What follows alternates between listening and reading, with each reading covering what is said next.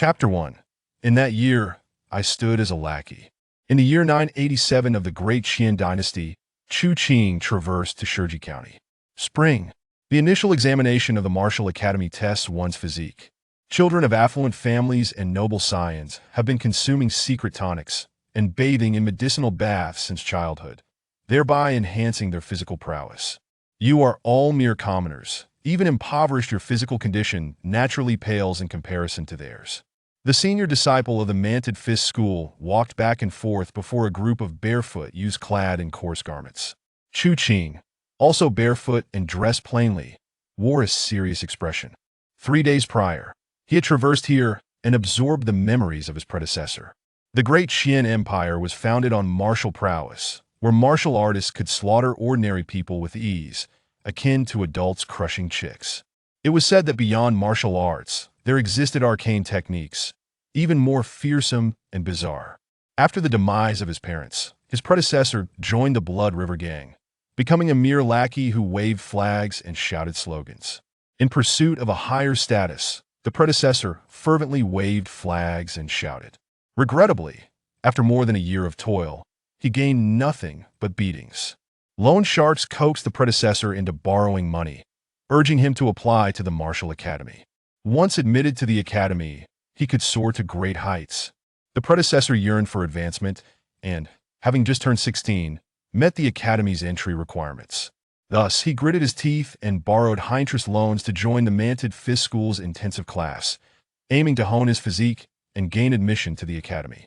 However, upon his arrival, Chu Qing took his place. As a transmigrator, he naturally did not wish to remain a barefoot lackey. Whoever obstructs my rise will meet their end. I shall, at all costs, enter the Martial Academy. Having come to this world, if one does not ascend to greatness, what is the point of the journey? Chu Qing vowed silently. Our Manted Martial School does not excel in slaughter or military formations. Yet, we are unrivaled in stretching and honing the physique. With a smug expression, the senior disciple proclaimed, in Shiji County, among the 36 martial schools, none can match us in this regard. So, joining the intensive class of the Manted Martial School is your clearest choice. Chu Qing.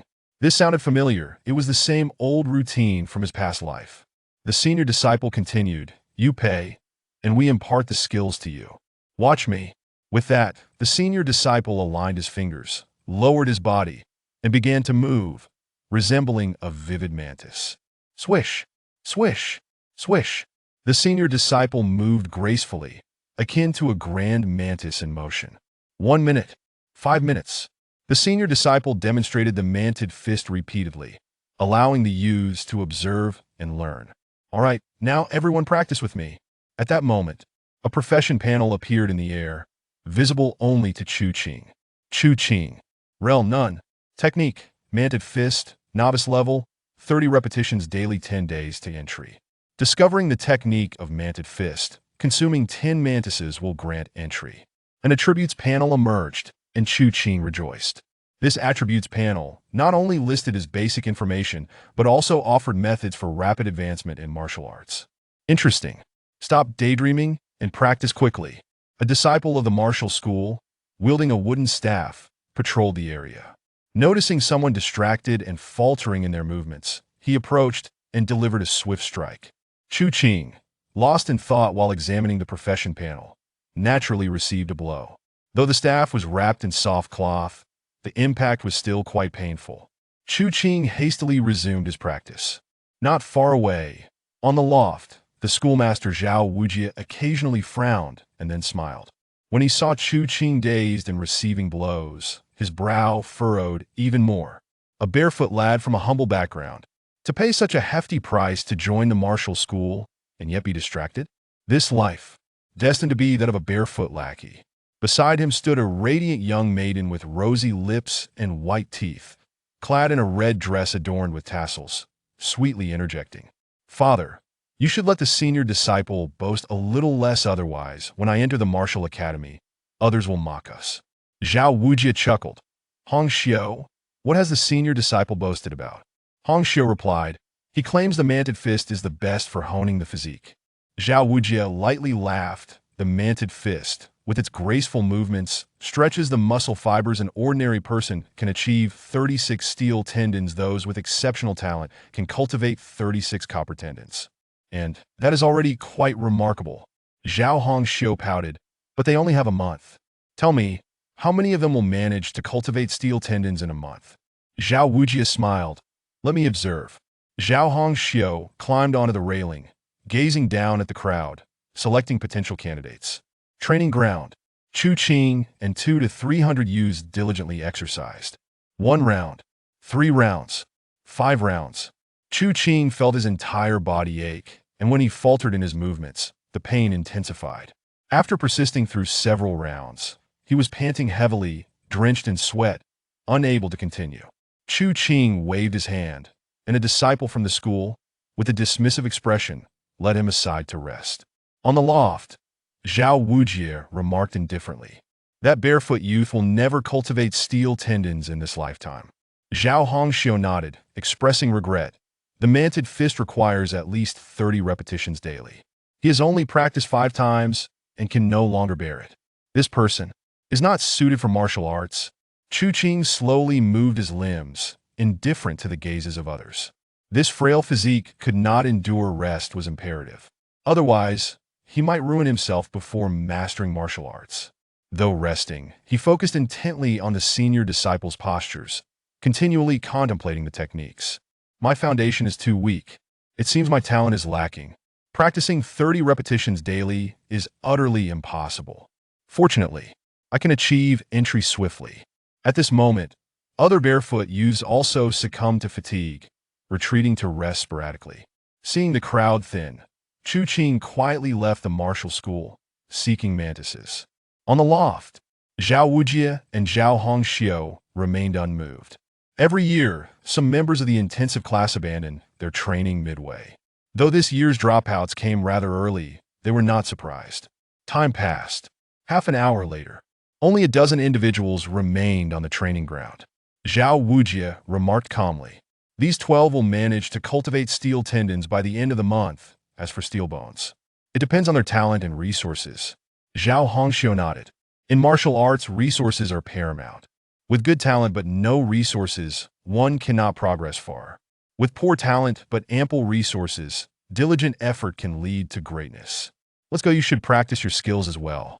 Indeed, as the initial examination of the Martial Academy approached, Shurji County buzzed with activity.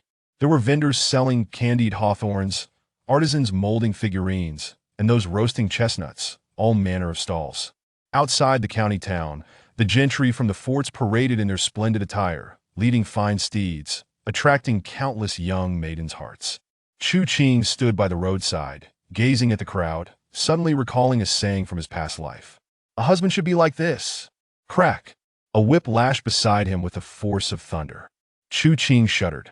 He saw a person beside him clutching their face, rolling on the ground. Soon, blood stained the bluestone path. Chu Qing sighed inwardly. Truly arrogant. Outside the city, fields sprawled lush with verdant foliage, a perfect habitat for mantises. In just a brief moment, he captured 10 mantises. Observing the wriggling mantises, Chu Qing hesitated. Should I just eat them head and tail first? However, he feared that such consumption might not count, rendering his efforts in vain. Forget it for the sake of entry. Enduring a bit of disgust is necessary. He opened his mouth and swallowed. 1, 5, 10. The profession panel flickered. Chapter 2. Proficient level manted fist. Chu Qing. Rel none. Technique. Manted fist. Beginner level. 50 repetitions daily mastery in 100 days. Promotion conditions. 1. Consume 100 mantises. 2. Witness a mantis duel. Chu Qing was speechless. Good heavens, still eating mantises? If this continues, will I need to consume thousands or even tens of thousands of mantises for further advancement? Fortunately, mantises are plentiful this season. If it were winter, I wouldn't even find a carcass. Never mind, for the sake of promotion, I shall endure. 1, 10, 50. Chu Qing traversed through the grass, discovering and consuming mantises in pairs. Crunch! He swallowed another mantis. Having consumed 100 mantises, he sighed in relief. Finally, the mantis eating was over. Now, to fulfill the second promotion condition. Witness a mantis duel. The mantises danced and spun. 1 minute, 2 minutes. One mantis severed the head of another. The battle concluded. You have witnessed a mantis duel promotion condition fulfilled. In the next moment, the profession panel refreshed. Chu Qing.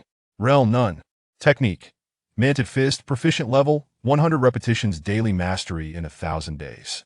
Promotion conditions. 1. Consume 1,000 mantises. 2. Witness 10 mantis duels. Chu Qing. The promotion conditions were becoming increasingly outrageous. Nonetheless, for the sake of mastering the proficient level of the Mantis Fist, Chu Qing resolved to continue eating. 1. 10. 50. His mouth exploded with flavor. Disgusting. Truly nauseating. He could no longer eat. To achieve promotion, he still needed to consume 950 mantises. Terrifying. He grabbed a handful of grass and chewed a few bites, hoping to dissipate the overwhelming taste. Proficient level Mantis Fist should suffice. Chu Qing decided to give it a try. He assumed the stance for the fist technique, twisting and turning. At first, his limbs felt stiff, and his movements were utterly uncoordinated. However, the skilled Mantis Fist comes into play. The first attempt is rigid. The second attempt adjusts the posture. The third attempt flows smoothly. The fourth attempt is as graceful as flowing water. With the proficiency of the Mantis Fist, his movements become more standardized, and his body more coordinated. Twisting and turning, not only does it not hurt, but rather it feels utterly comfortable. As he throws punches, the fascia in his arms is pleasantly stretched. As he kicks, the fascia in his legs feels delightful. The more he practices, the more comfortable he becomes. The more he practices, the smoother his movements flow. With both fists swinging, the wind generated by his punches slices through the grass blades. Streams of warmth coursed through his entire body. He lost track of time, and all Chu Qing felt was a dizzying sensation in his head. Oh no! He hurriedly collected his energy and checked his profession panel, searching for any indicators of what might be wrong. Chu Qing. Realm. Muscle Refinement 010. Cultivation Method. Proficient in Mantis Fist, practicing 100 times daily, mastering in 1,000 days. Promotion conditions. 1. Consume 1,000 mantises. 2. Witness 10 mantis duels. In the Realm column, an additional line appeared indicating muscle refinement. Was the warmth in my body just now related to refining muscles? At this moment, his stomach growled audibly. He was on the verge of fainting from hunger. Indeed, the impoverished cultivate literature, while the wealthy cultivate martial skills. The Mantis Fist hones the muscles and bones, undoubtedly consuming a large amount of nutrition. I didn't eat breakfast and practiced the Mantis Fist numerous times. I must be lacking in nourishment. What should one do when on the verge of fainting from hunger in the wilderness? At this moment, Chu Qing recalled Bear Grylls. When hungry, eat mantises. Tastes like beef and is crunchy. In the next moment, Chu Qing dashed into the grass and devoured 70 or 80 mantises in one go, finally feeling better. I can't practice here. I must go to the martial arts hall. The martial arts hall provides meals 24 hours a day, and they are generous. Chu Qing, forcing himself, returned to the martial arts hall. On the way, he was stopped by a group of ruffians. The leader, a burly man with a face full of flesh, was Lu Hai, a direct subordinate of Chu Qing. Chu Qing, we're going to war with the Iron Feet gang tonight. Remember to go to the dock. Chu Qing frowned inwardly and replied, Lu Gu, am training at the Mantis Fist Hall. Tonight? Lu Hai glared, sneering. In this gang, everyone must participate in the affairs of the organization. Don't think that just because you're at the Mantis Fist Hall, you can avoid it even if you went to the Martial Academy. You must obey. Once you enter the Blood River Gang, you are bound for life. Do you understand? Chu Qing nodded, saying, understood. He recalled that his previous self had signed a contract with the Blood River Gang, binding him for life. If the Blood River Gang were to perish, would I then be free? Chu Qing murmured. A few minutes later, in the cafeteria of the Mantis Fist Hall, pancakes the size of a palm and a fragrant, oily vegetable soup. If this were his past life, he wouldn't have even glanced at them. Now, he devoured them ravenously. After a while, a young boy approached. This boy, dressed in simple clothes and shoes, had well-defined muscles, a square face, and an honest expression. His name was Shi Taizhu, the son of a blacksmith. He looked down at Chu Qing, saying, I practiced the mantis fist 30 times this morning, and you only practiced 5 times before giving up. Chu Qing looked up puzzled. Shi Taizhu gritted his teeth and said, You wear ragged clothes and can't even afford straw sandals. Your family must be extremely poor. Chu Qing nodded. His pockets were cleaner than his face. Shi Taizhu lectured, You should seize this opportunity and work hard on your training. At least practice 30 times a day. After 10 days, you will grasp the mantis fist. Only by grasping it can you stretch your muscles and have a chance at passing the preliminary examination at the Martial Academy. Chu Qing was taken aback. All right, I will strive to improve. Shi Taizhu, pleased, patted his shoulder and said, I plan to practice 50 times in the afternoon. In no more than 3 days, I will certainly grasp it. At that time, if you have any questions, you can ask me. With that, he turned to find another barefoot boy in ragged clothes and shared similar advice. Chu Qing was astonished. This guy is actually gathering followers? Winning hearts? He shook his head inwardly. In this world, with the presence of martial arts, true power lies in one's own abilities. Rather than forming cliques, it is far more beneficial to focus on training. In the afternoon, he continued to practice the mantis fist. The senior brother led a group, personally guiding the young trainees. When it was Chu Qing's turn, he found that his movements were remarkably standard and fluid. It's as if he has already grasped it. If he recalled correctly, this young man had only practiced 5 times in the morning. How could one grasp it after just 5 attempts? He must be particularly suited for the mantis fist. Once, 3 times, 10 times. The efficiency of the proficiency level in the mantis fist is far superior to that of a beginner, refining muscles at a rate several times faster. Likewise, it consumes nutrients at a much greater rate. Soon, Chu Qing felt hunger pangs. In the cafeteria, Chu Qing devoured his food voraciously. Just the proficient mantis fist requires this much food. What will it be when I reach mastery, great accomplishment, or perfection? Food. I need higher quality nourishment. From his previous memories, warriors consume secret medicines and medicinal meals. He could not afford such luxuries, but he should at least be able to eat some meat. Yet he was out of money. Where could he find meat to eat? At that moment, a group of young boys approached.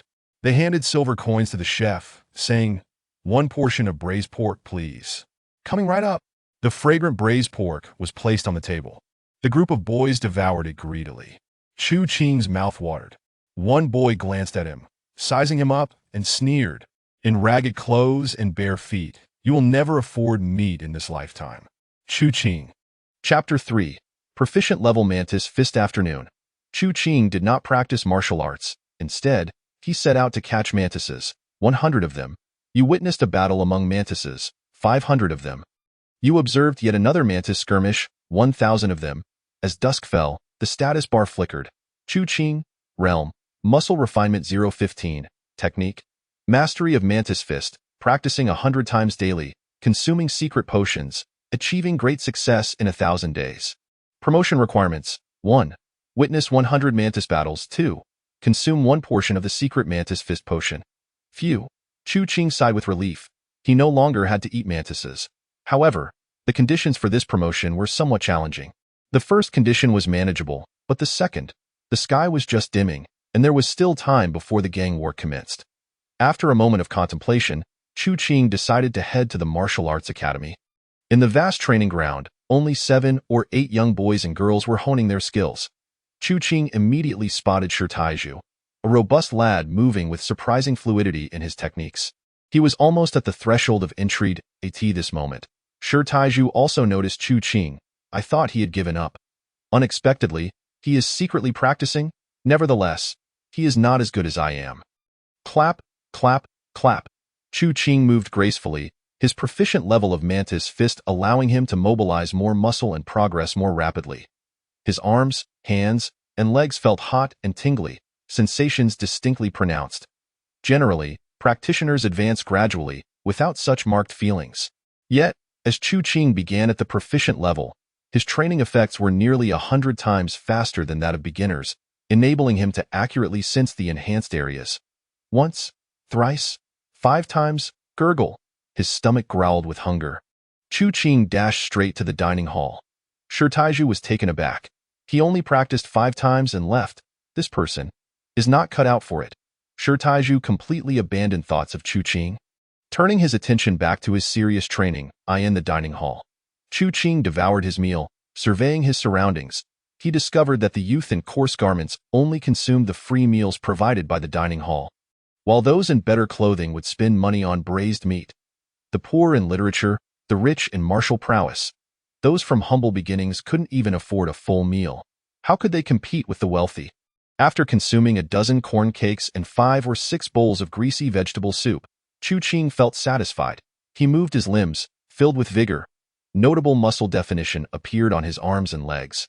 As he clenched his fists, his knuckles cracked loudly, indicating a surge in strength. Chu Qing, Realm, Muscle Refinement 020, Technique. Mastery of Mantis Fist, practicing 100 times daily, consuming secret potions, achieving great success in 1,000 days. Promotion requirements: 1. Witness 100 Mantis battles. 2. Consume 1 portion of the secret Mantis Fist potion. His status bar indicated a 5-point increase in muscle refinement progress. Earlier, he had practiced the Mantis Fist 5 times, with each proficient level practice yielding a 1-point increase if he were to achieve great success or even perfection. Others took 3 to 5 days, or even 10, to reach the entry level before participating in the initial assessment. But if I were to train with techniques of great success or perfection, my chances would be significantly higher. At this moment, Chu Qing was fervently eager to advance in the Mantis Fist. The senior brother and a few close disciples were dining in a small cafeteria, feasting on medicinal stewed beef, secret chicken soup, fish, shrimp, lamb, and an array of nourishing ingredients. Senior brother, do you think any of these fools will pass the initial assessment? One disciple mumbled, gnawing on a roasted lamb leg, grease dripping from his mouth.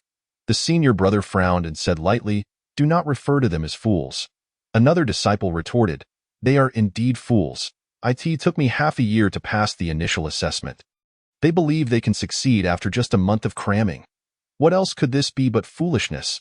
Others laughed, saying, "With 180 spots available each year, the children of prominent families, nobles, and wealthy merchants occupy 70 to 80. Thousands compete for the remaining 20 to 30 spots. How many can truly pass?" The senior brother tapped the table, urging caution. "Speak carefully," a disciple sighed. "Once you enter the martial academy, you soar to the heavens. Had I been willing to purchase a few secret potions back then, I could have forged more iron muscles, and who knows, I might have made it in." Another disciple, sipping his medicinal broth, lamented, "Do you remember Zhao Hu, who trained alongside me? 3 years ago, he entered the martial academy.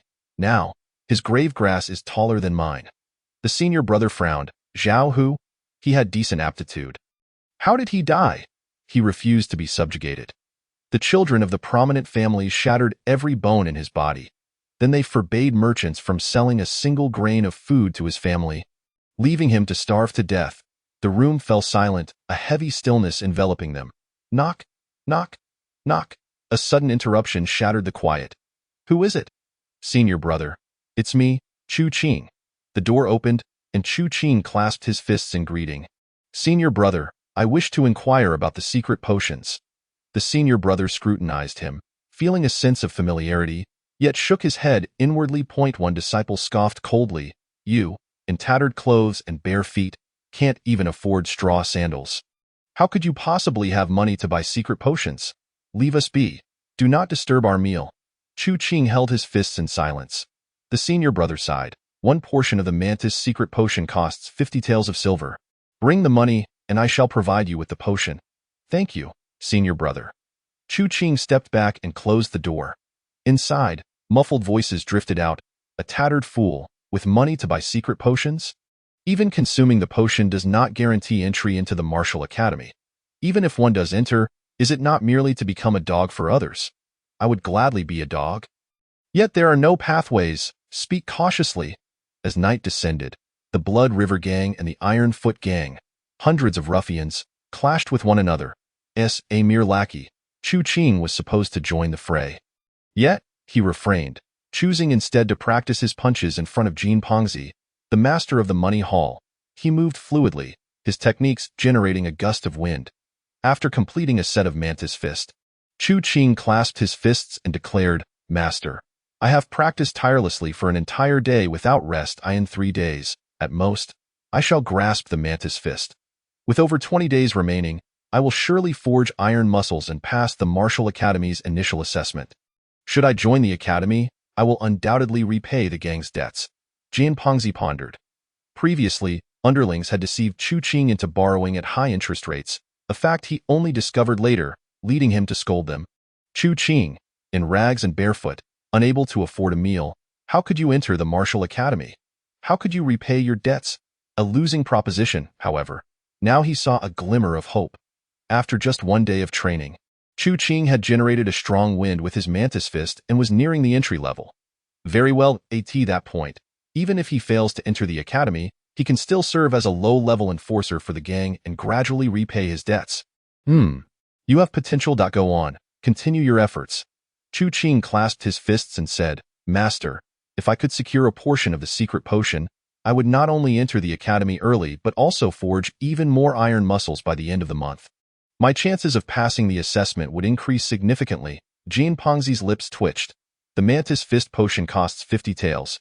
He had consumed 3 portions in the past, forging 3 iron muscles. Yet, he still failed to enter the academy. "Absolutely not." Chu Qing earnestly replied, "You have already invested dozens of taels in my entry fee. Investing a few more taels would yield great benefits if I were to miraculously gain entry into the Martial Academy. Even if I fail, my proficiency in the mantis fist would allow me to accomplish many tasks for you." Jian Pengzi scoffed. "Many in the gang can perform the mantis fist. I have more than enough hands to do my bidding." Chu Qing whispered, "But master, the funds belong to the gang. I am yours." Jian Pengzi contemplated the pros and cons. Chu Qing decided to ignite his determination further. "Having drifted through life, I regret not encountering a wise master. Should you not abandon me, I would gladly kneel and call you my adoptive father." A famous quote by Elbu, understood by all. Jian Pengzi's ample flesh quivered as he sighed. "What I desire is not a son." "Very well, you need not call me father. This money is a loan from the gang." Chu Qing rejoiced. However, he cautioned, "This is the last time I shall borrow. Should you wish to lend again, you must first repay your debts." Chu Qing clasped his fists and replied, "Understood. Repay first next time?" What a joke. Money borrowed based on merit does not require repayment. Next time, you shall learn what sunk cost truly means. Chapter 4, Chaotic Fists Slay Enemies.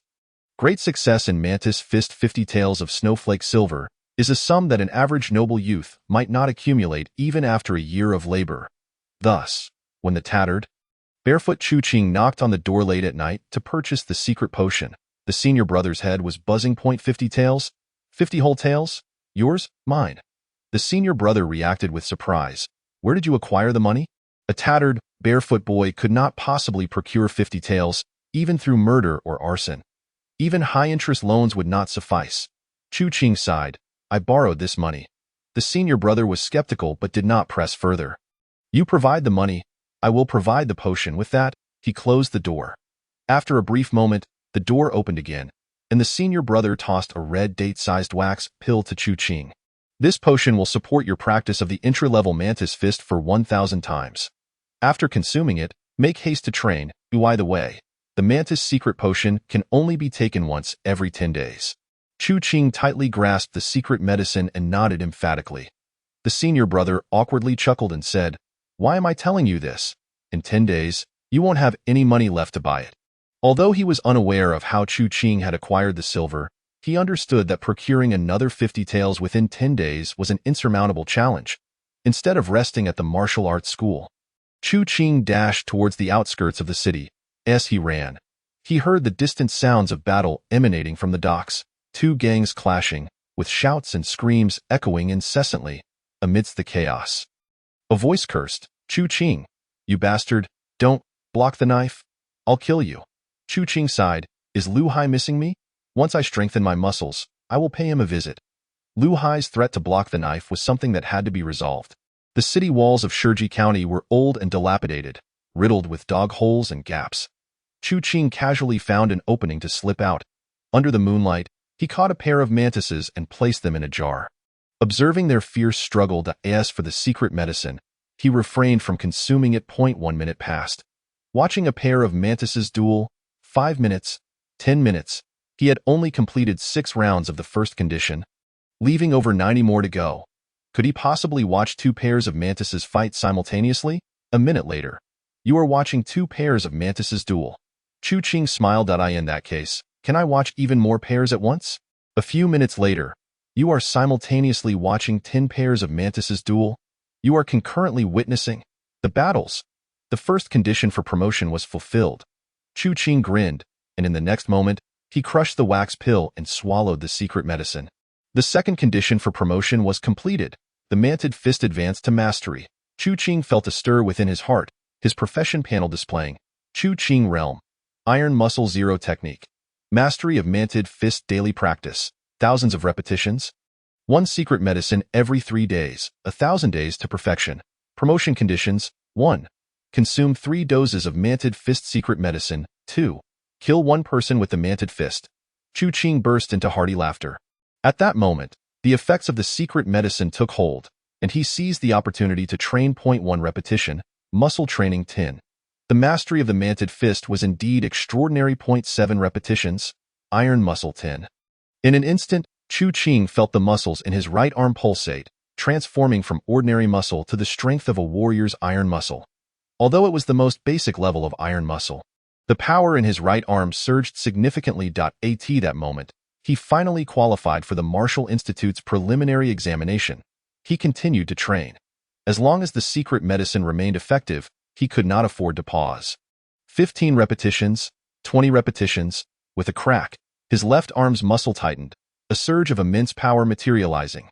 The secret medicine, sufficient to support 1,000 repetitions of the entry-level Mantid Fist, was nearly exhausted after just over 30 repetitions of the mastered Mantid Fist.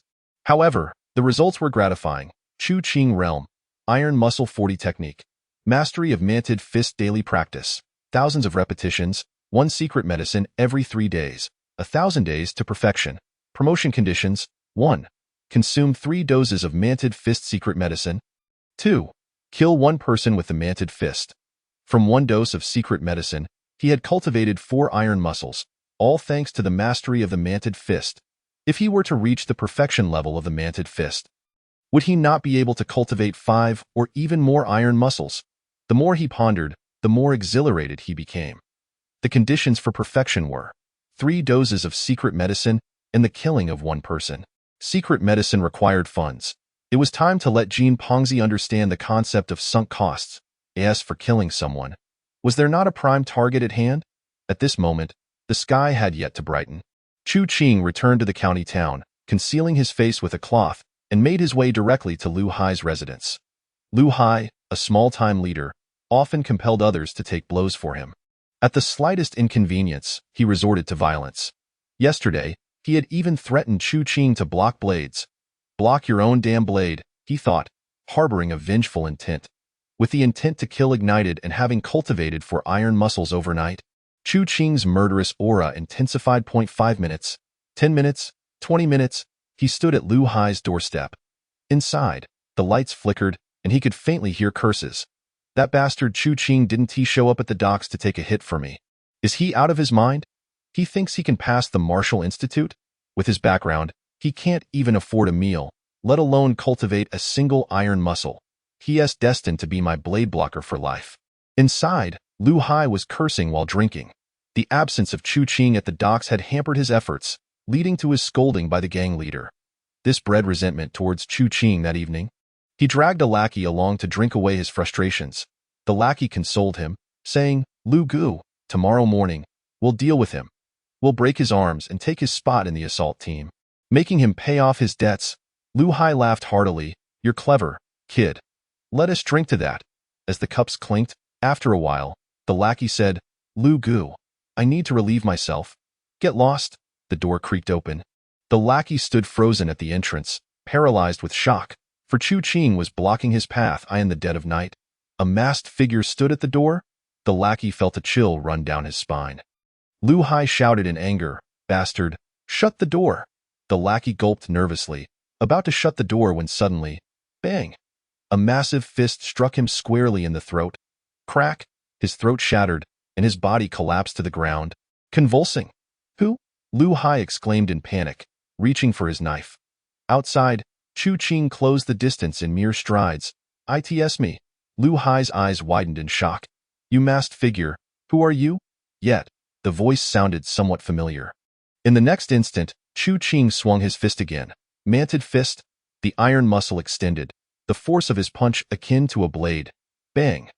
This punch struck Lu Hai's face, the sheer power tearing flesh and revealing bone beneath. Lu Hai screamed, attempting to fight back, but in the next moment, left and right fists fell like pounding stakes, one after another, mercilessly striking his face.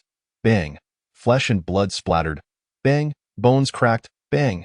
The corpse crumpled to the ground. You have killed one enemy with a manted fist. You have fulfilled the second promotion condition. Congratulations! Chu Qing shut the door, washed his hands, took a bath, and cleaned the bloodstains from his cloth mask. Subsequently, he rummaged for valuables, discovering a small book with illustrations and text beneath the bed, and unearthing a box in the corner containing 50 taels of broken silver. Quite satisfactory, he erased his footprints, retreated, and closed the door. Chu Qing climbed over the wall from the training ground, stealthily moving to a conspicuous spot in front of others. He executed several rounds of the manted fist before turning to leave. Shi Taizhu stared at his retreating figure, shaking his head repeatedly. Lacking ambition, he'll remain a thug for life. After saying this, he turned to the other youths, declaring, "Brothers, let us continue practicing, and later we'll band together to enter the martial institute." Good. The youths were brimming with confidence, exerting themselves to practice diligently, eager to master the manted fist and cultivate an iron muscle. Chapter 5. The Illiterate Past, Chu Qing's random book flipping before dawn. The patter of sounds stirred Chu Qing awake. Shi Taizhu had risen. He tiptoed to the training ground, and shortly, several youths stealthily ventured out. This is going to be a competitive environment, Chu Qing sighed inwardly. I must join the fray. However, instead of heading to the training ground, he decided to study the scroll he had found. His past self was illiterate, so Chu Qing flipped through the book aimlessly. Fortunately, the profession panel proved useful. After a casual glance, he discovered, you have unearthed the frog skill, technique, frog skill status, not yet mastered daily practice, 50 repetitions, 10 days to mastery, promotion conditions, 1. Consume 10 frogs. Chu Qing was left speechless. Just as he had consumed mantises, now he was being asked to eat frogs. If he were to encounter a technique starting with dragon or elephant, would he be expected to consume those as well? Frogs were truly hard to swallow. After much contemplation, Chu Qing resolved to mentally prepare himself before attempting to advance. After a hearty meal at the cafeteria, he returned to the training ground, where he practiced the master-level manted fist in a corner. To the untrained eye, it appeared almost indistinguishable from the entry-level technique, yet the refined muscles he had developed were far superior in the loft above. Zhao Hongxiu casually surveyed the crowd, her gaze finally resting on Shi Taizhu. Among the 200 to 300 individuals, only he had the potential to pass the Martial Institute's preliminary examination. The rest were mere embellishments. After observing for a short while, she turned and headed to the backyard. Today, she planned to consume another dose of secret medicine and cultivate an iron muscle. With this, her count would reach 108. Then, she would qualify to learn secret techniques and practice copper muscles. If she could cultivate copper muscles, she would keep pace with the offspring of the influential and wealthy. Zhao Hongxiu possessed average talent. She could not directly cultivate copper muscles, but could expend a significant amount of secret medicine to develop more iron muscles, subsequently using secret techniques to refine them into copper muscles. This was a common strategy employed by many noble offspring. Iron muscle 0.5.1 repetition, 3 repetitions, 5 repetitions, iron muscle 0.5. Chu Qing sighed inwardly. Last night, after swallowing the secret medicine and practicing the master-level manted fist once, he had gained a progress of 10. Now, despite still practicing the master-level manted fist, his progress was merely 0.5. It was painfully slow. At this rate, by the end of the month, he would at most cultivate 3 or 4 more iron muscles. Such a meager number could not guarantee his success in the preliminary examination. Money, money, money. I need money. After practicing for a while, Chu Qing quietly departed, heading straight for the Blood River Gang. He wished to demonstrate the concept of sunk cost to Jian Pengzi. Jian Pengzi was in high spirits. After Chu Qing had referred to him as his adoptive father the previous night, He felt a surge of affection and hurried home to engage in a spirited encounter with his concubines, hoping to seize the opportunity to conceive a child. However, as soon as he arrived at the gang today, the leader summoned them for a meeting, repeatedly advising them to exercise caution during this period. Confused, Jean Pongzi inquired after the leader's departure. "My friends, have we incurred the ire of a formidable enemy?" Most of the hall masters shook their heads, equally perplexed. Only Lu, the master of the slaughter hall, sighed and said, "After the battle with the Iron Foot gang last night, a minor leader was found murdered in his home." Jean Pongzi and the others' expressions shifted. The Iron Foot gang is shameless. Unable to confront us directly, they resort to underhanded tactics? Lu shook his head in response. "It is likely not the Iron Foot gang's doing." The many hall masters looked on in confusion. "I just inspected the scene and found that the killer was quite extraordinary. Based on my deductions, the assailant stood outside the door. When the victim opened it, he was struck with a single blow to the throat. The murderer then rushed inside and delivered a flurry of punches to another victim." Jean Pongzi was puzzled. This method was indicative of a gang's retaliatory strike. The killer, after committing the murder, did not flee in haste but instead took a bath and looted the valuables before meticulously erasing all traces before departing. The only individuals capable of such composure were martial artists of at least deputy hall master rank. Yet, why would such a martial artist seek revenge on two insignificant figures? Jean Pongzi and the others were left even more bewildered. If it were not the Iron Foot gang, then who was the assailant? They all fixed their gazes on Lu. The annual Martial Academy entrance examination was about to commence, and the scions of the outlying fortresses had arrived. Some of these scions possessed twisted personalities. Some delighted in stealing from the impoverished, while others relished abducting the wives and daughters of others. It was not uncommon for a few to engage in home invasion and murder as well. Jean Pongzi and the hall masters expressed their dismay. They could not afford to provoke the scions of the fortresses and had no choice but to endure. The various hall masters returned to instruct their subordinates to keep a watchful eye on the scions of the fortresses. Lu, the master of the slaughter hall, specifically summoned the chief Lu Jun, saying, "The death of Lu Hai was the work of the scions, though not entertain thoughts of revenge." Lu Jun, wide-eyed, replied, "Uncle, I feel certain it was not the scions who killed him. It must have been an enemy of Lu Hai." Lu, growing impatient, retorted, "Regardless of who the killer is, you must exercise caution and avoid acting recklessly. Do not venture out at night unless necessary. Go and relay this message." Lu Jun reluctantly acquiesced, understood. Watching his nephew's retreating figure, Lu sighed inwardly, hoping that the murderer was indeed a scion and not a foe. In his rocking chair, Jean Pongzi hummed a tune while enjoying grapes peeled by a maid. A subordinate reported, "Hall master, a disciple named Chu Qing wishes to see you." Jean Pongzi's heart stirred. "Let him in." "Yes." What business could Chu Qing have here instead of practicing diligently? Shortly after, Chu Qing, dressed in a plain robe and barefoot, approached. "Adoptive father, do not address me as adoptive father. Call me hall master." Chu Qing readily complied. "I pay my respects to hall master." Jean Pongzi frowned and cleared his throat, preparing to admonish Chu Qing about the virtues of diligence in youth, lest he regretted in old age. "Hall master, after consuming the secret medicine, I have entered the realm of the praying mantis fist." "What?" Jean Pongzi sprang to his feet, resembling a fierce tiger, fixating on Chu Qing. "What did you say?"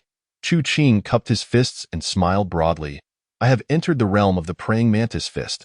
Jean Pongzi's expression was one of disbelief, as far as he knew.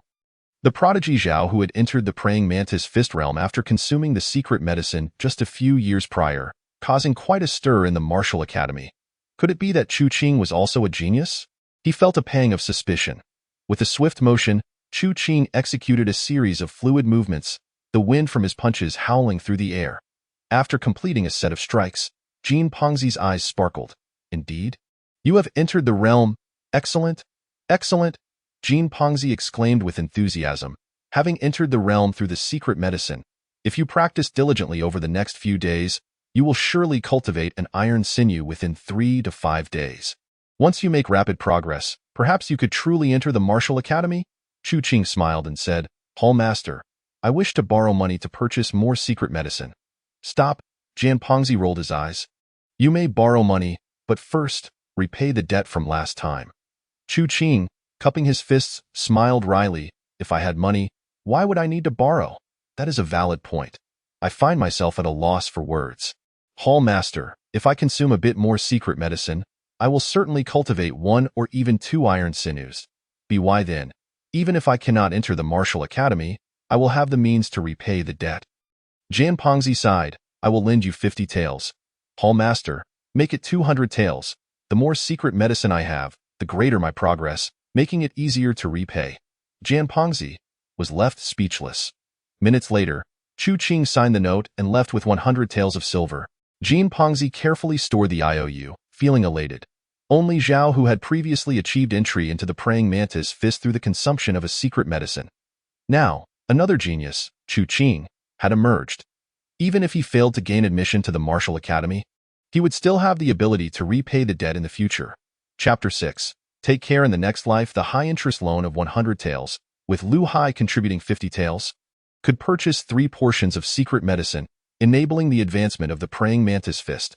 Chu Qing, in high spirits, quickened his pace to find his senior brother. However, just as he stepped outside, a rogue blocked his path. Chu Qing, the chief is calling for you. A flicker of interest crossed Chu Qing's mind, and he replied with a smile, I just came from Hall Master Jian. I wonder what the chief wants with me? The rogue responded, I don't know either. Chu Qing concealed his smile. A few minutes later, Chu Qing found himself before Lu Jun, the chief, who was robust and imposing. A year prior, Lu Jun had become chief due to his formidable prowess, charging into battle with a ferocity that left a lasting impression. Why was Lu Hai killed? Lu Jun growled, his grief evident. He had been quite close to Lu Hai, and his death weighed heavily on him. Chu Qing, perplexed, asked, What? Lu Jun fixed him with a piercing gaze, his expression menacing. Lu Hai instructed you to join him in slaying enemies, yet you did not comply. Lu Hai cursed you, vowing to deal with you. Thus, you harbored resentment, disregarding the principles of martial ethics, and ambushed Lu Hai, striking him down. Do you understand the gravity of your actions? Chu Qing, alarmed, replied, Chief, I am destitute, unable to afford even straw sandals, much less a weapon. I only know how to cheer and rally support. I have never harmed anyone. Look at me, so thin, while Lu Gu is so robust. He could lift me effortlessly, even if I had 1,000 blades. I would not dare to strike Lu Gu. Lu Jun pressed further. Why didn't you go to the docks last night? Chu Qing cupped his fists and said, Hall Master Jian summoned me.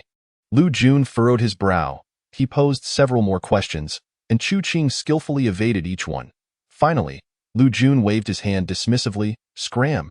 It was unexpected that Lu Jun held Lu Hai in such high regard. He hoped that Lu Jun would not pursue the matter further. Half an hour later, Chu Qing, with silver in hand, knocked on his senior brother's door once more. Senior brother, I wish to purchase 3 more portions of secret medicine. His senior brother scrutinized the silver, and then Chu Qing, puzzled. How did you come by such a sum, dressed in plain robes and barefoot? Chu Qing cupped his fists and explained, Senior brother, I am but a lackey of the Blood River Gang. Someone within the gang entrusted me with purchasing secret medicine. Realization dawned on his senior brother. It was not unusual for various gangs to have members training in the praying mantis fist, leading others to procure secret medicines for them. Shortly after, his senior brother produced 3 portions of secret medicine and asked, How do you feel after consuming the secret medicine? Chu Qing exclaimed with excitement. In no more than 2 days, I will have entered the realm. His senior brother sighed inwardly. That stone pillar, who had not consumed any secret medicine, was also close to entering the realm. Chu Qing's acquisition of the secret medicine felt like a waste. What a pity! If only Shi Taiju were willing to buy secret medicine. Given his aptitude and diligence, he might have entered the realm in a day, reviving the glories of Zhao Hu's past. At home, Chu Qing swallowed 3 portions of secret medicine. You have met the conditions. The praying mantis fist has advanced. Chu Qing, realm, iron sinew 45 technique. Praying mantis fist perfected genius aptitude. With 1,800 portions of secret medicine, 10 years of arduous training may allow for breaking limits. Advancement conditions. 1. Slay 10 enemies with punches. 2. Obtain a stone bamboo pearl. Having entered the realm yesterday, achieving perfection today was no small feat. However, after reaching perfection, why was there still a realm beyond? He understood that techniques could be categorized into entry, proficiency, mastery, completion, and perfection, but had never heard of breaking limits. It seemed that only by gaining admission to the martial academy could he uncover more knowledge about martial arts. After a while, he examined the advancement methods. Slaying 10 enemies with punches was easily manageable, but obtaining a stone bamboo pearl left him furrowing his brow. Shichi County was mountainous and rich in bamboo. When quarry workers mined in the bamboo groves, they sometimes unearthed smooth, jade-like, translucent pearls, thus dubbed stone bamboo pearls. These were highly coveted, sought after by fortresses and the powerful, making it nearly impossible for outsiders to acquire. The final layer of breaking limits would be unattainable in the short term. He would have to wait for another opportunity at a brief moment. The secret medicine took effect, and Chu Qing began his cultivation. With a series of sharp strikes from the perfected mantis fist, he moved with agility, the wind from his fists whistling, fingers curling like hooks. When his 5 fingers converged, they transformed into a blade. At that moment, anyone witnessing his practice would perceive him as a humanoid mantis. Iron Muscles 20. The perfected mantis fist enhanced his efficiency even further. Chu Qing was ecstatic, seizing the opportunity provided by the medicine to continue his training. Iron Muscles 20. Once, 5 times, his arms warmed, and a single iron muscle was forged. Continuing on, another iron muscle was born, 5, 10.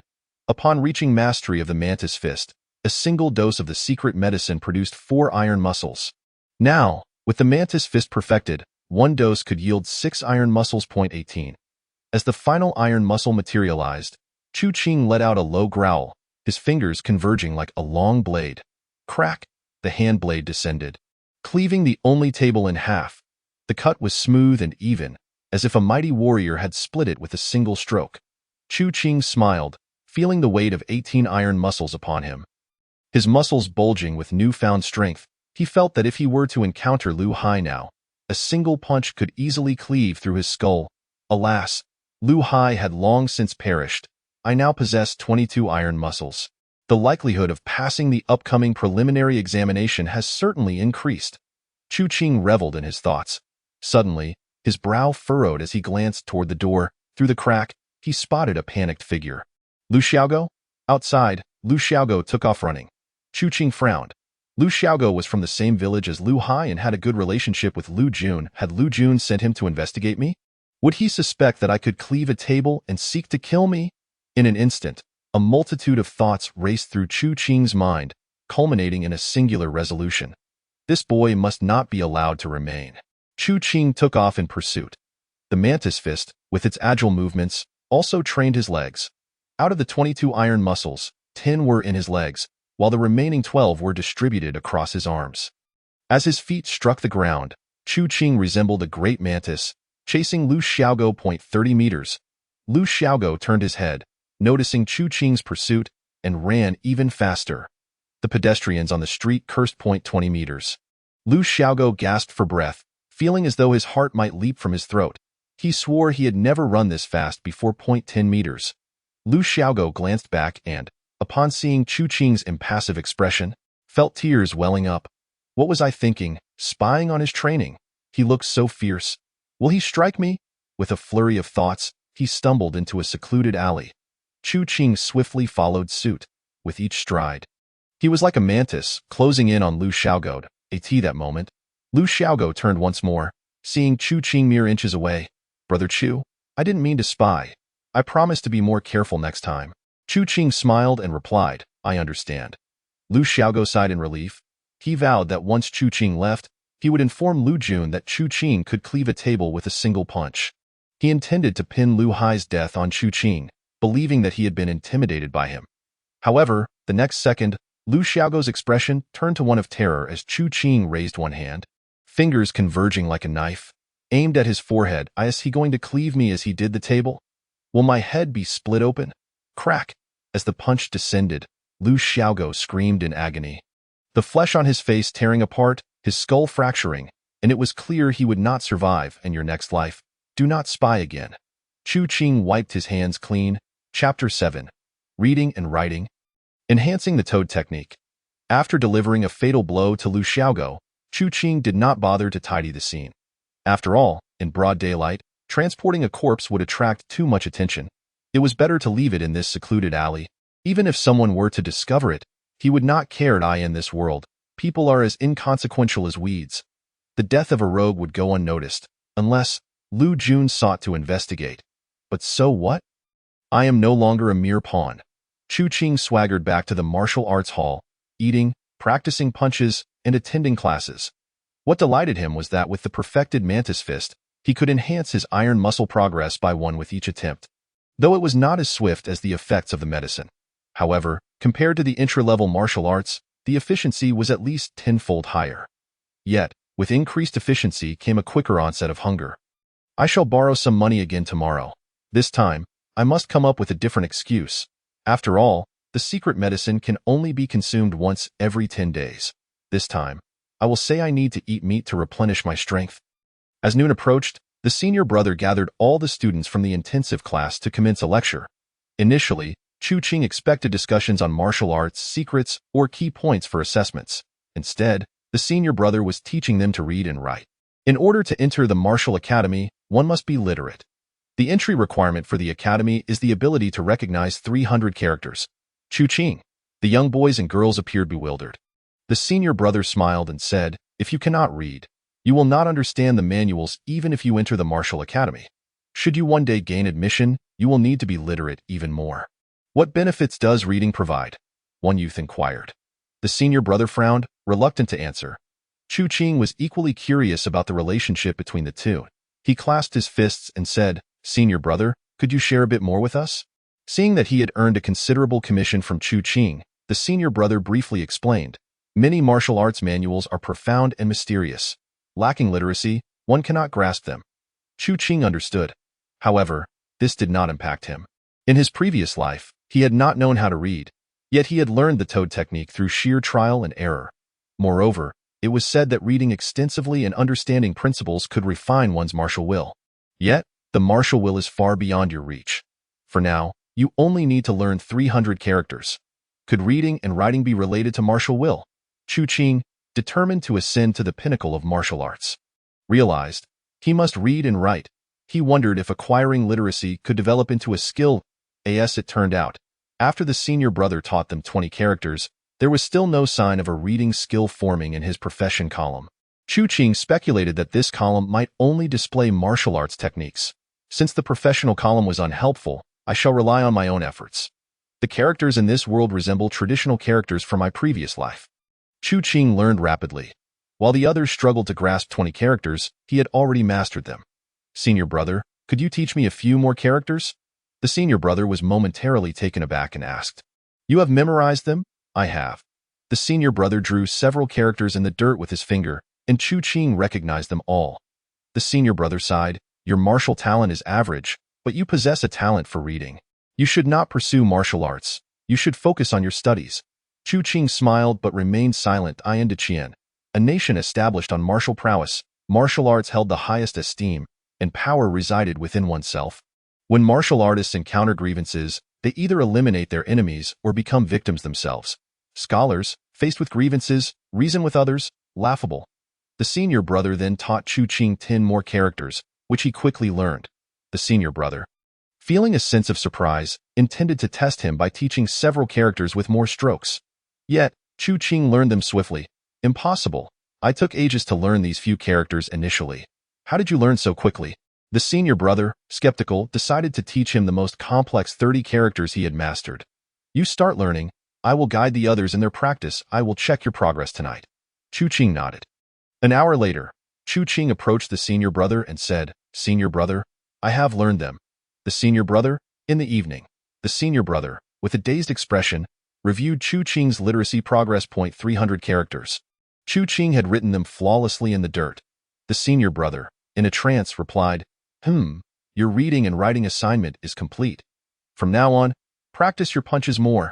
Chu Qing blinked and said, "Senior brother, I still wish to learn more characters." The senior brother's mouth twitched. "For characters beyond your assignments, it will cost you 1 or 2 silver coins for 10 characters. How many silver coins do you have?" Chu Qing's pockets were emptier than his face. The senior brother secretly sighed in relief. "Just focus on practicing your punches from now on." After saying this, he hurried away. Thankfully, Chu Qing had no money. Otherwise, had he been rich, he would not have recognized any additional characters. He was barely literate. Chu Qing was speechless. Is reading and writing truly so expensive? Rich in martial arts, poor in learning? Absurd. According to the senior brother, without money, one could forget about studying. As he cleared the characters from the ground. With only a few dozen left, Shi Taizhu passed by.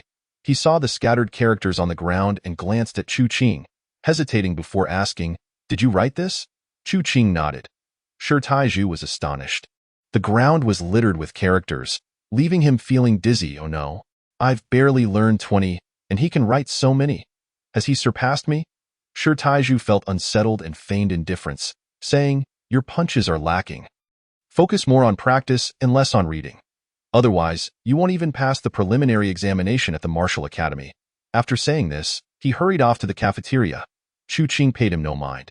After cleaning up the characters, he too went to the cafeteria, only to find Shi Taizhu earnestly using broth as ink while eating, writing characters. The other youths, inspired by him, were also eating and writing, engaging in lively discussions. His earnest demeanor was truly impressive. Engaging in martial arts, dining, and mental fortification, Chu Qing found himself unable to progress in the mantis fist technique and prepared to embark upon the practice of the toad skill. As the evening lights began to glow, he stared vacantly at 10 toads. Despite his mental preparations, when the moment to consume the toad arrived, he still found himself unable to take the plunge. The sight alone was quite unsettling. To eat or not to eat? For the sake of martial arts, for the purpose of becoming stronger, he must consume it.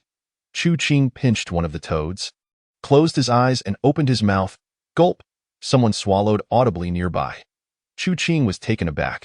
He slowly turned his head to look at the side, where Shi Taizhu, the blacksmith's son, stood. Boiled spicy toads taste best. Eating it like this? Isn't it disgusting? Disgusting. Half an hour later, Chu Qing borrowed chili peppers and an iron pot from the cafeteria, asking Shi Taizhu to prepare a large serving of boiled spicy toads. To this end, he had caught an additional 10 or so. You swallowed the toad, progress 1, at that moment. Chu Qing looked gratefully at Shi Taizhu. What a good person.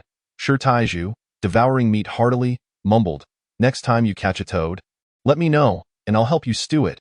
But I want half of the meat." Chu Qing nodded vigorously. A good person, indeed. You swallowed a toad. 1. Condition for advancing to toad skill achieved. Technique. Toad skill, entry level. Practice 100 times daily. Mastery in 100 days. Secret transmission. Advancement conditions. 1. Swallow 1,000 toads. 2. Leap 1,000 times. Chu Qing, good heavens, starting with 10, and I need to consume 1,000. Does the proficient level require 10,000? Thankfully, I have Shi Taizhu. Chu Qing glanced at Shi Taizhu, who felt quite content, for he had eaten meat without spending a dime. He looked at Chu Qing and secretly mused, this person, though not suited for martial arts, is fit to be a friend. If he can procure more toads in the future, once I enter the Martial Academy, I shall surely take care of him. Chapter 8. Tonight, the croaking of frogs was particularly boisterous. In the backyard of the martial arts school, Zhao Wuji wore a grave expression as he whispered to Zhao Hongxiu about the news he had just learned. The influential figure in charge of the Martial Academy had changed. Reforms were to be implemented. Zhao Hongxiu looked bewildered. What does this have to do with me? This year, the Martial Academy expanded its recruitment, increasing the number of students to over 200. Zhao Hongxiu exclaimed with joy. That's wonderful. This means ordinary people have a greater chance of entering the academy. If our school can get a few more in, business will flourish. Zhao Wuji nodded, then shook his head. 18 noon. All the influential figures in the county, the leaders of the strongholds, summoned 36 martial schools for a meeting to discuss this matter. Each of the 36 schools gets 2 fixed slots. They occupy 100 slots. Therefore, the number of ordinary slots remains only 20 or so. Zhao Hongxiu delighted. The influential and stronghold offspring invited the martial schools to participate in this matter. It seems we are finally stepping into their ranks. Zhao Wuji's expression grew solemn. If we want these 2 slots, we must choose a main family from the stronghold or the influential. Zhao Hongxiu widened her eyes and coldly laughed. Ha, do they want us to be their dogs? Zhao Wuji nodded. Zhao Hongxiu sneered. I will never be their dog. I will fight for the Martial Academy slots myself. Zhao Wuji felt pleased in his heart but maintained a grave expression. The initial examination method for the Martial Academy has also been reformed. This time, It will be a battle between the previous year's external disciples and the newcomers. Zhao Hongxiu frowned. The external disciples, though few in resources, can at least open up 100 or 80 iron meridians after a year of cultivation. And some may even forge copper meridians. If they encounter someone extraordinarily gifted, they might even begin to forge iron bones and copper bones.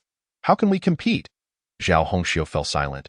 Seeing this, Zhao Wuji extinguished some of his small hopes and resignedly said, "Now that our school has 2 slots, choose someone and bestow favors upon them. Once they enter the martial academy, let them assist you." Zhao Hongxiu remained silent for a moment. If that's the case, will ordinary people still have a chance to enter the martial academy? Zhao Wuji replied with disappointment, 3,000 taels of silver for a slot. Or sign a servant contract. Zhao Hongxiu smiled wryly. Is there truly no other way? No other way. This reform is truly dreadful. In the training ground, Shi Taizhu led a group of young men and women in their practice, filled with vigor and spirit. Everyone was diligently striving for entry. In a corner, the croaking of frogs rang out. Chu Qing, on all fours, resembled a large toad. The croaking sound emanated from his belly. With each croak, a peculiar wave resonated, reverberating through his entire body. His chest and abdomen swelled, and the muscles in his back rippled. This toad skill refines the major tendons in these 2 areas. Thus, I can train all my major tendons. The others can only train their limb tendons. I wonder how many major tendons the toad skill can help me cultivate. Chu Qing was quite invested in the toad skill because this technique had a secret transmission suffix. Although he did not know what secret transmission meant, it was undoubtedly superior to the mantis fist. Croak, croak. Chu Qing attentively sensed the changes in his body as the major tendons in his chest and back wriggled. Blood and flesh vibrating, and internal organs trembling. The mantis fist could only cultivate the limb tendons, yet the toad skill seemed to hone blood, bones, internal organs, and flesh. Is this the essence of the secret transmission? Chu Qing was skeptical. In martial arts, one first trains the major tendons, then the bones, followed by the internal organs and flesh, and finally the skin and fur. However, he had never heard of a technique that could cultivate multiple areas simultaneously. This toad skill seemed to achieve that. But why does it not show up in the profession column? Is it because my realm is too low and my progress too minimal? At that moment, his expression suddenly changed, and he dashed to the backyard to attend to personal hygiene. After a short while, he returned to continue his practice. Croak, croak. Half an hour later, his belly rumbled. After attending to personal hygiene once more, Chu Qing felt joyous. The toad skill had indeed allowed him to expel a great deal of impurities. Could it be that the secret transmission of the toad skill signifies the cleansing of impurities and the enhancement of aptitude? Unfortunately, this technique was seized, and he dared not inquire with the senior brother, leaving him to speculate alone. Croak, croak. After practicing for a while longer, Chu Qing's expression changed again. Croak. Opening his mouth, a mouthful of black phlegm was expelled. In the next moment, he felt his breathing become much smoother. What an excellent technique! Chu Qing was overjoyed.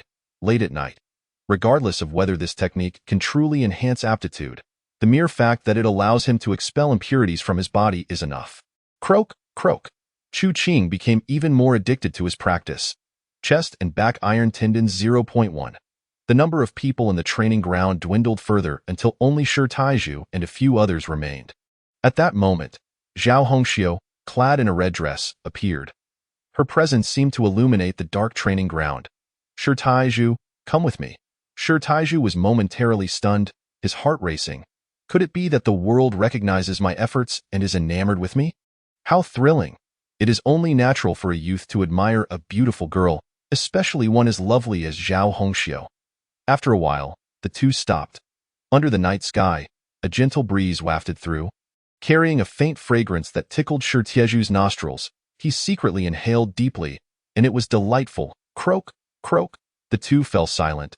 Silence enveloped the youth and maiden this evening. After a long time, Shi Taizhu racked his brain and said, "Senior sister, tonight's frog sounds are particularly loud." The croaking suddenly ceased. Zhao Hongxiu paused for a moment and replied nonchalantly, "Shi Taizhu, I wish to sign a contract with you." Shi Taizhu bewildered. Must there be a contract for matters of the heart? Seeing Shi Taizhu's confused expression, Zhao Hongxiu sighed inwardly and reiterated the news regarding the reform of the martial academy. Based on your talent and effort, if it were last year, you would have a great chance of passing the initial examination for the Martial Academy. But this year, you absolutely cannot enter. Shi Taizhu clenched his fist and rasped, "Senior sister, is there truly no other way?" "No other way." Shi Taizhu gritted his teeth, his bones creaking, and rasped, "Why?" In the past, though the slots were few, ordinary people still had the chance to soar to great heights. But now, to enter the Martial Academy, one must either pay 3,000 taels of silver or become a dog. 3,000 taels of silver. Even Zhao Hongxiu cannot produce that amount, let alone me. Shi Taizhu felt a surge of frustration and wanted to cry. "Please consider it." Zhao Hongxiu began to leave. Shi Taizhu suddenly said, "Senior sister, I will follow your lead." Zhao Hongxiu nodded. "All right, once we enter the Martial Academy, we can work together to ease the burden." Zhao Hongxiu departed. Shi Taizhu stood there for a long, long time. His once erect posture now slumped, akin to a dog with its spine broken. In the corner, Chu Qing's expression was grim. "Ha ha, cutting off the possibility of ordinary people's rise from the root? It seems I must continue to work hard. 22 iron tendons are insufficient to enter the Martial Academy. 180 iron tendons, or even copper tendons for the examiners? I fear nothing.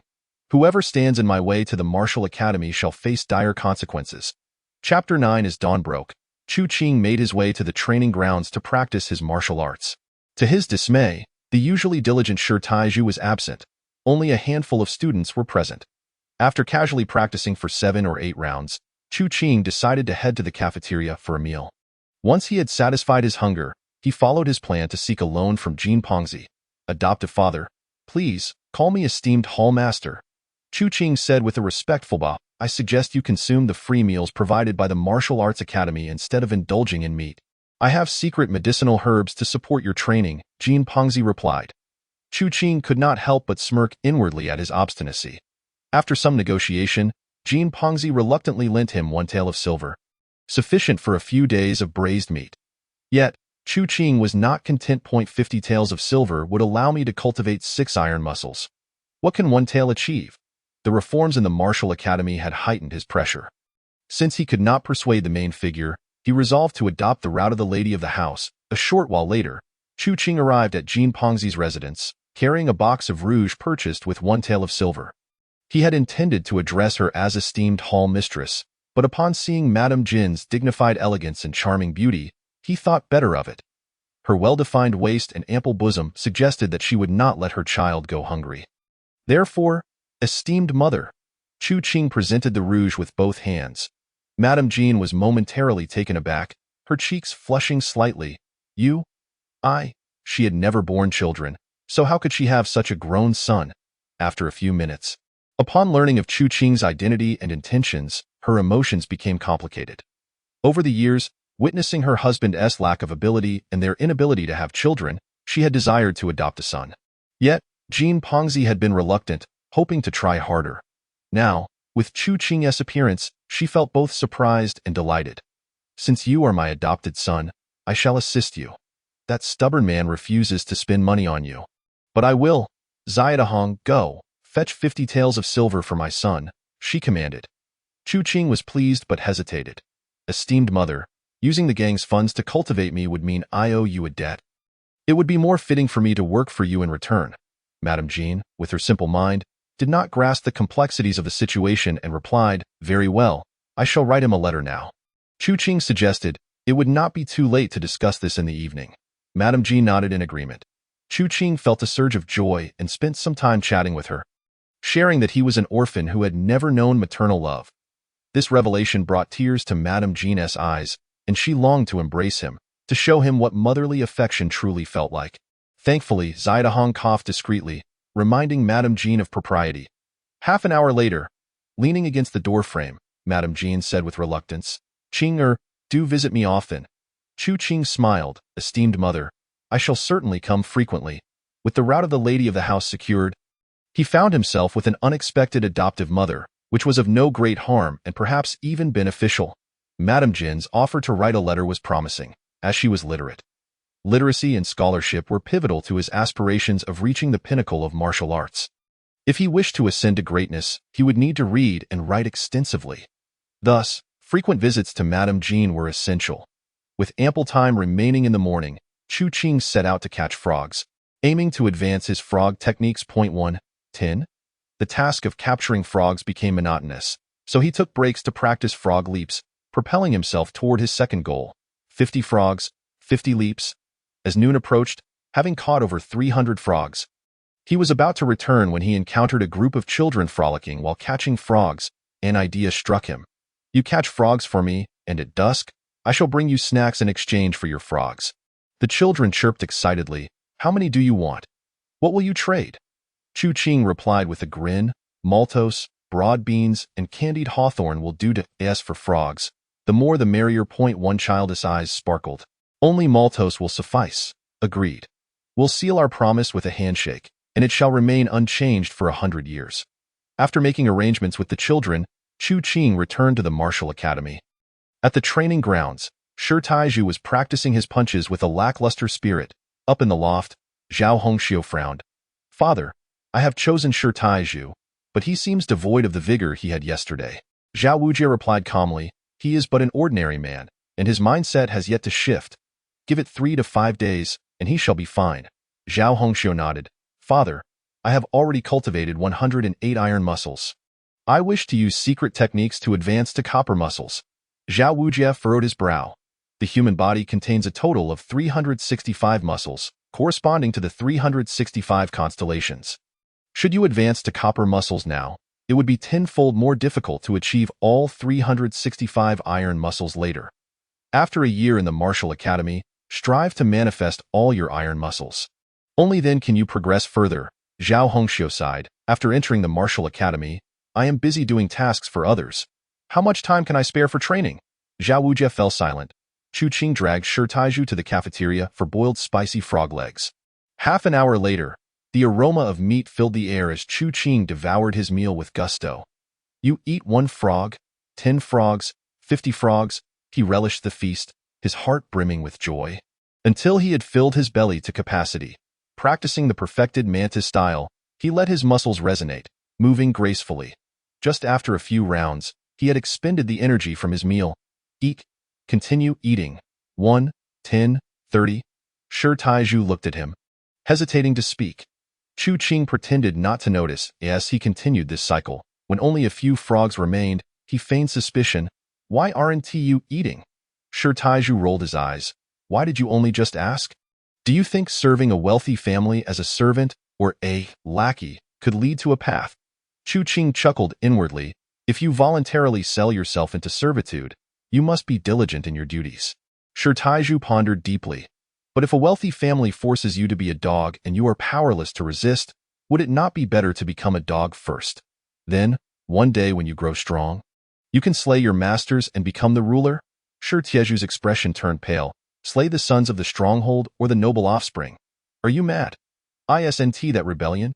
Chu Qing, non-human, must be distanced from such thoughts. Well, I have matters to attend to, so I shall take my leave. And please, never call me Frog Chef again. Shi Taizhu fled in haste. Chu Qing laughed heartily, unbothered, as he polished off the spicy frogs and continued his training. With over 300 spicy frogs consumed, he successfully cultivated 10 iron muscles with the assistance of the perfected mantis style. It was no wonder the common folk sought to consume meat. It truly benefited their training. However, their mantis style was less efficient than his after reaching the initial stage. In the afternoon, Chu Qing sought out Madame Jean. Upon entering, he greeted her warmly, and her eyes sparkled with delight. You've come at just the right time. I visited the tailor this morning and bought you a set of cloth garments. Change into them first. Chu Qing hesitated. Esteemed mother, it would be better to wait until I am accepted into the martial academy. Madame Jean was even more pleased. After some light conversation, Chu Qing said, Esteemed mother, I wish to learn to read and write. Do you happen to know a teacher? Madame Jean's eyes sparkled. I happen to be literate. I shall teach you myself. Chu Qing was overjoyed and expressed his gratitude profusely. Ziadahong, go fetch ink, paper, and brush. Ziadahong was reluctant but complied nonetheless. Chu Qing tried to decline. Esteemed mother, I can write on the ground. Madame Jean frowned. My son deserves proper ink, paper, and brush. You shall learn to hold the brush. It's fine. I'll teach you step by step. Before long, Her small hand was holding his larger one, leaving Zai Dahong in awe. Chapter 10. You are truly suited for studying. Chu Qing hummed a little tune as he borrowed some maltose from a grocery store. Initially, the shopkeeper refused to extend credit, but upon revealing his identity as a member of the Mantis Martial Academy's elite class, he succeeded in securing the deal. Outside the city, he exchanged a pile of maltose for 300 to 400 frogs. After setting a time for the next day with the children, he returned to the Martial Academy, instructing the servants to handle the frogs in exchange for 20 frogs as payment. While the servants dealt with the frogs, Chu Qing took a leisurely stroll around the training grounds. To his surprise, Shi Taiju was practicing energetically, his movements sharp and fluid. He had entered the initial stage. The perfected mantis style had elevated Chu Qing's expectations.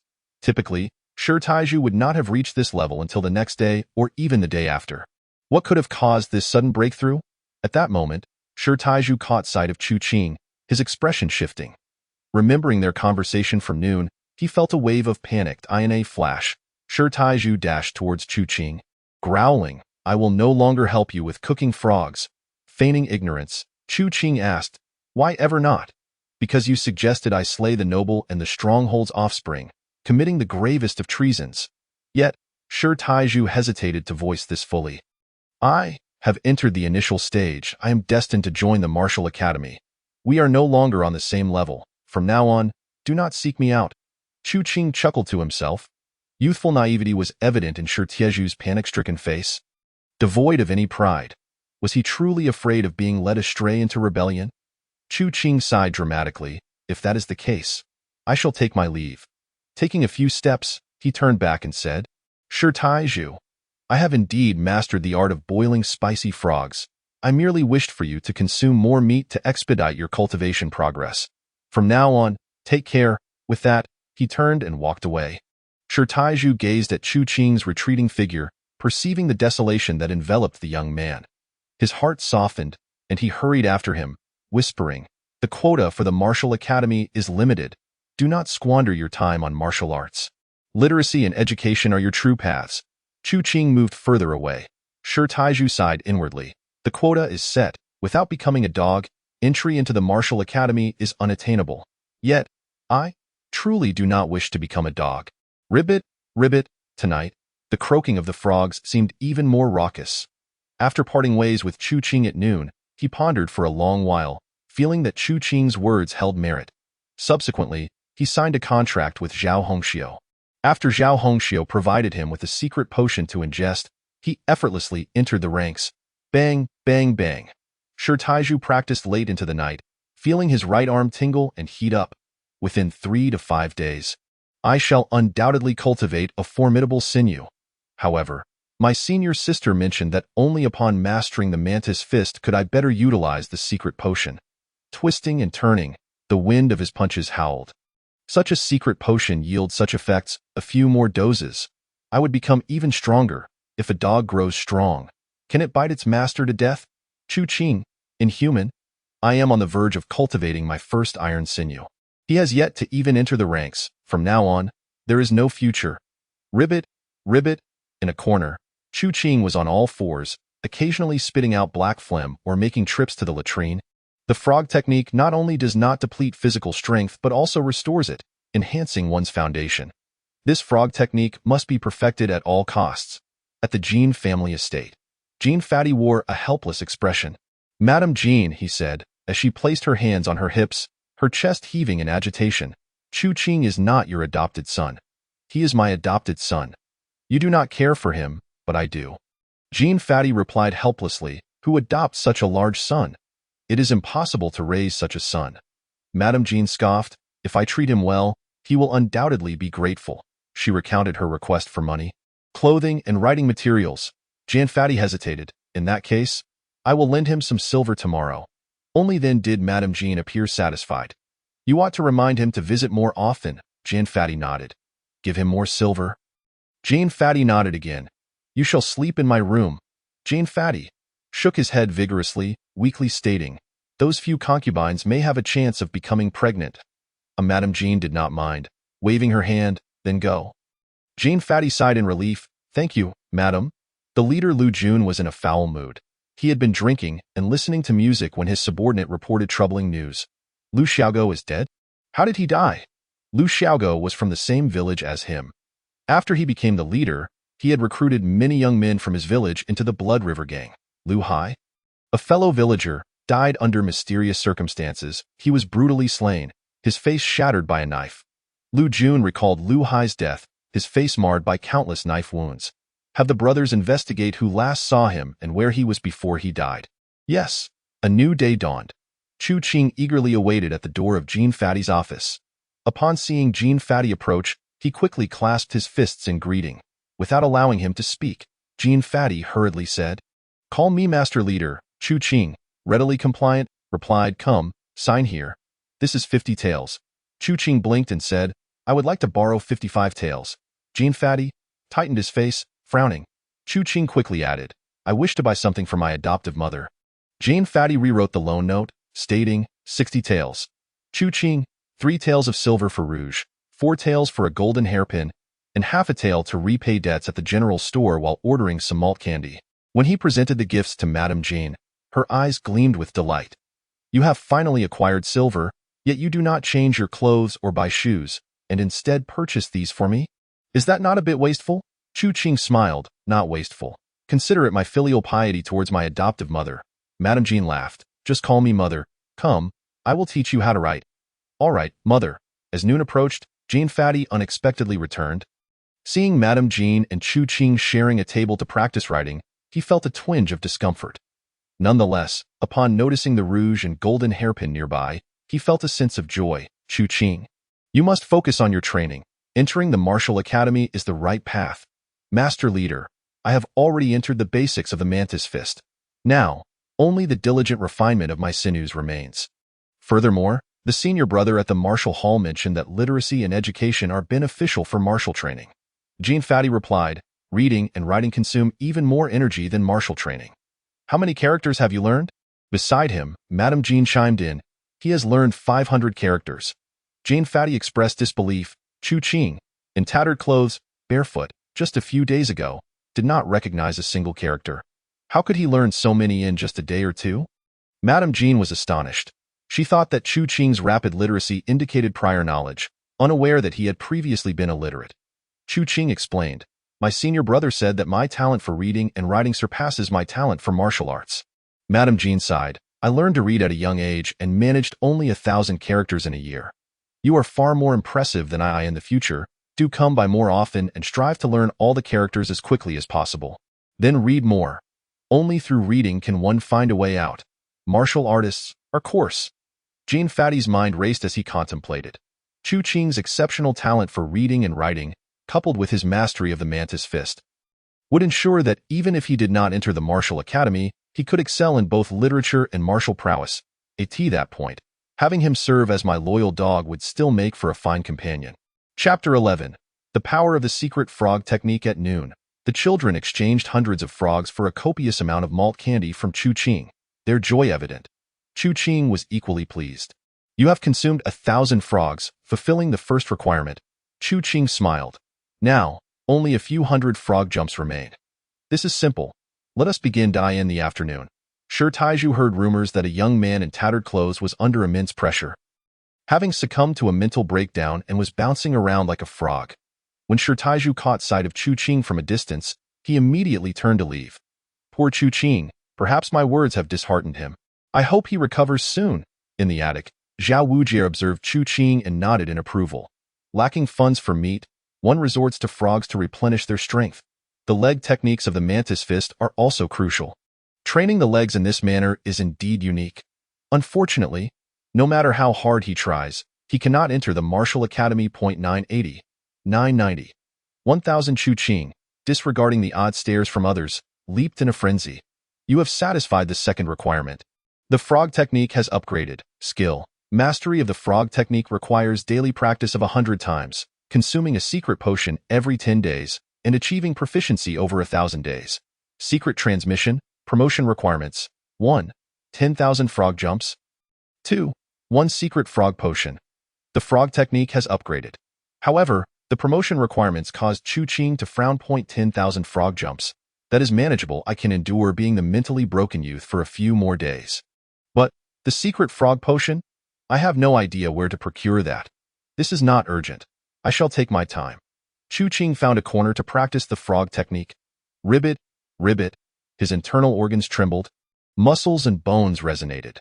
Spitting out black phlegm and making trips to the latrine, he repeated this cycle, feeling his body grow increasingly agile and his spirit more vibrant. After practicing for a while, an idea struck him, prompting him to switch back to refining the perfected mantis fist. Once, Iron Sinew 0.2 Chu Qing was taken aback. Previously, mastering the mantis fist only yielded 0.1. Now it has doubled to 0.2. Could this be the effect of the frog technique? He continued practicing. Once, 10 times, fatigue began to creep in, the sense of exhaustion overwhelming him. Iron Sinew 0.15 Iron Sinew 0.1 Chu Qing felt a spark of inspiration and resumed practicing the frog technique. The fatigue that had settled and quickly dissipated. Focusing solely on the mantis fist, despite the energy drain, he gained 0.2 Iron Sinew. What an excellent technique! The secret frog technique possesses such remarkable effects. Is this the true power of the secret transmission? Chu Qing rejoiced. If the master-level secret transmission has this effect, then how much stronger would the perfected secret transmission be? The frog technique secret potion perfected mantis fist. Would the effects be even more potent? I must procure a secret potion to test it out. A little over 10 minutes later, in the corner of the training ground, Chu Qing first practiced the frog technique to boost his energy, then ingested the secret potion, finally executing the perfected mantis fist. Iron Sinew 25 Iron Sinew 25 One potion yielded the cultivation of 7 iron sinews. This 50 taels is truly worth it. At this moment, his iron sinew reached 29, only 7 away from the 36 required for perfection. He only needed one more secret potion. In a couple of days, I shall borrow some money from Jean Fatty again. As days swiftly passed by, Chu Qing, in high spirits, set out to visit Jean Pongzi. Upon entering the courtyard, he was greeted by a large figure whose face was marred by worry. Master Tang, Chu Qing began. Formerly you called me adopted father, yet now you refer to me as Master Tang? Have you ascended to the heights of my family's standing, only to treat me with such disdain? Jean Pongzi, displeased, retorted, What brings you here? With a respectful clasp of his hands, Chu Qing replied, I wish to purchase a phoenix-headed hairpin and phoenix-tail tassel earrings for my adoptive mother. Jean Pongzi, suddenly enlightened, recalled that his wife had expressed a desire for such items days prior. However, due to the myriad tasks at hand, he had neglected to procure them.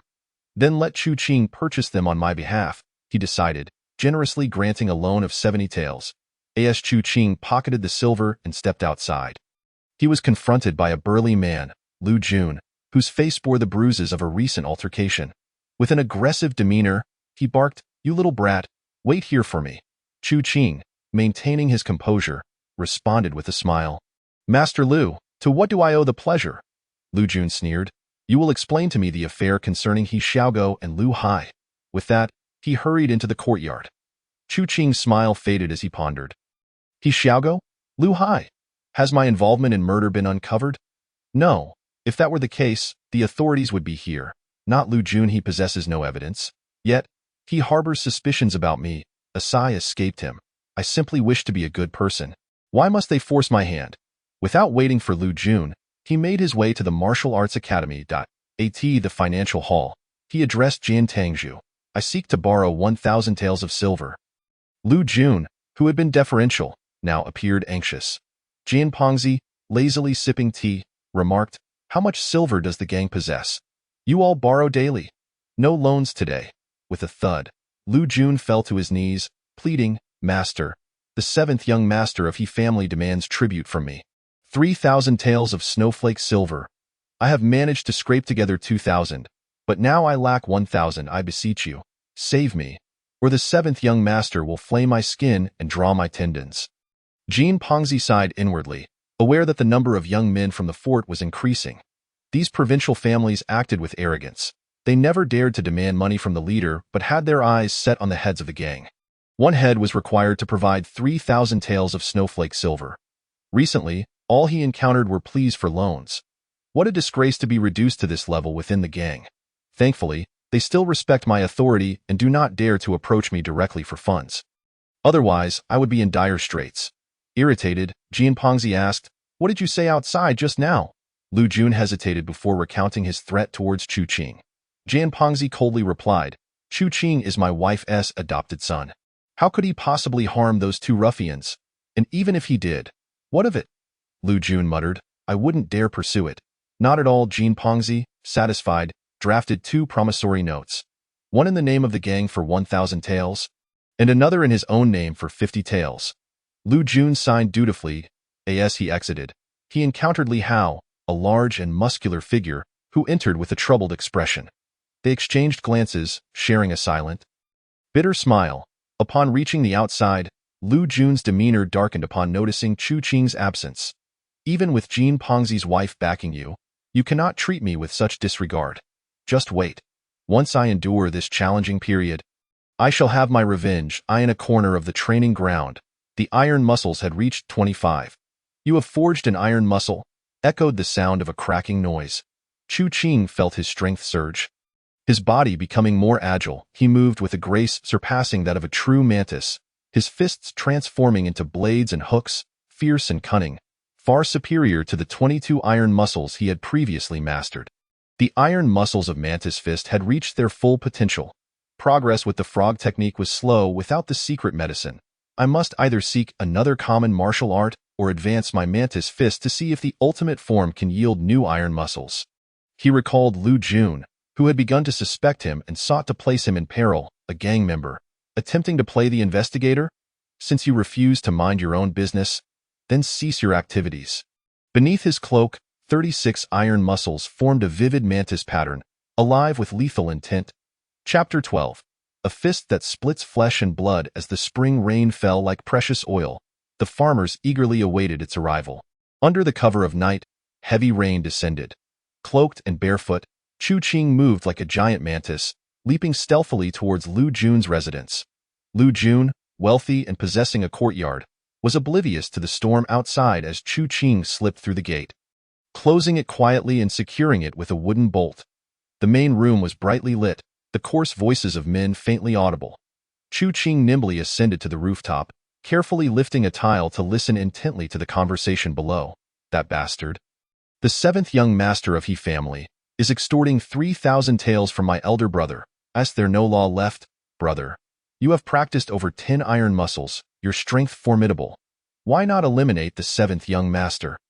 Lu Jun growled. "That 7th young master has at least over 100 iron muscles and possesses 5 or 6 martial arts. He is more formidable than the deputy master. You think you can kill him?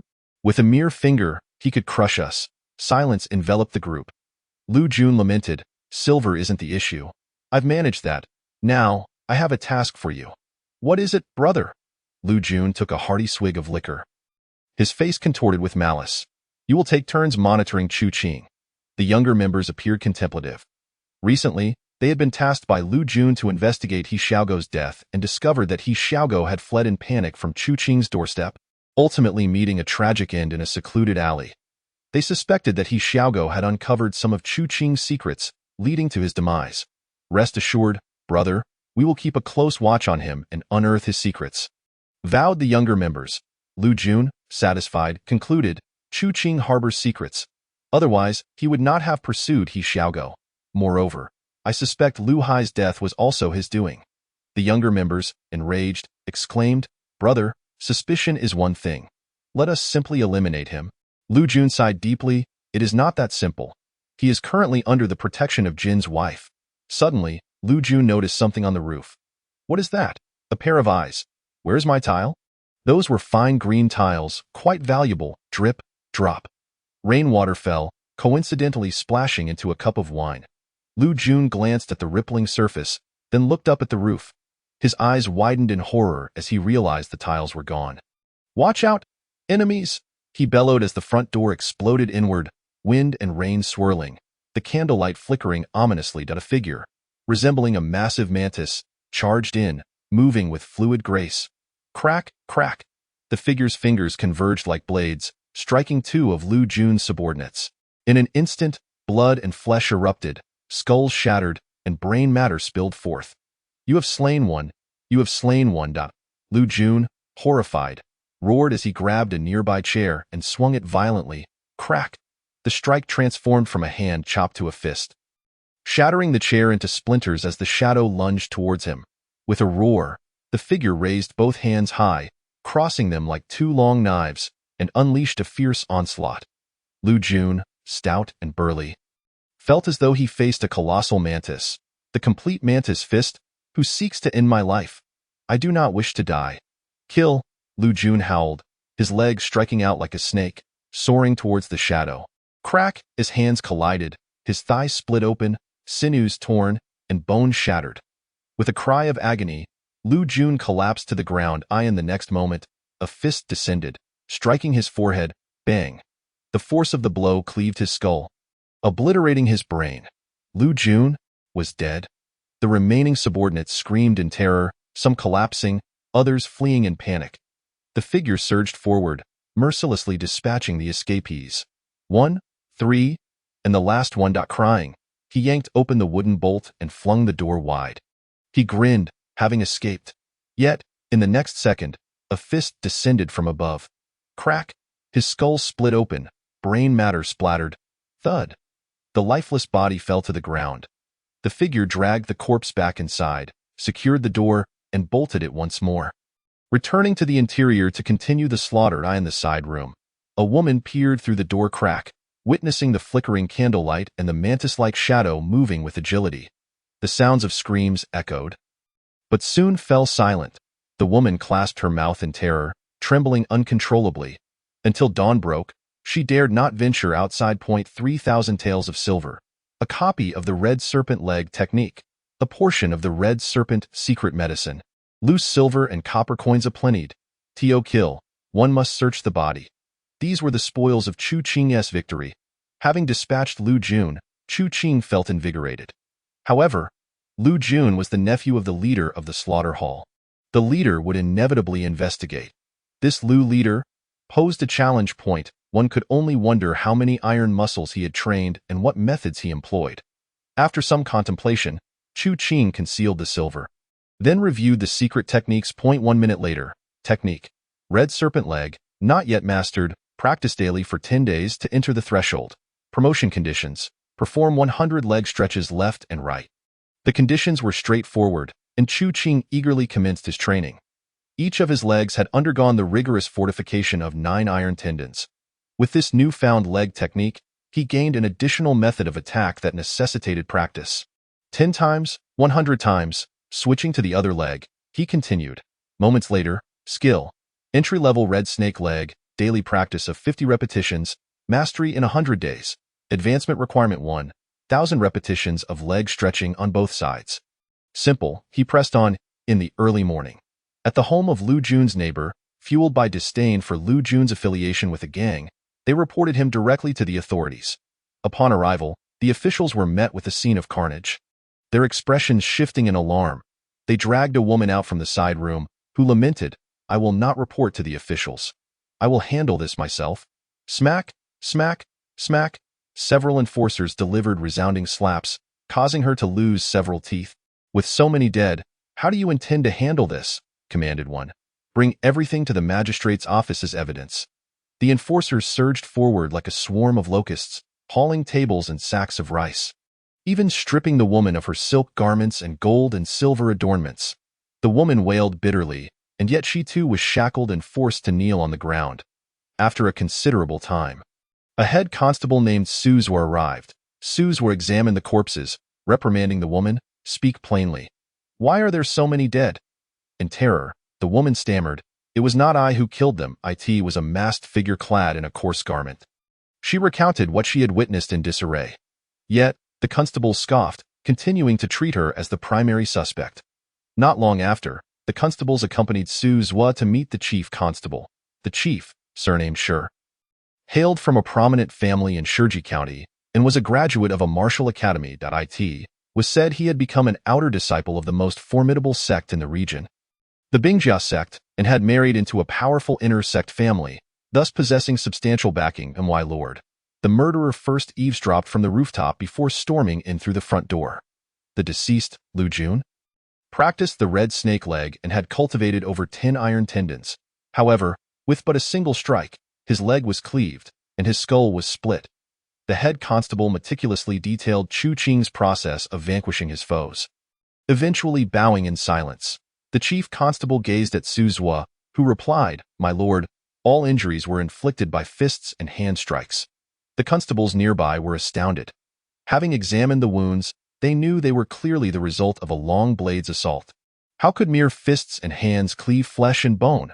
Chief Constable Shi furrowed his brow. In Shiji County, the only martial arts capable of inflicting such cleaving marks with fists and hands were the mantis fist, iron hand, and iron thread fist, and one must reach at least a consummate level to execute them. Investigate those who have trained in these three martial arts, he commanded. Su Zhuo cupped his fists in acknowledgement. The chief constable added, "Lu Jun, was he not affiliated with the Blood River Gang? My lord is astute. Let the Blood River Gang deliver 100 taels of silver to the brothers as investigation funds." "Thank you, my lord." "Indeed. Inform them that to uncover the true murderer, at least 1,000 taels will be required." "Understood." Chapter 13. Mastery of the Red Snake Leg in the Early Morning. Skill. Mastery of the Red Snake Leg requires daily practice of 100 repetitions, 10 days of consuming secret medicine, and 1,000 days for completion. Advancement Requirement 1. 3 portions of Red Snake Secret Medicine. 2. 1 instance of the Great Snake entangling the legs. With the prior training in the frog technique, after consuming a portion of secret medicine, Chu Qing unexpectedly gained 6 additional iron tendons. He was fortunate. The iron tendons from the red snake leg did not overlap with those from the mantis fist. Chu Qing's cultivation level, 425 iron tendons. Skills. Mantis fist, perfected. Advancement requirements. 1. Defeat 10 foes with fists. 2. 1 Shizhu Mingzhu. Skills. Frog technique, proficient. Secret transmission. Advancement requirements. 1. Leap 100,000 times. 2. 1 portion of frog secret medicine. Skills. Mastery of the red snake leg. Advancement requirements. 1. 3 portions of red snake secret medicine. 2. 1 instance of the great snake entangling the legs.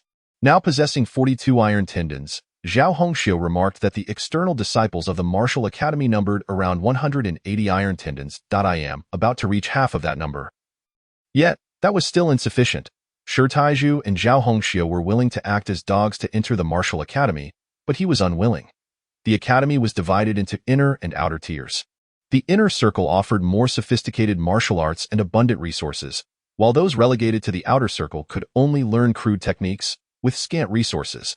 Jin Pongzi and others had often said that in the pursuit of martial arts, a swift advance begets further swift progress. Chu Qing yearned to enter the martial academy, particularly the inner circle. He desired to continue advancing rapidly, yet the competition for inner circle spots was fierce. Money and connections held little weight. Only capability would grant entry. Thus, he needed to strive harder. To elevate his skills quickly, he could solely rely on the red snake leg. However, advancing the red snake leg required secret medicine. He contemplated purchasing it from the Red Snake Martial Hall. Yet, with Lu Jun recently deceased, venturing to procure medicine would inevitably draw attention. He needed to devise an alternative method to acquire the medicine. In a flash of inspiration, Chu Qing realized, if I could obtain secret medicine and manuals from Lu Jun, surely other major figures possessed them too. As he paced back and forth, he mused. Under Lu Tangzhu's command are 13 major figures. Since I have already slain one, why not eliminate the rest? After all, I will confront Lu Tangzhu eventually, and dispatching those major figures would effectively sever his support. It was not that he wished to confront Lu Tangzhu directly. Rather, he was uncertain of the latter's strength. Thus, a direct confrontation had to be postponed. Minutes later, Chu Qing set out with some silver coins. He traversed the streets, ostensibly entering and exiting shops selling cosmetics and accessories. While in truth, he was surveying the Red Snake Martial Hall and the residences of the other 12 major figures. An hour later, a simple map materialized in Chu Qing's mind. Subsequently, he purchased a phoenix-headed hairpin and a pair of phoenix-tail tassel earrings before visiting Madame Jan. Master Lu of the Slaughter Hall was in a foul mood. Just moments ago, the head constable had informed him of his nephew Lu Jun's demise. Lu Jun's assets had been entirely confiscated by the authorities. Moreover, The constable had demanded silver as an investigative fee and insisted he contribute 1,000 taels to uncover the true culprit. Suppressing his anger, Master Lu ultimately handed over a banknote, stating, "What I seek is the true culprit, not a scapegoat." The constable swiftly pocketed the banknote, smiling, with Chief Constable Shi leading the charge. "Even if the murderer is a scion of the powerful, they shall be brought to justice." Master Lu nodded. Chief Constable Shi's promises were worth their weight in gold. In the vast Shurji County, only a few dared to confront Chief Constable Shi. After all, he hailed from the Bingjia sect. Presently, the empire faced a millennium of peril.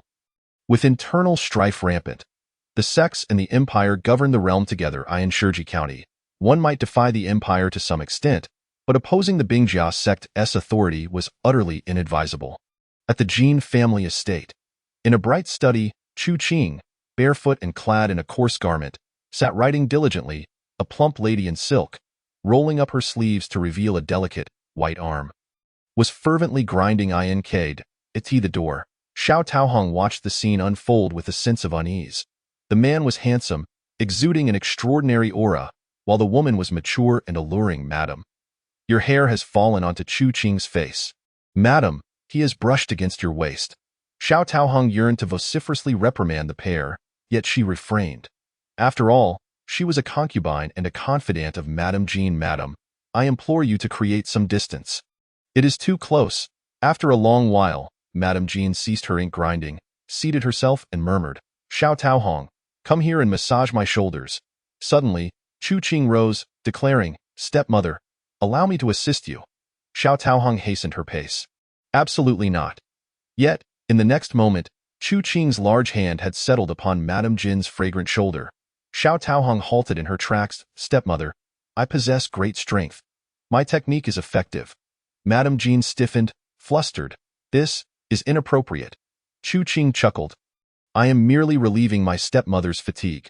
What is inappropriate about that?" With that, he commenced the massage. Madame Jin felt a warmth radiating from his hand, occasionally brushing against her neck, causing the hairs on her body to stand on end. It was quite pleasant. My dear Chu Qing, hailing from a humble background, knows not the norms and decorum. I shall gradually instruct him in due time. 1 minute, 5 minutes, 10 minutes. Xiao Taohong felt tears welling up. "Madam, why do you not refuse him? Why do you not scold him, madam? Why is your head resting against his chest, madam? How can he adorn you with a hairpin? He is even touching your ear and placing earrings on you. Madam, your face has turned red, and so have your ears, madam." Half an hour later, Chu Qing bid farewell to Madame Jin and returned to the martial hall. In the past, Madame Jin would have urged him to stay for a meal. Yet today, she made no such request, simply reminding him before his departure, "Remember to come read in the afternoon." Yes, read the great rites at the Mantis Martial Hall. After satisfying his hunger and thirst, Chu Qing proceeded to the training ground to practice frog leaps. 1 leap, 10 leaps, 100 leaps. The students in the assault class observed and shook their heads discreetly. This Chu Qing is truly mad. He leaps about like a frog every day. Will he end up croaking like one in a few days? His resolve is weak. He is wasting the 50 taels of silver for nothing. Shi Taizhu let out a quiet sigh, reminiscing about the barefoot boy in the coarse garments, who had once kindly caught frogs for him. He halted Chu Qing and said, "I am aware of the immense pressure you are under. But please, do not let it overwhelm you. Just in this vast martial arts academy, only I and my senior sister are permitted to enter the Martial Institute. You have never had a chance from the very beginning.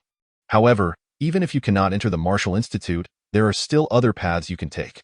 For instance, how about becoming a blacksmith? Once I gain entry into the Martial Institute, my family's blacksmith shop will undoubtedly expand, and I shall ensure that my father looks after you a bit." Chu Qing smiled faintly and continued his frog jumps. 1 round, 2 rounds, 3 rounds. Under the blazing sun, Chu Qing was drenched in sweat, yet he did not relent. Suddenly, Zhao Wuji arrived, accompanied by a group of constables and disciples from the academy, all heading to the training grounds. Upon seeing Chu Qing's frog jumps, he nodded subtly and then called out loudly, "Everyone, come here and line up." The crowd gathered, and amidst them, Chu Qing noticed the group of constables, frowning inwardly. What business do they have here? The numerous students began to murmur among themselves. One of the constables shouted. Silence! In that expansive training ground, Hundreds of individuals fell into a profound silence. Zhao Wuji, Zhao Hongxiu, and the senior brothers stood with their hands at their sides, displaying utmost respect. Confusion spread among the crowd. What were the constables up to? Chapter 14. Madam, he harbors dark ambitions. Zhao Wuji, too, was uncertain about the constable's intentions. Were it not for the fact that these constables were acting under the orders of Chief Constable Shi, he would have merely smirked coldly and sent them away with a cup of tea. However, as it stood, he dared not question their motives and could only comply. The head constable coldly commanded, "Those who have perfected the praying mantis fist, step forward." Zhao Wuji was taken aback for a moment before hastily stepping forward, while the others remained frozen in place. The head constable frowned and remarked icily, "Zhao Guanzhu, is it only you who have achieved perfection in this vast academy?" Zhao Wuji felt displeasure surge within him and muttered, "Indeed." The head constable sneered, "Those who have reached great mastery, step forward." Zhao Hongxiu, the senior brother, and several others promptly stepped forward. The head constable surveyed them with an increasingly frigid gaze. With disdain, he said, "In such a grand academy, are there only this few who have mastered the praying mantis fist? How embarrassing." Zhao Wuji dared not voice his anger, while Zhao Hongxiu and the others trembled with indignation. "Those who left the academy yesterday, step forward. Those without fellow disciples to vouch for them, step forward." The head constable laid out a series of conditions, and a sparse group of dozens stepped forward. Chu Qing mingled among them. Half an hour later, the head constable recorded the names of all present and demanded 50 taels of silver from Zhao Wuji before departing. The training ground was left in a state of bewilderment as everyone turned to Zhao Wuji, who mirrored their confusion. Only Chu Qing, hidden in the crowd, faintly sensed something amiss. Did I use the praying mantis fist to kill Lu Xiaogo, Lu Hai, and Lu Jun? Are these constables investigating this matter? Can these individuals trace the martial arts techniques through wounds? It seems I ought to give them something to occupy themselves with in the afternoon. Chu Qing wandered around a cosmetics shop and then, using a few pieces of malt candy, lured 2 children, giving them instructions. The children took 300 silver notes and hurried to the Red Snake Martial Arts Academy. Children purchasing secret medicine? Upon receiving the news, the academy's master pondered for a moment and said, "Someone wishes to remain anonymous, hence the children are sent to buy it. Accept the money and give them the medicine.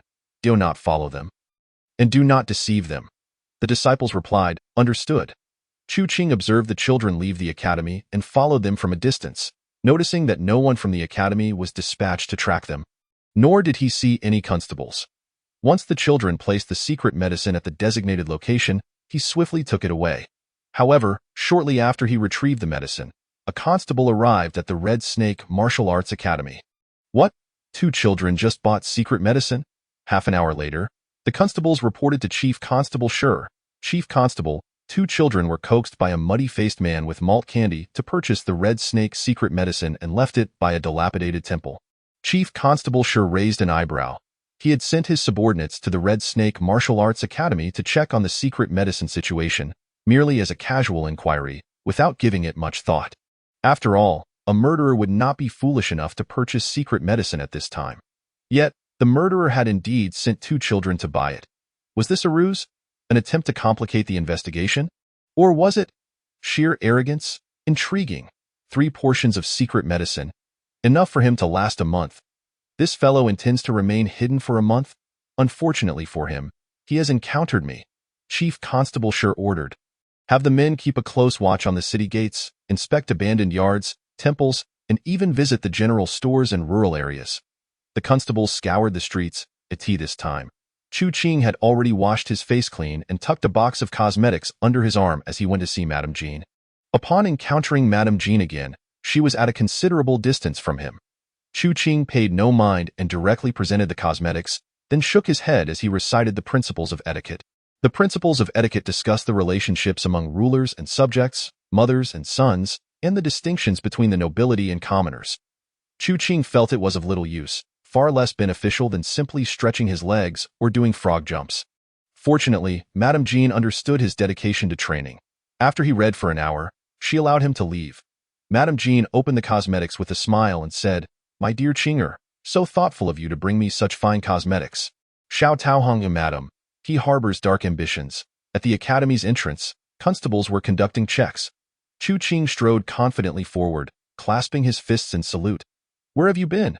"To Madame Jin's, and yesterday." "Same. Why did you go?" Chu Qing did not conceal the truth. Recounting the events, the constables allowed him to pass. Upon reaching the training ground, he noticed an atmosphere of unease. Even Shi Taizhu, who had always been diligent in his training, appeared restless, his movements awkward. After inquiring, he learned that Zhao Wuji, Zhao Hongxiu, and others had all been taken away in shackles to the constabulary, with no indication of when they might return. It was uncertain whether the academy could withstand this ordeal. An investigation? If I were to act again, they would no longer be suspects. Yet, if I refrain from action, it is only a matter of time before they trace the matter back to me. Chu Qing's mind raced as he turned and exited the academy, heading straight for the outskirts of the county. Upon reaching the city gates, he saw soldiers and constables patrolling. "I wish to catch some wild game to eat." After some commotion, Chu Qing arrived at a rice paddy where children were gleefully catching frogs, snails, and loaches. One child, recognizing Chu Qing, exclaimed, "Big brother, someone was looking for you this morning." Chu Qing's heart stirred. "Who?" the child replied. "An old man asked us if any adults had been catching frogs these past few days. He said if he saw you again, he would tell you." Chu Qing laughed. "Will you tell him?" The child licked his lips, hesitating to answer. Chu Qing handed him a piece of malt candy and said, "Do not follow me." The child nodded. Shortly after, Chu Qing caught 2 water snakes and wrapped them around his legs. "You have completed the second condition of the Red Snake Leg. As night fell, Chu Qing returned to his sparsely furnished home. This time, he repaired the gaps in the door to prevent incidents like the one with Lu Xiaogo from happening again. Simultaneously, he pondered. Who was the old man the child spoke of? Why was he seeking those who catch frogs? Chu Qing inexplicably thought of the frog technique, but then shook his head. They do not have a profession category and cannot consume frogs to advance. What would they want with those catching frogs? Furthermore, if the frog technique were of such importance, why had they not sought it before? The old man is of no concern to me for now. Focusing on perfecting the red snake leg is paramount. After practicing the frog technique for a while, reaching peak vitality, he consumed 3 portions of secret medicine. The technique, red snake leg, perfected by those with exceptional talent, requires 100 practices daily for 10 days and the consumption of secret medicine for 1,000 days to break through limits. Promotion conditions. 1 stone bamboo pearl, and the red snake must be coiled around the leg for 3 days.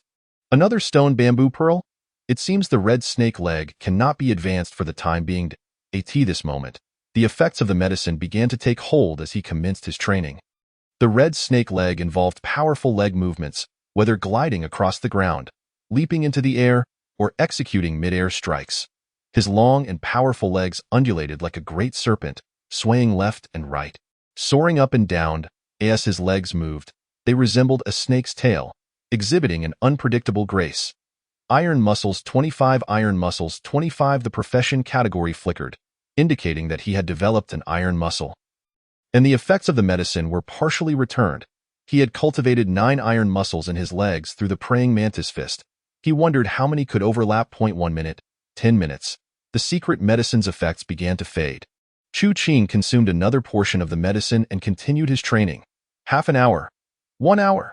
The profession category flashed wildly. After depleting the last portion of secret medicine, all 30 iron muscles of the red snake leg had been cultivated. Unfortunately, 10 of those iron muscles overlapped with those from the praying mantis fist. At this moment, he possessed a total of 56 iron muscles, 18 in his arms and 38 in his legs. The power in his legs now surpassed that of his arms by several folds. With a surge of strength, 30 iron muscles manifested in his legs, vaguely forming the shape of a great serpent. Additionally, there were 4 extra iron muscles on each leg, resembling 4 long whips that coiled around the great serpent. Now, if I were to employ the red snake leg to vanquish foes, what would those constables do? Chapter 15. Legs like a great serpent, villains in a frightened panic in the stillness of the deep night. After learning of Lu Jun's demise yesterday, the chief, Li Hao, was consumed by unease. Although the hall master claimed that Lu Jun had offended the disciples of the stronghold and thus met his end, Li Hao harbored profound doubts. For today, when he delivered silver to young Master He Qi, the latter inquired as to Lu Jun's absence. Upon discovering Lu Jun's death and the subsequent confiscation of his estate by the authorities, He Qi erupted in furious curses. Lu Jun, having been a chief for a year, had committed numerous heinous acts, ruffling the feathers of countless individuals. His demise, it seemed, was either an act of revenge or the handiwork of a passing hero. I have been a chief for 3 years. Worse than Lu Jun could someone seek to end my life? The burly and muscular Li Hao, increasingly gripped by fear, quietly rose, careful not to disturb his wife, and began to gather his valuables. I shall find another place to sleep tonight. With his bundle secured, he tiptoed towards the door, opening and closing it with utmost caution. Suddenly, Li Hao froze. In the courtyard stood a figure clad in a tattered robe, its face obscured by a mask. This is bad. He intends to kill me. Li Hao opened his mouth to scream, but in that instant, the figure moved like a great serpent, twisting and darting towards him in a heartbeat. Under the moonlight, the masked assailant raised a leg and struck down fiercely. The wind howled, reminiscent of a serpent's hiss. Li Hao, stunned, exclaimed, "Who?" The leg struck with such swiftness and ferocity that he was caught unawares. Barely managing to activate his iron cloth technique, with a mighty heave, his muscles bulged beneath his attire, his skin taking on an ashen hue. Thud! The long leg crashed against his chest, his shirt exploding apart as Li Hao was sent hurtling back, shattering the door and tumbling inside. Chu Qing, feeling a sharp pain in his leg as if struck by a mountain rock, roared and pursued relentlessly, his feet gliding like a great serpent. Thud! Another kick.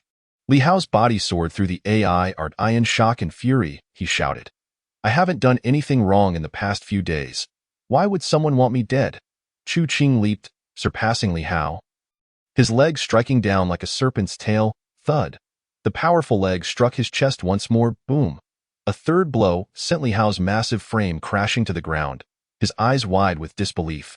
Without iron bones, how could this person possess such strength? Has he trained with iron bars? Thud! A fourth strike followed immediately, once again battering his chest. His internal organs quaked, a metallic taste of blood surging to his throat. Li Hao, enraged and horrified, flailed his arms. If I can just withstand the next blow, if I can just block the next strike, damn it, I can't block a single one. Thud! 2 long legs, like the tail of a giant serpent, struck him violently. The 5th, 6th, and 7th blows. With a final exhalation, Chu Qing ceased his assault, panting, a coppery taste lingering in the air. His trousers, now shredded, dripped blood from his pores. What a formidable physique! Iron bell shield, iron cloth, 13 guardians of horizontal training. On the ground, Li Hao's muscular body lay in a heap, reduced to a pulp. He was dead. Chu Qing gasped for breath, astonished to find that Li Hao had practiced a defensive technique. Fortunately, his own legs were even stronger, allowing him to unleash the red snake leg with greater force and decisiveness. Otherwise, he might not have succeeded in killing him. Inside the house, muffled sobs could be heard, but Chu Qing, indifferent, proceeded to inspect the corpse. A bundle! The earlier commotion had been too loud. He dared not linger, seizing the bundle and departing swiftly. Moments later, a heart-wrenching wail echoed from within. Someone has been killed. Someone has been murdered. Under the dim glow of an oil lamp, Chu Qing opened the bundle, dozens of taels of silver, yet not a single banknote. Instead, there were some gold and silver ornaments. Alas, these items are difficult to sell. Fortunately, there was also a manual. Iron cloth. Indeed, this fellow had trained in horizontal techniques. As Chu Qing perused the manual, he noted that its edges were frayed, suggesting it had been frequently handled. Chu Qing, literate, studied the text intently. A minute later, technique.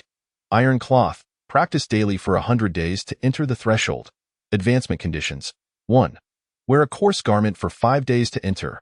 The advancement conditions for this technique seemed excessively simplistic. A coarse garment? Although the one he wore was tattered, he had another at home. Changing into the coarse garment, Chu Qing set his ruined attire ablaze. Yet, he wondered how the authorities would respond.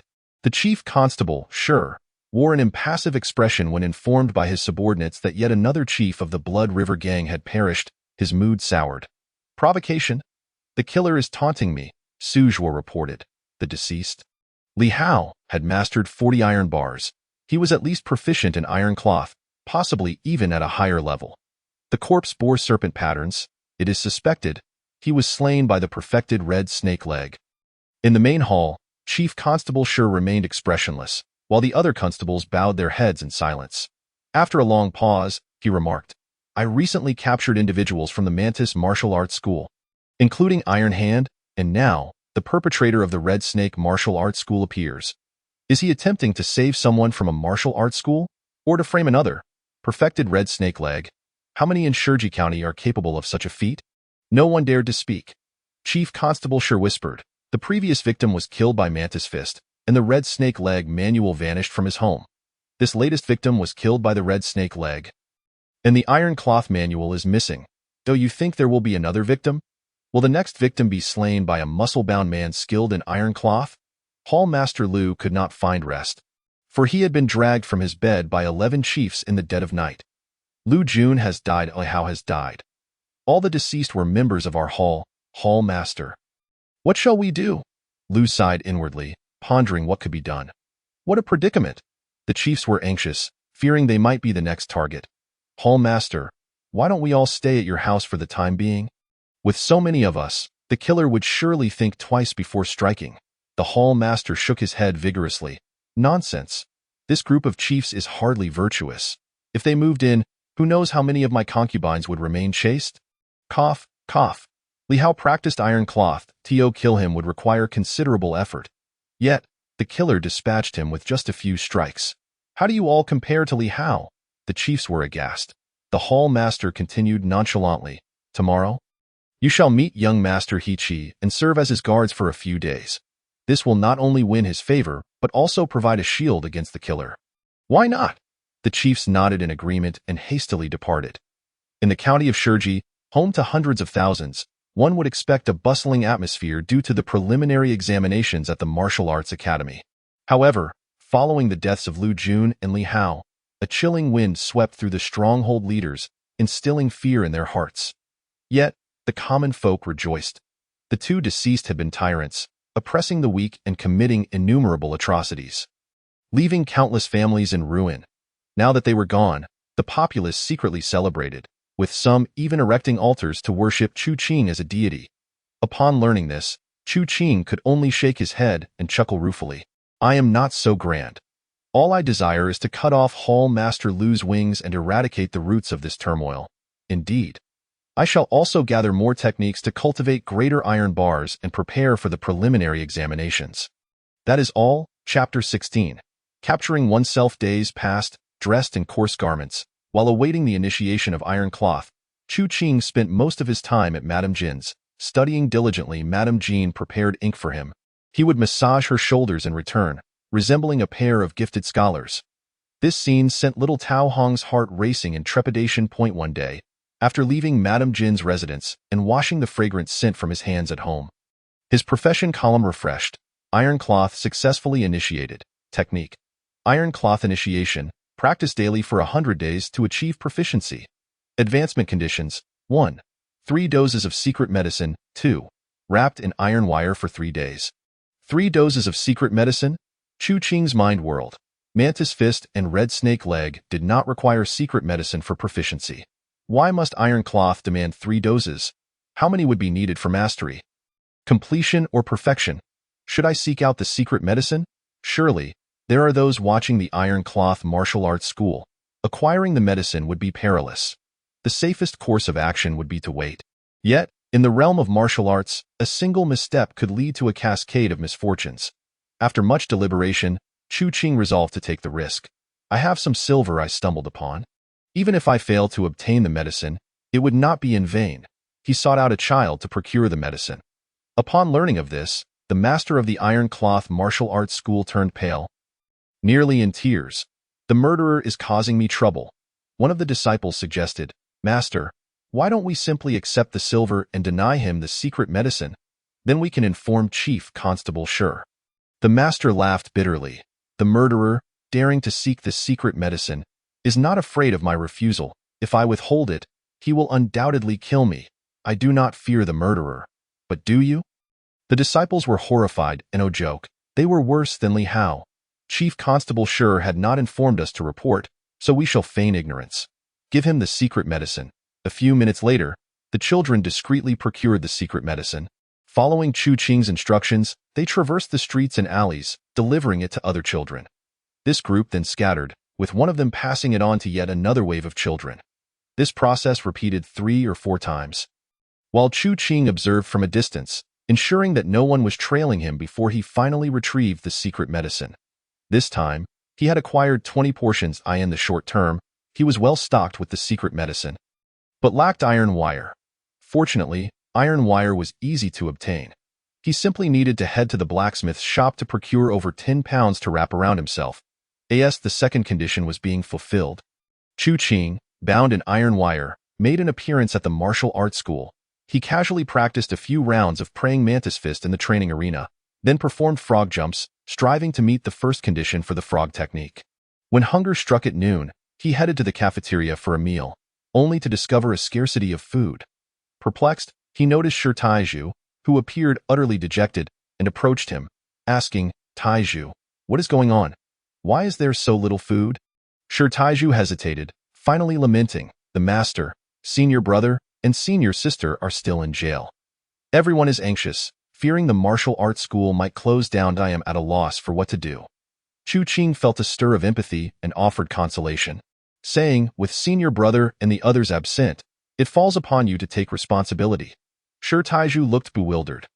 The praying mantis martial arts school had existed for over a century. The masters would surely be fine. Only you have officially entered the assault team. You must oversee the situation.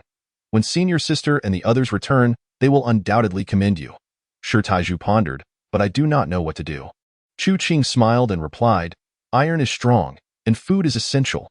Start by restoring order in the cafeteria, then organize the assault team members. As for the formal disciples, you need not concern yourself with them." Shi Taizhu complied, and within half a day, the martial arts school regained much of its order. The cafeteria was well stocked, and most of the assault team members were practicing in the training arena. Observing this scene, Shi Taizhu sighed, "You truly are a seed of knowledge." Such a chaotic situation was resolved with just a few words. Chu Qing merely smiled in response, continuing his frog jumps. Meanwhile, Lu Tangzhu of the slaughter hall was in a foul mood. That day, Captain Shi had sent someone to reprimand him, claiming he was not diligent in his work. In the afternoon, he was summoned to bring the major and minor heads to meet him. "You've taken my money and still expect me to work? Is there no decorum?" Lu Tangzhu was displeased but dared not resist, for his subordinates had all become lackeys to young Master He. He could only gather a group of minor heads. The minor heads, sporting dark circles under their eyes and looking fatigued, only caused Lu Tangzhu to frown. "I need a major head." Scanning the group, he pointed to a somewhat energetic young man and asked, "What is your name? From now on, you shall be the major head." The energetic young man fell to his knees, exclaiming, "Tangzhu, I cannot wield martial arts. I cannot be the major head. This is a joke. Whoever becomes the major head is at risk of death. I do not wish to die." Lu Tangzhu pointed to several others, but none wished to take the position. Growing exasperated, he erupted in anger. A minor head, with a glint of cunning in his eyes, suggested, "Tangzhu, why not let Chu Qing be the major head?" Lu Tangzhu responded, Chu Qing? Who is that?" Chu Qing has joined the assault team at the Praying Mantis Martial Arts School. He aims to enter the martial academy.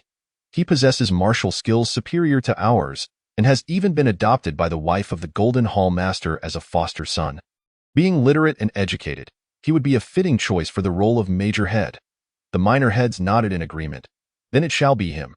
Thus, Chu Qing became the major head without understanding the circumstances. Before he could grasp the situation, Lu Tangzhu led him, surrounded by a throng of minor heads, directly to the yamen.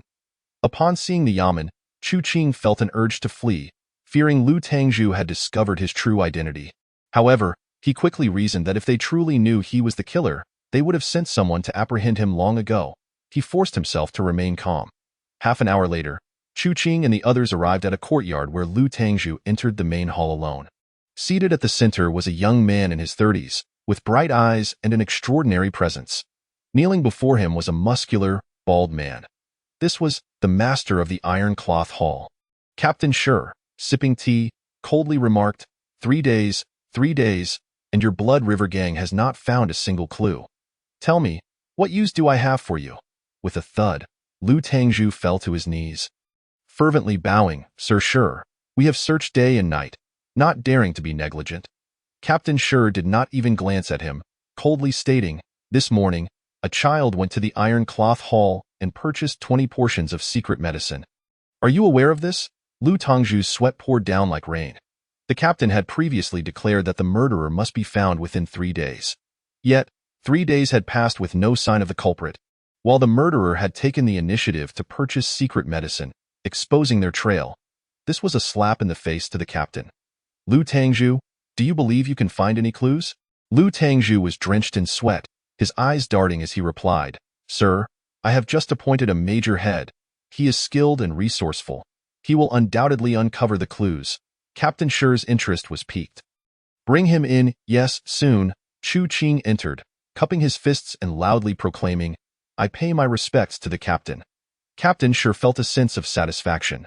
Despite the young man's humble attire, he exuded vitality and commendable demeanor. You are to lead the investigation into the murderer. Report immediately upon discovering any information." Chu Qing felt it was odd. "Goodness, you want me to investigate myself?" "Yes, my lord." Captain Shi replied coolly, "If you perform your duties well, you shall be rewarded." With a face full of delight, Chu Qing responded, "As you command, my lord." With a clap, the teacup was tossed in front of Lu Tangzhu. "Eat it and scram." Yes, Chapter 17. The murderer has fled. Chu Qing, the slaughter hall, and even the Blood River Gang. All personnel are at your disposal. "You must locate the clues," Lu Tangzhu exclaimed, bloodied and gripping Chu Qing's shoulder. "If you fail to find any leads, I will treat you to a meal of iron pots." Chu Qing chuckled inwardly. "Tangzhu, rest assured, I will definitely find the clues." Lu Tangzhu's face darkened as he addressed the minor heads. "From now on, you are to follow closely, day and night, to search for clues." This was a precaution against Chu Qing fleeing. Chu Qing smirked inwardly. "Investigating myself? Why would I flee?" His mind raced, contemplating various strategies, and he declared, "Lu Tangzhu, I require absolute control over all minor heads." Lu Tangzhu nodded, "No problem. The primary responsibility is to search for the murderer." Whatever Chu Qing wanted, he granted, eager to swiftly find the culprit. Recalling the murderer made Lu Tangzhu's teeth grind in frustration. The death of Lu Jun had drawn the Yaman's attention, and prior to Lu Jun's demise, he had been investigating the death of Lu Xiaogo. "You could delve into that angle," Chu Qing smiled. "Indeed. But as for investigating the truth behind Lu Xiaogo's death, all those involved were now dead. How could one investigate?" Shortly thereafter, Lu Tangzhu departed. Chu Qing summoned all the minor heads from the slaughter hall, totaling over 50 individuals. Each minor head had a dozen subordinates. Chu Qing selected 50 from among them. These individuals were not particularly bright but obedient.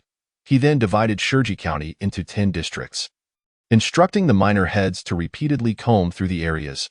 Meanwhile, he withdrew 50 taels of silver from the slaughter hall and returned to the Yamen to seek out the captain who had previously visited the martial arts school.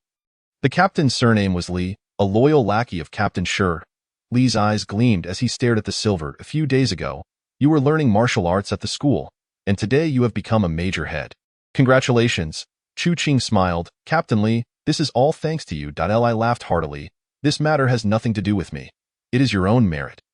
After exchanging pleasantries, Chu Qing said, Captain Shi has tasked me with investigating the murderer's clues. I am unsure where to begin." Li pocketed the silver, chuckling. "The captain once mentioned that the murderer might be hiding in an old house or an abandoned temple. You should check these places. You won't go wrong." Chu Qing expressed his gratitude. "Captain Li, your wisdom is commendable. Once my position as major head is secure, I shall return to trouble you." Li felt a stirring in his heart, secretly thinking the young man was on his way. Remember, Sir Shi values attitude. As for the murderer, as long as he hasn't broken his legs, he may have already fled. Chu Qing felt a surge of inspiration and repeatedly thanked him. A few minutes later, Chu Qing led a group of ruffians, marching boldly to investigate the old house and abandoned temple. By evening, he borrowed some ink, paper, and brushes from Madame Jean to draft a report. The gist of the report was as follows. Under the brilliant guidance of Captain Shi and the leadership team in Shiji County, new avenues have been opened to begin investigating the murderer. There are a total of 280 old houses in Shiji County. Today, We investigated 20 of them without finding any traces. 3 abandoned temples were checked, and 1 land deity temple showed signs of habitation. We are pursuing leads through the night. Chu Qing wrote feverishly, producing 700 or 800 characters, most of which extolled Captain Shi's wisdom and the correctness of the overall direction. Upon reading the report, Captain Shi was momentarily stunned. A ruffian head actually knew how to write formal documents. He was quite curious and, after a cursory glance, felt immense satisfaction. Upon further examination, he chuckled, "Bring me a pen." The maid promptly delivered the writing implements. Chief Inspector Shi, with a flourish, annotated, "Read and acknowledged. Keep up the good work." The following day, boom! In an abandoned murder house, dozens of ruffians wielding hoes and shovels were either digging or demolishing walls. "Qinggu," one of them exclaimed, "I've discovered a hidden compartment in the wall containing 50 taels of silver and a few books." Chu Qing smiled and said, "Throw the silver into the basket, but bring me the books." "Yes, Qinggu." The ruffians busied themselves while Chu Qing perused the texts. Despite the house being long abandoned, the books were wrapped in oiled paper and protected by camphor and other pest-repelling materials. Remaining undamaged, upon inspection, one book turned out to be a biography of a literati from the previous dynasty, a rarity with very few copies in existence, making it exceedingly valuable. Chu Qing read it with great interest. There were also several volumes of fantastical ghost stories, absurd and unconstrained, yet he devoured them all. Once the reading was complete, the once grand murder house had been leveled by the ruffians. They had gathered a trove of broken silver, shattered porcelain, and copper coins. Chu Qing divided the silver into 3 portions, one for the ruffians, another for Inspector Li, and the largest portion he wrapped up, attaching a report to send to Chief Inspector Shi. In the report, he noted the discovery of numerous stolen goods and the traces suggesting the fugitive killer's escape, and subtly hinted at his desire for advancement. Chief Inspector Shi, having taken a sip of wine, reviewed Chu Qing's report and remarked to Inspector Li, "See, this is what we call professionalism. Tracing the killer's whereabouts without disturbing the populace, while clearing the murder house and uncovering some stolen items. A true talent." Inspector Li chuckled, "Your wisdom is unparalleled, my lord." Chief Inspector Shi grinned. "This is what we refer to as opening new avenues of thought. Wouldn't you agree?" Inspector Li nodded eagerly. "Indeed, my lord." Chief Inspector Shi sighed inwardly. While Inspector Li was loyal, he lacked the cultural refinement of Chu Qing. "Perhaps once this matter is settled, I should promote him?" At that moment, a servant delivered an invitation. "My lord, the 7th young master of the He family invites you to a banquet." Days passed swiftly. One day, while Chu Qing and his younger brothers were energetically dismantling the last dilapidated temple, one of the younger men discovered a thick copper pipe hidden within a crumbling statue. "Qinggu, this object must be precious, hidden within a statue." He twisted it open. With a crack, a roll of yellow paper filled with writing tumbled out. Chu Qing seized it, casting a quick glance that sent his heart racing and his pupils dilating.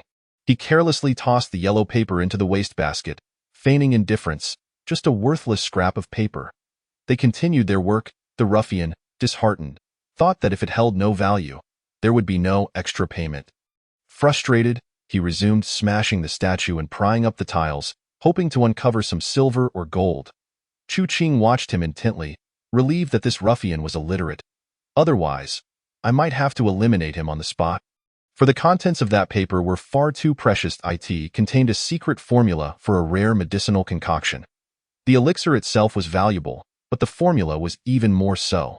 Most importantly, it detailed the recipe for a frog-based medicine, a secret technique that could enhance one's foundation and accelerate cultivation progress. Yet, without the elixir, he could not advance. Now, with the formula in hand, the elixir was within reach. At that moment, Chu Qing could hardly contain his excitement. He longed for nightfall to study the formula and procure the elixir. The more he pondered, the more exhilarated he became, promptly retrieving the writing materials he had borrowed from Madame Jean to draft a report. Under the leadership of Chief Inspector Shi, numerous stolen goods were discovered, evidence of the killer's flight, suspected to have fled far away. At the end, he subtly indicated his desire for advancement as per convention. Finally, Chu Qing neatly packaged the gold and silver, fabricated evidence of the killer's departure from the city, and sent it along with the report to Chief Inspector Shi, hoping he would take the hint and cease the pursuit. As the perpetrator I truly shouldn't be seeking out the criminal. Chapter 18. Madame Jean, Zhou Qingyu. Chief Inspector Shi, upon reading Chu Qing's report, felt quite pleased. A mere gang leader could demonstrate such thorough consideration. Impressive. He instructed Inspector Li to safeguard the fabricated evidence, stating, "Tonight, I have been invited to a banquet by the He family and dozens of other noble households. Bring the evidence along and inform them that the killer has already escaped." Inspector Li nodded. In fact, it had been predetermined that this would be the outcome after the failed attempts to capture the killer within 3 days. Unfortunately, Master Lu lacked foresight and did not provide Chief Inspector Shi with an exit strategy. Other nobles and households sought to exploit the situation to undermine the Chief Inspector's reputation. Now, thanks to Chu Qing, a way out had been provided. If not now, then when? Chief Inspector Shi chuckled. That Chu Qing has made significant contributions. Arrange a time. I shall reward him. Inspector Li smiled. Chu Qing knows how to navigate the situation. By the way, how should we handle the 1,000 taels of silver from Master Lu? Chief Inspector Shi inquired in surprise. The brothers have toiled for days to assist him in capturing the killer and are now worn thin. Let him send an additional 500 taels to reward them, as you command. The pursuit of the killer had come to a temporary halt, and Chu Qing felt quite content. That evening, he immersed himself in the study of the frog elixir. The formula comprised over 300 ingredients, most of which were common, but a select few were rare. Fortunately, with the silver provided by Lu Jun, he believed it sufficient to purchase the necessary materials. However, to his dismay, he found that his professional category did not include the skill of alchemy. What a pity! Chu Qing speculated that his professional category could only accommodate the warrior class, while the profession required for creating elixirs would be an alchemist or pill master. Thus, the professional category was of no assistance. Not being able to concoct potions was not a concern. After all, alchemy would consume precious time. Instead, it would be more beneficial to read and enhance his skills. The materials for the elixir were indeed rare. And with limited silver, Chu Qing dared not waste it. He resolved to seek assistance in the concoction. In the morning, he traversed the streets, inspecting dozens of pharmacies in Shiji County, and found 3 that met his approval. Yet, he was uncertain which to choose. Never mind, I shall gather the materials first. He visited various pharmacies to purchase the ingredients for the elixir. Eventually, he found himself missing only a single herb, the Nirvana flower. Many pharmacies claimed to have none and had never heard of it. Chu Qing felt disheartened. Having gathered hundreds of ingredients and even possessing a century-old ginseng worth over 1,000 taels, he was now merely short of a single Nirvana herb. Was the formula erroneous? Or had the herb's name changed?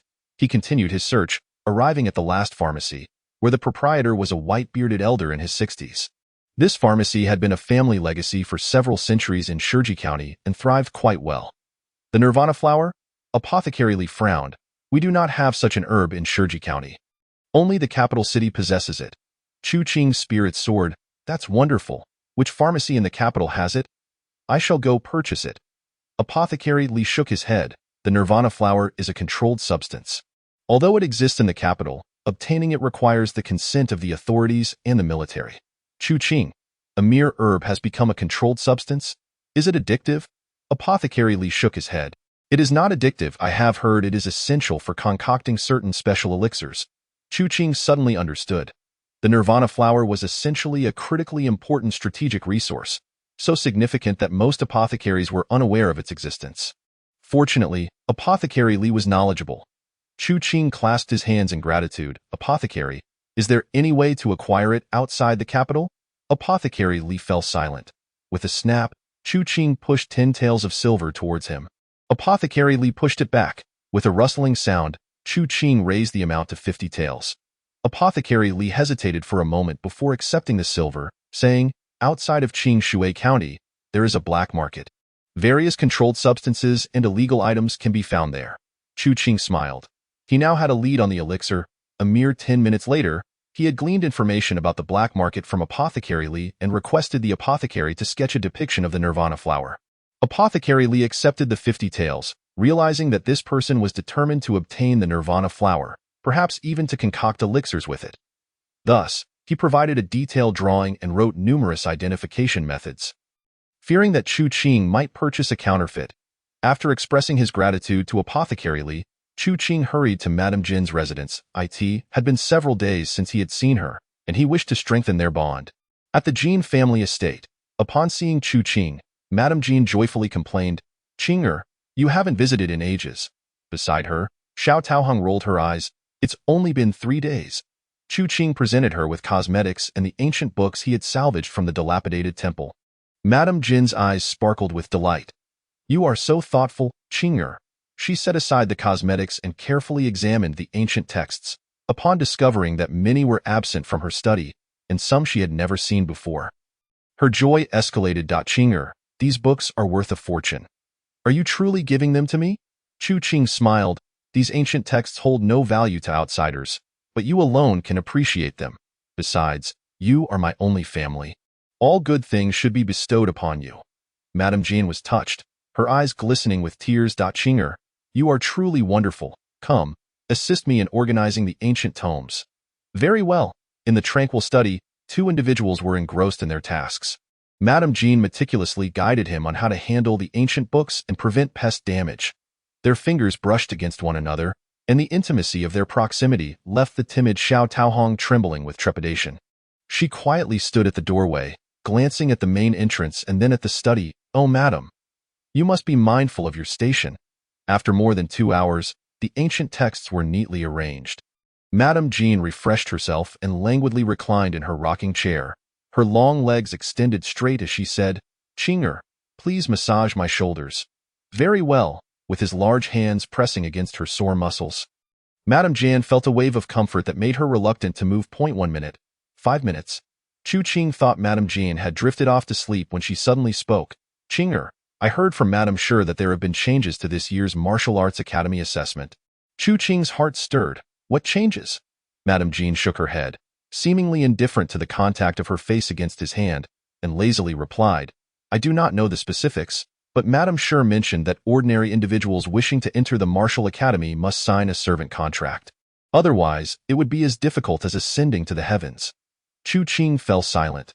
Madame Jin tilted her head back, her long neck resembling that of a graceful swan, her gaze complex as she said, "I have requested a spot from Madame Shi. Tomorrow, you shall accompany me to meet her. She enjoys listening to opera, and at that time." Chu Qing placed a finger against her lips, whispering, "I wish to try on my own." Madame Jin's heart raced, feeling her mouth grow hot and her mind buzz. She hardly comprehended what he said. After a prolonged moment, she regained her senses, only to find Chu Qing had vanished. Flustered, Madame Jin asked, "Xiao Taohong, what did Qinger say before he left?" Xiao Taohong sighed inwardly. "Madam, he wishes to try on his own. No. You must tell him to accompany me to see Madame Shi tomorrow." "Understood. Also, arrange a time at the tailoress. I will take Qinger to change into fine garments." "Yes." Xiao Taohong hurried out to find Chu Qing. Madame Jin hesitated, taking up her pen to write a letter. "To my esteemed father. I trust this letter finds you well. Recently, I have taken in a foster son who is quite astute, fond of literature and martial arts, yet hailing from humble beginnings. I humbly request 10 or so martial arts manuals. Your daughter, Zhou Qingyu, pays her respects." Chapter 19. The flying grass. Upon leaving Madame Jin's residence, Chu Qing prepared to tidy up before heading to the black market. However, he was intercepted midway by a small leader. "Young Master Qing? The Hall Master wishes to see you." Chu Qing smiled. "What does the Hall Master want?" The small leader looked perplexed. "I am not certain." Chu Qing's smile faded. Minutes later, he found himself before Hall Master Lu. "Kid, I see the good deeds you've accomplished." Chu Qing felt bewildered as Hall Master Lu's expression darkened. He pointed an accusing finger, reprimanding, "I instructed you to investigate the killer's whereabouts, yet you vandalized the courtyard. You even fabricated evidence claiming the killer fled. You are deceiving me and deceiving Captain Shi. You are utterly shameless." A surge of murderous intent welled up within Chu Qing. "You dare speak to me in this manner? Do you truly believe I am merely a lackey who can only wave a flag and shout?" He clasped his fists, saying, "Hall Master Lu, it has been many days without capturing the killer. Captain Shi is dissatisfied, the local youth are discontent, the nobility are displeased, and even the gang is restless. In the absence of a scapegoat, one can only say the killer has escaped." Hall Master Lu sneered. "So, am I to pay you 1,000 taels of silver just for you to placate me?" "Ha! The killer remains at large, and I must pay an additional 500 taels to curry favor with those officials? Tell me, should I pay this sum? Chu Qing remained silent. Hallmaster Lu continued with a cold smile. By the end of the month, I expect 3,000 taels of silver from you. Otherwise, even if the officials support you, I possess myriad ways to make your life a living hell. Now leave. Chu Qing clasped his fists and turned to depart. Once outside, he glanced back at the Lu residence, his heart ablaze with murderous intent. 3,000 taels of silver by month's end? I fear I may have the money, but you will have no life to spend it in recent days. He had been mingling with the small leaders. Gathering more information from Hallmaster Lu, he pondered his own progress, contemplating when would be the right moment to act. Upon arriving home, he saw Xiao Taohong waiting. Chu Qing, Madam wishes to take you to the tailor tomorrow morning to buy clothes. And in the afternoon, you will meet Madam Shido. Remember to prepare. Chu Qing felt a surge of gratitude. He understood that Madame Jean had his best interests at heart. Nevertheless, since she had arranged a path for him, he could not refuse her kindness. As night descended, Chu Qing hastened toward the black market outside of Qingshui County. Shiji County lay over 100 kilometers away from Qingshui County. In this era, an ordinary person would take a day to traverse such a distance. Chu Qing practiced the red snake legs, his long legs strong and powerful, reinforced by iron muscles. As he ran, it was as if a great serpent was gliding through the terrain. 1 hour, 2 hours. The pace was too slow. I require a form of lightness skill. Whether for travel or combat, it is essential. Master Li mentioned that the black market has everything. I hope to acquire a manual on lightness techniques.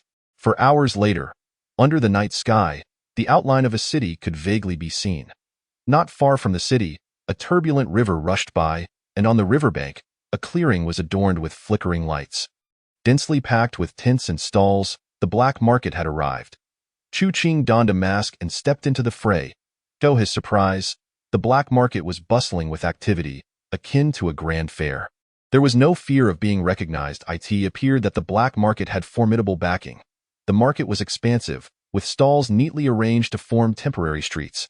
Chu Qing wandered through the alleys, observing vendors selling weapons, bows, and even leather armor, iron armor, and shields. As for martial arts manuals, many stalls had them as well. Additionally, some stalls displayed nothing but a white cloth with numbers scrawled on it, indicating the purchase of secret medicines and manuals. Throughout the scene, men in black cloaks wielding red lanterns traversed, calling out, "Number 78 seeks to buy Mantis Fist secret medicine. Number 69 seeks to buy manuals from within the house." Chu Qing approached a man in a black cloak and inquired, "Are you looking to purchase items?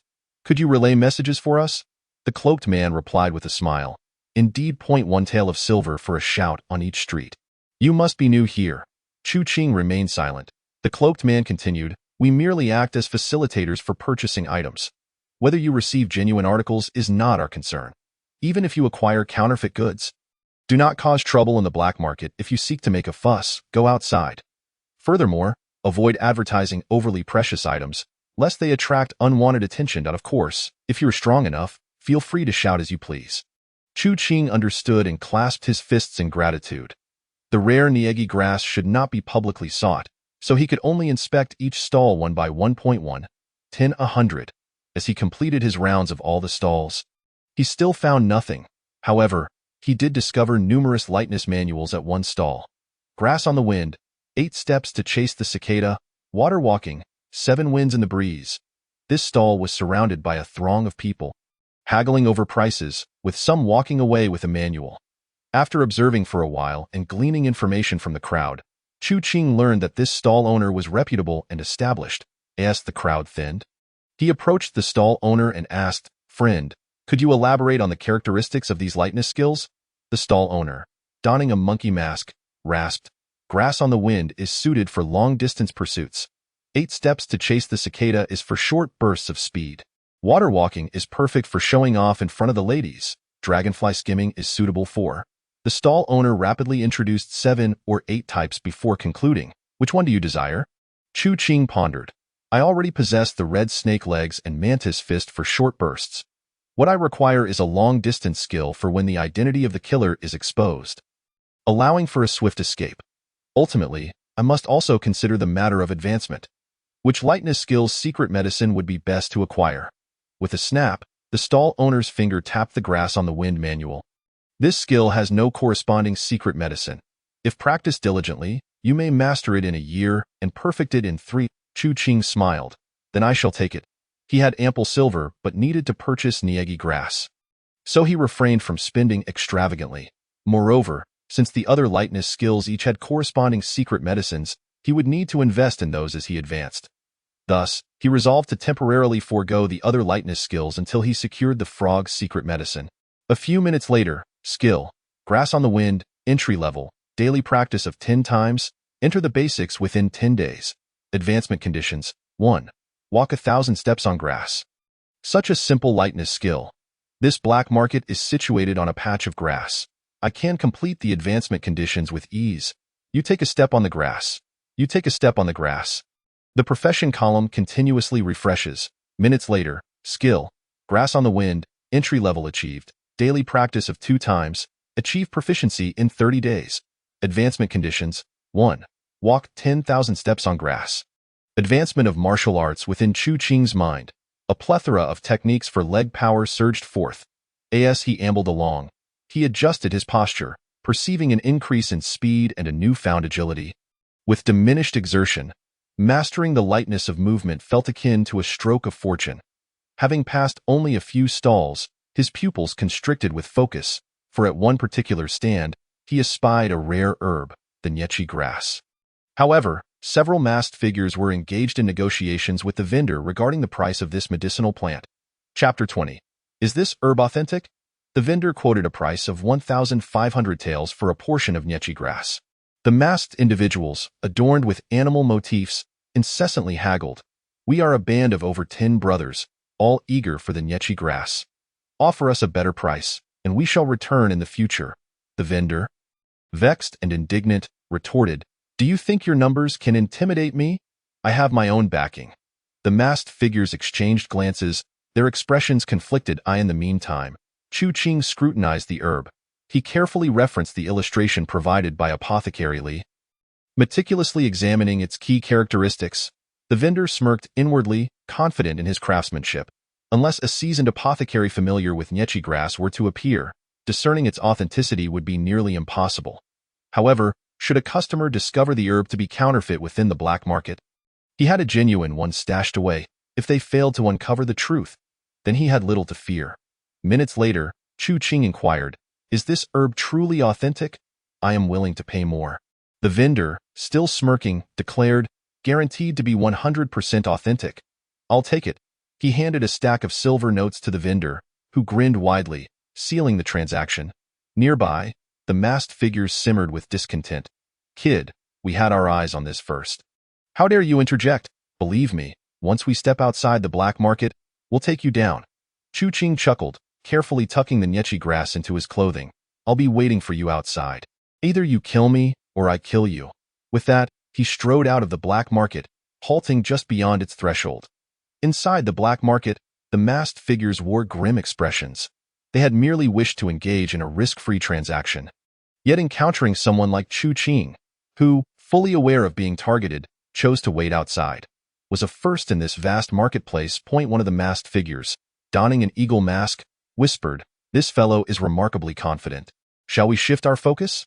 The others nodded in agreement, leaving one behind to keep an eye on the vendor while the rest continued their search for new targets. The vendor, still smirking, felt secure in his training. Having mastered dozens of iron muscles and possessing formidable martial skills, his backing was substantial. When the black market concluded, should they dare to trouble him, he could reveal his identity and showcase his prowess. They would undoubtedly flee in disgrace. 1 minute, 3 minutes. The patrons of the black market began to notice Chu Qing. Their curiosity piqued. They inquired among themselves, astonished by the rarity of such a formidable presence in the market. In less than 5 minutes, seeing that the masked figures had not emerged, Chu Qing let out a soft chuckle and turned to leave. 1 Grass walking the profession column flickered. 1 minute, 5 minutes. The grass walking skill reached proficiency. Chu Qing adjusted his stance, channeling power through his legs as dozens of iron muscles surged into action, his speed increasing significantly while his exertion decreased. 1 hour. 2 hours, at around 2 in the morning, Chu Qing returned to Shiji County. Just as he was about to step into the county, His profession column refreshed, skill, grass walking, complete, cannot be enhanced, advancement conditions. None in the next moment. His speed surged again, doubling. With a light tap of his toes, he felt his body grow agile, the grass beneath him bending underfoot as he soared away before it could settle. Truly, the grass walking technique was extraordinary. His speed escalated dramatically, and he soon arrived at Apothecary Lee's shop. Knock, knock, knock. The sound of his knocking startled Apothecary Lee. A few minutes later, Apothecary Lee scrutinized the Nyechi grass repeatedly before hesitatingly stating, "Esteemed hero, this Nyechi grass is counterfeit." Chu Qing responded, Apothecary Lee confirmed, "Indeed." Chu Qing fell silent. 1 minute. 3 minutes. Apothecary Lee, drenched in sweat, feared that this man might strike him out of frustration. Yet, to his surprise, Chu Qing released a breath and coldly remarked, "The black market truly is treacherous." He claimed it was 100% authentic, and I even offered him an extra 300 taels, only to be deceived. "You should rest. I will procure another." With that, he turned and left.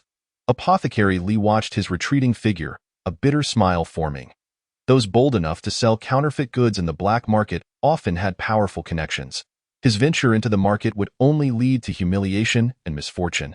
When the time came, he feared that all the ire would be directed at him. Unable to sleep, Apothecary Lee pondered.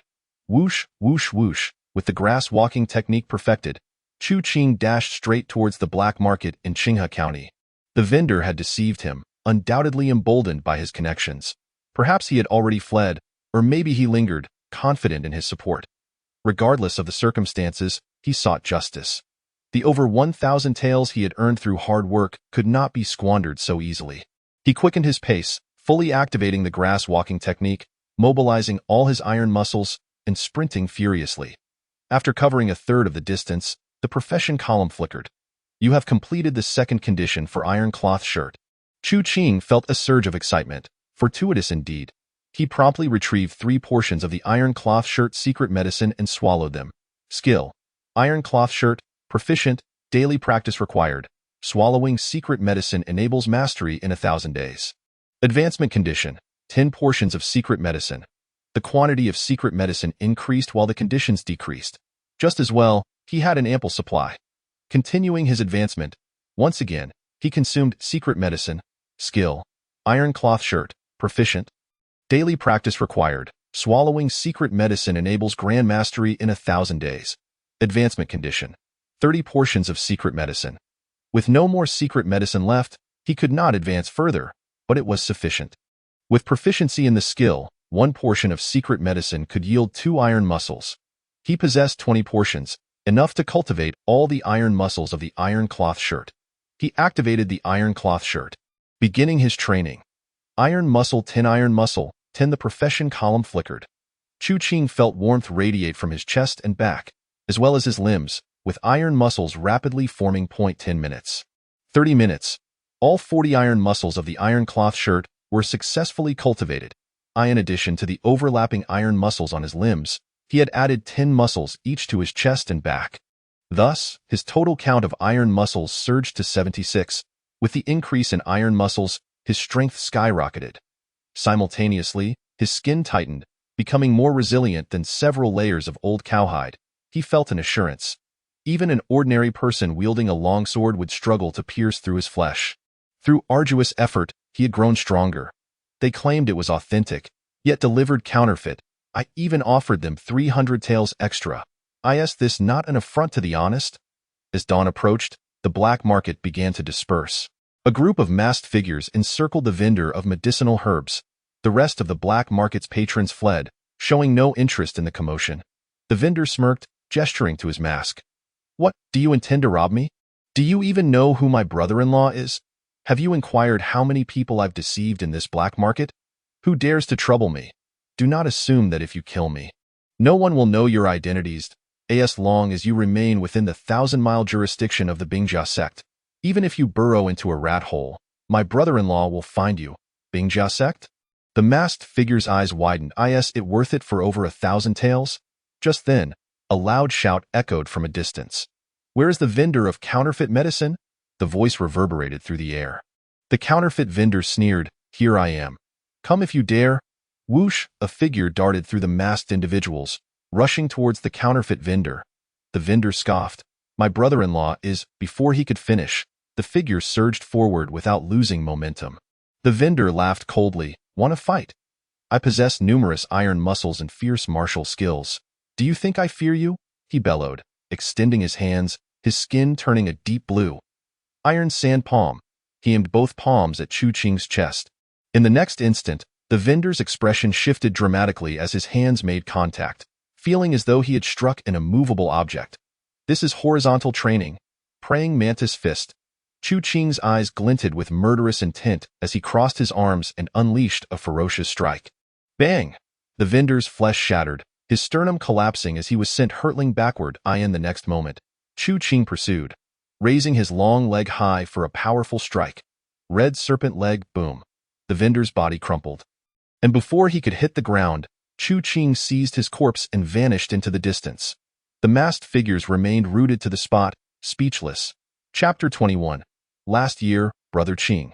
Today, Master Qing in Shiji County. A knock resonated at the door. Apothecary Li took a deep breath, forcing himself to remain calm as he opened the door. A wave of metallic scent assaulted him. He beheld a figure in a tattered, blood-soaked garment, stepping inside. Thud. A package was discarded on the floor. Check if there's any Nyechi grass in there. By the way, where's your water tank? I need a wash, Apothecary Li.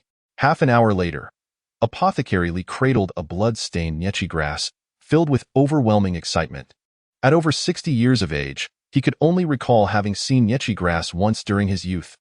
After many years, he beheld it once more.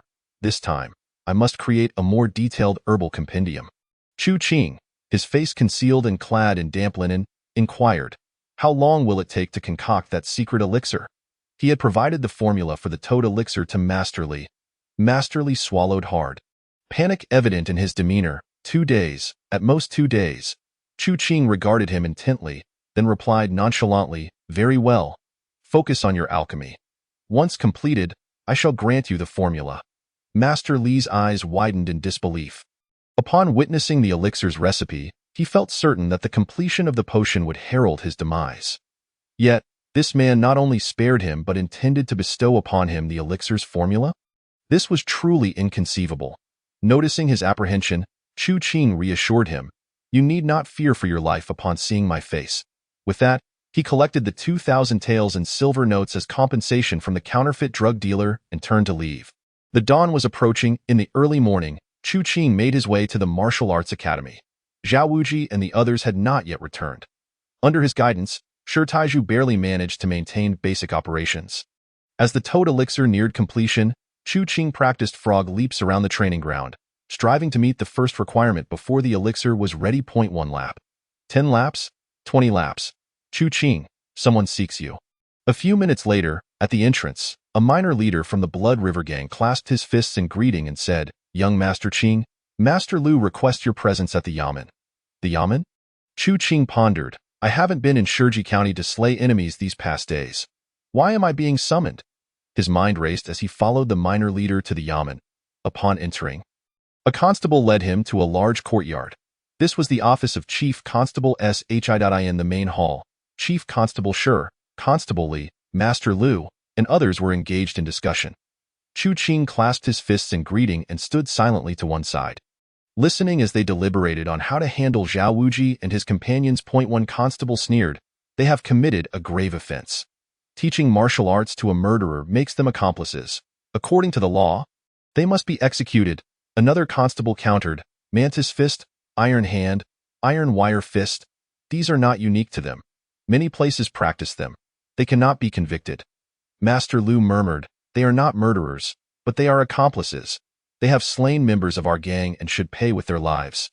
He recognized that this incident was entirely instigated by his own subordinates. Having already offended Zhao Wuji and the others, he sought to push them further into despair, wishing for them never to rise again. A heated debate ensued, with Chief Constable Shi observing with interest, akin to watching a performance. After some time, he drawled, What was your name again? Chu something. Sir, I am Chu Qing, he replied as he clasped his fists in respect. Chief Constable Shi smiled, You were directly involved in this matter. How would you suggest we proceed? Chu Qing responded earnestly, Sir, initially, Master Lu's efforts to apprehend were lacking, allowing the murderer to escape. Fortunately, under your wise leadership, many stolen items were recovered, and evidence of the murderer's escape was found.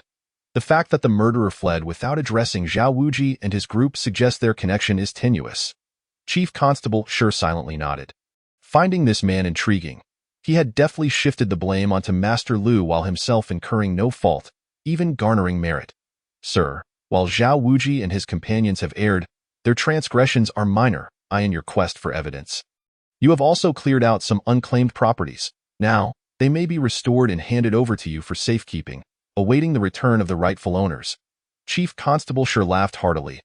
Zhao Wuji and his companions would pay to restore the properties, ultimately falling into his hands. Excellent. As for the owners returning, unlikely. Many properties had been abandoned for decades. Who would prove ownership? At that moment, the others exchanged contemplative glances, then joined in laughter, save for Master Lu, whose expression darkened as he growled, Sir? A friendly constable hastily covered his mouth, whispering, Silence. Master Lu was bewildered. Chief Constable Shi chuckled. Chu, you have merit.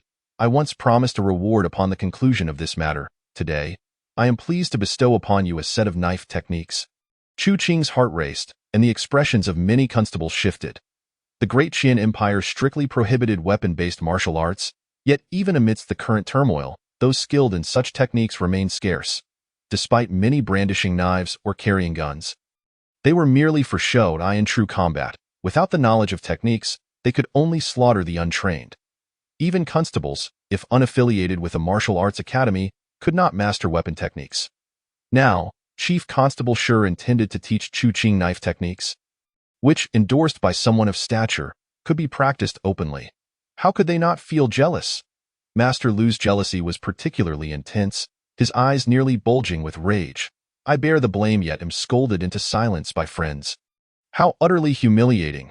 And Chu Qing, of all people, receives the knife techniques? Sir, the knife is a deadly weapon. Chu Qing hails from a ruffian background. His temperament is naturally poor. Should he wield such a weapon, it could bring trouble upon you. Other constables joined in urging caution, lamenting the value of the knife techniques. If they could not obtain them, they certainly did not wish for Chu Qing to have them either. Chief Constable Shi's brow furrowed. Chu Qing contemplated, should I truly acquire the knife techniques, who knows if this group will coerce me into relinquishing them? That would undoubtedly lead to bloodshed. 1 or 2 lives lost is inconsequential. But if many die, Chief Constable Shi would surely suspect me. That would be troublesome. Moreover, I have yet to enter the Martial Arts Academy. Within its walls, weapons and techniques abound. With the initial examination only 20 days away, I can endure a little longer. Though he held such thoughts, he remained incensed at Master Lu and the others. Nevertheless, he clasped his fists and said, Sir, I am still young and unfit to wield weapons. Chief Constable Shi breathed a sigh of relief. Initially, he had intended to grant Chu Qing the knife techniques out of sheer enthusiasm, but instantly regretted it once the words left his mouth. How vexing that the other constables merely obstructed rather than offering support. Chu Qing was far superior to them. A true talent. Chief Constable Shi laughed. In that case, I shall first grant you a set of claw techniques. After 7 or 8 years, when you have mastered them, I will reward you with the knife techniques. The constables and Master Lu collectively exhaled, relieved. Yet, they remained oblivious to the fierce glint that flickered in Chu Qing's eyes. Chapter 22. Eating Chicken Feet, Practicing Eagle Claw Technique. Eagle Claw Technique, Entry Level, Daily Practice for 10 days to enter the basics. Advancement Conditions. 1. Consume 10 chicken feet. The Eagle Claw Technique seemed to be on par with the Mantis Fist. He had seen the manual for the Eagle Claw Technique on the black market, with the vendor asking 50 taels, albeit with no guarantee of authenticity. Chief Constable Shi was also quite a miser. I had excavated haunted houses and dilapidated temples, providing him with hundreds of taels, yet he ultimately offered only 50 taels for the Eagle Claw Technique. This man cannot be trusted too deeply. However, he still held some utility at present. Once I enter the Martial Arts Academy, whatever he has taken from me will be repaid in multiples. Lost in thought, he headed straight for the Jin family mansion in the prison. Zhao Wuji, Zhao Hongxiu, and others were released. Although they had been detained for several days, their status afforded them a relatively comfortable experience behind bars, albeit with lingering anxiety. Zhao Hongxiu and the other young people appeared dispirited. Constable Li reassured them, explaining Chief Constable Shi's penalties. Zhao Wuji and the other masters breathed a sigh of relief. Each family would repair a mansion. Though it was a significant undertaking, no one had been harmed, which was fortunate. They repeatedly expressed their gratitude to Constable Li, who had received a substantial sum from Chu Qing and did not wish to take undue credit. Moreover, with other constables present, he did not conceal Chu Qing's contributions. You should be thankful to Chu Qing. Had it not been for him, even if you had survived, you would have suffered greatly. Chu Qing? The crowd was perplexed. Only Zhao Hongxiu mused, are you referring to our assault team member? Chu Qing. Constable Li nodded. The one in tattered linen, barefoot, hailing from a ruffian background? Constable Li affirmed. Zhao Wuji and the others were utterly astonished. How could a ragged, barefoot ruffian have determined their fate? It was unfathomable. Iron Hand, Iron Wire Fist, and the master of the Red Snake Martial Arts Academy exchanged glances and then clasped their fists toward Zhao Wuji, saying, Brother Zhao, tonight we shall host a banquet at Xianyuan Tower. We implore you to extend an invitation to Brother Chu. Zhao Wuji remained in a daze. When Chu Qing arrived at the Jin family mansion, Xiao Taohong was chattering in Madame Jin's ear. Their home is bare. The door panels are merely plastered with yellow mud. When I entered, there was only a bed and a broken water jar. Not a single spare piece of linen in sight. Madame Jin pondered, though Qinger is impoverished, he arrives each time impeccably clean, and his garments bear no foul odor. He loves to read and is intelligent. In the future, even if he cannot soar to great heights, he will surely have a brighter path than those martial artists. I must take him to buy a set of fine garments. As they spoke, Chu Qing approached. Adoptive mother, Qinger, Xiao Taohong. After a brief exchange of pleasantries, Madame Jin smiled. Come, I shall take you to purchase a splendid outfit. After lunch, we will introduce you to Lady Shi. Chu Qing once again declined, saying, Mother, I come from humble beginnings. Should I adorn myself in fine garments now? I would attract the envy of petty individuals. I aspire to take the preliminary examination for the Martial Academy, and if jealousy arises, it may lead to unforeseen troubles. Madame Jin frowned and scoffed. Who would dare to envy you? Besides, even if you were unable to gain admission, you could still follow Madame Shi's path. Chu Qing silently shook his head. To follow Madame Shi's path would require signing a servant contract. In these times, such a contract would bind one's life and death, rendering many matters beyond one's control. He had no intention of signing it. He ardently expressed his desire to first attempt the examination. Madame Jin, pleased, remarked, My dear Qinger possesses ambition. The preliminary examination for the Martial Academy is as formidable as climbing to the heavens. Recently, I have heard that many families are vying to offer themselves as servants to the Shi family, including several talented youths. Those individuals are born into circumstances vastly superior to yours, yet none possess your determination, and Wei Qinger is truly fortunate. With joy, Madame Jin instructed Xiao Taohong to have the servants prepare a meal and inquired about Chu Qing's favorite dishes. Chu Qing felt a stir in his heart and fabricated an answer. I recall in my youth, I longed to gnaw on chicken feet. Alas, my mother passed away too early. Madame Jin's heart ached, wishing she could embrace him and offer him comfort. Alas, Qinger has grown. Xiao Taohong was instructed to have the kitchen prepare a large quantity of chicken feet. At once, she replied. Moments later, as Chu Qing wrote, Madame Jin ground ink. When Chu Qing's strokes faltered, she took his hand, guiding him with meticulous care. During their respite, Chu Qing offered Madame Jin a shoulder massage. Xiao Taohong, arriving from the kitchen, bit her lip. Watching intently, fearful of overstepping. At noon, the kitchen delivered an abundance of delicacies. Chicken, duck, fish, meat, vegetables, fruits, and glistening grains of rice. Chu Qing eagerly devoured the chicken feet. You have consumed chicken feet, fulfilling part of the requirements. The professional status bar fluctuated. 1, 5, 10, skill, eagle claw technique, entry level, practice 30 times daily, mastery in 100 days. Advancement requirements. 1. Consume 100 chicken feet. 2. Imitate the eagle claw 1,000 times. Observing this, Chu Qing ate even more rapidly. Madame Jin's heart ached. She quickly offered him more chicken feet and instructed Xiao Taohong, Go, have the kitchen prepare another large basin. Yes. Xiao Taohong rushed off. finding the distance from Chu Qing inconvenient. Madame Jean seated herself beside him. Her face beamed with a smile, radiating joy. Had I known Qing'er had such an affinity for chicken feet, I would not have resorted to fine garments to win his favor. From now on, I shall prepare chicken feet for him daily, allowing him to experience a mother's love. She mused that even if those concubines bore children, she would not fear their rise, with Qing'er to support her. When Xiao Taohong returned from the kitchen, she found Madame Jean closely beside Chu Qing, rolling up her sleeves to personally peel boneless chicken feet for him. She dared not intrude, instead standing guard outside. Lamenting, "Madam, please exercise some caution." Xiao Taohong was filled with trepidation as Chu Qing savored his meal, consuming rapidly. Once the chicken feet were gone, the professional status bar refreshed. "You have fulfilled the first requirement." Madame Jean, her eyes twinkling with delight, asked, "Would you like to eat more?" Chu Qing shook his head. "No more, thank you, mother, for allowing me to fulfill a childhood wish." Madame Jean's eyes crinkled with happiness. When she regained her composure, she noticed Chu Qing had taken a handkerchief to wipe her greasy little hands. "I can do it myself." Chu Qing replied with a grin, "You peeled chicken feet for me. It is only right that I clean the mess for you." Madame Jean was momentarily taken aback. In the afternoon. Ding dang, ding dang. Madame Jean sat in a sedan chair, with Chu Qing and Xiao Taohong flanking her as they set out to find Madame Shi. However, they did not head to Madame Shi's residence, but rather to a theater.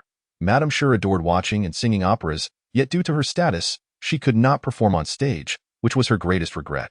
Within Madame Jin's household lay a set of theatrical costumes, which were entrusted to her by Madame Shi. Soon, Chu Qing and Madame Jean encountered Madame Shi. The latter, though still young at just 30, donned a silken robe that shimmered, her face like a polished egg, beautifully adorned but exuding an air of coldness. She greeted Madame Jean with a cool nod and then turned to Chu Qing. Her brows knitting slightly as she remarked, "Ling Yu, your adopted son does not care for his appearance. I do not approve." Madame Jean chuckled softly, leaning closer to whisper into Madame Shi's ear, explaining why Chu Qing was clad in tattered garments and barefoot. "My Qing'er is well versed in both literature and martial arts. Should you offer him a modicum of care, he is bound to achieve greatness."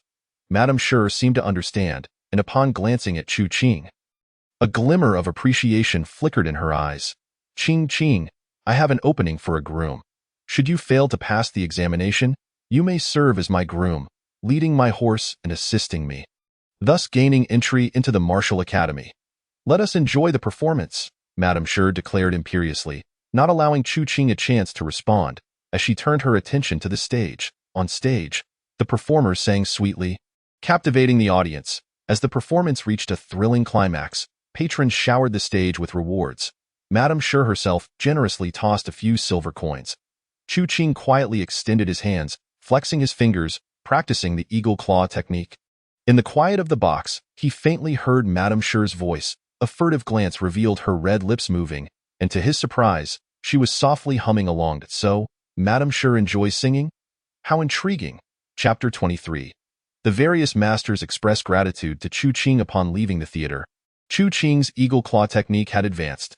Skill: eagle claw technique, mastery level, practice 50 times daily, mastery in 1,000 days. Advancement requirements: 1. Consume 1,000 chicken feet, 2. Imitate the eagle claw 10,000 times. The profound intricacies of the eagle claw technique blossomed in his mind. Chu Qing's fingers curled, resembling claws. In a fleeting moment, he felt a connection with some of the movements from the praying mantis fist. The praying mantis fist possesses techniques that transform the fist into a claw. Could the two styles potentially merge? He attempted to explore this but found no clear path. "Never mind, I shall research it further in the future." At that moment, Madame Shi departed in a grand sedan, accompanied by dozens of attendants, leaving in a flurry. Chu Qing escorted Madame Jean back. Although she wished for him to stay for dinner, Chu Qing deemed it prudent to maintain a respectful distance from her and the others. "Mother, I shall return for dinner tomorrow noon." Only then did Madame Jean depart, elated. Chu Qing hummed a tune as he made his way to the martial arts academy. As he walked, he practiced the second requirement, uncertain of how many iron muscles he could develop through the eagle claw technique. He had not forgotten Zhao Hongxiu's words. During the preliminary examination, there would be veteran participants who had developed over 100 iron muscles, even iron bones, serving as judges if he did not pay the fee, nor become a servant. Those seasoned practitioners would certainly be ruthless in their assessment, ensuring he would not pass, gain entry into the martial academy. He needed to cultivate at least 100 iron muscles, or even iron bones. I require more martial skills and wealth, if possible. I would prefer to acquire a stone pillar pearl to break the limits of the praying mantis fist or the red snake leg technique. At that time, my punches and kicks will undoubtedly carry greater power. Lost in thought, he spotted a familiar figure, Shi Taizhu. The blacksmith's son rushed past, drenched in sweat, glancing around anxiously. Could it be that someone is pursuing him? Chu Qing instinctively considered ducking into an alley to avoid trouble. However, Shi Taizhu spotted him, exclaiming with excitement, "Qing Guer, I have searched high and low for you." Chu Qing was at a loss for words. Goodness, he used to call me Chu Qing. Now he addresses me as Qing Guer. Has he lost his mind? As they parted, Shi Taizhu's mood was complicated. A few days prior, he had entered the praying mantis fist and learned that his family could gain admission to the martial academy, leading him to believe that Chu Qing would be below him in the future.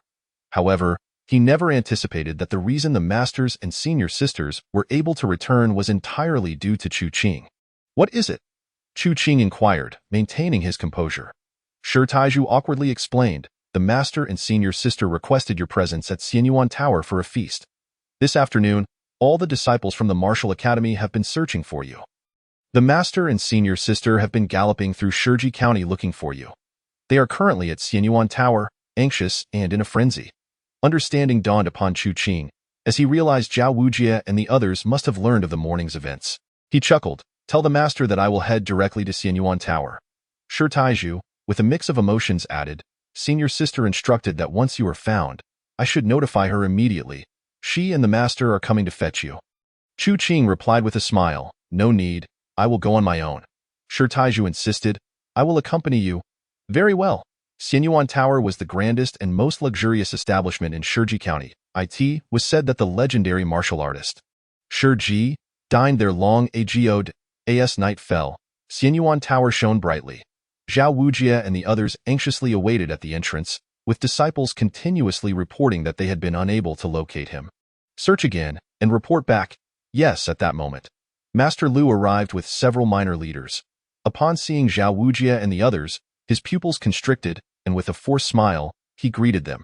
Zhao Wujie and the others exchanged cold glances, fully aware of Lu's earlier intentions to eliminate them, which fueled their disdain and anger towards him. Some even contemplated killing him to prevent future troubles. As Master Lu entered the building, he coldly commanded, "Prepare the top floor." The minor leaders behind him inwardly groaned. Over the past few days, they had shared a considerable amount of silver with Chu Qing. Upon learning of this, Master Lu transferred his grievances towards them. Demanding they host a feast, they dared not disobey and had no choice but to comply. Now, Master Lu was demanding the top floor, which left the minor leaders trembling with indignation. We've only earned a few taels of silver after mingling with the other major leaders for a year. After mingling with Qing Yi for a few days, I managed to accumulate over a dozen taels of silver. As the leader of the hall, you not only prevent us from earning money, but also compel us to spend our own to host guests. And you demand we gather on the most extravagant top floor. Are you even human? They harbor resentment but dare not voice it.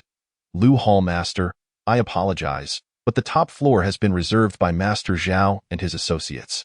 Lu Hall Master, visibly displeased, sneered, "Then let us occupy the next level." Very well.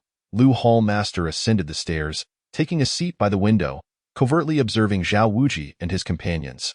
This group, having been released by Captain Shi, is now waiting for him, undoubtedly. Captain Shi is a formidable figure in Shiji County, casting a shadow over numerous factions and martial arts schools, leaving them trembling in fear. Countless individuals wish for his departure. However, although Captain Shi is an outer disciple of the Armor sect, it is said that his wife's family has connections within the sect. Why do I not have such a fortunate spouse? Lu Hall Master, consumed by jealousy of Captain Shi, wishes he could take his place.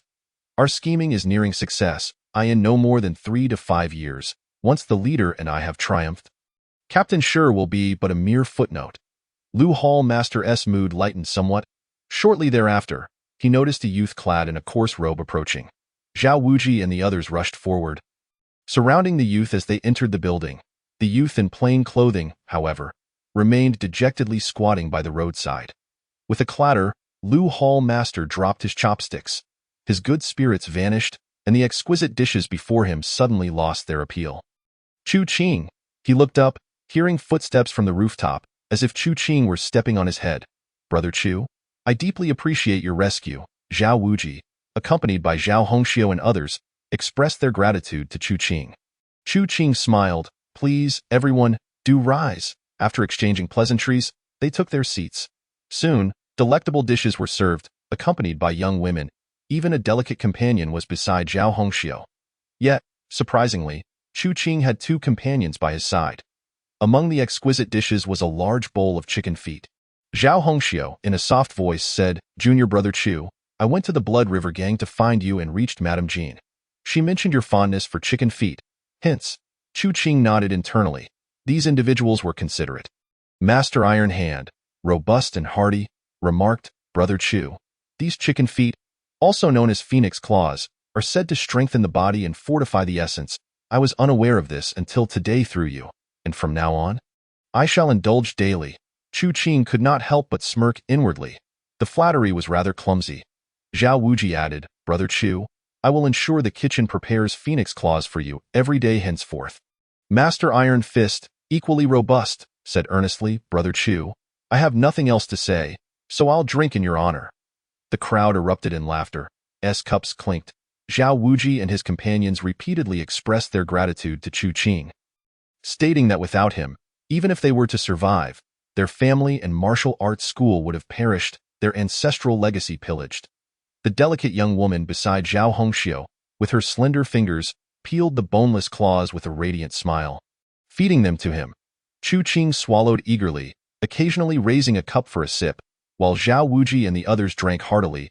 Even Zhao Hongxiu indulged in several cups, her cheeks flushed and her gaze hazy. Just days prior, I saw him as worthless. Yet unexpectedly, my life and family's legacy depend on him for salvation. Fate is indeed capricious. If only I had chosen him to join me at the Martial Academy. Sigh. Chapter 24. Awaiting a favorable storm amidst the vibrant lights and the clinking of cups, the night banquet came to a close. Chu Qing, carrying several tomes and an abundance of secret medicines, clasped his hands in salute to Zhao Wuji and the others standing below the Xian Yuan building, saying, Esteemed masters, please stay. I shall return home on my own. After which, he turned and departed. Beneath the brightly lit Xian Yuan building, Zhao Hongxiu observed Chu Qing stepping into the dark alley and sighed softly. Shi Taizhu cautiously approached, noticing Zhao Hongxiu's drunken state and flushed cheeks as she fixated on Chu Qing's retreating figure. He felt a storm of emotions. How foolish I was to have sent Chu Qing to my family's blacksmith shop for a living. Now, in our time of crisis, we must rely on him. Sigh, senior sister, Zhao Hongxiu whispered, I am fine. I merely shared a few drinks with him. Shi Taizhu's heart ached. Bitterly, he remarked, It seems we will have to depend on Chu Qing from now on. Zhao Hongxiu replied lightly, Not necessarily. Shi Taizhu was puzzled. Chu Qing appears to be in a favorable position working for Captain Shi. However, Captain Shi is rather cold-hearted. I've heard some captains say that Chu Qing has given him considerable silver. Yet he still cannot recall Chu Qing's name. Zhao Hongxiu continued, While we have the opportunity to enter the Martial Academy, he does not die in the future. Our accomplishments will surpass his. Shi Taizhu's eyes brightened. Indeed, he lacks the 3,000 taels of silver. Even if he wishes to sign a contract, he has no means. Without entry into the Martial Academy, he is destined for failure. Once he falls into misfortune, I will certainly offer him a position at the blacksmith shop. Zhao Hongxiu nodded. Shi Taizhu was not without intelligence at this moment. Zhao Wuji and Master Iron Hand departed together, seeking a secluded spot to conspire. Zhao Wuji initiated, Lu Hall Master harbors a malicious nature. He aims to eliminate us this time. What shall we do? Master Iron Fist growled. I wish to kill him. The Red Snake Leg Master sneered. Having suffered from his unjust wrath, he desires my demise. What do you suggest I do? Master Iron Hand took a deep breath and said in a low voice, My martial school has significant conflicts with his slaughter hall. He wishes to harm me, and I cannot allow it. Zhao Wuji clapped his hands gently, coldly stating, Then let us await an opportunity to extinguish Lu Hall Master's nefarious intentions. The other masters nodded in agreement. After a brief discussion, they resolved to bide their time. Zhao Wuji mused, on a windy, dark night, a rainy evening is the perfect time for murder. It best conceals the traces. The group exchanged knowing smiles. All were martial artists, albeit of a lower tier, yet with blades hidden in their hearts. Before parting, Zhao Wuji suddenly inquired, "What do you think of Chu Qing?" Master Iron Hand replied, a barefoot youth in coarse robes, remarkably composed on his first visit to Xian Yuan Building. The Red Snake Master remarked, "He is young, brimming with vitality and infatuated with the ladies." Yet, while attended by two refined women, he focused solely on eating chicken feet. Refraining from any untoward actions, this lad possesses a commendable character. Zhao Wuji nodded, and after parting ways with the others, his mind raced. Chu Qing first caught my attention when he leaped like a frog. Consuming frogs for sustenance, he understood the importance of leg strength for the praying mantis fist. Being the foster son of the Hall Master, he also watched performances alongside Madame Sure. He is determined, clever, and shrewd, with a cunning mind. The Martial Academy is poised to welcome him. What a pity that Hongxiu did not choose him. Thankfully, I have rectified that. Henceforth, the future of the Praying Mantis Martial School depends on him. Upon returning home, Chu Qing noticed someone at the door and slowed his pace. Approaching, he found a small leader reeking of alcohol, who clasped his hands and said, "Master Qing, Lu Hall Master, has spoken ill of you." Chu Qing raised an eyebrow, taken aback, not by Lu Hall Master's insults, but by this small leader's willingness to inform him. The small leader hurriedly added, "Lu Hall Master resents you. I fear he intends to make things difficult for you. Master Qing, you must be cautious." Chu Qing clasped his hands in thanks and gifted him a tael of silver, which made the small leader beam with delight. Lu Hall Master is miserly, only knowing how to extort. Master Qing is generous. A few minutes later, having seen off the small leader and closed the door, Chu Qing lit an oil lamp, revealing several tomes and corresponding boxes on the table. However, he did not examine them. Instead, furrowing his brow in contemplation, after a long while, he murmured, "Lu Hall Master, I hope you refrain from foolish actions. Is it not better to live a few more days?" When Lu Hall Master demanded 3,000 taels of silver, he had already harbored murderous intent, merely biding his time due to ignorance of Lu Hall Master's background. Now, Lu Hall Master had the audacity to curse him in front of so many small leaders, vowing to make things difficult for him, which only fueled his anger. Who does he look down upon? Does he truly believe I am merely a flag-waving lackey? Furthermore, obstructing Captain Sure from imparting knife techniques intensified his murderous resolve. Now, he must await an opportunity. A rainy day, he wonders how long he must wait. After some reflection, he perused the tomes on the table. There were 4 in total. 3 were thick, 1 thin. The 3 thick tomes were Iron Hand, Iron Thread Fist, Red Snake Leg. Chu Qing had already mastered the Red Snake Leg without hesitation. He then inspected the remaining 2 books and quickly grasped their contents. Finally, he opened the thin book given by Zhao Wuji, which lacked a cover, rendering its title unknown. The first page bore a crooked line of text. When utilizing this technique, it is imperative to eliminate all witnesses. Chu Qing was puzzled. Why must one kill witnesses after employing a technique? What could this possibly mean? Turning to the second page, his expression shifted. The page depicted a praying mantis with a human-like face. The mantis's arms extended and merged, resembling a great sword. 1 page. 10 pages. You have acquired the technique. Dual-handed praying mantis sword.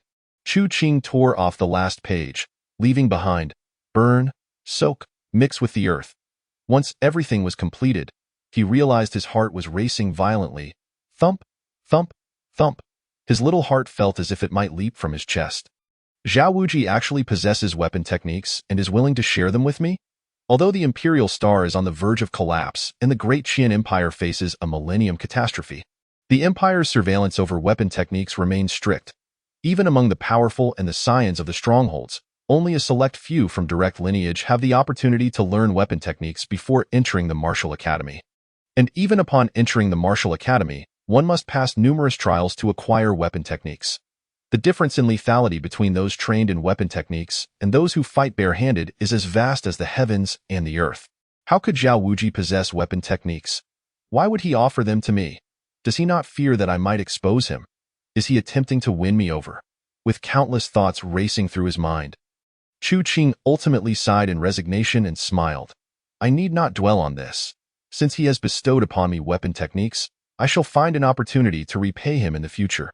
With weapon techniques in hand, he was eager to begin his training immediately. However, bare-handed techniques were of greater importance. After all, the initial examination at the Martial Academy tests one's bare-handed combat skills. Footwork and hand techniques must not be neglected. As for weapon techniques, whether in training or application, they are quite cumbersome and can serve as a trump card to be developed gradually. Lost in thought, he glanced at the final sheet of paper, upon which were illustrated the designs of two large double-handed swords, intended for the paired use of the double-handed mantis sword. Chapter 25. Prohibited Weapon Techniques Technique. Double-handed mantis sword, not yet initiated. Practice 100 times daily, and one may enter the preliminary stage in 300 days. Promotion conditions. 1. Hold the double-handed sword for 3 days. 2. 10 portions of mantis secret medicine. Technique. Iron hand, not yet initiated. Practice 10 times daily, and one may enter the preliminary stage in 10 days. Promotion conditions. 1. Wear the iron hand for 1 hour. Technique. Iron fist, not yet initiated. Practice 10 times daily, and one may enter the preliminary stage in 10 days. Promotion conditions. 1. Wear the iron hand for 1 hour. In one night, he acquired 3 types of techniques, among which were even prohibited techniques. He had not obtained these from head constable Shi, but had inadvertently procured them from Zhao Wuji. Truly intriguing. Chu Qing felt a surge of joy within. However, at present, he had no means to practice these 3 techniques. Whether it was the iron hand or the double-handed sword, he needed to visit the blacksmith shop. Alas, the blacksmith shop was currently closed. Unable to rapidly advance his techniques, Chu Qing decided to enhance the conditions for the Eagle Claw technique. Within the Immortal Fate Pavilion, he consumed a multitude of chicken feet. The first condition for the Eagle Claw technique was nearing completion. The second condition still required considerable effort. With determination, he practiced, extending his 10 fingers, sometimes stretching, sometimes forming claws. You have completed part of the second condition. The profession bar flickered, incrementally increasing. 10 minutes, 1 hour, 2 hours. You have completed the second condition of the Eagle Claw technique. Late into the night, Chu Qing collapsed into a deep slumber. The following morning, he went to the Martial Arts Academy for a meal. To his surprise, the kitchen staff called out to him, "Young Master Qing, the Academy Master has instructed you to dine in the kitchen." The members of the surprise class dining alongside him were quite varied. Why would the Academy Master grant this madman special treatment? I heard that yesterday, the official disciples of the Academy were scouring the streets for him. It is said that it is precisely because of him that the Academy Master is able to return. Chu Qing disregarded the surprise class members and headed straight for the kitchen. A large basin of chicken feet and a plethora of vegetables lay piled on the table. Zhao Wuji is no ordinary man. Taking the words spoken at the dining table to heart, and considering that he had provided him with weapon techniques, Chu Qing realized that Zhao Wuji must have ulterior motives. However, since he did not speak of them, Chu Qing chose to remain oblivious. Without hesitation, he grabbed a chicken foot and began to feast voraciously. 1, 10, 100. An hour later, he felt his belly swell and could eat no more. Perhaps a stroll would help with digestion. After a while, he went to the training ground for a walk. Shi Taizhu led the members of the surprise class in vigorous practice. Chu Qing observed for a while and noted that several had already reached the preliminary stage. Among them, Shi Tieju's movements were the most fluid. In 10 days or so, he might master the mantis fist. This fellow is truly hardworking. His progress is commendable. At that moment, upon noticing Chu Qing strolling about, Shi Taizhu felt a surge of joy. Chu Qing is merely relying on head constable Shi's influence. Such influence is but a house of cards easily toppled, while I, step by step, build my foundation. Now, with the support of secret medicines and meat, in no more than 10 days, I shall master the mantis fist. While he will still be a novice, he is not my equal. After wandering a few laps, Chu Qing set out to find the blacksmith in Shiji County, where stone was quarried abundantly. Blacksmith shops were plentiful.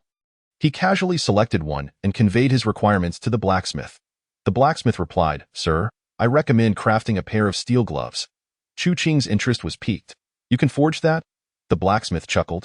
"Indeed. Some individuals in the martial academy prefer to wear steel gloves. I have forged many. Curious, Chu Qing inquired, why do those from the martial academy prefer steel gloves? The blacksmith scratched his head, grinning foolishly. During the academy's combat competitions, some possess weapon techniques while others do not. Those without utilize steel gloves as weapons. Chu Qing understood. Very well, then I shall have a pair crafted. After several minutes, the blacksmith measured his hands and instructed him to press his handprints into a soft clay. Finally, he stated, Sir, please pay a deposit of 5 taels. You may return this evening to collect your gloves. Chu Qing paid the deposit.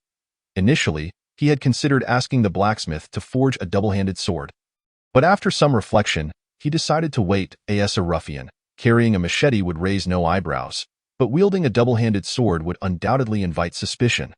This double-handed sword must not be forged in Shiji County. Half an hour later, he arrived at the Jean family estate. Madame Jean, somehow acquiring a calligraphy practice book, instructed him to copy it. You are only lacking in your script now. For scholars, handwriting is a matter of face. Good handwriting earns one the respect of others. I'll grind the ink, and you can copy, she said. Chu Qing smiled. No problem. He began with horizontal, vertical, and straight strokes, followed by dots and slants. Having just learned the eagle claw technique, his hands were steady as he practiced. While copying the script, he displayed a remarkable semblance of skill. Madame Jean exclaimed joyfully, Qinger, your aptitude for study is truly commendable. You ought to abandon the martial academy and devote yourself to your studies. In the future, you may take the imperial examination and become a high-ranking official, bringing glory to our ancestors. Chu Qing chuckled but remained silent. While high positions and power are desirable, they may lead to danger. Relying solely on external means. Moreover, one's official position could be stripped away. Without status, one is left with nothing. Martial prowess is inherent, allowing one to dictate life and death for oneself, independent of others. Noticing his silence, Madame Jean extolled the benefits of holding an official position. Chu Qing, surprised, asked, Aunt, how do you know so much? Madame Jean's eyes darted in panic, and she fell silent. Chu Qing did not press further, instead focusing on diligently copying the script. At noon, Madame Jean prepared a lavish lunch, which included numerous chicken feet. With her delicate hands, she skillfully deboned the chicken feet, serving him the boneless variety. As his eagle claw technique approached an upgrade, Chu Qing ate faster and faster. When she began to feed him, after just a couple of bites, she realized it was inappropriate and flusteredly said, You eat first. I will check on things in the kitchen. With that, she hurriedly departed. Chu Qing, spring drowsiness and autumn fatigue. After lunch, Madame Jean reclined in her rocking chair, basking in the sun, her small hands secretly massaging her stomach to aid digestion, having eaten a bit too much. Xiao Taohong took a brief rest in the room. Chu Qing, brimming with energy, felt no weariness. He occasionally rocked the chair and massaged her shoulders. Before long, Madame Jean quietly stretched and murmured, I shall take a brief rest. With that, she dozed off, drifting into slumber. Fortunately, Xiao Taohong had already prepared a fox fur blanket to cover her, shielding her from the cold. As Chu Qing continued to massage her shoulders, he pondered various matters. After consuming the boneless chicken feet that Madame Jean had prepared, his eagle claw technique leveled up. Technique, eagle claw technique, proficient. Practice 100 times daily to achieve mastery in 1,000 days. Promotion conditions: 1. Spin a stone ball the size of a bowl 1,000 times. 2. 1 portion of eagle claw secret medicine. Stone balls are readily available. Shiji County is filled with stonemasons, making it easy to procure 2 stone balls. However, the eagle claw secret medicine is another matter entirely. Among the 36 martial arts academies, none teach the eagle claw technique. This secret medicine is possessed solely by Head Constable Sher. It seems I must pay a visit to Head Constable Sher. However, it is currently midday, making it an unfavorable time to go. I shall wait until dusk to seek him out. Chapter 26. The Eagle Claw Technique Upgrade. In the afternoon, Madame Jean awoke. Stretching lazily, she found Chu Qing rotating a white jade stone ball the size of a bowl in each hand. The stone balls were as white as snow and as smooth as jade. Most individuals would find them difficult to hold. Yet this young man, with his fingers curled, manipulated the jade stone balls, causing them to spin slowly. At first, the speed was slow, but it gradually increased. 1 minute, 10 minutes, half an hour, Madame Jean watched, entranced. These hands are truly dexterous. Such large stone balls are spinning effortlessly at his command. If only someone could manipulate. What am I thinking? Lady Jean discreetly stretched her limbs, yearning for a moment's respite from the constriction of her garments. Alas, her efforts proved futile. The heaviness in her chest remained unrelieved. Swish, swish, swish. Her fingers danced with dexterity, manipulating the stone sphere, which grew ever faster in its rotation. You have met part of the requirements for the Eagle Claw technique. The notification flickered incessantly, the progress of the first condition accelerating from sluggishness to swiftness, in no more than 2 hours. The first requirement for the Eagle Claw technique would be fulfilled.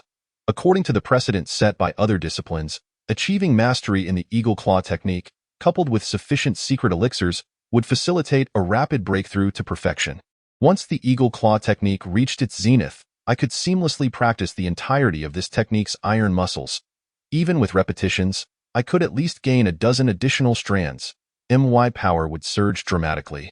With merely 20 days remaining until the preliminary examination at the Martial Academy, he had yet to break the 100 mark in iron muscles. The pressure was mounting. Fortunately, several masters had provided him with manuals, ensuring he lacked for methods to enhance his iron muscles in the short term. What he lacked were time and elixirs. An hour later, Lady Jean approached and said, "Qing'er, you have been training for too long. It is time to take a break." The Eagle Claw technique at the proficiency level demanded resilience and agility from his fingers, and bolstered by the strength of his arms, he felt no fatigue. However, upon Lady Jin's insistence, he set aside the stone sphere and replied, "All right, I shall practice my calligraphy." Lady Jean scrutinized his hands and remarked, "That stone sphere must be quite heavy. Do your fingers not tire from manipulating it? I shall summon someone to provide you with elixirs to ease your muscles and prevent discomfort." Chu Qing chuckled, extending his hands, his fingers flying with nimbleness and agility, swifter than the flower-shaking technique of his previous life. Behold, he was unperturbed. Lady Jean, feeling a sense of unease, hastily exclaimed, "Enough! Do not flaunt your dexterity. Go practice your calligraphy." "Very well." In the afternoon, Chu Qing intermittently rotated the stone sphere while practicing his calligraphy, fully immersed in his endeavors. As twilight descended, a notification rang out. "You have fulfilled the first requirement for the Eagle Claw technique." With a thud, 2 stone spheres were tossed into the flower bed, half buried in the earth, resembling steamed buns. The half-exposed white jade sphere juxtaposed against the blooming red roses created a picturesque scene. "Mother, I am departing," Chu Qing joyfully announced, bidding farewell to Lady Jean after achieving the first condition. After Chu Qing's departure, Lady Jean crouched beside the flower bed. She gazed at the red roses, then at the stone spheres, her fingers gliding gently over them. This stone sphere weighs at least 7 or 8 pounds. How could he manipulate it so effortlessly? Qing'er, he has cultivated iron muscles, and at least 2 of them. Though I have never practiced martial arts, my extensive reading has imparted much knowledge. To cultivate iron muscles without boasting or ostentation speaks to a commendable humility. No wonder he wishes to test himself at the Martial Academy. However, with the recent reforms at the Martial Academy, entering solely through one's own merits is a daunting task. I shall first have him enter as a servant of Lady Shi. And when I return to the capital at year's end, I will beseech my father to assist in transferring his household registration to the capital, allowing him to soar to great heights. Chu Qing, buoyed by his success, realized that only a single elixir stood between him and mastery. Beginning his training at dawn, he anticipated achieving full mastery by nightfall. Such efficiency was remarkable. With this pace, I shall undoubtedly grow stronger. He traversed the streets, making his way to the government office. This time, no summons awaited him. Despite his prior visits, entry was forbidden. Chu Qing remained unfazed, offering a single coin to the gatekeeper, stating, "I wish to see Captain Shi." The gatekeeper cast a disdainful glance and retorted, "Without Captain Shi's orders, you shall not enter." Furrowing his brow, Chu Qing pondered. At that moment, Captain Li happened to emerge. "Chu Qing? What brings you here?" Chu Qing clasped his hands in salute, replying, "My Lord Li, I seek an audience with Captain Shi to procure some elixirs for the Eagle Claw technique." He still had over 2,000 taels earned from the counterfeit medicine dealer, enough to purchase the elixirs. Captain Li, intrigued, asked, "You have just begun practicing the Eagle Claw technique?" And yet you seek elixirs? Are you not concerned about waste? A thought struck Chu Qing, and he handed over several taels of silver, saying, I borrowed from the guild at high interest, hoping to expedite the cultivation of iron muscles through elixirs for the Martial Academy examination. Captain Li felt a tinge of disappointment. He had assumed Chu Qing was hoarding wealth. Very well, wait here while I inquire with Captain Shi. After a brief wait of 10 minutes, Captain Li returned. Shaking his head, Captain Shi says there are no elixirs. You must find another solution. Chu Qing was skeptical. Captain Shi has forgotten about you. In the future, if you require assistance, come directly to me, Captain Li whispered. Chu Qing was left speechless. So it is, the influential remain indifferent. One day, I shall ensure you remember me. After parting with Captain Li, Chu Qing resolved to venture into the black market that night in search of elixirs. Although there was risk in eliminating the counterfeit dealer, who would suspect the murderer would return? If I merely change my attire and conceal my identity, none shall recognize me. After Chu Qing departed, a gatekeeper informed Master Lu of the developments. Soon, the members of the execution hall had learned that Captain Shi had refused to meet with Chu Qing. Has young Master Qing fallen from grace? It is no longer appropriate to call him young master. Perhaps just Brother Qing will suffice. The small leader who had relayed the information felt restless. I must find a chance to distance myself from Chu Qing, lest I be misconstrued by Master Lu. Upon learning of the news, Master Lu wore a sinister smile. Ha! Without Captain Shi's protection, let us see how brazen you dare to be. When it comes time for the Martial Academy examination, you shall owe me 3,000 taels of silver. At that moment, I shall publicly arrest you, shattering your hopes of entering the academy. Then I will take great pleasure in your downfall. His enmity towards Chu Qing simmered. As night enveloped the land, and the lanterns began to glow, Chu Qing donned his newly purchased cloth garments and shoes, concealing his face as he exited the city, heading straight for the black market. With grass soaring flight, his legs moved with grace, the grass bending in his wake, and before he could touch the ground, he was already taking his next step. His speed had notably increased since his last visit. During his inaugural journey to the Qinghe black market, he had spent 4 hours. This time, in just over an hour, he beheld the black market. However, the current state of the black market was dimly lit, with only scattered lights indicating that most had yet to arrive. Chu Qing refrained from entering hastily, instead pausing at a distance to observe and wait. The chorus of frogs croaked around him. Bored, he began practicing the frog technique. Croak, croak. The secret frog technique activated, rapidly restoring his previously expended energy. His vigor gradually increased, and simultaneously, he felt a warm current circulating through his body, most of which seemed to flow into his 10 fingers. As if mending something, Chu Qing pondered, the secret frog technique not only enhances one's foundation, but seems to also repair hidden damage.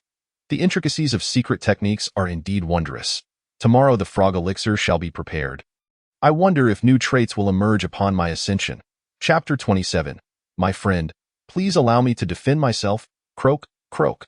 The secret frog technique continued to circulate, maintaining Chu Qing's vitality at its peak.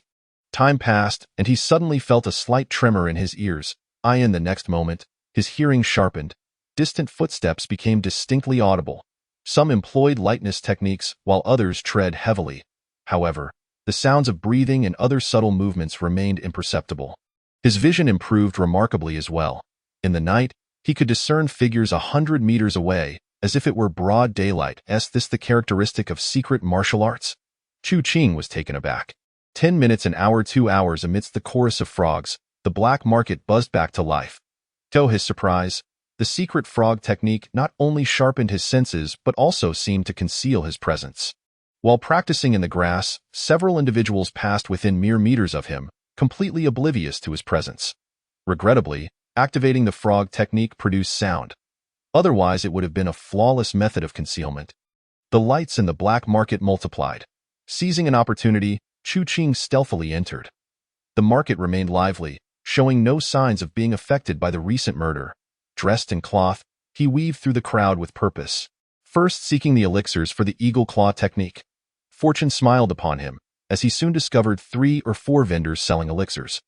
Recalling the incident with the nirvana grass, he approached one vendor and stated, I would like to sample a bit to assess its authenticity. From beneath the vendor's mask came a quizzical voice, My friend, a few days ago, a seller of counterfeit medicine, was beaten to death and stripped, left to rot in the wilderness. I do not wish to meet a similar fate. Chu Qing was that not his doing. Nevertheless, he still took a small sample of the elixir and swallowed it to verify its authenticity.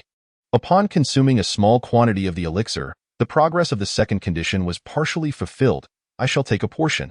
A few minutes later, Chu Qing pocketed the elixir and dashed to a small grove outside the black market. The grove was tranquil, devoid of even the croaking frogs. Chu Qing swallowed the elixir in one gulp, and his attributes flickered.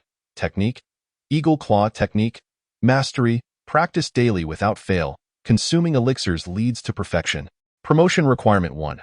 3 portions of eagle claw elixir. So this time, ascension to perfection only requires elixirs. Chu Qing felt a stirring in his heart as he executed the technique grass on the fly. Hastening directly to the black market, he sought to procure 3 more doses of the secret elixir, aiming for perfection and subsequently honing his iron muscle technique. After his departure, a series of breaths echoed in the small grove. Why would anyone venture into the grove at the onset of the black market? Have they discovered us? Who knows, brother? Shall we change our location? No, the master has specified this spot. A few minutes later, Chu Qing returned to the small grove and ingested the secret elixir. His technique, eagle claw mastery, perfected through daily practice, elevating him to an extraordinary status akin to that of a sovereign. The prerequisites for advancement were 1.10 doses of eagle claw elixir and 2.100,000 rotations of the stone ball with both hands. With a deep breath, Chu Qing exhaled. Even if the chief constable refused to sell him the elixir, he had nonetheless perfected his eagle claw technique. His heart brimmed with joy, further heightened by the revelation that breaking through the limits of the eagle claw did not require a pearl. Merely the elixir and the stone ball. Compared to the praying mantis fist and the red snake leg, these conditions were remarkably simpler. At that moment, the elixir began to take effect. He commenced his practice.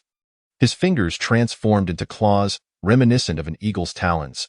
His arms swung, akin to the wings of a majestic bird. Whoosh, whoosh, whoosh.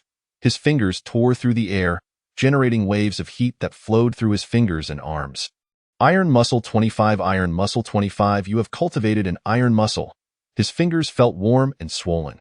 Chu Qing sensed that the first iron muscle had emerged, manifesting in his fingers in an instant. His fingers became as hard as iron, yet their agility remained intact. On the contrary, his joints flexed with newfound dexterity, moving up and down with grace. Crack, crack, the second, the third. One by one, iron muscles emerged, all from his fingers. Soon, each of his 10 fingers bore an iron muscle. Following that, the palms of his hands also developed iron muscles. Whoosh, whoosh, whoosh. His claws danced, tearing through the air with a mournful sound. In the distance, the distorted air resembled a soaring eagle. Crack! His fingers gripped a large tree, sending wood shavings flying and leaving deep grooves behind. Crack! With his hands poised as claws, they sank deep into the trunk of a tree as thick as a person's thigh. Such a formidable claw technique. It felt even mightier than the praying mantis fist. Crack, crack. As he practiced his technique, honing his iron muscles, numerous holes appeared in the great trees around him. Bang! His claws pierced the trunk, crushing the wood as if it were mere tofu. The eagle claw technique comprises 32 iron muscles. I have only cultivated 28, leaving me with 4 more to achieve completion. With that thought, he turned to procure more elixirs. Suddenly, the small grove was filled with rustling sounds. Brother, let us leave. This person's claw technique is terrifying. If he were to strike our heads, we might end up with several holes in our skulls.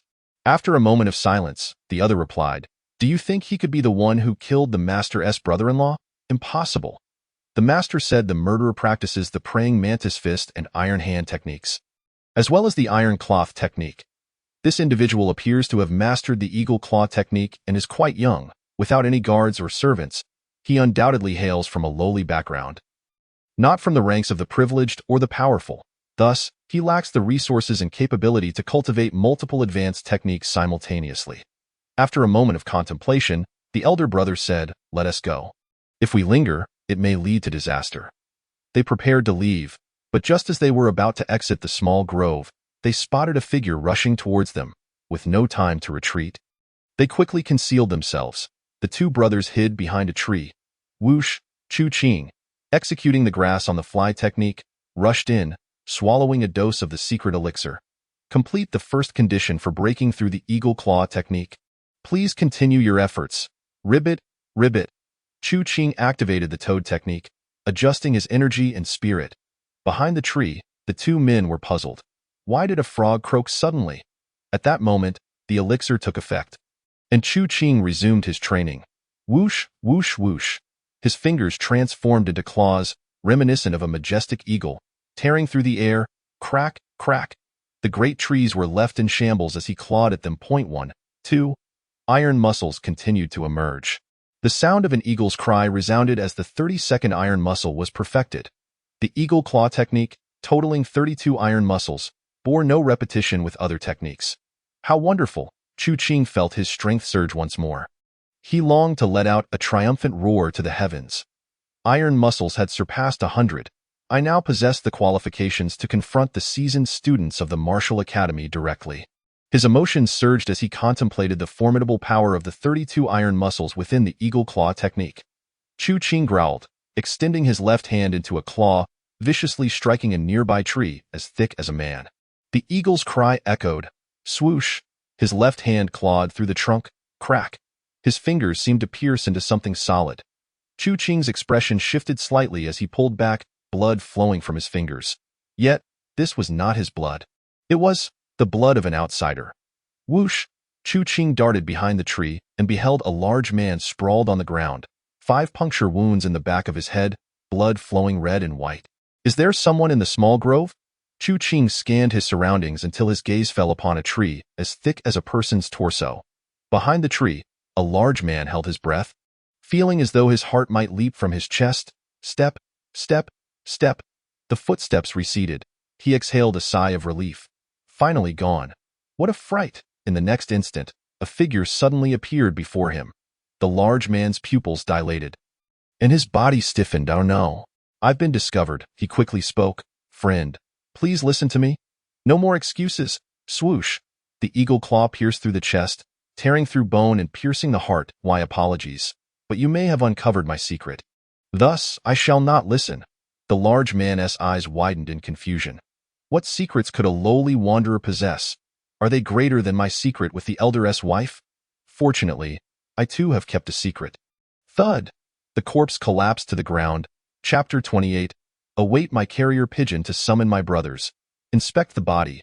Wipe your fingers. Chu Qing, enveloped in a faint scent of blood, re-entered the black market.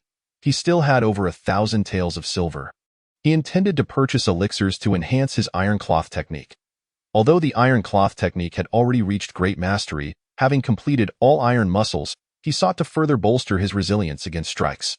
After all, iron muscles are one matter, while resilience against blows is another. The two are distinct. Perhaps due to the lingering scent of blood, the crowd on the street instinctively kept their distance from him. Soon, Chu Qing stood once more before the apothecary. Upon seeing him, the apothecary's pupils contracted. This man had repeatedly purchased eagle claw elixirs. Now he returns again. An aura of blood lingers about him. Has he just killed someone? The apothecary hastily whispered. You? Why are you back again? Chu Qing smiled. I'd like to order 30 more doses of the iron cloth elixir. The apothecary was taken aback, glancing around nervously. In an instant, he realized that this man was the very murderer of the counterfeit elixir seller. He could hardly believe that the killer had donned a different outfit and brazenly returned to the black market. Does this person possess boundless courage? And what of the fresh scent of blood? Where did it come from? His mind became disordered. Do you have it?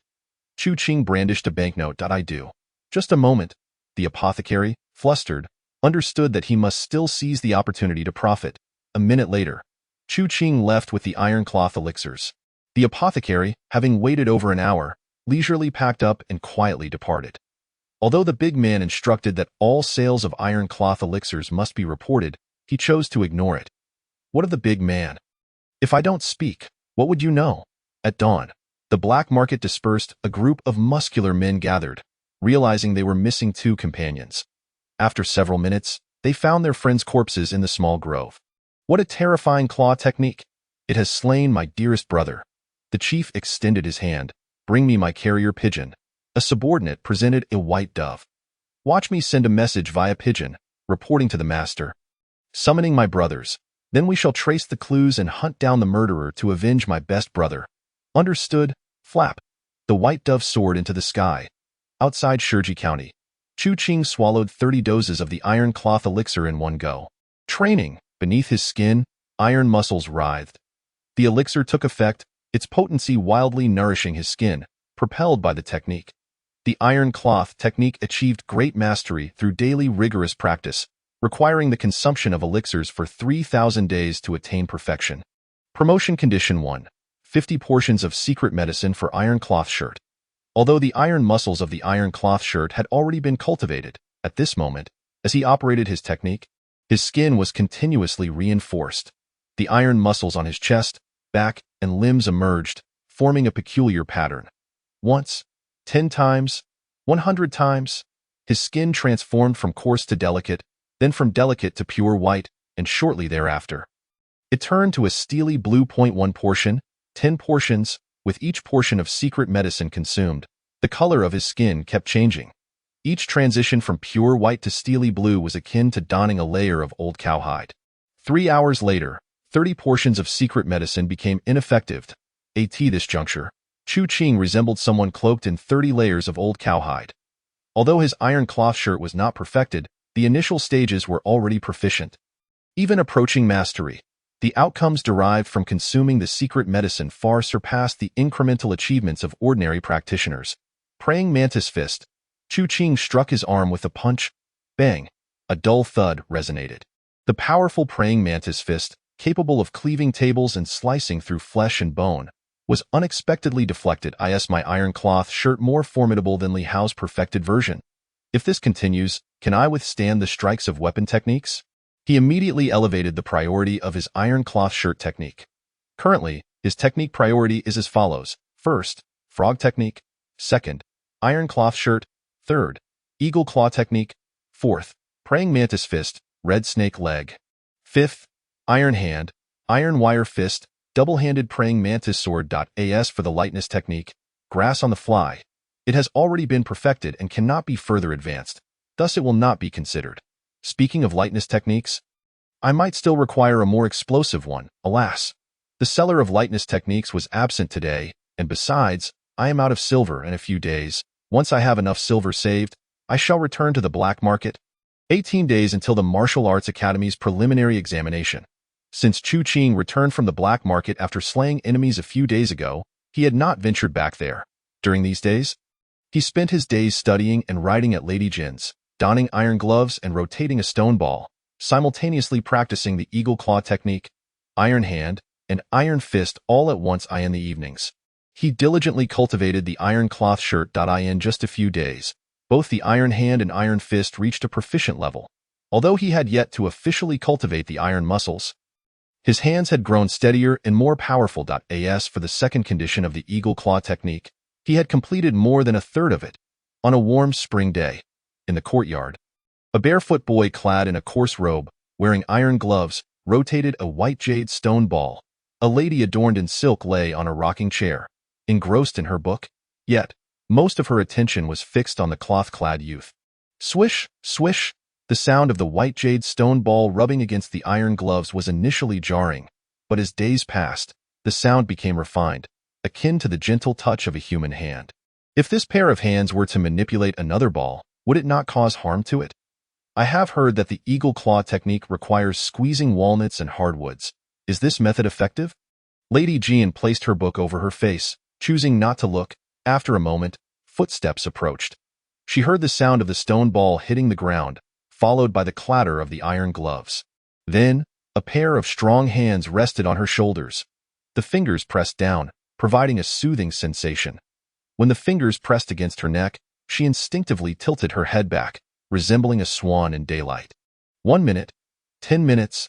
Suddenly, Lady Jean gripped the armrest of the rocking chair tightly. After a minute, she exhaled a fragrant breath, pressing down on the silk fabric beneath her collarbone, flustered as she said, "Qinger, are we still watching the show later?" Chu Qing replied with a smile, "Not anymore. My technique is on the verge of a breakthrough. I plan to return early to cultivate and aim for a breakthrough tonight." The frog's secret medicine had been prepared days ago. Yet he had refrained from taking it. Instead, he had been lurking around the residence of Lee the apothecary each evening, checking for any signs of surveillance. Days passed without incident. Tonight, he intended to retrieve the secret medicine and consume it to achieve a breakthrough. It was no wonder he was cautious. Ever since he discovered the peculiar characteristics of the secret frog technique, he recalled the words of a child. There was an old man seeking those who caught frogs. Although he was uncertain if it had any relation to the frog technique, he resolved to remain vigilant. After all, the frog technique was exceedingly precious. As Chu Qing was lost in thought, Lady Jean rose, plucking a flower and bringing it to her nose for a gentle sniff. The golden sunlight bathed her, her hair cascading over her face, rendering her a vision of beauty. Chu Qing was reminded of a line from a poem in his past life, and his heart stirred, prompting him to exclaim, "It is the tenderness of that lowered head, akin to a flower unable to withstand the cool breeze." Lady Jin's heart raced, her fingers gripping the flower, remaining motionless. After a long pause, when she heard the voice of Jean Pongzi, she suddenly realized Chu Qing had departed. "Madam, where is Chu Qing?" Lady Jean gently toyed with the petals, replying coolly, "He left early." Jean Pongzi secretly sighed in relief. In recent days, that barefoot boy had visited far too frequently. He felt a twinge of anxiety.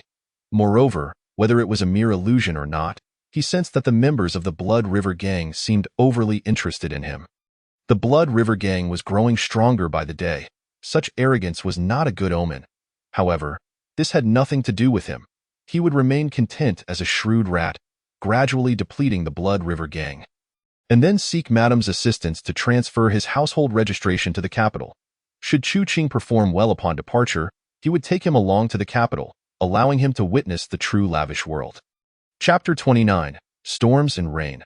Not to disappoint the benevolence of heaven in the evening, Chu Qing was diligently cultivating the iron cloth shirt at home. The iron cloth shirt differed from the routines of techniques like the eagle claw technique. Once the iron muscles of the iron cloth shirt were completely cultivated, further training would enhance his resistance to strikes. In contrast, techniques like the eagle claw became more fluid upon perfection.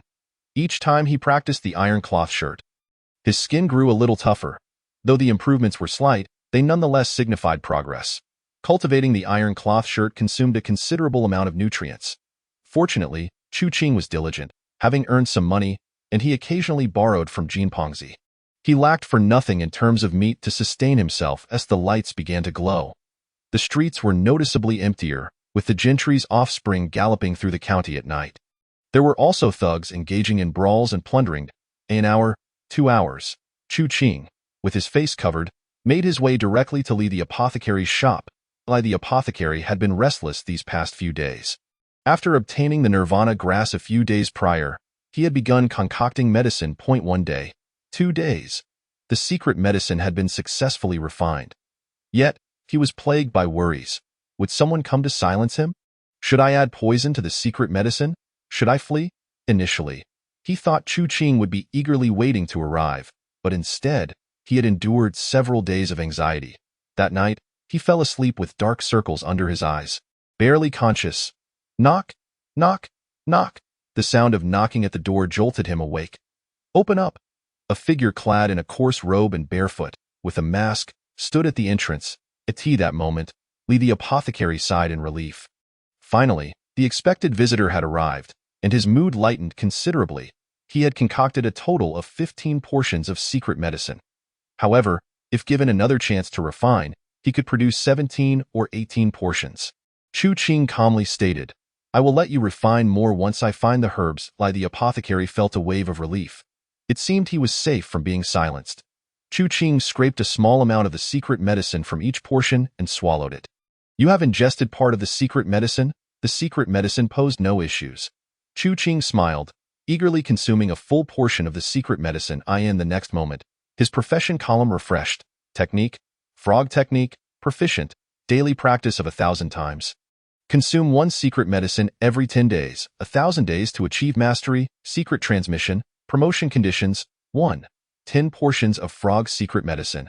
There was still enough secret medicine. He consumed again. Promotion, technique, frog technique, mastered, daily practice of 1,000 times. Consume 1 secret medicine daily, 1,000 days to achieve perfection, secret transmission, promotion conditions. 1. 100 portions of frog secret medicine. 2. 1 pound of toad venom. Chu Qing was filled with mixed emotions. The joy stemmed from the fact that reaching perfection did not require the precious stone bamboo pearl. The concern arose from the realization that 100 portions of frog secret medicine would not be easy to obtain. However, no matter how challenging it was to procure the secret medicine, it was still better than the stone bamboo pearl. As for the toad venom, Li the apothecary, do you have any toad venom in your shop? Li the apothecary quickly replied, yes, I still have a couple of tails in stock. Chu Qing leisurely stated, prepare me a pound, to him, the secret medicine formula will serve as payment. Li the apothecary joyfully exclaimed, thank you, my lord. I will ensure that the toad venom is prepared as quickly as possible. Chu Qing nodded. At this moment, the secret medicine took effect, and he began his cultivation. Croak, croak. The perfected frog technique operated at a strength several times greater than during proficiency. In an instant, his spirits surged. Iron muscles tin. His spine warmed as 1 portion of secret medicine was consumed. The tendons of his spine were born. Chu Qing was perplexed.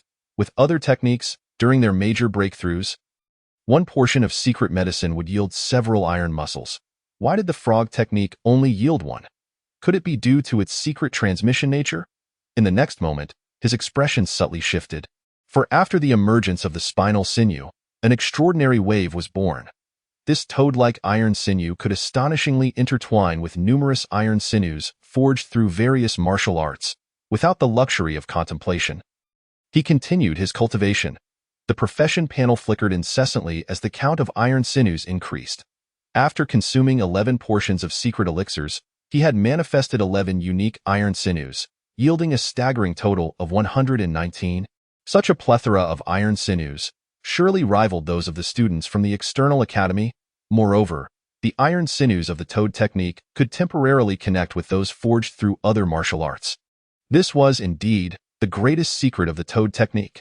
For instance, when previously employing the mantis fist against foes, he could at most harness the full power of 36 iron sinews. Only a fraction of the might from other martial arts sinews would partake. Now, however, with the invocation of the mantis fist, the 36 mantis sinews combined with the 11 toad sinews amounted to a formidable total of 47 sinews. This power enhancement was no less than a third, if not more, a remarkable martial art. Indeed, it was unparalleled. Chu Qingyang burst into a hearty laugh, exclaiming, now, slaying enemies is as easy as turning one's hand. Boom! A thunderclap resounded as torrential rain cascaded down, and fierce winds swept through. This tempest arrived just in time. Master Lu, I had intended to allow you a few more days of life, but alas, the heavens have other designs. I cannot defy the will of the heavens. Otherwise, they shall not spare me. Beside him, Apothecary Li wore a look of horror. Boom, boom, boom. The thunder rolled on, and the winds howled, marking the perfect season for murder. The master of the iron hands donned his steel gloves, changed into his night attire, equipped himself with a steel breastplate, and finally draped a rain cloak over himself, stepping into the storm. The master of the red serpent donned a similar guise, albeit with an additional flask of fine wine. At the Mantis Martial Arts Academy, Zhao Wujing guided Zhao Hongxiu in her training. With an air of detachment, Zhao Wujing remarked, Hongxiu, I shall step out for a moment. Zhao Hongxiu paused, glancing at the storm outside with concern. Father, are you going to kill someone? I have cultivated 108 iron sinews. I can assist you. Zhao Wujing replied calmly. Though your sinews are sufficient, your experience in life and death battles is lacking. The enemy is formidable, and in the heat of combat, I cannot afford to look after you. He donned his rain cloak, concealed his face, and opened the door. The wind rushed in, causing the candlelight within to flicker. Zhao Hongxiu hurried to the doorway, inquiring, who is the enemy? Master Lu of the Blood River Gang. This man possesses 150 iron sinews and 3 iron bones. Shocked, Zhao Hongxiu exclaimed, Father, take a weapon. No need. Moments later, Zhao Wujing arrived at a secluded courtyard where the masters of Iron Hands and others had already gathered. The master of the Red Serpent poured some wine. After slaying Master Lu, do you think Captain Shi will investigate? Zhao Wujing replied coldly. If no one reports it, and there are no victims, who shall investigate? The Iron Hands and others chuckled ominously, for they intended to eradicate the entire Lu family. Will Captain Shi suspect us? Zhao Wujing sneered. Burn the bodies, reduce them to ashes, and with no traces of martial arts left, our stronghold shall not allow him to apprehend us a second time. After a brief silence, the master of the Red Serpent raised his cup. To all, let us drink to this toast, to slaying amidst the storm. The master of the Iron Fist contemplated, and Zhao Wujing stated, once the deed is done, we shall warm this wine. With that, he pushed the door open first, followed closely by the three masters, stepping into the storm, their footsteps synchronized with the thunder, heading straight for Master Lu's residence, the apothecary. Chu Qing opened the door, allowing the wind and rain to lash against him. Truly, it was an opportune time for Slaughtered Iron. The next moment, he activated the grass-flying technique, targeting Master Lu's residence. Chapter 30. The 8 Great Hammers. Your iron cloth is quite sturdy. Sizzle, sizzle. Master Lu sharpened his blade, a rusty weapon known as the Blade of Tetanus, renowned for its lethal prowess. Over the past decade, many had perished beneath its edge. Boom! Spring thunder rumbled as the winds and rain intensified, causing the candlelight to waver. Master Lu secured the doors and windows, perusing the tomes upon his table, then began practicing with his blade first. The blade danced in circles, resembling the wheels of a cart. Yet, as he neared the conclusion, he suddenly halted, furrowing his brow, lost in thought, mentally rehearsing, before resuming his blade work. Once, 10 times, 100 times, each time, Master Lu swung from varying angles, seamlessly connecting with the preceding maneuvers. Occasionally struck by inspiration, he would hastily jot down notes, only to later erase and revise. Soon, he was drenched in sweat. After some hesitation, he retrieved a secret elixir from the shadows and swallowed it. This elixir was designed for rapid recovery of vitality, valued at 1 tael of silver. In the past, he would unhesitatingly consume one after exhausting himself from practicing. But now he hesitated, for Captain Shi had extorted a significant sum from him. He had intended to eliminate Zhao Wujing and the other masters solely for the sake of plundering silver. Unfortunately, he had failed. All of this was the fault of that killer. All of this was Chu Qing's doing. Without silver, his training speed had diminished. When he next met with the gang leader, he would surely be reprimanded. Contemplating this, his resentment deepened. In 3 to 5 years, once he successfully perfected his blade technique, he would make them pay dearly. Master Lu swallowed another elixir, and as his vitality returned to its zenith, he prepared to continue his practice when suddenly, he heard a knock at the door. Knock, knock, knock, on a stormy night. Who could be at the door? His wife? Impossible. She was in the backroom's shrine. The concubines? Also unlikely. Knowing he was in this room, they would only indulge themselves without disturbing him. Knock, knock, knock. The knocking persisted, unsettling Master Lu. He grasped his beloved blade of tetanus, staring intently at the door. Who is it? Outside, silence reigned. Boom. A thunderclap erupted. A shadow was cast upon the window. Kill. Master Lu swung his blade. Executing a half-finished technique, the blade shimmered, akin to a wheel, smashing against the door. Boom. The door shattered, revealing Chu Qing, cloaked in a straw robe. Master Lu, filled with rage. Someone seeks to take my life? He roared. Putting all his strength into his arms, the blade's light intensifying like a galloping stallion. Even a bull would be cleaved in twain by my strike. Chu Qing had initially intended to lure Master Lu out, but this fool had directly shattered his own door. Are you damaging your own property? Why not follow the script? The fierce blade light surged forth like a galloping stallion, leaving no time for evasion. I was careless. I didn't expect him to wield a long blade. Fortunately, I wore steel gloves. He countered with a punch. Mantis fist. The punch blade howled, resembling the forelegs of a mantis, meeting the blade head-on. The clash sent Chu Qing stumbling back 2 steps. Master Lu's eyes narrowed, noticing the steel gloves on Chu Qing's hands. An external academy student? Damn. If the Martial Academy discovered his clandestine weapon training, the punishment would be severe. At best, the loss of his hands. At worst, death. There was no room for leniency. Kill. Master Lu, furious, felt his murderous intent surge. He swung his long blade in a sweeping arc. Chu Qing did not retreat but advanced, his hands serving as shields, drawing upon the Toad Technique's iron sinews for reinforcement. Iron hands. Clang, clang, clang. The blade light dissipated as Master Lu retreated within, while Chu Qing stepped inside. Mantis fist? Iron hands? Chu Qing roared, his legs moving like a great serpent as he charged forward. Red serpent leg. Master Lu dodged, swinging his blade. The red serpent leg struck the ground, shattering 3 to 5 bricks. The long blade swept across Chu Qing's long legs, tearing his robe and leaving a white mark upon his skin. Perfect iron cloth. Master Lu's eyes widened. What of your iron cloth? I can cleave through it just the same. He gripped his blade and charged again. Clang, clang, clang. The two engaged in a fierce battle within the room. Master Lu, experienced and shrewd, repeatedly struck at Chu Qing. Soon, Chu Qing's robe was tattered and in ruins. Furious, Chu Qing tore off the remnants of his robe, standing bare, glaring at Master Lu, hoarsely declaring, "Your blade is far too weak." Master Lu remained silent. Wielding his blade to unleash his strongest technique, kill, the blade light surged forth like a startled swan. This time, Chu Qing did not evade. As the blade light descended, he extended his fingers like claws to meet it. Crack! His hands seized the long blade. Master Lu roared, relinquishing his blade and striking with his fists. Mantis fist, bang, bang, bang. Master Lu's fists, honed to perfection, could cleave through flesh and bone. However, Chu Qing stood resolute. His body as unyielding as iron. Crack! With a tremendous force, the blade of tetanus was shattered, scattering into fragments upon the ground. Your blade is gone. The mantis fist is lacking it, so it turns out you are this weak. Master Lu's eyes widened in disbelief as he turned to flee. He was certainly not an external academy student. He must be from the internal academy. With a whoosh, Chu Qing leaped, shattering the bricks beneath him. Resembling a giant mantis as he sprang behind Master Lu, his hands poised like claws. Eagle claw technique? The sound of an eagle's cry resonated, and in the flickering candlelight, a shadow of a majestic eagle lunged toward the back of Master Lu's heart.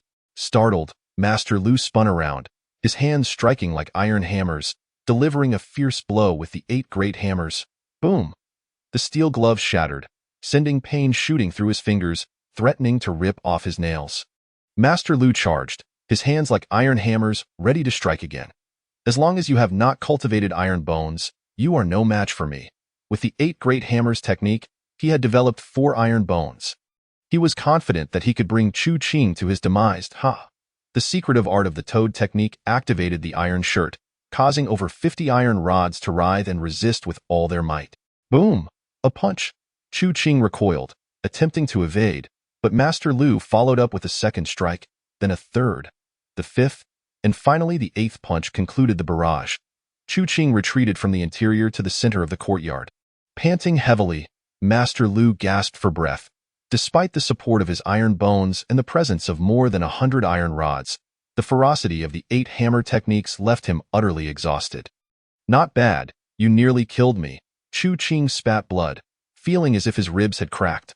Fortunately, the secretive toad technique proved its worth, drawing upon an additional 10 iron rods to fortify the iron shirt, allowing him to withstand the onslaught. Master Lu was taken aback. This 8 hammer technique was his ultimate trump card, and never had anyone managed to fend it off. Even Li Hao, who had perfected the iron shirt, could barely endure 5 punches before being overwhelmed. How can this fellow's iron shirt be so resilient? Before he could ponder further, Chu Qing charged forward, his feet gliding like a serpent, the mantis fist. His fist sliced through Master Lu's arms, the iron hands. Both hands forced him back, the iron fist. Master Lu's chest exploded with flesh and blood. The red snake leg, a single kick shattered his ribs, causing Master Lu to scream as he was sent flying back into the house. Without waiting for him to land, Chu Qing leapt into the air, his fingers curling like claws, descending menacingly. Eagle's cry. The eagle claw technique? Crack! One hand pierced through the chest, crushing the heart, while the other hand punctured the face, leaving 5 gaping holes. With both hands exerting force, he slammed the corpse down heavily. Boom! The spring thunder erupted. Wind and rain rushed into the house, scattering the half-finished knife manual on the table, which fell to the ground. Chapter 31. The secret technique news. The half-finished knife manual was useless. The profession column did not record it, rendering it a mere waste. The corpse held 300 or 400 silver notes, which he tucked away in a corner. He discovered a lightness technique manual. Dragonfly skimming water, at that moment, for figures clad in straw cloaks and masks entered. Chu Qing was taken aback, and the 4 masked figures were equally astonished. They glanced at Master Lu's corpse, then back at Chu Qing, their pupils constricting. The 2 sides locked eyes, silent. With a snap, Chu Qing activated the toad technique, causing over 50 iron rods to manifest, his skin turning iron gray. The 4 masked figures extended their hands, revealing steel gloves. A heavy silence ensued. Boom! The spring thunder roared. Chu Qing suddenly retreated, crashing through the house. Propelled by the wind and rain, howling into the distance. Meanwhile, Zhao Wuji and the others fled madly outward. After running several hundred meters, Zhao Wuji, his voice hoarse, commanded, "Stop!" The Red Snake, Iron Hand, and other masters halted. Zhao Wuji whispered, "We must return." The Red Snake cried out, but Zhao Wuji bellowed, "The killer has escaped us, and we have not had the chance to deal with the corpse. We should take care of it." Understood. Quickly, the 4 re-entered Master Lu's residence. Then, they were once again stunned in the main hall. There were bare-faced masked figures moving wood to stack on the ground, atop which lay Master Lu's corpse. Sigh, Chu Qing lamented, not expecting Zhao Wuji and the others to return. With a snap, he tossed the half-finished knife manual onto the woodpile and lit a candle. Soon, flames engulfed the room. The 2 sides stared across the fire at one another. After a moment, Chu Qing retreated once more, stepping into the wind and rain as he departed, this time without looking back. Zhao Wuji and the other masters exchanged glances before scattering. A few minutes later, apart from Zhao Wuji, the other masters each carried 1 or 2 small concubines and raced away. As dawn broke, the wind and rain persisted. Approaching noon, a bigwig sought Master Lu for a drink, leading to the leak of news. Captain Shi, upon hearing the news, merely chuckled coldly. It must have been Zhao Wuji and his cohorts who struck. Captain Li, puzzled, inquired, "Do they dare to kill?" Captain Shi replied with a sneer, "Why wouldn't they dare? Master Lu wanted them dead. Naturally, they would find a way to eliminate him. The wind and rain are ideal for murder. Go, summon people to raid the Lu household." "Yes, my lord, but Zhao Wuji and his group," Captain Shi sighed, "without a victim, no one to offer silver. Why should I pursue the murderer? I'd rather curry favor with my wife than waste time on a local thug's demise. Furthermore, I've already promised a fellow disciple to help him locate black market killers. I have no time to concern myself with the fate of a scoundrel." Captain Li realized, the leader of the Blood River Gang, Qin Ming, in his 50s, was once a student of the Martial Academy. Regrettably, he had not entered the Inner Academy and had not mastered any weapon techniques. Resentful, he sought to develop a set of weapon techniques using the resources and manpower of the Blood River Gang. Master Lu was one of his chosen targets. Unfortunately, with Master Lu's demise, the development process slowed. "Fool, I hope you weren't discovered by the Martial Academy's people. I hope you haven't spoken out of turn. Otherwise, many will meet their end." Master Qin gazed out at the wind and rain, his expression icy. Upon receiving news, he promptly investigated the scene. He discovered that initially, there had been only one assailant. That individual killed Master Lu before the other 4 arrived. Those 4 were likely Zhao Wuji and his companions. The initial killer must be a student of the Martial Academy. Only they possessed the capability to easily slay Master Lu. The murderer, capable of withstanding Master Lu's 8 hammers, was very likely an Inner Academy student. Suddenly, the wind and rain surged. The leaders of the slaughter hall, upon learning of Master Lu's death, were engulfed in terror, fearing the murderer might come for them next. They cast aside all thoughts and pledged their loyalty to young Master Hideti that moment. They knelt in the wind and rain, utterly respectful and motionless, an hour, 2 hours, within the great hall. Young Master He and several subordinates drank and composed poetry, reveling in joy. Songstresses sang sweetly, provoking hearty laughter from the crowd. These common folk only relinquished their dignity to become dogs, to serve as subordinates when they found themselves in dire straits. Young Master He was charming and dashing, using a folding fan to tease a nearby maid, making her blush and kneel at his feet, which pleased him greatly. One of the subordinates asked, "He, do you think the one who killed young Lu was a student of the Martial Academy? Or a dragon crossing the river?" "Lanjia, it should be that murderer from a few days ago," Young master, he replied gravely. Lan Jie frowned in thought. Other subordinates, curious, asked, not a student of the martial academy? Young master, he chuckled. Not at all, and my brother had a day off yesterday. I met him, and he didn't mention Master Lu at all. The other subordinates chimed in. A few days ago, my sister had a day off too. She didn't mention it either. If the martial academy had taken action against Master Lu, they would have known. Lan Jie tapped her fingers on the table, coldly stating, if it's not a student of the martial academy, yet possesses the ability to single-handedly kill young Lu, when did such a fierce person emerge in Shiji County? The crowd fell silent. After a moment, Lan Jie murmured, why does the murderer keep targeting the Blood River Gang's slaughter hall? One subordinate speculated, could it be related to the rebels? Rebels? Lan Jie frowned. The great calamity for the Empire is approaching. The Imperial Star is in turmoil. Many regions are witnessing the emergence of rebels. Within 1,000 miles, there is a rebel force reportedly entangled with the armored sect, and also rumored to be connected with other sections. One subordinate hesitated, then said, when I came to the county town, rebels met with my father, and I inadvertently overheard them mention that something had fallen into Shiji County, asking my father for assistance in locating it. Will the Zhanren Hall acquire the item? Thus, a flicker of realization crossed Lan Jie's mind, and she exclaimed, the secret transmission. What? The faces of He Qigong and the others changed dramatically as they fixated their gazes on Lan Jie. She tapped her fingers on the armrest and whispered, a few days ago, the rebel forces inadvertently lost a copy of the secret transmission manual. To our surprise, it has been misplaced right here. The disciples of the fort exchanged glances, their eyes lighting up, some trembling with excitement.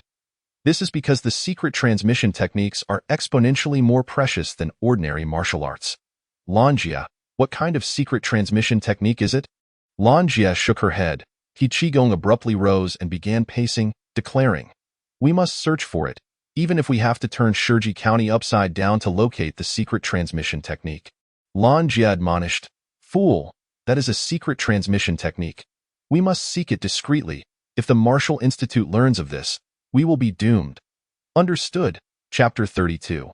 Lady Shi performs. The relentless rain had persisted for 3 days and nights, varying only in intensity. The death of Master Lu had surprisingly lifted the spirits of the common folk during this dreary season. Meanwhile, Chu Qing, over these 3 days, had utilized the frog technique to exhaust considerable energy, healing his ribcage and recovering from his injuries. Simultaneously, he had perfected the dragonfly skimming technique. Lightness skill.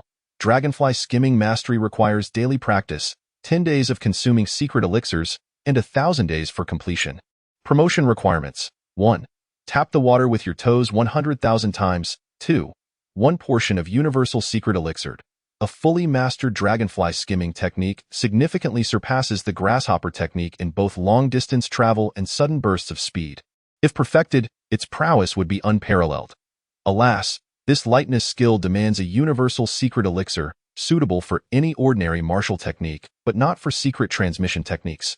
Furthermore, this elixir is rare and costs 200 taels in the black market. It is said that all universal secret elixirs originate from the hands of Martial Institute students and the armament sect, while ordinary martial arts schools and gangs remain oblivious to the recipe. Last night, he ventured to the black market, only to find the weather there even worse, with rising waters flooding the area, rendering his silver useless. Was this not a cruel jest? Fortunately, he had not been idle these past few days, practicing the frog technique, iron cloth shirt, and progressing with the eagle claw technique, all while reviewing his combat against Master Lu. Master Lu's iron muscles undoubtedly surpassed his own and may even possess iron bones. However, his disparate iron muscles and bones, when used in battle, were less effective than his own. Relying on the secret frog technique, he could enhance the number of his iron muscles beyond Lu's comprehension, which ultimately allowed him to defeat him. Yet, he too had sustained injuries. Overall, the quantity of iron muscles remains crucial. In these few days, he consumed the remaining 4 portions of the secret elixir and developed 4 new iron muscles. Now, his count of iron muscles had reached 123. Yet, he was dissatisfied. He sought more secret elixirs to cultivate additional frog iron muscles. However, with the black market closed, he could not procure the nirvana grass, the elixir for the eagle claw technique, nor the universal elixir. Currently, he was in dire need of secret elixirs. Without them, His progress was slow, and time was of the essence. After much contemplation, Chu Qing resolved to continue pursuing the path of the lady, this time targeting Lady Shi. Though she possessed a broad heart, she had relegated him to the status of a servant, making it impossible for him to emulate Lady Jin. It had been 3 days since their last meeting. It was time to make his presence felt. Behind Lady Shi stood Chief Shi, and he hoped to procure some secret elixirs through her. With that thought, Chu Qing opened his oil paper umbrella and stepped outside. Tap, tap, tap. With each step, the water rippled outwards from his toes, enhancing his progress in the dragonfly skimming technique. Amidst the rain, Chu Qing ventured forth, leaving only a trace of ripples behind. The Jin mansion. Lady Jin rested her chin on her delicate hand, gazing out the window at the rain-drenched flowers, now a disarray. That gentle bow of her head resembled a flower wilting under the cool breeze. Lady Jin languidly remarked, "Xiao Taohong, go, pluck a flower." Xiao Taohong sighed inwardly and replied softly, "Madam, there are only withered blooms left. Let us wait until the rain passes to gather some." Lady Jin frowned. Xiao Taohong could only comply and go pick. Knock, knock, knock. The sound of knocking echoed through the back residence, catching Lady Jin's attention. "Xiao Taohong, see if it is Qing. Madam, young Master Qing has arrived." A few minutes later, Lady Jin glanced at the flowers Chu Qing had brought her and chuckled. "You picked flowers from my garden?"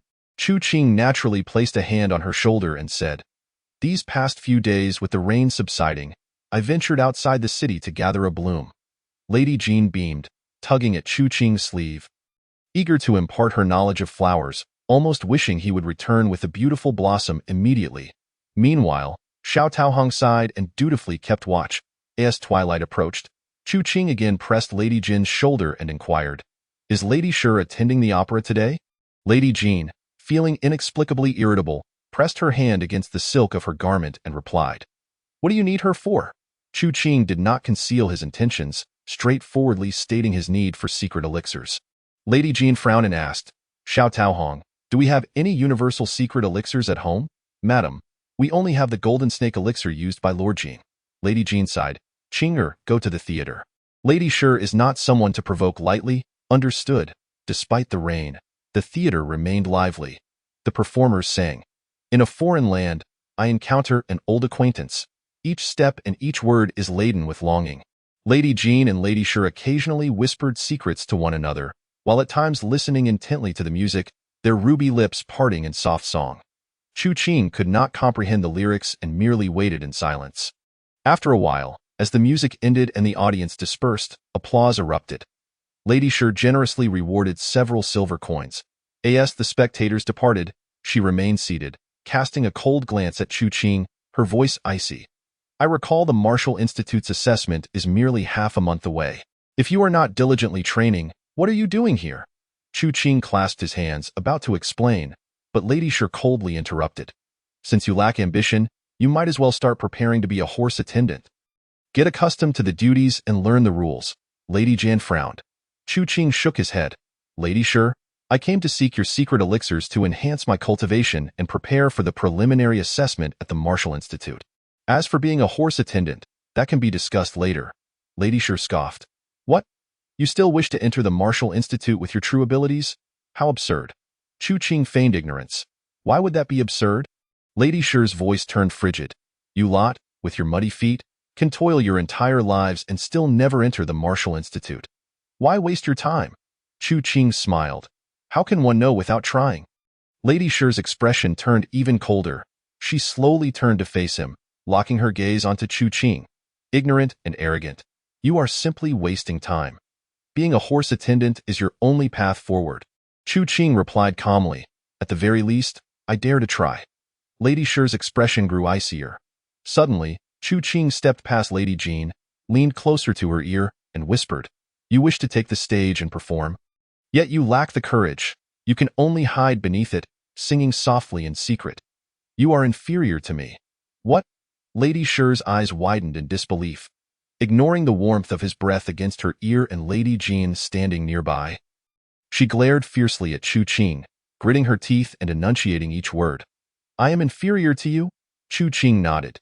"You are indeed inferior to me?" Lady Shi rose, her icy gaze fixed on Chu Qing. He met her stare without fear. Lady Jean hurriedly stood up, placing herself between them and urgently said, "Lady Sher." Lady Sher's voice chilled the air. "Romance and poetry. No one is permitted to intrude."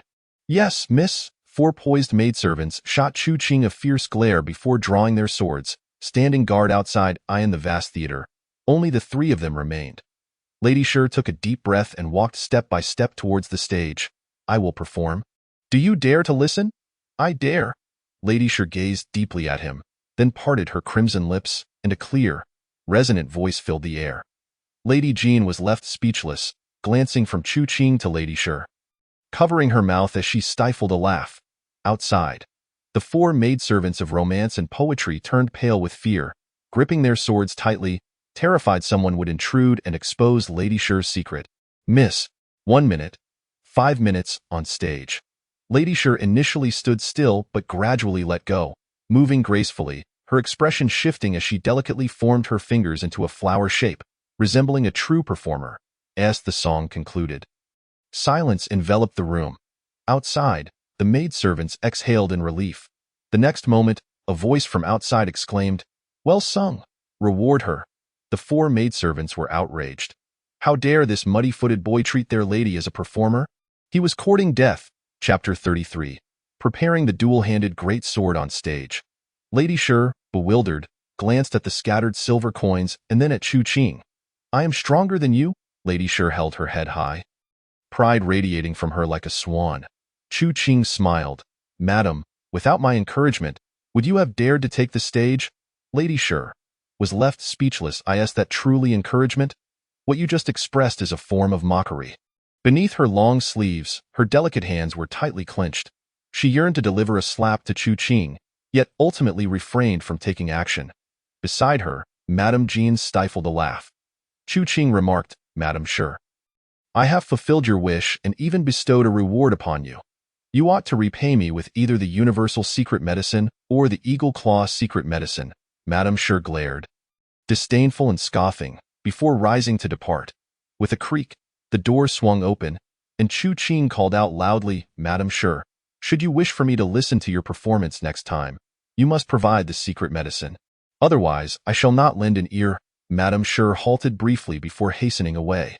The four maidens, Feng, Hua, Shui, and Yu, stood in astonishment, momentarily forgetting to escort their young mistress. After a short while, they caught up with Madame Sher, gritting their teeth as they exclaimed, "That is Chu Qing mad? How dare he provoke our young mistress onto the stage? Countless individuals long to hear her sing, yet may never have that chance. He audaciously demands secret medicine as compensation? How dare he belittle you with mere broken silver? Where does he find such courage? Who grants him this audacity? Young mistress, give the order, and we shall immediately flay him alive." With a stern expression, Madame Sher entered her palanquin, the curtains drawn. Once inside, she chuckled softly, covering her mouth, but soon tears streamed down her face. "Father, you could not have foreseen that under the encouragement of that Chu Qing, I would break your prohibition and take to the stage to sing. I shall one day escape your confines to pursue my freedom, to perform on stage, and to be rewarded." How delightful! The images of the recent events replayed in her mind. Chu Qing, fully aware of my noble status, dared to listen to my song. Such audacity, and he even dares to demand the secret medicine? Next time, I shall make him pay it. In the Jean family mansion. Madame Jean exclaimed, "Qinger, your audacity is truly remarkable. Madame Sher is, in fact, the pride of Shiji County. You dared to reward her with broken silver? Be wary lest she harbor resentment." Chu Qing laughed. "If she performs well, it is only natural to reward her. Should I withhold my reward, she would surely resent me." Madame Jean pondered for a moment, yet added, "But you should not have requested the secret medicine from her. To say that you will not listen next time without it, I fear she shall never take the stage again." Chu Qing chuckled. "She will certainly perform again, and moreover, she will surely invite me. The gates of taboo cannot be shut once opened. She can only find spiritual fulfillment in my presence."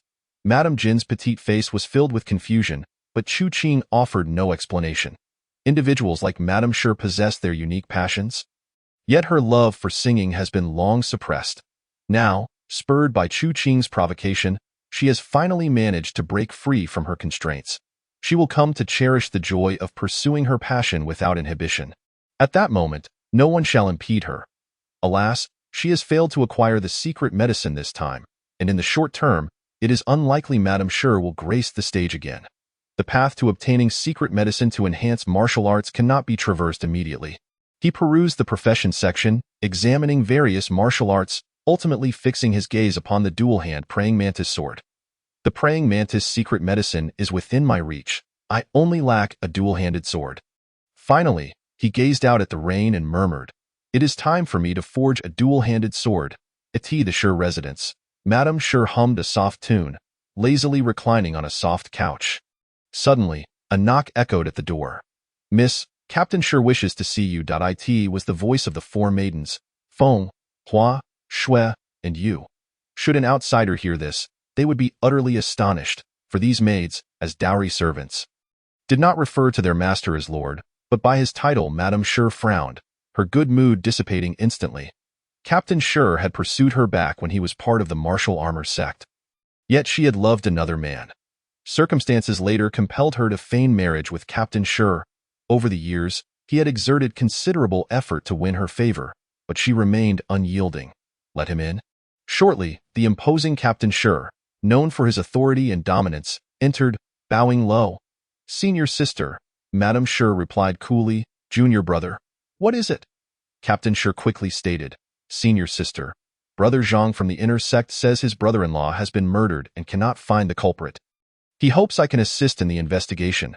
Madame Sure gazed out at the rain and wind, frowning as she replied, "These years have been tumultuous. Avoid interactions with young Zhang. He is too scheming." Captain Sure lowered his head. Noticing his demeanor, Madame Sure grew irritated and waved her hand. "Leave. If you wish to go, then go. I shall not stop you." Thud. Captain Sure knelt, unbuttoning his coat and bowing low. "Please, senior sister, punish me." Madame Sure opened a box, retrieving a whip, and struck him fiercely. As the rain subsided slightly, Chu Qing bid farewell to Madame Jean early. Having resolved to forge a weapon, he sought no delay. His destination was a place known as Maple Leaf County, situated over 400 kilometers north of Shiji County, with mountains obstructing the journey, making it difficult even on ordinary days. The current storm rendered the path even more treacherous. Thus, he prepared to set out early, purchasing a raincoat, provisions, and healing ointments, all wrapped in oil paper and placed in a bamboo basket. Finally, Chu Qing donned his spare steel gloves and set off towards Maple Leaf County. With each step, he practiced the technique of dragonfly touching water, gaining skill points along the way. After a vigorous sprint of several dozen miles, the road grew increasingly muddy, with water accumulating in many areas. The crops in the fields on either side were submerged. This storm threatened to cause flooding. He quickened his pace, aiming to reach Maple Leaf County before nightfall. While the dragonfly touching water technique allowed him to move swiftly, the road became ever more challenging. Upon entering the mountainous region, he encountered a massive boulder blocking his path. Fortunately, the technique proved effective. He leaped effortlessly over it, akin to a dragonfly. At that moment, fierce winds howled, and torrential rain fell. Even with the support of the frog skill's characteristics, visibility became increasingly obscured. He needed to find a place to take shelter from the rain. After walking for a while, he spotted a group of figures ahead. They donned raincoats and wielded long knives, appearing to be thugs. Chu Qing bypassed them, but the thugs furrowed their brows as they observed his retreating figure. Several leaders exchanged hushed words, urging their companions to quicken their pace. Yet soon, Chu Qing's silhouette was lost to view. After another hour of running, the storm intensified. At last, a mountain shrine appeared by the roadside, its doors flapping wildly in the wind. Chu Qing swiftly entered, shutting the door and securing the latch. The shrine was modest. The side rooms had collapsed, leaving only the main hall intact. As he pushed the door open, he found the hall cluttered with debris, and the deity's statue lay in ruins. On the floor, a pile of dry hay concealed a scholar whose breath was faint. Chu Qing approached to investigate. The scholar was handsome, a striking young man. Alas, he bore a flushed face, cracked lips, and a fever, mumbling incoherently. In this day and age, a simple fever could prove fatal. Compassionate by nature and unable to bear witness to death, he endeavored to assist. He kindled a fire, stripped the scholar of his wet garments, offered him clean water, and massaged him to induce sweating before long.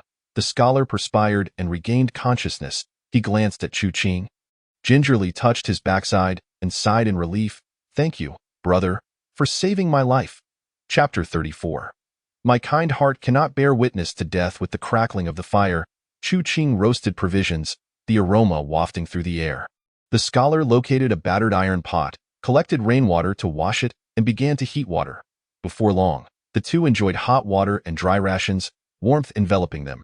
During their conversation, they exchanged names. The scholar introduced himself as Tang Wuming. Hailing from the impoverished Shui County in the northwest frontier, he was on his way to the state capital for an examination. I stirred up some trouble outside Shiji County and was pursued. My servant and guards perished, my horses were exhausted, and my gifts were lost. Had I not encountered you, I fear I would have perished in this dilapidated shrine. Chu Qing smiled. I am simply kind-hearted and cannot bear to see others die. Saving you was merely a matter of convenience. The scholar, finding no conflict with him, felt grateful for the assistance, as he still possessed a sliver of moral integrity. Tang Wuming expressed his gratitude, then said, "Brother Chu, those people from Shiji County are certainly still pursuing me. Although the storm hampers them, they will eventually find their way here." Chu Qing chuckled. "If they come looking for you, I shall hide and wait until you are dead to gather your remains." Tang Wuming paused for a moment, then burst into laughter. "Brother Chu, you are truly extraordinary." The two fell into silence for a while, and then Tang Wuming noticed Chu Qing's steel gloves and asked, "Brother Chu, did you come from the Martial Academy?" Chu Qing shook his head. "No, I plan to take the entrance exam for the Martial Academy this year."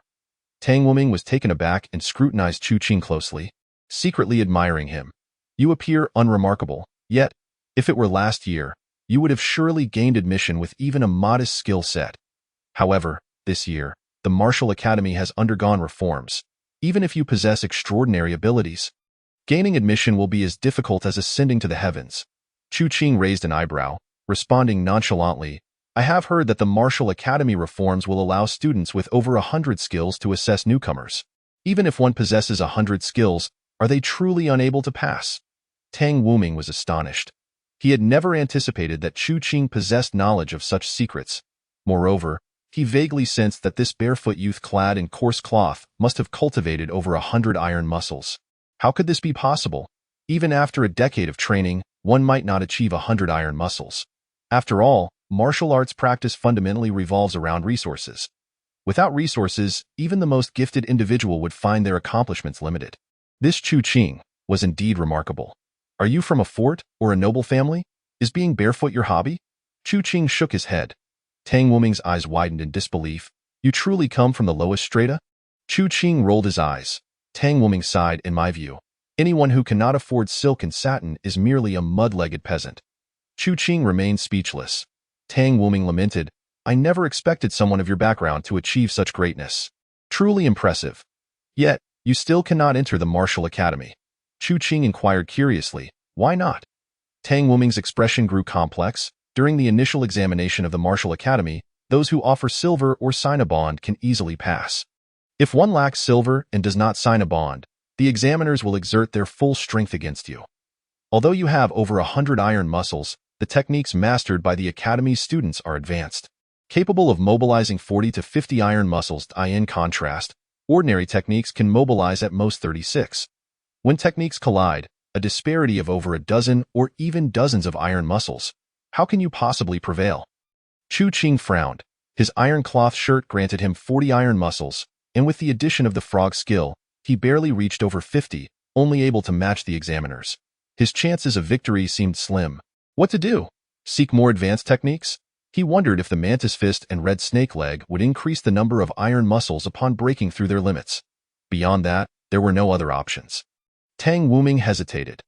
Though he was a scholar, he was privy to many martial secrets. However, these secrets were precious. Even among typical forts and noble families, only a small portion was known.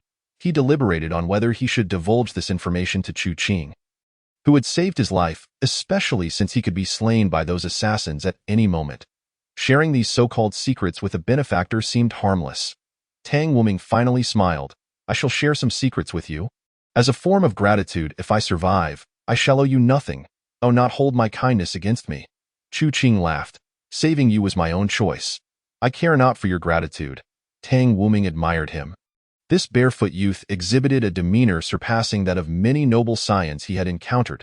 He continued, the first secret. Without advanced techniques, if one can cultivate to the limit of 365 iron muscles, then even with eyes closed, they can defeat students from the outer academy. Chu Qing shook his head. 365 iron muscles? Alas, time is insufficient, and my techniques are lacking. Tang Wuming chuckled. This secret you may pass on to future generations. Serving as their foundation for prosperity. Chu Qing nodded. Tang Wuming proceeded, the second secret. If your descendants gain admission to the martial academy, they must not rush to cultivate the iron bone techniques. They should first transform those 365 iron muscles into copper muscles, or even silver or gold muscles. Chu Qing inquired, why? Tang Wuming sighed. 1 copper muscle equals 2 iron muscles. A silver muscle equals 4 iron muscles. And a gold muscle equals 8 iron muscles. Do you understand? Chu Qing nodded, realizing there were so many nuances beyond iron muscles. How does one cultivate them? Tang Wuming shook his head. Those with extraordinary talent will naturally cultivate advanced muscles. Those of ordinary aptitude can utilize secret methods or push their techniques to perfection, thereby breaking through their limits to achieve this. By the way, the subsequent iron bone techniques follow the same principle. The higher the muscle grade, the smoother one's future martial path. Chu Qing's eyes widened in understanding, committing this knowledge to memory. The third secret. Secret transmission techniques are the most precious. If given the opportunity to learn such secrets, one should be willing to do anything, even serving as a dog, to acquire them. Chu Qing nodded. And what of the fourth secret? Tang Wuming rolled his eyes. There is none. Now, you ought to leave. If you linger, those assassins will truly catch up. Chu Qing shook his head. It is too late. Tang Wuming froze for a moment, glancing toward the door. Thud, thud, thud. Someone was frantically pounding on the door. Chu Qing rose, stretching his limbs. Tang Wuming urged, do not put yourself in harm's way. You should hide or flee. They are numerous. Chu Qing smiled. The secrets you shared surpass my obligation to save you. I must repay you. I will reason with them, urging them to spare you. Tang Wuming forced a smile. My troubles are considerable. They will not listen. Boom. The temple door crashed to the ground, and the sound of hurried footsteps echoed as a group of rain-soaked assassins surged forth. Hand over the Shizhu Mingzhu. Boom. A clap of spring thunder resounded. Chu Qing fixed his gaze on Tang Wuming, his eyes alight with excitement. In the pursuit of iron shoes, I have found what I seek effortlessly. You must produce the pearl for me shortly. Tang Wuming. Chu Qing stepped out, closing the door behind him. Everyone, would you consider relinquishing the pearl? No. The wind howled, and thunder rumbled. Moments later, Tang Wuming heard screams and the clashing of metal from outside. 1 minute, 2 minutes. The sounds ceased. Creak. The door opened, and a thick wave of blood and rain poured in. With a snap, Chu Qing shut the door, concealing the bodies outside, and then fixed a piercing gaze upon Tang Wuming, stating, friend, I have helped you eliminate your enemies. You must repay me with the Shizhu Mingzhu. Tang Wuming remained silent for a moment before patting his stomach. Come then, cut me open. Perhaps you may find remnants within. Chu Qing, Tang Wuming, indeed. Chapter 35. Mastery of skills determines life and death. The Shizhu Mingzhu is precious. Chu Qing eagerly desired to acquire one. However, in the end, he did not cut open Tang Wuming's belly. After all, the latter had claimed it had already melted within.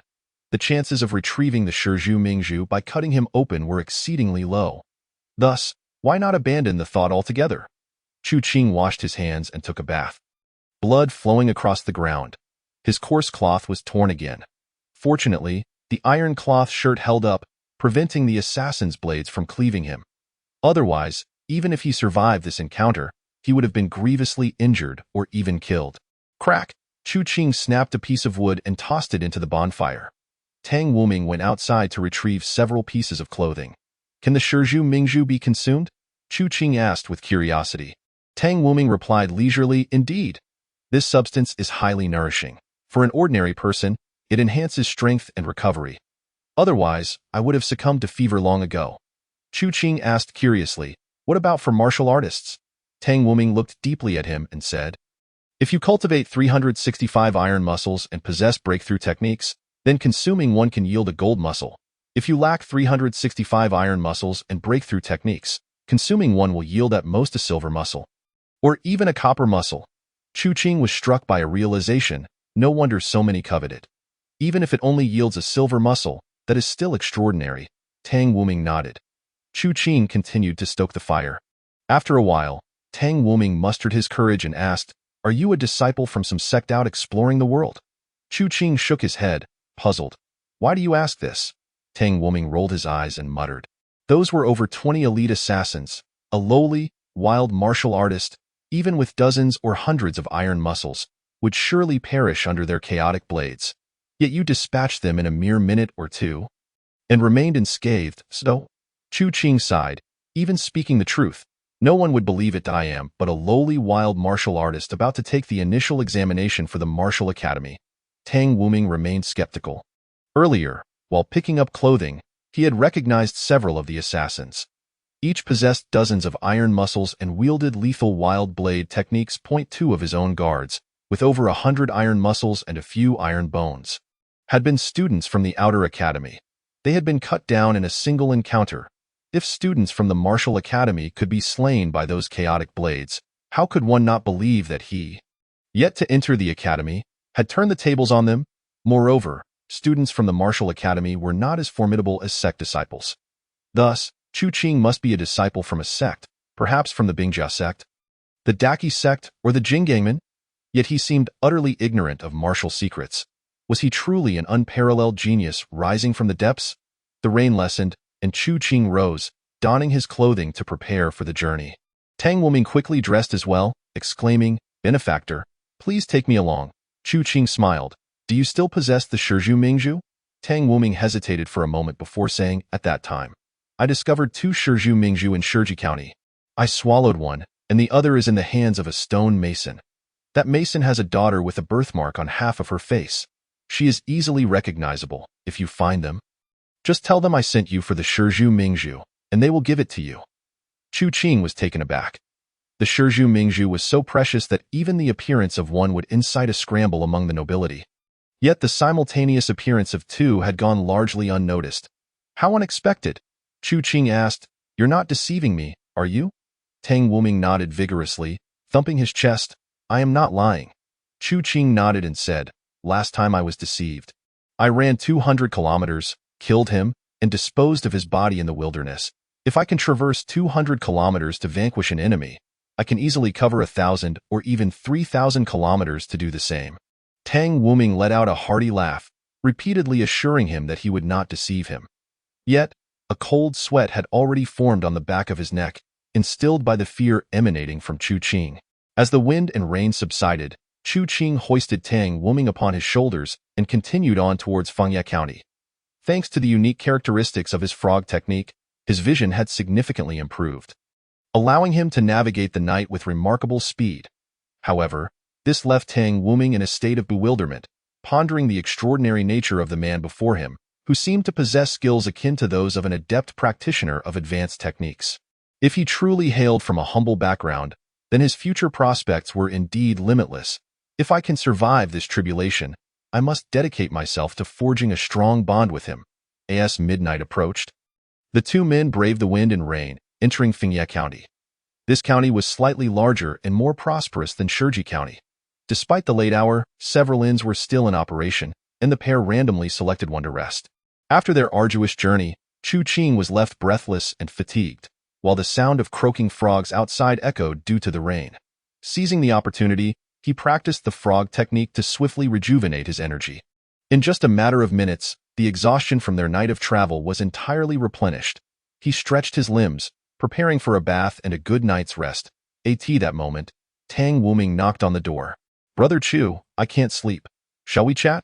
Chu Qing, invigorated, replied, "Sure, what shall we discuss?" Tang Wuming chuckled awkwardly, unsure of what to say, but feeling uneasy without any guards around him. He approached Chu Qing. Observing closely, he noticed that Chu Qing, who had appeared exhausted upon their arrival at the inn, now radiated vitality. This man was certainly not ordinary. Tang Wuming's thoughts raced as he casually remarked, "Why don't you pursue an official title? Chu Qing was at a loss for words. Just a few days ago, he had only just learned to read. What would he know about seeking an official title, with martial arts at his disposal? The true power lay within oneself. Titles were merely fleeting illusions. Tang Wuming replied with a smile, I come from a branch of the Tang family, where many martial arts experts serve as household retainers. If I wished to train, I would have an abundance of advanced martial arts to choose from. Yet, I only practice foundational techniques to strengthen my essence and replenish my vitality. Do you know why? Chu Qing enviously responded, You must have made such sacrifices for the sake of your family's lineage. He then added, By the way, could you lend me a set of those techniques for replenishing vitality? Tang Wuming continued, My father is an official, my grandfather was an official, and my great-grandfather served as an official. Since the founding of the Great Qian Empire, my family has held official positions for generations. I, too, aspired to be an official, a high-ranking one at that. Students from martial academies, heroes of the rivers and lakes, and skilled woodsmen all wished to join my family as guards or servants, simply because we are officials while they are commoners. This is true for the Great Qian Empire, as it is for others. The word official carries the weight of life and death. Chu Qing scoffed dismissively, Many claim that sects and empires govern the world together. Tang Wuming laughed heartily, Those from sects often become officials in the empire. Being an official is the most promising path. Chu Qing stretched and yawned, saying, Officials still have to heed the emperor's commands. If you ask me, one should strive to become the emperor instead. Tang Wuming's expression changed dramatically as he exclaimed, Absurd. How can you speak such words? Chu Qing merely smiled in silence, as a transmigrant. He held no respect for the officials and emperors of this world. With martial arts in hand, one could determine life and death. Being an official was merely a trivial matter. It shouldn't be too difficult to eliminate them if necessary. Chu Qing extended his hands, clad in iron gloves. Ironclad hands 1. Fist of Iron 1. Not bad, Tang Wuming, taken aback, stumbled away. Chapter 36. Chu Qing's secret. Early the next morning, Chu Qing sought out a blacksmith shop, paid a deposit, and left behind his modified design for dual swords. The honest blacksmith replied, Sir, I can complete this simple design by tonight. However, the complex one will take 3 days. Chu Qing paused for a moment and said, Forge the complex one. Use the finest materials. I have wealth and can earn more. I'm not afraid to spend. The blacksmith, excited, replied, Excellent. Shortly after, Chu Qing held the blacksmith's receipt and, braving the wind and rain, set off toward Shiji County. At the inn, Tang Wuming told the innkeeper, My friend has stepped out. Can he pay for the room upon his return? The innkeeper sneered, Your friend said you would pay for the room. Tang Wuming fell silent for a long while before weakly suggesting, How about, I wash the dishes for you?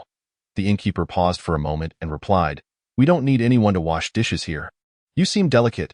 How about you give our guests a bath instead? Tang Wuming. As Chu Qing pressed on, he observed the fertile fields on either side, now soaked from the rain. Walking along the country road, he noticed several houses had collapsed, leaving the farmers staring blankly at their ruined homes, unsure of what to do. This season's crops were doomed. It was uncertain whether the storm affected a vast area or just a small one. If it were limited to 300 to 500 kilometers, it wouldn't be too bad. However, a widespread disaster would inevitably lead to floods, plagues, and other calamities. Before long, he ventured back into the mountains, where the roads had suffered even more collapses. As Chu Qing traversed the rugged terrain, he spotted a welcoming pine tree at a bend in the path, beneath which lay a pile of fallen stones and mud. Amidst the rubble, a purple flower swayed gently in the breeze. Chu Qing carefully dug it out along with the surrounding soil and placed it in his bamboo basket. He wondered if Lady Jean would like it. 1 hour, 3 hours, approaching noon, he entered Shiji County. Upon his arrival in the city, he sensed a palpable change in the atmosphere. Numerous gang members roamed the streets, searching from house to house for something. I haven't harmed anyone these past few days, in deep thought, he reached his doorstep, where he saw several young men holding umbrellas.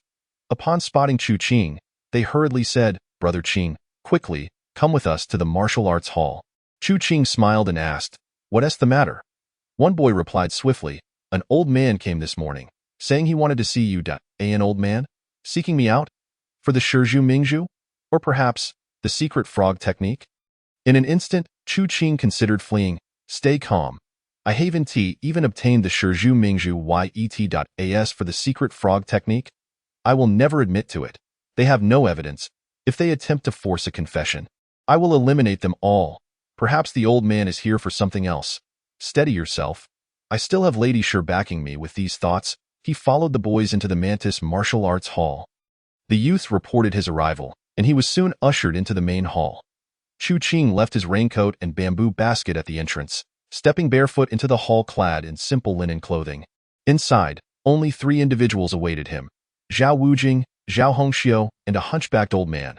Zhao Wujing laughed heartily. Elder, this is the Chu Qing who feasts on frog meat. He comes from a poor background and cannot afford meat, so he relies on frogs for nourishment. He is quite clever. Chu Qing's heart stirred as he quickly grasped Zhao Wujing's intention. Was this all for the frog technique? He clasped his hands in salute and said, "Esteemed sir." The old man, with murky eyes, fixed his gaze upon him and rasped, "Do you still catch frogs to eat?" "No longer," Chu Qing replied. The old man's eyes turned icy as he rasped, "Why not?" Chu Qing casually responded, "I have taken Lady Jean as my adoptive mother and borrowed some money from the gang, so I have no shortage of food. Moreover, the hall master prepares chicken feet, braised pork, and more for me daily, so I lack for nothing." The old man fell silent, while Zhao Hongxiu felt a growing sense of dread. Her small hands clenched tightly, palms slick with sweat. This old man was formidable. With just a finger, he could bring her to her knees. However, her father was powerful enough to withstand 3 fingers before yielding.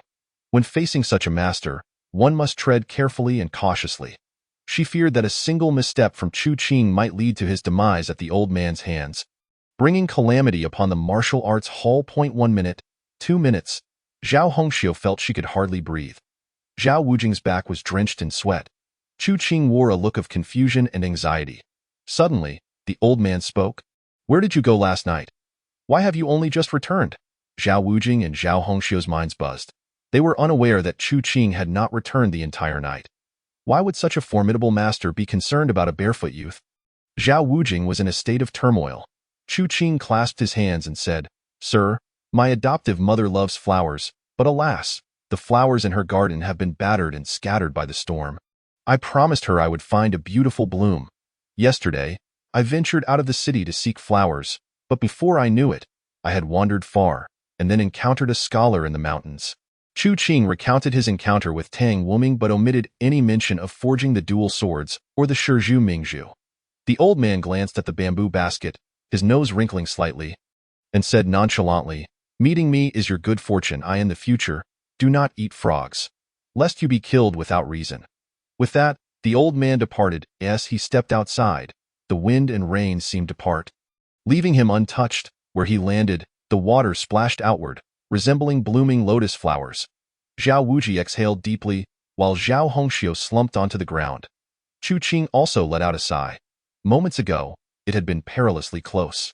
Fortunately, his psychological fortitude proved resilient, and he managed to endure.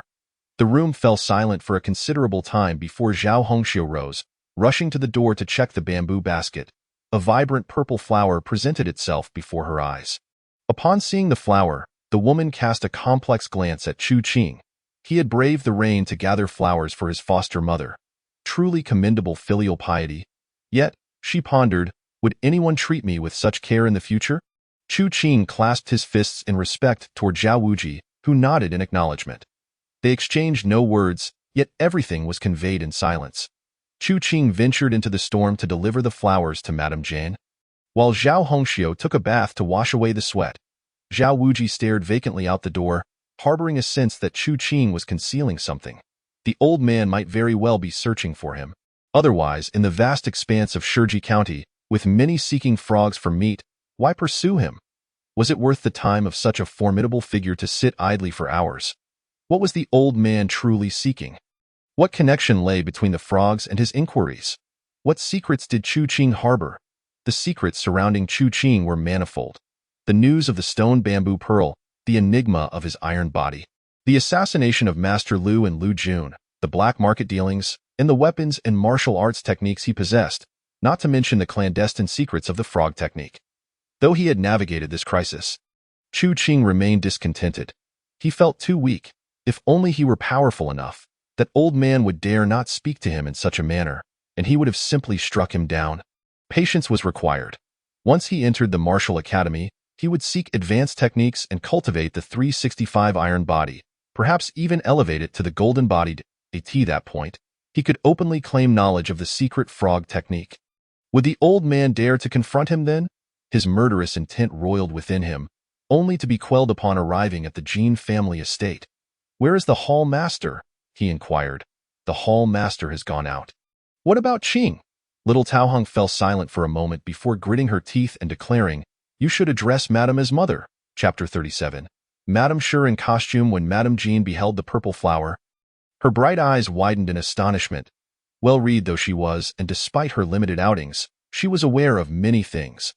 This purple flower must have originated from Feng Mountain, hundreds of miles away. Cautiously cradling the flower, she marveled. "Where did you acquire this?" Chu Qing chuckled. "I found it outside the county." Madame Jean shot him a sidelong glance and, in a sweet tone, replied, "I have ventured outside the city numerous times and have never come across one. This is called a violet. It is quite rare, as most grow in the wild, and very few can be successfully transplanted." "Thank you, Qing-er." Chu Qing smiled without uttering a word. Madame Jean personally planted the violet in the flower bed, even uprooting many surrounding plants for its sake. She explained the violet's characteristics to Chu Qing, detailing its scarcity. As he turned the stone ball with both hands, he listened attentively, balancing cultivation with rest. In high spirits, Madame Jean instructed the kitchen to prepare an abundance of dishes for lunch. "Eat well. You're still young and need to grow." After lunch, Madame Jean climbed onto the windowsill to observe the violet swaying in the wind and rain. Her bright eyes filled with anticipation. As time passed, she gradually dozed off, while Chu Qing, brimming with energy, remained wide awake. At this moment, donning iron gloves, he turned the stone ball vigorously, diligently improving his martial arts progress. "Turn stone ball 1. Turn stone ball 1. His attributes displayed. "You have completed the second condition of the Eagle Claw technique." In that instant, Chu Qing smiled. The Eagle Claw technique had already reached perfection. Now, he awaited the breakthrough. Only 9 rare medicines remained. With the black market closed, it all hinged on whether Madame Sure would perform adequately. As dusk approached, Chu Qing set aside his practice and prepared to return, only for little Taohong to exclaim in delight, "Madame Sure has arrived." Chu Qing was taken aback. Wasn't Madame Sure supposed to be at the theater? Why had she come here? Madame Jean had a set of costumes she had stored. Was Madame Sure intending to wear a costume? A daring thought crossed his mind. At that moment, servants entered to clear the accumulated water from the stone pathway, while the 4 maidens of wind, flower, snow, and moon held umbrellas. Madame Sure, with her hair elegantly styled and adorned with various gold and silver jewelry, donned a splendid red robe trimmed with gold, resembling a blazing fire, akin to a noble phoenix. She walked with poise, her steps measured and graceful, pausing just before her skirt would billow. Her demeanor and elegance marked her as a lady of the highest caliber. Madame Jean welcomed her, and the two proceeded to Madame Jin's chamber.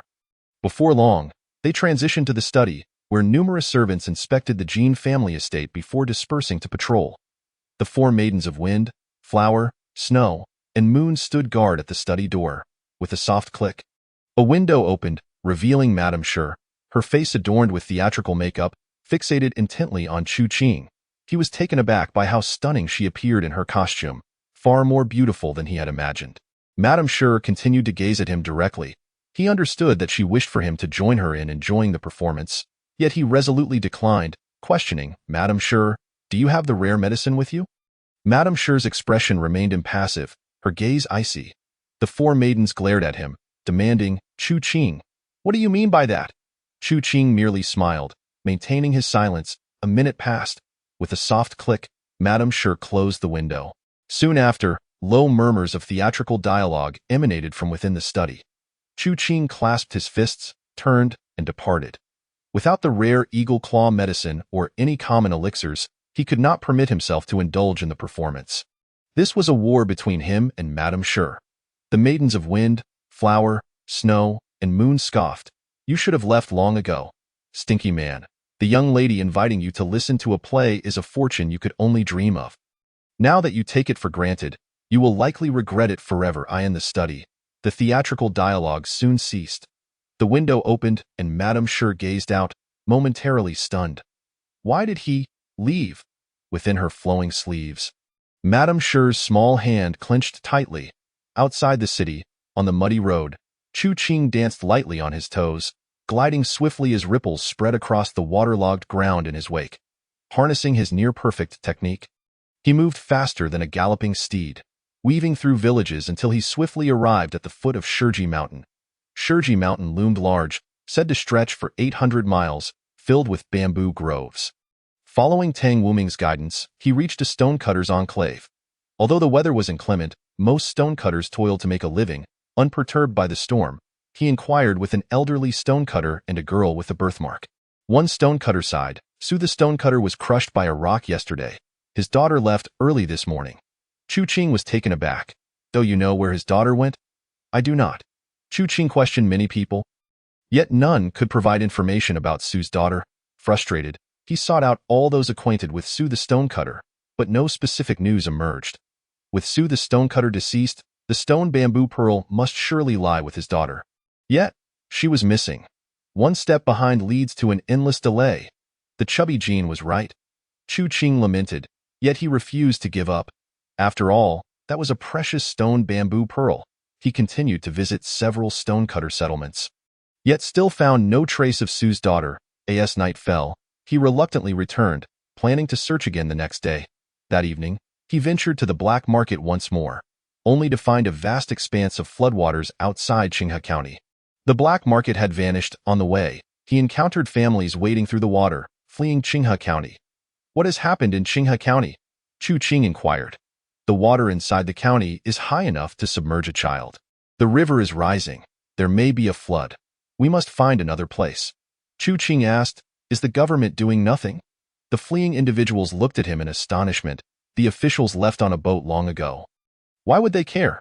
The next day, he practiced his martial arts for a while before resuming his search for Su's daughter. He had to find her quickly. Otherwise, the consequences would be dire. Regrettably, by noon, there was still no news of her. In the afternoon, he returned to the county and decided to enlist the help of the Blood River Gang to aid in the search, though this could potentially stir up unnecessary trouble.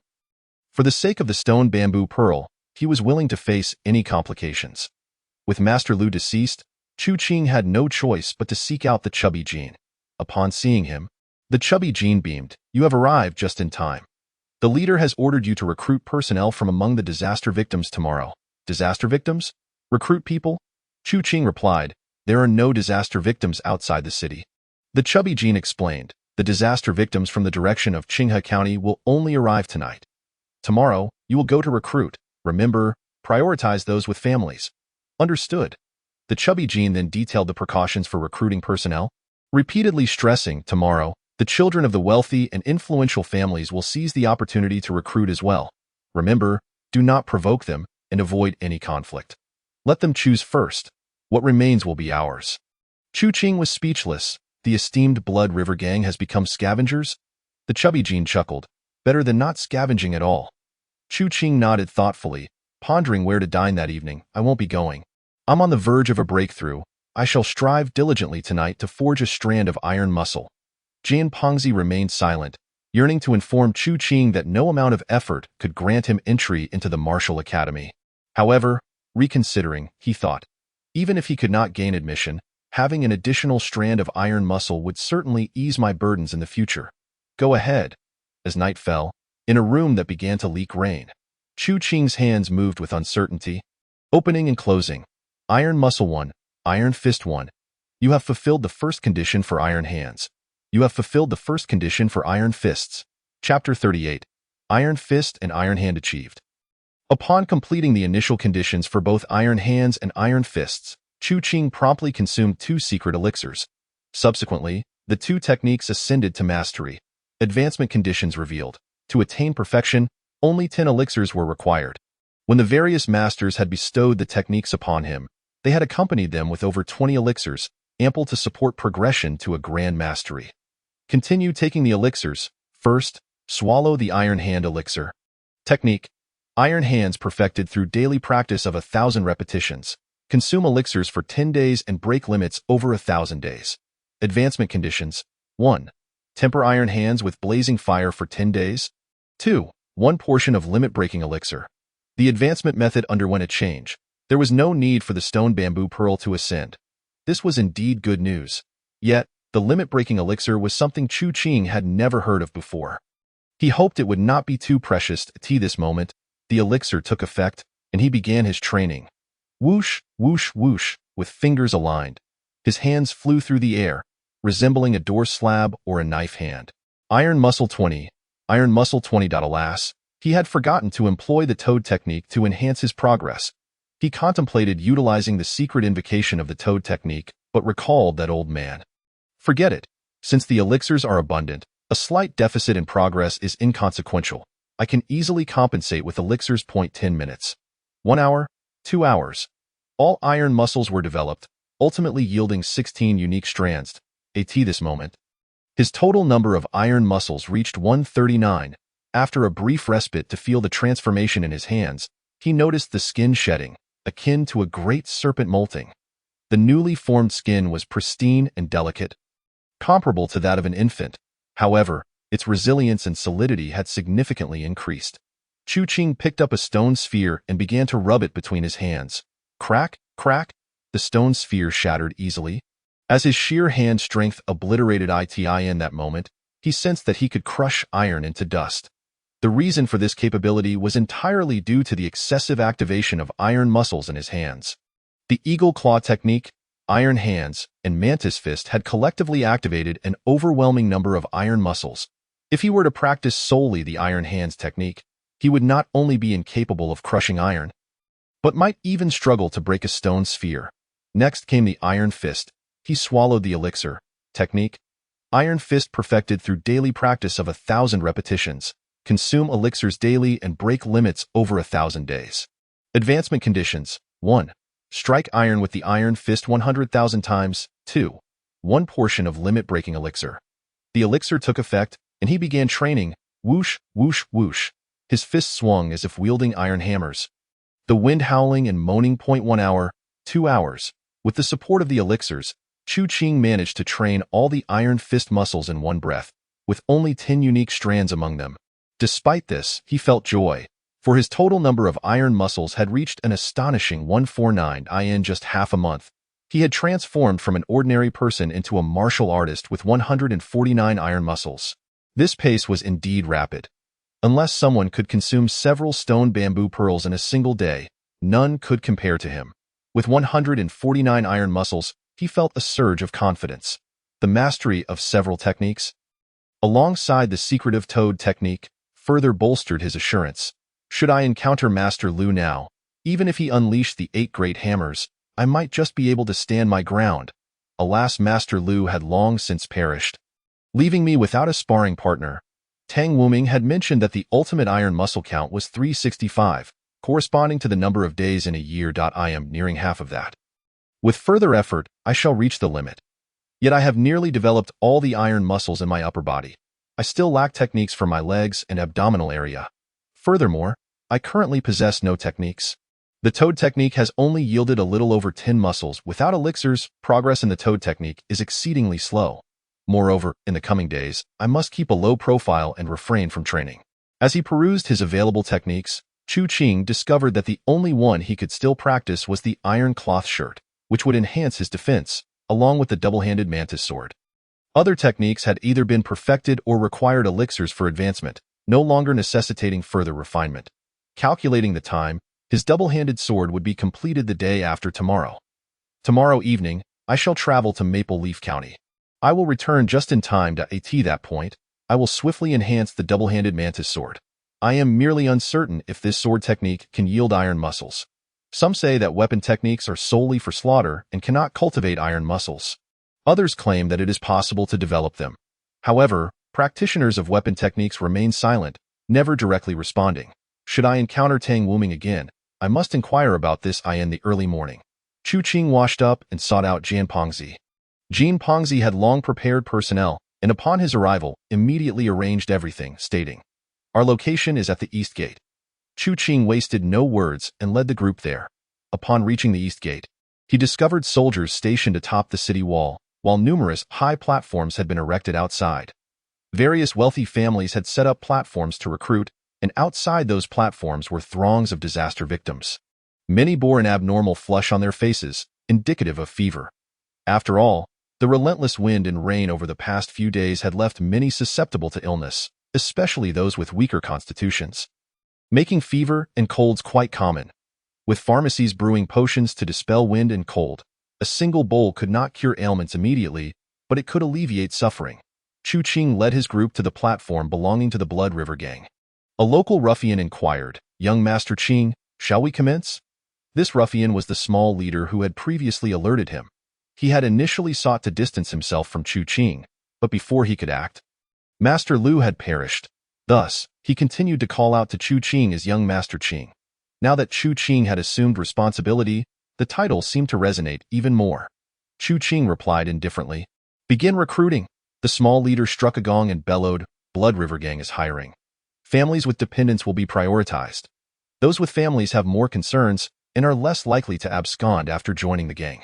Despite the small leader's cries, few came forward to register. Most preferred to try their luck at the docks or with wealthy families. Only when they were unsuccessful would they consider the Blood River Gang. Observing the emaciated men and women, many of whom were feverish and coughing, Chu Qing felt disheartened. The gang's conditions were, men must be capable of lifting 100 pounds, while women and children should not be severely ill. However, among this group, very few met the criteria in a few days. As the disaster victims consumed their remaining rations, those who qualified would dwindle even further. This task was lackluster. Gazing at the throngs of disaster victims, he recalled his past life in that previous existence. During calamities, nationwide rescue efforts were mobilized. But in this world, alas, with a sigh, he closed his eyes, practicing the iron cloth shirt. He cycled through the technique, slightly boosting his defense. Though the numbers were few, every little bit contributes to growth. As noon approached, the number of disaster victims swelled, and the gang had managed to recruit a few suitable individuals. After self-training for the morning, Chu Qing felt mentally drained. He paced back and forth atop the platform, surveying his surroundings to relax his mind. At that moment, he suddenly spotted a woman with a birthmark on her face atop the adjacent platform of docks. Being examined by a woman who pried open her mouth to inspect her teeth, in an instant, Chu Qing's spirit soared. The woman with a birthmark. A stone bamboo pearl. At last, I have found you. Thump, thump, thump, his heart raced. This girl from the Su family could very well represent a stone bamboo pearl. I hope the He family does not keep her. Only then can I unreservedly take her for myself. Chapter 39. Not quarreling with the deceased. Ultimately, the Su girl was taken into the He family. Although she bore a birthmark, she could still qualify as a rough maidservant. Since discovering the Su girl, Chu Qing had been unwavering in his gaze. One of the He family's overseers noticed and sneered disdainfully. The overseer's son whispered, "Father, why is that fellow staring at us incessantly?" The overseer chuckled. "He is merely envious and jealous. The gang may appear prestigious, yet in reality, they are merely the lackeys of the powerful. They will forever dine on the scraps left behind." The overseer's son cast a scornful glance at Chu Qing. Deriding, a mere local ruffian at such a young age, how shameful. You continue to stare. I will return shortly. As Chu Qing observed the Su girl depart with a group of women, he discreetly followed. Half an hour later, the Su girl entered a large courtyard, the estate of He Qigong, the He family's property. The Su girl might possess a stone bamboo pearl. He had to obtain it, and swiftly, lest unforeseen events arise. Thus, tonight, I must acquire the stone bamboo pearl. However, the He family's status was lofty, and with his current identity, he could not achieve this through conventional means. Perhaps I could enlist the assistance of Madame Jane. Half an hour later, at the dining table, Chu Qing and Madame Jean conversed in hushed tones while dining. "Stepmother, I have encountered the daughter of an old acquaintance, but she has unfortunately become a servant in the He family. I wish to implore you to intervene and help her escape." Madame Jean furrowed her delicate brows, pondering for a moment before responding. "That may prove difficult." Chu Qing, puzzled, inquired, as the wife of the clan leader, "Is it truly so hard to request a servant from the He family?" With a soft sigh, Madame Jean replied, "If the He family were a prominent household in the county, the clan leader's wife would indeed have some clout. However, Their roots lie in the outer fort. The children of the fort are notoriously arrogant. They fear only Captain Shi and a select few others, dismissing everyone else. Chu Qing frowned, sensing the gravity of the situation. Noticing his distress, Madame Jean felt a pang of sorrow and comforted him. Let us eat first. Soon, we shall attempt to resolve this. Very well. An hour later, Madame Jean was carried in a small sedan chair, flanked by Chu Qing and Xiao Taohong, heading directly for the He family's grand residence. Upon arrival, a servant stood at the entrance. Chu Qing clasped his fists in greeting, but the servant coldly replied, "Wait, 1 minute, 10 minutes. Chu Qing's impatience grew as he waited anxiously. Finally, after half an hour, a steward emerged. Madame Jean gracefully descended from the chair, her voice sweet as she addressed, "Steward He, my dear Qinger has encountered the daughter of an old friend who has fallen into servitude in your esteemed household. We humbly request your assistance in securing her release." Madame Jin's demeanor was exceedingly humble. However, Steward He sneered, "In the He family, there is no such thing as redeeming a servant. Even in death, they remain bound to the He family. They are destined to serve in the underworld." Chu Qing produced a handful of silver, extending it towards Steward He. "Sir, I ask for your leniency." The steward scoffed, carelessly tossing the coins onto the ground. Rebuking, "What are you? Do you think you can test me? Believe me, I could have you killed." The surrounding He family servants laughed derisively. "With such a paltry sum, do you think you can take someone from the He family? Even 10 times that would not suffice." Chu Qing replied with a smile, "The servants you recruit come without cost. My 20 or 30 taels of silver should suffice. Shall we not grant each other some face?" Steward He chuckled coldly, sizing up Chu Qing with disdain. "What do you think you are? Face? Do you possess any?" Beside them, Madame Jean trembled in anger, pointing her delicate finger at the steward, exclaiming, "You arrogant little steward!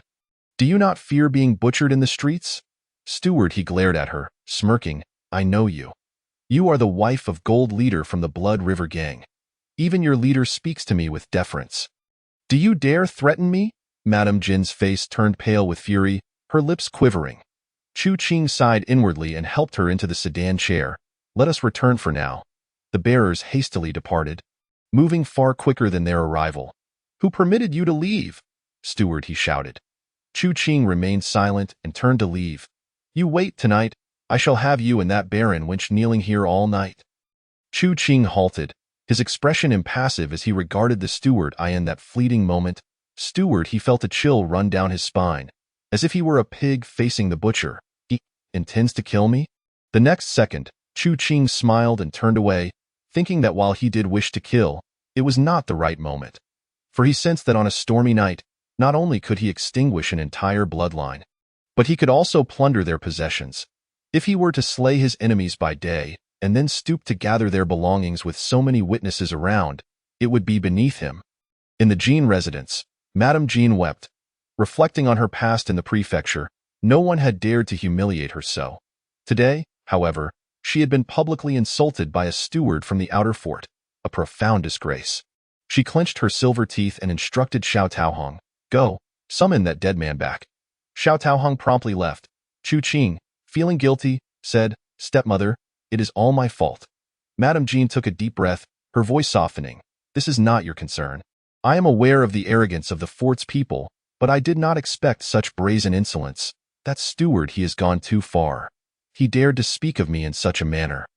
Chu Qing replied with a smile, "Stepmother, there is no need to stoop to the level of the deceased." Madame Jean, anxious, grasped his arm. "Qinger, what do you mean?"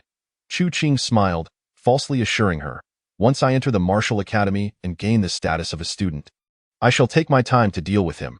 Only then did Madame Jean feel a measure of relief, for she had sensed that Chu Qing harbored thoughts of killing Steward He. Thankfully, he still retained his reason. After conversing with Madame Jean for a while, Chu Qing took his leave. Distraught, Madame Jean did not insist he stay for a meal. Shortly after Chu Qing departed, Jean Pizzi returned. Grinning widely, "Madam, do not be upset. I have spoken with Steward He, and tomorrow, you need only have Chu Qing bring that servant out." Madame Jean replied coolly, "How much silver did you give them?" Jean Pizzi sheepishly raised a finger. 100 taels? Jean Pizzi nodded. Madame Jean sighed in disappointment. "Jan Iren, you should not have given them any money." Jan Iren's expression turned solemn. for when his wife rarely called him by name, it signified the gravity of the situation. "Madam, how many years has it been since you last took a life?" Madam Jin's voice was icy. Jan Erin fell silent. "Tonight, kill Steward He." Jan Erin murmured, "The martial world is not merely about killing. It is about relationships and affairs. It is not worth it for the sake of a servant." Madam Jin retorted angrily. "Is it merely about the servant?" He said that I, Zhou Qingyu, am a barren wench. If you do not kill him, I will write to my father and have him send someone to do the deed. Jan Erin sighed. "Madam, must it come to this? Your father is in the capital and is facing difficulties. Do not involve him." Jan Erin wished only to bide his time until the year's end, returning to the capital in peace. Madam Jin's disappointment was palpable. "Jan Erin, you have changed. You are no longer the spirited genius you once were." Jan Erin remained silent. As night fell, Chu Qing, having eaten and drunk his fill, waited in silence. He was biding his time, waiting for the night to deepen. After all, the stillness of the night is most conducive to murder. Initially, he had no intention of killing, as the He family was a powerful entity in the fort. Should they suffer a loss, it would undoubtedly lead to trouble. However, he could not swallow his indignation. He had endured since the afternoon, reaching his limit. I have changed. Previously, he would wait several days for an opportunity to eliminate his enemies, but now he could not tolerate even a single day. In his former weakness, he could endure. Yet, having cultivated more than 100 iron muscles, what was the point of suffering? With a heart full of sharp blades, the desire to kill arose. Tonight, I shall stain the stormy night with the blood of the He family. Chapter 40. The heavens do not favor. Do not blame me, young master. He was exceedingly busy. With the initial examination of the Martial Academy approaching, they had gathered more intelligence regarding the reforms. They analyzed the information, deliberating on how to maximize their benefits. Simultaneously, due to the matter of the secret transmission of the martial arts manual, the young men of the outer fort were in a frenzy. Finally, they received news that a stonemason had unearthed 2 precious stones in one go. However, due to the steward's mishandling, the stonemason had fled with the stones, and to this day, they were unaware of his identity or his fate. There was too much to discuss, and young Master He and his companions did not disperse until late into the night. Upon returning to the residence, a servant discreetly reported the events of the afternoon concerning Chu Qing and Madame Jin. "Young Master," he sneered, "tomorrow, have the Blood River gang bring me Chu Qing's head. As for Madame Jin, I have heard she is quite beautiful and has yet to bear children. Tomorrow, bring her to me, and I shall toil for a while to ensure she bears a descendant." Yes. The servant departed, and young Master He let out a sinister chuckle. Although he had been busy today, he had made gains. He had unexpectedly discovered secret information. A ruffian named Lu Hai had had contact with the fleeing rebel just before his death, and he might have obtained the manual, although Lu Hai was dead. As long as they pursued the matter, they would surely uncover clues. I have eliminated the only person in the know. This secret information now belongs solely to me. In the dead of night, around 2 or 3 o'clock, the guards began to doze off. The vast He residence lay in silence. Occasionally, a servant would rise to relieve himself, treading softly, fearful of disturbing young Master He. Whoosh, Chu Qing, masked and clad in iron gloves, executed the dragonfly skimming water technique, leaping across the rooftops. With near-perfect lightness of foot, he appeared like a specter in the storm, materializing behind the guards. Crack, crack, his iron hands twisted necks, heads spinning in 360-degree rotations. 1, 5, 10. All the guards were swiftly dispatched. Chu Qing strode boldly, commencing his formal operation. First, he headed to the servants' quarters to search for the daughter of the Su family. Minutes later, he had bound the unconscious Su family girl and concealed her within a rockery. Now, the time for the hunt had arrived. He had no knowledge of Steward He's whereabouts, nor did he know if he had any family. Therefore, eliminating everyone would ensure there were no loose ends. Chu Qing chose the outermost room and began to clear away over 100 steel bars, with the aid of his remarkable lightness of foot. His efforts were swift and efficient. As he reached the most crucial area, he finally laid eyes on Butler He. Snap. In a fluid 360-degree spin, he dispatched Butler He, and a small portion of the pent-up frustration in Chu Qing dissipated. Yet, it was still insufficient. He pressed on with his task. 1 minute, 10 minutes. Finally, He stood before a brightly lit room. A maid outside was dozing off. Chu Qing surmised that young Master He Qi was inside. Killing him would send shockwaves throughout Shiji County, potentially even affecting the Martial Arts Academy's assessment. However, refraining from taking his life would leave him unsettled. Butler he had been so arrogant precisely because of his backing from He Qi. Having already eliminated so many, a few more would hardly delay him in the drizzling wind and rain. He lightly touched the ground with his toes, moving like a gust of wind. Snap, snap. The bodies of 4 maids collapsed to the ground. Inside the room, 3 breaths could be heard, one of which suddenly paused before resuming as if nothing had happened. He pushed the door open. He shut it behind him. Inside, numerous candles, each as thick as an arm, flickered and sandalwood incense wafted through the air. On the bed lay 2 women and a handsome young man. He Qi, all fast asleep. Chu Qing did not advance, but instead stood quietly 5 meters away from the bed. 1 second, 30 seconds, 1 minute. With a sigh, He Qi sat up, his gaze fixed intently on Chu Qing, and cupped his fists in greeting. "My friend, can we have a word?" Chu Qing was taken aback. He had not anticipated that He Qi would remain so composed rather than shouting in alarm. Although the offspring of the aristocracy were often arrogant, their mental fortitude was commendable. After a moment of contemplation, he rasped, "Truth be told, I did not wish to come here." He Qi smiled warmly. "I understand. Everyone has their own constraints. You must have your own reasons. Perhaps you are in need of money? I can offer you 10,000 taels of silver. Or perhaps you seek rare herbs? I can assist you in gathering them. If you desire martial arts manuals, I can transcribe them for you. Women, gold and silver, treasures, medicinal herbs, speak, and I shall provide." With a deep breath, Chu Qing softly replied, "What I desire is your life." He Qi's pupils contracted. In the next moment, he slammed his hand onto the bed, his fingers curling like talons, akin to a mighty eagle, and lunged at Chu Qing. The candlelight flickered, and the sound of an eagle's cry echoed. The perfect eagle claw technique? Chu Qing's eyes brightened as he formed his hands into claws to meet the attack. With a cry of the eagle, boom! Their hands collided, snap. He Qi's 10 fingers struck against the iron gauntlets, producing a cacophony of grinding sounds. Chu Qing's fingers pressed down, activating the frog technique to unleash dozens of steel bars. With a squelch, his fingers pierced through flesh and blood, eliciting a scream from He Qi. With a fierce grip, He Qi's hands crumbled like clay, and he staggered back with a cry.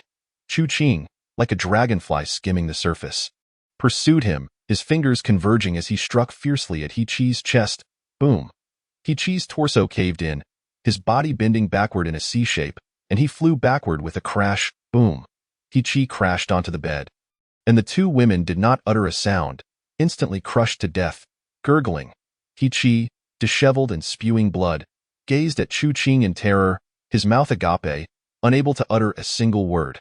His heart and lungs were shattered. Flesh and blood erupted from his chest, exposing broken ribs. He felt death approaching. Step, step, step. Chu Qing wiped the blood and flesh from his hands and walked step by step to the bedside. "Why are you so weak? Did you not train from a young age with medicinal baths?" He Qi opened his mouth, blood spilling forth.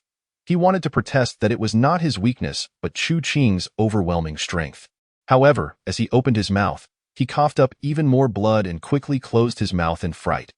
With a sigh, Chu Qing remarked, "Though villains often perish due to their verbosity, I must still express. My reason for killing you is that Butler he humiliated me and insulted Lady Jan, who assisted me. You are his backing. By eliminating you, my heart shall find peace." He Qi's eyes widened in disbelief as he uttered a pained cry through his ragged throat. "It was Butler he who caused my downfall." Silk and satin wiped his hands as he rummaged through the room, scavenging for spoils. A box of silver notes, unknown rare herbs, jewels, and various intimate items. Yet there was no secret medicine that he recognized, nor any martial arts manuals. Chu Qing felt a tinge of disappointment. He searched other rooms and, in the study, discovered a small box. Upon opening it, he couldn't help but smile, for inside lay several strands of nirvana grass. Clutching the box, Chu Qing laughed heartily towards the heavens, grateful for nature's bounty. With the nirvana grass, I can perfect my secret frog technique. After the excitement, he sought silk and satin to pack his hard-earned rewards. Finally, He shouldered He-Chi's corpse and made his way to the kitchen. 1 minute. 5 minutes. The sound of chopping meat ceased. A moment later, Chu Qing, treading through the wind and rain, carried the unconscious daughter of the Su family. Swaggering away, before departing, he closed the door behind him and glanced back at the silent He family mansion, murmuring, "I should have given you a chance for rebirth from the ashes, but alas. The heavens were unkind. Do not blame me." Chapter 41. The Ultimate Mantis Fist. 180 steel bars. Li Yaoshi awoke to find a barefoot figure in tattered clothing, shouldering someone, standing before his bed. Gulp. Li Yaoshi swallowed hard. "This is worth 1,000 taels of silver. This is nirvana grass. Make the medicine." Chu Qing tossed the silver notes and nirvana grass onto the bed before shouldering the Su family girl and departing. Li Yaoshi was astonished. Nirvana grass was exceedingly precious. This person had killed for a single strand before. Now he had brought back 7 or 8. What a ruthless individual. How many had he slain this time? Staring at the pile of invaluable nirvana grass, Li Yaoshi could not calm himself for a long time. Whoosh, whoosh, whoosh. Chu Qing hurried onward, wrapping the Su family girl in oiled paper and carrying her straight to Maple Leaf County. Though the mountain roads were treacherous and he bore the weight of a person, he had gained experience, allowing him to move swiftly. At dawn, he once again beheld the abandoned mountain god temple. Scattered throughout the temple courtyard were remnants of white bones, left by high-ranking bladesmen just days prior. With a thud, Chu Qing tossed the Su family girl onto a pile of straw. She awoke, looking at him with trepidation, too frightened to move. "Does Tang Wuming know?" The Su family girl's eyes brightened, and she nodded vigorously. Chu Qing chuckled. "A few days ago, Tang Wuming was in distress, and I rescued him here. He mentioned you possess a Shizhu Mingzhu. As long as I speak his name, you would give it to me. However, I searched your entire being and found no trace of the pearl. Tell me, where have you hidden it?" The Su family girl blushed. Though her background was humble, she was aware of the boundaries between men and women. This man searching her whole body, was that not overwhelming? The Su family girl said. "You truly know Mr. Tang?" Chu Qing nodded. "I do." He described Mr. Tang Wuming's characteristics. The Su family girl lowered her head, mumbling, "Turn around, and I will retrieve the pearl." Chu Qing, puzzled, complied. After a rustling sound, the Su family girl said, "Here, this is the pearl." The Shizhu Mingzhu, the size of a jujube, resembled a small white jade ball, yet possessed the characteristics of a pearl. It was stunning. Chu Qing instantly fell in love with it in his hand. It felt warm as jade, smooth as a baby's skin, though there were a few water stains on its surface. Chu Qing looked suspiciously at the Su family girl. Where could such a large pearl have been hidden? The Su family girl blushed, gazing down. "Benefactor, I beg you to take me to Maple Leaf County." After a moment's contemplation, Chu Qing replied, "Very well." Having obtained a pearl worth thousands, he was naturally pleased. Maple Leaf County was not far, and escorting her would not take much time. Moreover, he still needed to retrieve a double-handed sword from Maple Leaf County. Accompanying the Su family girl would serve as a convenient opportunity.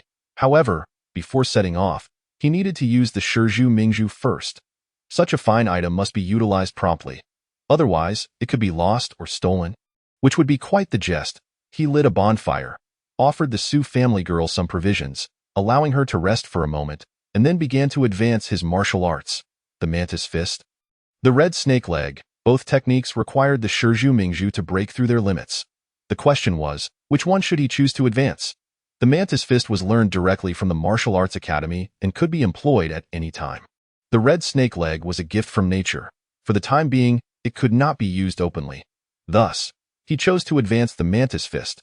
With the first condition for advancement fulfilled, he utilized the specially crafted Shizhu Mingzhu to complete the second requirement. Chu Qing. Specially crafted Shizhu Mingzhu? Before he could ponder further, the pearl in his hand shattered into fine ash, scattering across the ground. Simultaneously, the professional column flickered. Martial Arts. Ultimate Mantis Fist 1. Refined 72 major tendons. 2. Enhanced the quality of major tendons. Advancement conditions. No further advancements possible. Chu Qing paused momentarily before being overtaken by ecstatic joy. After striving for so long, he had finally achieved an ultimate martial art. He mused. It hasn't been easy. Meanwhile, the Su family girl silently muttered to herself. I haven't had it easy either. At this moment, the efficacy of the secret pearl activated, and Chu Qing felt an indistinct sensation. He could potentially forge 2 golden tendons or 32 iron tendons using the effects of the pearl. No, that cannot be right. Tang Wuming had stated that one pearl could only forge a single golden tendon at most. Why then was he able to forge 2? Could it be due to the secret pearl? He cast a dubious glance at the young woman from the Su family. Theoretically, golden tendons consumed more resources and time, making them the optimal choice for his cultivation. However, considering the upcoming primary examination at the Martial Academy, he ultimately opted for iron tendons. The prospect of rapidly enhancing his mantis fist with over 30 iron tendons was undeniably formidable. Activating the toad technique, his spirit and energy surged to their zenith. Let the forging commence. Iron tendon 30, iron tendon 30. You have forged an iron tendon. 10 tendons, 20 tendons, 32 tendons, 36 tendons. To his astonishment, the pearl, which should have allowed him to forge only 32 iron tendons, enabled him to forge 36 in one go, thanks to the enhancement of the toad technique. Out of these 36 iron tendons, only 5 overlapped, resulting in him acquiring an additional 31 iron tendons. At this juncture, his total count of iron tendons reached 180. Utilizing the mantis fist alone, he could deploy over 60 iron tendons. When combined with the toad technique, this number soared to an astonishing 80. The mantis fist, whoosh! The force of his punch sliced through the air like a blade, shattering the wooden beam just 3 inches away from his arm. Chu Qing was taken aback. In the past, he had to strike the wood directly to cleave it. Now, even the mere force of his punch possessed such might. I have grown stronger. Even without advanced techniques, this rudimentary mantis fist is no inferior to that of the academy students. In this moment, the mantis fist became his most powerful attack. Crack, crack. Filled with exhilaration, Chu Qing unleashed a flurry of punches, the wind from his strikes severing the wood as effortlessly as cutting grass. It took him a good 3 to 5 minutes to quell his joyful fervor. In 2 days, with the toad's secret medicine, my strength will increase further. The Martial Academy has already opened its doors to me. With his newfound power, his spirit soared, and confidence surged within him. The next time I encounter He Qi, I could very well strike him down with a single blow. Beside him, the young woman from the Su family was astounded. Though she lacked knowledge of martial arts, witnessing the punch's wind cleave through a beam as thick as her arm left her in shock. If that punch's wind were to strike her, she might find her arm severed. Moments later, Chu Qing gathered his belongings and said, "Let us proceed to Maple Leaf County. By the way, how did you manage to enhance the pearl?" The Su family girl covered her face. Whispering an explanation, Chu Qing was suddenly enlightened and then hoisted her up, making a beeline for Maple Leaf County. 1 hour, 2 hours. Chu Qing escorted the Su family girl to an inn, providing her with some silver coins and 100 silver notes. After parting ways with Tang Wuming here, you should rest a bit before heading to the prefecture to find him. With that, he made his way to the blacksmith's shop. The Su family girl expressed her heartfelt gratitude. "Benefactor, should I survive, I will repay you with all my strength in the future." Shortly after, she turned to enter the inn. "Excuse me, do you have any rooms available?" A slender, delicate attendant approached, a burlap sack draped over his shoulder. "Guest?" "Wait, Su Qing." The Su family girl was astonished, joy illuminating her face. "Young Master Tang, how did you end up as an attendant? Are you perhaps experiencing life as a commoner?" Tang Wuming, half an hour later. Su Qing redeemed Tang Wuming's freedom and recounted the events that transpired since their separation, omitting the details concerning the enhanced dandelion pearl.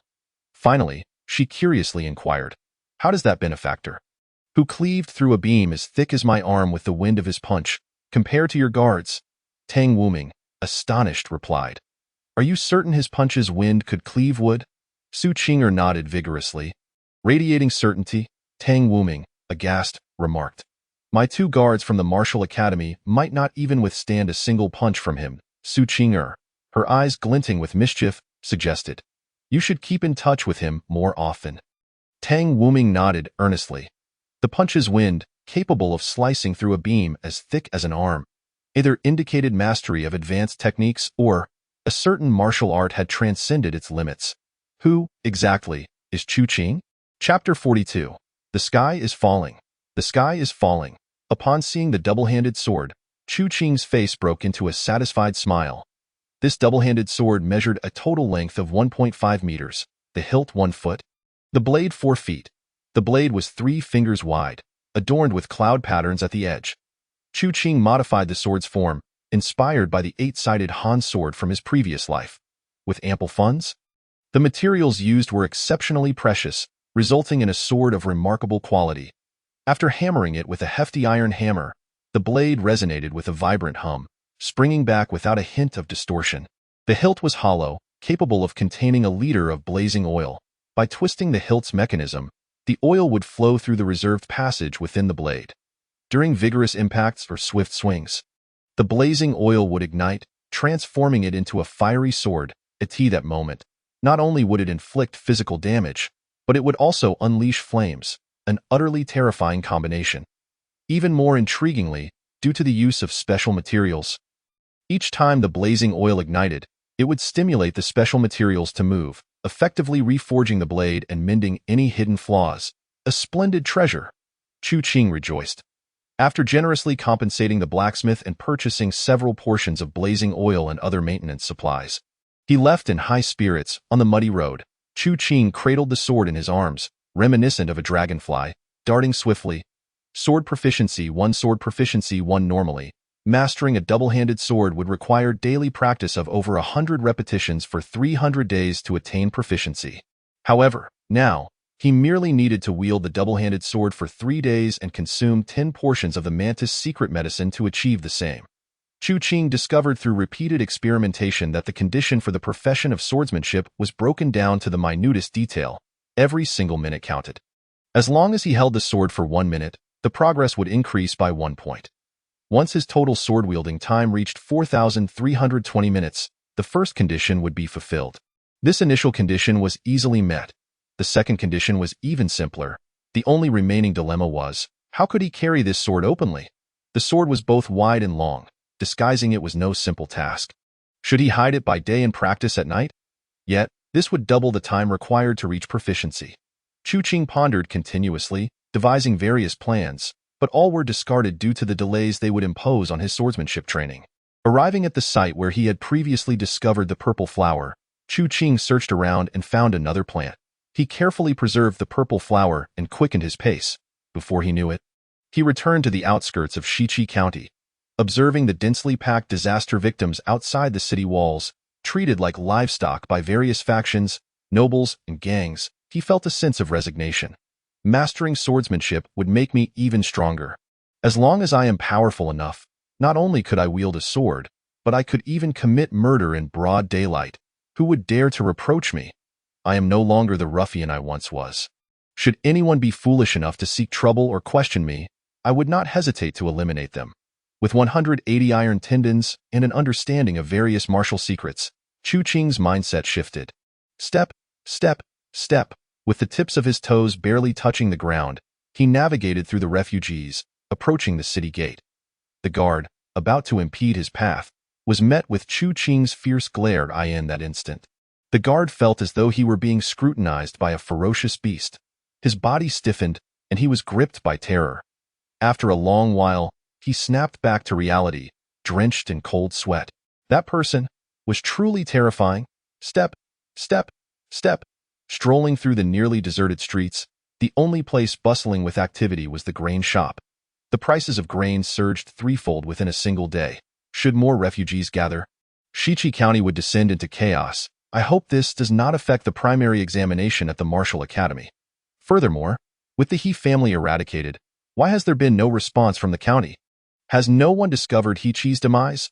Lost in thought, Chu Qing found himself at the Jin family estate. 1 minute later. Mrs. Jin and Xiao Taohong were utterly stunned upon seeing him. Xiao Taohong discreetly gestured, noticing that the sword in Chu Qing's arms towered over her. Mrs. Jin, however, did not notice the long sword. Her attention was drawn to his demeanor. Previously, although Chu Qing had reached adulthood, he still bore a youthful demeanor, resembling a young lad. Yet, after just one night, this boy had matured. His confidence radiated, and his eyes sparkled with vitality.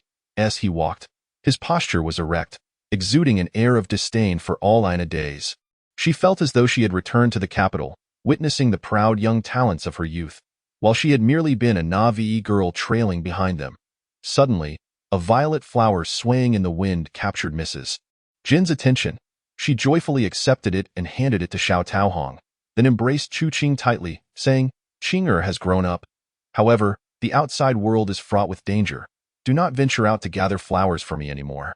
She assumed that Chu Qing had traversed hundreds of miles to the mountains to pick flowers for her. Beside her, Xiao Taohong glanced from the violet flower in her hands to Mrs. Jan, inwardly sighing, "Madam, do take care." A few minutes later, Mrs. Jin informed Chu Qing, "This morning, members of the Blood River Gang came looking for you, stating that you must visit the gang." Chu Qing nodded. Though he felt uneasy, the killing of Lu Tangzhu and the annihilation of He Qi's entire clan had greatly altered his mindset. The Blood River Gang, once a layer of identity and a protective shield for him, had now transformed into a shackle. "I will handle this matter appropriately." Madame Jean ceased her inquiries and instead chattered incessantly, asking him about the picturesque mountain scenery and the circumstances beyond. Chu Qing recounted the details with eloquence. Initially, Madame Jean was enchanted by the misty rain enveloping the mountains, which lifted her spirits. However, upon hearing of the pervasive suffering among the disaster-stricken, the collapsed roads, and the inundated farmlands, her mood darkened considerably. She rose and paced, stating, "This is both a natural calamity and a man-made disaster. Shiji County, and perhaps the surrounding areas, are bound to descend into chaos." Chu Qing, perplexed, questioned, "They are merely disaster victims. Once they are settled, how could there be chaos?" Madame Jean shook her head, replying, "Who will settle the refugees? The officials are indifferent. The fortresses, the affluent, and the gangs can only absorb so many. Shiji County's elevation may offer some respite. But if the rain persists, more victims will flock here. Why then? If there are insurgents to incite them, it will surely lead to widespread turmoil." Chu Qing internally shook his head, remarking, "Such matters bear little relation to us. Should chaos truly arise, I will protect you." With that, he patted the sword at his side. Madame Jean felt a warmth in her heart, deeply touched. Qing'er was vastly superior to Jean Iren. Throughout the afternoon, Chu Qing remained with Madame Jean, partaking in bathing, dining, studying, and copying calligraphy. What struck Madame Jean as peculiar was that no matter the activity, even when he was massaging her shoulders, Chu Qing always held onto that sword with one hand. She murmured, "This sword." Chu Qing chuckled, "Previously, I wielded a blade for combat, but it felt rather lowly. Thus, I sought a sword." At the mention of killing, Madame Jin's expression darkened. She had urged Jean Iren to eliminate He Daegu, but ultimately to no avail. Did Qing'er acquire this sword with the intent of slaying He Daegu? Just then, a clamor erupted in the city, filled with the thunder of galloping hooves, cries, and screams. Madame Jin's complexion turned pale as she gasped. Could it be that the insurgents have breached the city? Chu Qing quickly grasped her arm, asserting seriously, "It's nothing. You should hide inside. I will stand guard here." At that moment, a servant rushed in, panicked, exclaiming, "The sky is falling. The sky is falling." Chapter 43. The Killer. Heart of Iron, viewing lives as chaff. He Qi is dead. In the He family residence within the county, over 300 souls perished. Except for He Qi and 2 personal maids, all others met their demise by having their necks twisted. Initially, no one noticed. At most, they were curious as to why the He family did not open their doors that day. It was not until evening that Lan Jie and the disciples from the fortress sought He Qi for drinks, only to discover the vast estate devoid of any survivors. What ensued was a city-wide manhunt. The torches crackled as Lan Jie and the fortress disciples congregated at the He family mansion. Their expressions were grave. Some, timid, appeared pale and trembled. Today they killed brother He Qi. Tomorrow they will come for me. I want to return to the fortress. With a slap, Lan Jie turned and struck the disciple across the face, rebuking, "Silence. If you flee now, you might be killed before you even leave the city." The disciple covered their face, stifling sobs. Lan Jie conferred with several prominent disciples from the fortress, deciding to dispatch someone to inform the major gangs to scour the city and issue an order, regardless of whether the murderer is found. Some must be killed to appease He Qi. They then collectively sent a missive to the military camp, demanding the lockdown of the county. No one was permitted to leave. A thorough search commenced. Simultaneously, They called for bloodshed to honor He Chi's memory. Finally, they dispatched several waves of servants and guards out of the city to relay the news. By the time all arrangements were complete, it was already past 8 in the evening. All disciples from the fortress gathered in the hall, anxious and troubled. Lan Jie privately summoned a few disciples to a small room for a confidential discussion. Could it be that He Chi discovered traces of a secret transmission and was silenced? One disciple speculated, the insurgents have cordial relations with us. They wouldn't resort to silencing him. Unless an outsider learned of the secret transmission and decided to eliminate him. Lan Jie frowned. If an outsider obtained the secret transmission, they would never remain in Shiji County. Another disciple conjectured, the 2 Shizhu Mingzhu that should have been produced are missing. The insurgents' secret transmission also circulated in Shiji County. Recently, many from the Blood River Gang perished, including a hall master. Senior Zhang from the armored sect suspects his enemies are also in Shiji County. Now, with the preliminary examinations at the Martial Academy approaching, why are all these events converging simultaneously in Shiji County? Lan Jie's heart stirred as she exclaimed, is everything connected to one individual? And that person is in Shiji County. A disciple chuckled bitterly, Lan Jie, how could one person have the ability to orchestrate so many events? Behind these occurrences lies the influence of an organization. The other disciples gradually realized, indeed, a single individual lacks the capacity to orchestrate such circumstances. Those capable of doing so would not dare act. In the vast expanse of Shiji County, only a dozen individuals possessed the ability to kill He Chi. Yet, even if He Chi had wronged their wives or daughters, they would not dare harm a hair on his head. For He Chi was a disciple of the fortress. However, according to the scene, there appeared to be a singular culprit. Indeed, despite all the analysis, there is but one murderer. Who is this assailant? How could they slay disciples of the fortress as if they were mere chickens or dogs? Are they not afraid? Lan Jie and the others fell into contemplation. Upon receiving the news, the prominent families of Shiji County swiftly convened. Although they did not venture to the He family estate, their servants and guards had gone to investigate, returning with furrowed brows. He Chi, the 7th son of the He family patriarch, was of average talent but had trained over 100 iron muscles. Besides us, only a handful could have killed him. Yet, did they possess the courage to do so? In a single night, over 300 disciples of the fortress had been slain. This murderer truly defied all law and reason. With a heart of iron, Dai Ti was utterly terrifying. Their expressions soured at that moment. One patriarch spoke, friends, a great calamity approaches. The insurgents are colluding with the fortress. The assembly exchanged bewildered glances. The patriarch continued, Shiji County has historically been a battleground of military significance. The death of a disciple from the fortress could provide a legitimate pretext for entering Shiji County. The crowd gasped in shock. After a lengthy silence, one patriarch gritted his teeth, declaring, Shiji County is ours. If the insurgents desire it, they must negotiate with us. Everyone, return and fortify the fortress. In the He family, the patriarch, over 50 years of age, was robust and vigorous, skilled in martial arts, engaged in playful banter with his recently acquired 51st concubine. He received the dreadful news. Is it truly dreadful news? It is merely the death of one son. I have over 20 sons and more than 50 daughters. I can hardly be bothered to name them. The loss of one is inconsequential. Yet, He Chi was still his son, who had met an untimely end in the county, reduced to a gruesome sight, leaving only his head. Hundreds of servants had also been slain. Was this the insurgents' warning to me? Or a caution from the city's elite? Or perhaps, my son's internal strife? He pondered extensively, yet never imagined that an incident involving a mere steward would lead to this massacre. Even more inconceivable was the audacity of Chu Qing, barefoot and clad in a burlap robe, to brazenly slaughter disciples of the fortress. Send He Chi go with 20 iron riders to investigate. If the culprit is one of my sons, bring them back. If not, eliminate the perpetrator. A servant bowed respectfully. Yes. He Chi go, once a rogue hero of the Greenwoods, became known as He Chi go after aligning himself with the He family. He was adept at tracking and had previously held the position of a constable, training over 100 iron muscles and 30 iron bones. His most formidable technique was the Great Palm Print of bone training. With the Great Palm Print, he achieved the strength equivalent to over 150 iron muscles combined. The might of this technique was fearsome, and he was meticulous, ruthless, and, importantly, obedient.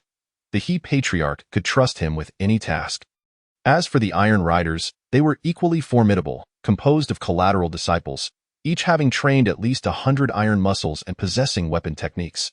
Even a mere 7 or 8 Iron Riders could overwhelm even He Chi-go. With the sound of thundering hooves, the Iron Riders raced into Shiji County. They arrived at the scene promptly. He Chi-go, in his 40s, was robust and of an amiable demeanor. Upon his arrival, Lan Jie and the others breathed a sigh of relief. With He Chi-go and the 20 Iron Riders present, they believed the assailant would not dare to strike again. If he had any sense, he would have fled long ago. He Chi-go examined the scene. Minutes passed, then half an hour. Many traces had been swept away by the wind and rain, rendering them nearly invisible. Nevertheless, he managed to piece together the general scenario of Chu Qing's assault. The assailant first eliminated the guards, then attacked from the periphery inwards. The killer, with a heart of iron, regards human life as mere chaff. To slay so many in one breath, his hands showed no sign of weakness whatsoever. Lan Jie and the others paid no heed. While someone muttered, "I can chop people down without flinching either," He Chi-go solemnly inquired, "How many have you personally killed?" The disciple of the Wu Bao pondered for a moment and replied, "At most 12.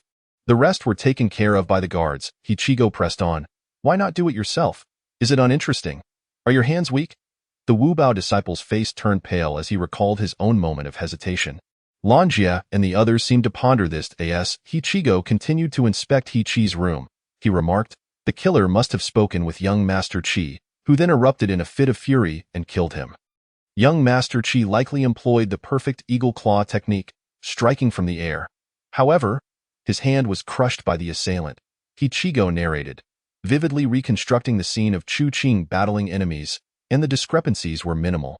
Finally, upon entering the kitchen and encountering the severed head on the cutting board, He Chi-go felt an unprecedented gravity.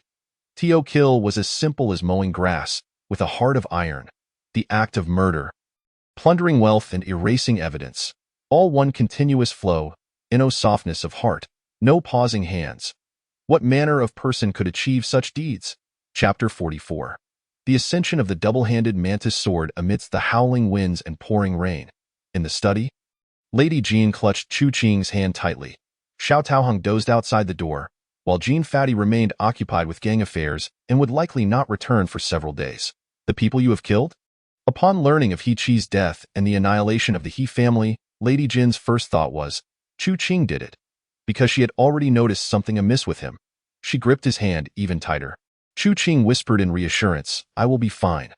Look, I am barefoot and just a youth, having never left Shiji County, and certainly not some great figure. Would I dare to kill so many? Would I dare to slay the disciples of Wu Bao? Do I possess the capability to do so?" Lady Jean fixed her gaze upon him, her voice firm. "You dare, and you can." Chu Qing remained speechless. Lady Jean continued, "Many in Shiji County know that I wish to adopt a child. Yet, not a single one has come to me. You are the first and the only one. Your audacity is not only great, but also utterly boundless. As for murder, be cautious. It is actually quite simple." Chu Qing remained taciturn. That night, Lady Jean hardly slept, nor did Chu Qing. He allowed Lady Jan to hold his hand while he secretly operated the iron cloth shirt technique to enhance his defenses. Simultaneously, with his other hand, he tightly grasped the double-handed sword, diligently brushing up on his practice. Throughout that night, many remained awake. Some ruffians and unfortunate souls were slain, serving as tools for the He family's wrath. The vast expanse of Shiji County was engulfed in chaos. 1 day, 2 days, 3 days. For these few days, Chu Qing resided in the Jean family mansion, as Lady Jean forbade him from leaving. Moreover, due to the strict scrutiny, he could not seek out Li Yaoshi for the secret toad medicine. During this time, armored knights arrived to inquire about the events at the He household, questioning why a dispute had erupted. Chu Qing smiled and explained that he had seemingly seen a maiden from ancient times enter the He household and wished to confirm this to retrieve her. However, the chief steward he did not comply. After receiving 10 taels of silver, the armored knight nonchalantly remarked, "I doubt you dare or are capable of killing." Upon departing the Jean family mansion, the armored knight reported back, handing over the silver and detailing the situation. There were individuals under He Chi-go who meticulously documented everything. If the identity and status of the silver's sender did not match, An immediate investigation would ensue. Chu Qing's 10 taels of silver had initially been within the realm of suspicion, but once it was known he was residing in the Jin family mansion, all doubts evaporated. In the Jin family mansion, Lady Jin, weary in spirit, fell into a drowsy sleep with the accompaniment of Xiao Taohong.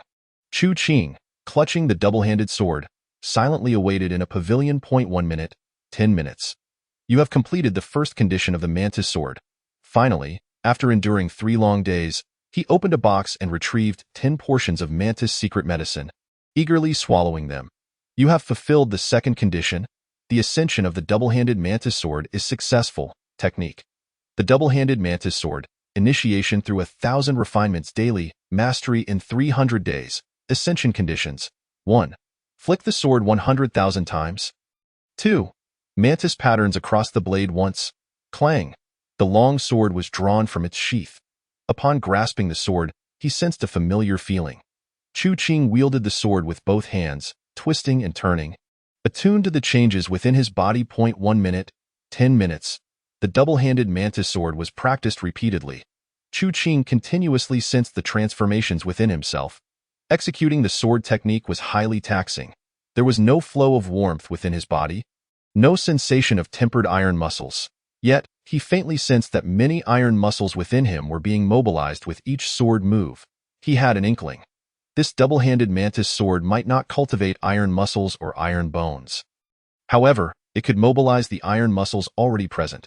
Furthermore, unlike techniques such as Iron Hand or Red Snake Legs, the iron muscles activated by the mantis sword were not contingent upon the specific technique employed. They were solely related to the movements. Some techniques activated the iron muscles of the arms and waist, while others could engage the iron muscles throughout the body. If all weapon techniques functioned in this manner, then the more iron muscles one possessed, the greater the power of the corresponding weapon technique. Inno Wonder Tang Wuming insisted on cultivating 365 iron muscles. Although he had nearly 200 iron muscles and was brimming with vitality and strength, after practicing for a mere 10 minutes, he was drenched in sweat. This mantis sword was exceedingly exhausting. Those with slightly weaker physiques would find it impossible to confront an adversary, even if they mastered it. Wiping away his sweat, he took a moment to rest. Chu Qing flicked the long sword with his fingers. Flicking the sword initially, he used a single finger to flick, but recalling the techniques from his previous life, he attempted to flick with all 5 fingers simultaneously. Once, 10 times. Relying on the foundation of Eagle Claw technique, he succeeded in executing in an instant. The speed of his progress multiplied 5-fold. Yet, he remained unsatisfied. I have 10 fingers. Flicking them all at once is the true path. Half a minute later, Chu Qing sat cross-legged, the long sword resting across his knees, akin to a woman playing the guzheng. His hands dancing swiftly as they flicked the sword. Efficiency surged once more. 100,000 flicks of the sword could be completed by afternoon. Once he met the required number, he would practice the mantis fist and see if he could cultivate a copper muscle. During these days, he consoled Lady Jin while also wielding the sword. He had no time to refine his copper muscles. Perhaps he could attempt it by afternoon. Clang, clang. The sound of fingers flicking the sword resonated like the clash of gold and iron. Initially, Chu Qing found it tedious and monotonous. However, after flicking 2 or 3 tens of thousands of times, he began to feel a connection with the long sword. As his fingers flicked the blade, the sword vibrated, and he could vaguely sense its condition. He even felt that the sword underwent strange changes during the flicking. With a clang, he increased his strength, and that sensation intensified. Though he was unsure whether this change was good or bad, he resolved to apply more force. If the long sword were to break, he could forge another later. For now, he had plenty of money, and moreover, he had the ability to earn it, and earn it handsomely. By noon, Lady Jin emerged, her spirit rejuvenated. She held a paper umbrella, her small feet treading upon the stone path as she approached the pavilion. This lady, adorned with exquisite makeup, no longer bore any signs of panic. Resembling a noble woman, she quietly watched Chu Qing flick the sword, his 10 fingers a flurry of motion, mesmerizing to the eye and stirring the heart. After a moment, she softly asked, "Are you tired? Does it hurt?" Chu Qing smiled. "Not tired. Not painful." Lady Jin extended her delicate hand and flicked the pillar, resulting in a painful sting to her fingertip. her translucent nails turning a rosy hue. How painful! Chu Qing felt a pang of concern, examining her finger and gently blowing on it, saying, "Your delicate skin naturally aches when it meets something hard." Lady Jian lowered her head, feeling a warm breath wash over her, cool and comforting. "I heard from the servants that the scrutiny outside has lessened. Perhaps tomorrow we can go out." Chu Qing nodded. Should the scrutiny ease, he would seek out Li Yaoshe to retrieve the secret medicine. After all, that toad's secret medicine was something he had worked tirelessly to obtain. Swallowing it sooner to ascend in the toad technique would be the ideal course of action. Chapter 45. Where did the toad's secret medicine go? As dusk fell, the clanging sound of strikes ceased. "You have completed the first condition of the double-handed mantis sword." Chu Qing exhaled deeply. He had finally fulfilled one of the conditions. All that remained was to catch some mantises to complete the task. At this moment, it was getting late, and he intended to take his leave. However, outside the door, there was a commotion. Before long, Xiao Taohong joyfully announced, "Lady Shi has arrived." Lady Shi was the true sovereign of Shiji County. Her arrival would surely bring relief to Lady Jian. Upon seeing Lady Shi, Chu Qing felt a stirring in his heart and pretended to depart. Yet, Lady Shi glanced at her maid, Feng Nu, whose expression was stern as she handed him a small box. Stating, "Here," Chu Qing, with a stoic expression, opened the box. Quite good. It's the elixir. 2 servings, no less. Let the show begin. I must watch." Several minutes later, in the study, Madame Shi, adorned in full theatrical costume and made up for her role, twirled her flowing sleeves, her voice delicate and melodious as she began to sing. Though Chu Qing held no particular interest in opera, he felt compelled to engage earnestly, for Madame Shi had bestowed upon him far too many favors. As the performance concluded, Chu Qing applauded enthusiastically and even rewarded Madame Shi with a handful of silver coins. Ecstatic, she expressed her gratitude in a sweet, endearing manner before crouching to collect the coins. Performing a deep bow before gracefully departing, Madame Jean, puzzled, remarked, "Even if 1,000 taels of silver were to fall, Madame Shi would never stoop to pick them up. But why then does she pick up what you toss?" Chu Qing chuckled. She has completely immersed herself in the role of a performer. Thus, even if I were to discard a mere copper coin, she would feel compelled to thank me and retrieve it. Madame Jean appeared bewildered, unable to comprehend. A moment later, after bidding farewell to Madame Shi, she returned to Chu Qing with an odd expression. Madame Shi mentioned that at this time tomorrow, she would sing again. She also expressed a desire for you to be a genuine audience member, rather than merely putting on a fade. Chu Qing found himself at a loss for words. "I listened attentively and even offered a reward." "How is that considered a fade?" Madame Jean continued. She further warned that if you fail to satisfy her next time, you shall never have the opportunity to hear her sing again. Chu Qing was left in a state of confusion, while Madame Jean was equally perplexed. Night descended. In a sparsely furnished room, Chu Qing tossed and turned, practicing the mantis fist. Progress was dishearteningly slow. With no elixir to assist, his copper sinews only increased by a mere 0.01. Having grown accustomed to rapid advancements, he found it hard to accept. He consumed the elixir. Copper sinews 0.1. Chu Qing, now speechless, attempted to harness the energy of the frog technique. But the elixir's effect diminished sharply. This was merely copper sinews. How many elixirs would be required to reach silver or even gold sinews? How long would that take? No wonder Master Lu and even He Qi had only practiced iron sinews, for the investment and returns were disproportionate. In an instant, Chu Qing contemplated abandoning the pursuit of iron sinews, yet he recalled Tang Wuming's words. The higher the sinews are raised, the greater the future potential. The best way to rapidly cultivate gold sinews was indeed to consume mangosteen pearls. From Tang Wuming, he learned that a single mangosteen pearl was worth 10,000 taels of silver. To cultivate 365 gold sinews, he would need at least 180 pearls. Just thinking about it made his head spin. Forget it, I shall take my time. Within a month, I cultivated 180 iron sinews. Even through arduous training, it shouldn't take too long. As night deepened into silence, Chu Qing washed up, donned a mask, and hurried to Apothecary Li's shop. Upon arrival, he found himself in utter disbelief. Where was everyone? Had Apothecary Li absconded with my elixirs, or had he met with a tragic fate amidst the recent chaos? Where had the frog elixir gone? Unease gnawed at him as he scanned the room. It was clean, with many garments present, yet the shop's medicinal supplies were entirely depleted. Chu Qing, troubled, hesitated before he ventured next door. Where a young couple resided, he kindly roused them and inquired directly, "Has Apothecary Li been killed?" The couple trembled in fear, hastily explaining, "A group came and took him away the night before last." "Do you know who they were?" They shook their heads vigorously. "We had the doors tightly shut and heard nothing." Chu Qing nodded and turned to leave. Knowing Apothecary Li was not dead but had been taken away relieved him. As long as he was alive, there was hope. That was my hard-earned reward from nature. Wherever you are, I shall find you. With that, Chu Qing swiftly employed the dragonfly skimming technique, traversing through streets and alleys. Heading straight for the outskirts of the county. At that moment, many refugees gathered outside the county, with numerous individuals having exhausted their provisions, resorting to eating insects, wild vegetables, and even leaves. The mantises had been entirely consumed. Chu Qing pressed further away until he reached Shurji Mountain, where he managed to catch enough mantises. You have completed the second condition for the mantis sword. The dual-handed mantis sword has successfully upgraded. In the next instant, hundreds of mantises were reduced to ashes, enveloping the blade. Skill. Mastery of the dual-handed mantis sword requires daily refinement, consuming elixirs, and 1,000 days of practice. Conditions for upgrade: 1.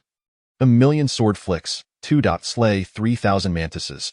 Chu Qing was at a loss. Was the enhancement of this sword technique inextricably linked to mantises? At this rate, it wouldn't be long before all the mantises in the vicinity were consumed. He needed to hurry and fulfill the second condition. With a swift motion, he drew his long sword, ready to strike at the mantises. As he wielded the blade, ash fell from it. Chu Qing was taken aback, for he noticed a change in the sword. The previous cloud patterns had vanished, replaced by numerous marks resembling mantises.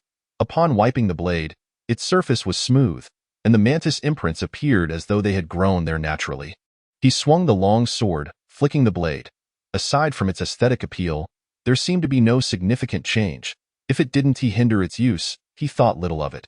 Holding the sword in both hands, he navigated through the underbrush in search of mantises. Although it was night, his exceptional vision and hearing, courtesy of the frog technique, allowed him to spot a mantis hidden among the leaves. With a swift strike, the cold light glimmered as the mantis was cleaved in 2. Sword slay mantis 1. Very good. Onward. Chu Qing, wielding a sword of nearly 5 feet in length, swung with vigor. Sword slay mantis 1. Sword slay mantis 1. By dawn, he had slain over 1,000 mantises, nearing the halfway mark. With a bit more effort, he aimed to complete the task before nightfall. Despite having gone without sleep, his vitality remained robust, and even when fatigued, a practice of the frog technique would restore his energy. The only issue was, he was quite hungry. 1 hour, 5 hours, 10 hours. Until dusk, his profession status flickered. You have slain 3,000 mantises. The second condition is complete. With a sigh of relief, Chu Qing felt a weight lift from his shoulders. Finally, he had fulfilled the requirement before the refugees had devoured all the mantises. He polished his long sword, slung it over his back, and made his way toward Shurji County. The number of refugees outside had increased, with some succumbing to illness amid the storm. The soldiers and officials within the county turned a blind eye, allowing the refugees to congregate at the docks and under the recruitment platforms of wealthy households and gangs. Throngs of people gathered, desperately seeking to sell themselves into servitude. Yet, only a scant few met the conditions. Some refugees cursed vehemently, their grievances apparent. Chu Qing frowned inwardly. Given the current trajectory, trouble was brewing. Chapter 46. Testing the sword against men, a bloodbath of despair. Though he sensed the unrest, Chu Qing felt powerless to effect change. After all, he was merely a barefoot youth, not a county magistrate or a person of influence like Madame Shur. The resentment among the refugees stemmed primarily from their lack of employment and insufficient food. If they were offered work, would they still harbor grievances and cause trouble? Why were the officials so oblivious to the potential of employing labor to alleviate their plight? A little grain to allow them to repair roads would yield benefits on multiple fronts. Why did they not act? Lost in thought, he returned to Shurji County. The streets were busier, yet most appeared hurried and troubled. Outside, a multitude of refugees faced dire circumstances. Within the city, food prices soared. The recent turmoil following He Qi's death left the populace unsettled. As Chu Qing walked, he inquired about Apothecary Li's whereabouts. Approaching the Jean family estate, he discovered a troubling situation. Several small apothecaries had closed their doors. Had the apothecaries been captured? What could they possibly want with so many? Was there an outbreak of disease, or were they preparing for large-scale elixir production? Minutes later, Chu Qing encountered Madame Jean, who wore a worried expression. "What's the matter?" he asked curiously. Madame Jean hesitated, finally exclaiming, "Madame Sure is coming. Have you figured out how to deal with her?" Chu Qing shook his head, uncertain of how to respond. Just then, a loud knock resounded from outside. Bang, bang, bang. The sound was deafening. Madame Jean frowned, and before she could ask Xiao Taohong to investigate, a loud crash echoed from the front courtyard, accompanied by the anguished cries of a servant. Madame Jean furrowed her brow. Chu Qing unsheathed his long sword, positioning it before him.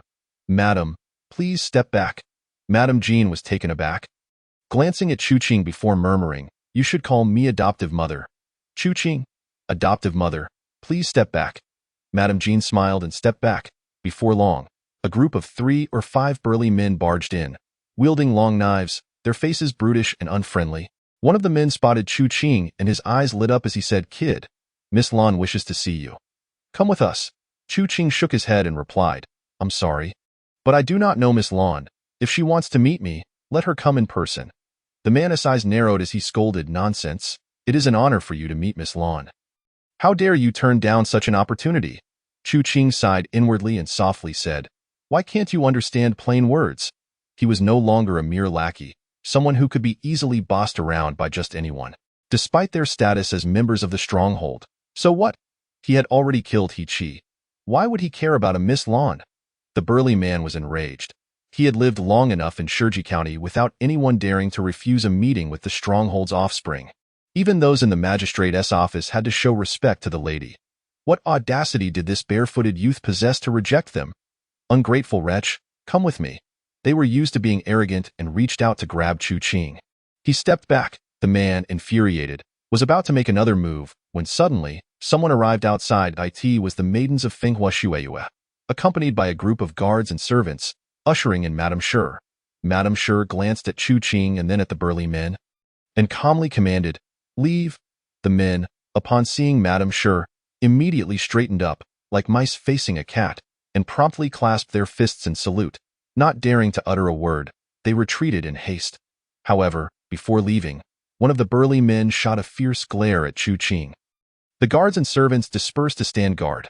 Madame Sure cast a sidelong glance at Chu Qing and said to Madame Jean, "Let us go to the study." After speaking, she eagerly pulled Madame Jean to change into a different outfit. Once the 2 beautiful women had entered the room, Chu Qing grasped his longsword and headed outside. Fenghua Shueyue blocked his path, exclaiming, "Where are you going?" Chu Qing smiled and replied, "I have a small matter to attend to." Fenghua Shueyue's eyes twinkled as they said in unison, "Be quick and return. If you delay the lady's time, you will surely regret it." Chu Qing chuckled, said nothing, and walked out with his sword. The maidens of Fenghua Shueyue were delighted, whispering to each other, "Yesterday, the lady scolded him. He must be terrified, fleeing at the last moment. He, it would be best if he ran far away, making the lady angry, and never speaking to him again." The burly men who emerged from the Jean family wore expressions of worry and anger. "Damn it, that kid dared to refuse Miss Lan's summons. How are we going to report back?" One of the men mumbled, "Why don't we wait until Madame Sure leaves and then go in and drag him out?" Others agreed, "Indeed. Otherwise, returning like this will surely earn Miss Lan's wrath. Damn it, it's all that kid's fault. When we catch him later, we'll make him pay." Just then, they suddenly noticed a figure on the rooftop, a youth in a coarse garment, leaping swiftly like a dragonfly. Whoosh! The youth leaped down from the rooftop, surpassing them. The burly men stared, their faces filled with wild joy. "Kid, quickly come with us to meet Miss Lan." Chu Qing smiled and said, "There's no rush. Allow me to show you a grand treasure first. It won't be too late afterward." The burly men exchanged dubious glances. Clang! The long sword was drawn. Chu Qing discarded the scabbard, grasped the double-handed sword, and grinned. "This double-handed sword has yet to taste blood or be unsheathed. You just scolded me, causing me distress. Therefore, let your blood serve to unseal my sword and wash away my melancholy." The burly men were momentarily stunned. then burst into laughter. How many years have I trained? And how many days have you had? Do you really think you're a master with a broken sword? Chu Qing smiled without replying, then suddenly lunged forward with a swift step, executing a mantis sword strike. One burly man roared and raised his sword to block. Crack! The double-handed sword severed the long knife, cleaving through his chest. The man screamed in agony as Chu Qing brushed past him. The 1.5-meter-long double-handed sword swung like a reaping blade. Crack! Crack! The sword passed, and men fell. Chu Qing raised his sword, its blade stained with blood. Yet the edge remained intact. What a fine sword! Thank you all for the opportunity to test it. After speaking, he picked up the scabbard and turned to leave. Behind him, the men who had been struck down had not yet succumbed. They wailed and writhed. You only scolded us a few times, and you kill us? Such a cruel heart. Miss Lan will not let you off lightly. Chu Qing smiled, not even glancing back, and continued on his way. The men first howled and cursed. Later, fear and regret took hold. Finally, they gradually faded away. The maidens of Fenghua Shuiyue were surprised to see Chu Qing return so quickly as he brushed past them. Fenghua wrinkled her little nose and muttered, "He seems to have a scent of blood." The other maidens looked on in astonishment. They all turned to gaze at Chu Qing's retreating figure, privately pondering. How could a youth in coarse clothing, a mere commoner, possess such a scent of blood? Had he been beaten? Or, Chapter 47. Evil breeds courage in the study. Madame Sher, graceful and poised, with flowing sleeves, sang passionately, each step, each word, is longing. Madame Jean, filled with concern, gently tugged at Chu Qing's sleeve, fearing he might falter. Chu Qing scrutinized Madame Sher closely. This woman, with every frown and smile, every gesture, resembled an actress. Suddenly, a realization struck him. I see this akin to cosplay in his previous life? Only, Madame Sher was even more engrossed. Actresses, audience, in that instant, he comprehended what Madame Sher desired. As the song concluded, Madame Sher bowed. Chu Qing threw down some silver coins and exclaimed, "Another song." Madame Sher, delighted, continued her melodious performance. Outside, the maidens of Fenghua Shuiyue were dumbfounded. That commoner dared to request the lady to sing again? How shameless! Madame Jean secretly sighed in relief. 1 minute, 5 minutes. Another song came to an end. Chu Qing rewarded her again. However, Madame Sher's brows furrowed slightly, her expression displeased. Madame Jean sighed inwardly. It seems Madame Sher was still dissatisfied. She anxiously glanced at Chu Qing. Chu Qing laughed heartily, darting a few steps toward Madame Sher, and took hold of her slender waist, exclaiming, "What a splendid performance! My beauty!" Madame Sher frowned, pushing against his chest with her small hand, her voice icy. "Let go." Her gaze was as sharp as a knife. Chu Qing felt as if he were being gazed at by a ferocious beast. The small hand on his chest sent a chill down his spine, making him feel as if his heart could be crushed at any moment. Was Madame Sher a martial arts master? Had she become angry? No. If she were truly angry, he could not approach her in a fleeting moment. Chu Qing pondered many things. She was lost in her role. She desired yet dared not die in his contemplation. He sneered coldly, grasped her nape with one hand, and pressed her down onto the table. As he pressed, nothing happened. Madame Sher remained completely still, her expression impassive. Chu Qing stared into her eyes. Her gaze was even colder, like thousands of steel nails piercing into his flesh, rendering him rigid. Gritting his teeth, Chu Qing summoned the strength in his iron hands, pressing down once more, continuing to press. Still, she did not budge. This was quite awkward. Madame Sher's icy gaze pierced through him, a useless horseman. Chu Qing was left speechless. He released his grip, sighing inwardly that it appeared he had misjudged the situation. Just as he loosened his hold, Madame Sher unexpectedly placed her elbows on the table and positioned herself. Chu Qing was left bewildered. Madame Sher's expression was icy and disdainful. Suddenly, Chu Qing recalled that Madame Sher had referred to him as a horseman. Anger surged within him and courage bloomed. Slap! He delivered a resounding slap. The silent room echoed with the sound of the slap. 1 second. 10 seconds. Madame Sher rose, her expression cold. Get out! Crack! The door slammed shut. Outside, Chu Qing's head buzzed. His mind in a daze. The maidens of Fenghua Shueyue, hearing the sound of the slap from within, looked at him in a daze and laughed. The commoner must have received a slap from Our Lady. Deservedly so. Huh, why doesn't he have a mark on his face? I've heard that commoners have thick skin. Perhaps the lady's strength is too weak to leave a mark, inside, Madame Sure. With a frosty expression, changed her clothes. Beside her, Madame Jean looked on, bewildered. Even now, she felt as if she were in a dream. As the costume fell away, Madame Sure, viewing herself in the mirror, noticed the red mark on her back from the slap. Her expression remained unchanged as she donned a silk gown. Minutes later, she pushed open the window and coldly instructed Fenghua Shueyue, "Go, bring the gilded box to Chu Qing." In the front courtyard, Chu Qing received the box from a perplexed Fenghua. Opening it revealed 10 portions of the secret medicine for the eagle claw technique. In the Lan family courtyard, Sister Lan furrowed her brows, listening to a servant's report. "Master, the men sent to find Chu Qing were slain in the streets. The assailant likely used a heavy blade, at that time. There were no witnesses. Sister Lan is plagued by a headache. He Chi has been murdered, the precious pearl is lost, the secret transmission has vanished without a trace. The rebels are stirring restlessly, storms and floods have arisen, and Zhang's brother-in-law has been slain. The Blood River Gang is in turmoil. Why have all these events converged?" After much contemplation, Sister Lan calmly declared, "Let us bury them. As for the murderer, there is no need for further investigation." The servant complied but inquired, "My lady, shall we send someone to find Chu Qing?" Miss Lan fell silent. The reason she considered sending someone to find Chu Qing was that she had heard this rustic lad possessed some skill. He had executed a commendable job in assisting Captain Sure in tracking down the murderer. Thus, she felt compelled to enlist Chu Qing to uncover the identity of He Chi's killer. However, after the recent events, a sudden clarity washed over her. In no need. She sensed that someone wished to prevent her from meddling in the pursuit of the killer. He Chi's dog, his eyes bloodshot, had been investigating for days and had established several leads, from Lu Hai, Lu Xiaogo, Lu Jun, to the demise of Lu Tangzhu. All were linked to the murderer of He Chi. The black market's fatalities were also entwined with this affair, and even the emergence of the secret transmission art was connected to the culprit. Based on his leads and deductions, the root cause was Lu Hai's acquisition of the secret transmission art, and the sole person privy to this knowledge had been slain by young Master He Chi. Now, the trail has gone cold. What to do?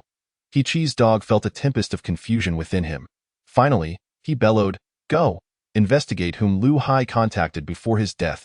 Yes, in the courtyard of the Jin family, Chu Qing consumed a secret elixir, breaking the limits of the eagle claw technique. His fingers transformed into claws, darting up and down, accompanied by the incessant cries of eagles. One iron sinew after another was added, his fingers growing longer, stronger, and more agile. As his claws danced, the air twisted, and amidst the turbulence, the shadow of a majestic eagle could be discerned. An hour passed, then two. At last, the final iron sinew was forged. Chu Qing roared as the eagle's cry resounded, his fingers piercing a jade stone sphere. With a sharp sound, 5 deep holes appeared on the stone. As he flicked his fingers, the sphere shattered, the power of the extreme eagle claw technique proving 2 to 3 times more potent than its perfected form. Technique: Extreme Eagle Claw Technique. 1. Forge 64 major sinews. 2. Enhance sinew quality. Promotion condition: no further enhancements possible. The extreme eagle claw technique had granted Chu Qing 20 new iron sinews, all distributed across his arms. Now, his hands and arms possessed a significant boost in strength. Correspondingly, the iron sinews manipulated by his dual mantis blades had also increased by 20, their power amplified. At this moment, his iron sinews totaled 200, with only 10 days remaining until the Martial Academy's preliminary assessment. In a mere 20 days, he had transformed from a mere flag waver to a warrior boasting 200 iron sinews. Yet, he remained unsatisfied. "I need more iron sinews." However, most of his techniques were perfected or even beyond limits. To enhance his sinews, he required new martial arts techniques. Unfortunately, the commotion from a few days prior had attracted much attention. The county was rife with danger. Otherwise, I could have eliminated a few more scoundrels, harvested various techniques, and earned some gold and elixirs. Perhaps next time I could request technique manuals from Lady Sure? The thought of Lady Sure caused him to frown. Her actions left him perplexed. At this moment, Lady Jean approached him. After sending off Lady Shi, she observed him practicing Qing'er. You are quite bold, daring to confront Lady Shi. Yet, why did she not punish you, or worse, kill you, but instead provided you with a secret elixir? Lady Jean pondered, unable to comprehend. Chu Qing moved behind her, pressing his hand gently on her shoulder. I have always been daring. Lady Jean sighed inwardly, clutching her silk garment. Chapter 48. Embracing the sword at Worry-Free Temple. As the Martial Academy's preliminary assessment drew nearer, the winds and rains had ceased, yet floods still ravaged many areas. Numerous displaced individuals continued to gather outside the city, some even trickling in. These victims, having exhausted all wild vegetation outside the county, were left with no choice but to venture into Shurji Mountain, where bamboo flourished, providing bamboo rats, bamboo insects, and bamboo shoots to stave off hunger. For the time being, they were not starving, yet each appeared gaunt and in dire straits. In these past few days, Chu Qing had not been idle.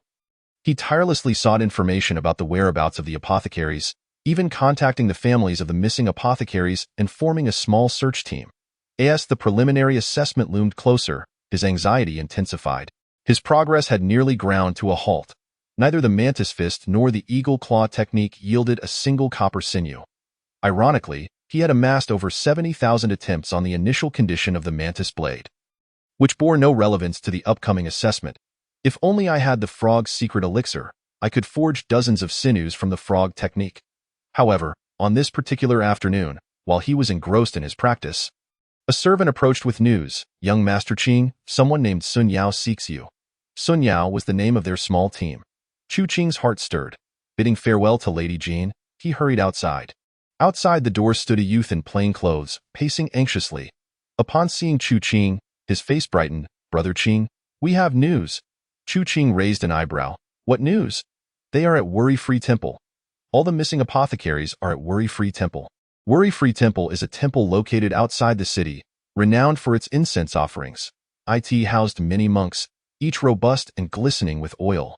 When the displaced individuals appeared, they sought alms at Worry-Free Temple, only to be met with violence as dozens were beaten to death by the monks, leading to no one returning for alms thereafter.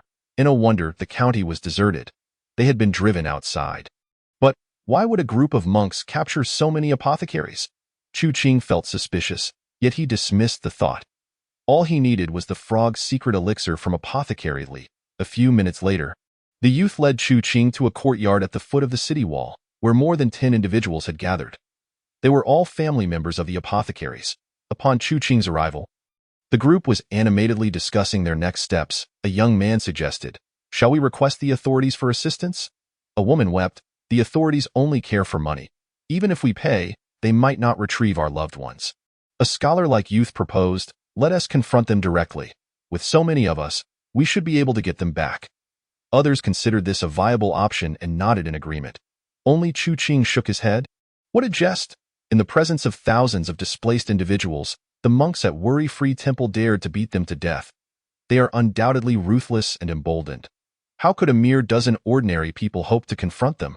After a while, the group, disheartened, retreated. They gathered to discuss their options. Chu Qing suddenly asserted, "The monks are fierce. We must be fiercer still if we wish to rescue our people. Let us pool some money and hire mercenaries to retrieve them." The crowd suddenly realized, indeed, we may not be capable, but mercenaries certainly are. They began discussing how to find mercenaries. Some suggested seeking out gang mercenaries, while others proposed looking in the refugee camps. Chu Qing listened for a while. Bemused, this group was taking far too long to find a mercenary. He quietly excused himself. Having learned where Apothecary Li might be, he saw no need to waste more time here. As he departed, a few noticed him leave, but made no attempt to stop him. After he had gone, someone remarked, "Once we find the mercenaries and rescue our family members, let's discard that apothecary from earlier without a second thought." The others nodded in agreement. Back home, Chu Qing unsheathed his long sword, his fingers flicking it with rapidity. The sound of clashing metal rang out like a tempest. Flicking the sword one, flicking the sword one. In a second, he advanced 2 to 30 progressions. His sword-flicking progress approached 80,000. With only 3 days remaining until the preliminary assessment, he lamented, "These past few days searching for Apothecary Li have cost me much time. Otherwise, my sword-flicking progress would have already reached its peak. The cursed false monk has caused me to squander a considerable amount of time. What compensation do you offer me? The rhythmic tapping of fingers produced a resonant clang, igniting within him an ever-growing intent to kill. Had it not been for unforeseen circumstances, my mastery of the toad technique could have reached fruition a fortnight ago. The completion of the toad technique might have expedited the enhancement of my copper muscles. How much progress have they hindered me by? As night descended, Chu Qing's murderous intent thickened threefold with the encroaching darkness. He embraced his sword with both hands, shrouded his face, and made his way directly to the Forgetting Worry Temple. Upon reaching the temple's exterior, he ascended a lofty tree to survey the monastery. The temple was aglow with lights, and the tantalizing aroma of grilled meat wafted through the air, accompanied by the faint sounds of women's laughter. Indeed, it was a congregation of false monks. Chu Qing remained silently vigilant, eager to ascertain whether these individuals would enlist the services of hired blades. Should they do so, it would provide an opportunity for the hired hands to gauge the capabilities of the false monks. Otherwise, he would be compelled to act recklessly. An hour passed, 2 hours. By 10 o'clock at night, the false monks had retired for the evening, many lights extinguished. Yet, in crucial positions, illumination persisted, and false monks patrolled. Chu Qing observed meticulously, discovering that 2 or 3 false monks operated in a unit, carrying gongs and whistles. Their alternating patrols exhibited a methodical precision, reminiscent of military maneuvers.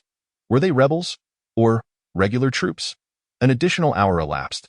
Chu Qing realized that under the current conditions, it was impossible to infiltrate stealthily without alerting the patrolling guards. It appeared that the group had not hired any blades. This time, he would have to force his way in. After several hours of observation, he noted that the false monks placed particular emphasis on a certain side room. Outside the room, numerous lanterns and torches illuminated the area, ensuring that anyone exiting would be seen by the patrolling monks. Li Yaoshi and the others might very well be confined within. He limbered up, preparing to storm the place. Chapter 49. Breaking through the military formation for your rebirth. Thud, thud, thud. The sound of hurried footsteps echoed from afar. Given the late hour, the sound carried a considerable distance. Chu Qing squinted, utilizing the dim moonlight to discern dozens of masked figures approaching with long blades, marching with great force. Hired blades. Although he could not ascertain whether they were of a lower or higher caliber, it sufficed that they were blades for hire. The patrolling false monks, alerted by the footsteps, clambered onto the walls to peer out, barely catching sight of the approaching shadows. One false monk signaled, and shortly after, more than 40 large monks emerged. They bore not clubs, but rather shields and swords, along with long spears. Chu Qing's eyes scanned the scene. This group of false monks undoubtedly had military backgrounds, or else such a formation would be inconceivable. The hired blades were doomed. Within a minute, the hired blades stood before the temple. With a creak, the temple doors swung open, and over 40 false monks lined up, their long spears standing tall, shields flanking them on either side. The hired blades exhibited signs of disarray. But in the next moment, one of the hired blades roared, "Kill, for the money." More than 30 hired blades, resembling ravenous wolves, charged forward, only to be obstructed by the shield bearers. While the spear wielders thrust their weapons forward, in an instant, 6 or 7 hired blades were pierced through. Blood was shed, lives were lost. Yet the hired blades showed no inclination to retreat. Instead, they became even more frenzied in their assault. The false monks blew their whistles, forming a crescent moon formation, intent on surrounding the hired blades. The crescent formation. Chu Qing had seen this military formation in Lady Li's study. The hired blades stood no chance. Would he allow them to be slaughtered while he stealthily sought out Li Yaoshi? That was not an option. There were surely false monks guarding the side room. Venturing there would undoubtedly lead to a bloody confrontation, alerting others and complicating matters further. Thus, he resolved to first eliminate this group outside. Drawing his long sword, he placed the scabbard upon a tree. Whoosh! Like a dragonfly skimming the water, Chu Qing propelled himself forward, effortlessly traversing 5 or 6 meters in an instant. In mere moments, he was upon the backs of the false monks. Kill! With both hands wielding his sword, he struck with the precision of a mantis seizing its prey. Crack! In a single motion, 2 false monks let out cries of despair, cleaved in twain. The remaining monks had yet to react when Chu Qing, channeling the full force of his toad technique, unleashed his mantis sword with vigor. His arms moved in concert, unleashing a barrage of iron muscles alongside the mantis sword. Crack, crack! The great sword danced through the air, more ferocious than a long blade. Each swing resulted in either death or grievous injury. The multitude of false monks, thrown into a panic, dissipated the crescent formation. The hired blades erupted in cheers, rallying to retaliate. Chu Qing continued his onslaught, dispatching 7 or 8 more. During the fray, a spear thrust towards him. But he deflected it effortlessly. Crack! Chu Qing retaliated with a reverse swing, cleaving his assailant diagonally. Just as he aimed to strike down a 9th adversary, a furious false monk, brandishing a shield, bellowed, seeking death. Boom, boom. The heavy footsteps thundered forward. As this false monk, shield concealed, charged like a rampaging bull. Kill! Chu Qing scoffed, executing the mantis absolute kill. With this maneuver, he summoned the strength of at least 150 iron muscles. The longsword descended. Slash! The massive bullhide shield splintered. The rampaging brute behind it let out no cry, collapsing in two as it hit the ground. The remaining false monks were gripped by terror. What happened to the captain? In the next moment, they scattered in flight. The captain? As expected, they were military personnel. Observing their retreat, Chu Qing let out a low growl, gripping his longsword to pursue. Crack, crack! The false monks were no match for him in a head-on confrontation. In their flight, they were swiftly decimated. One hired blade shouted, "Master, why not take this opportunity to rescue the captives?" Chu Qing replied with a cold smirk, "Annihilating this group of false monks will not only rescue them but also allow for the legitimate plundering of their riches." The hired blade's eyes lit up. "Masters are indeed masters. Let us eliminate these bald donkeys. Let us seize their wealth."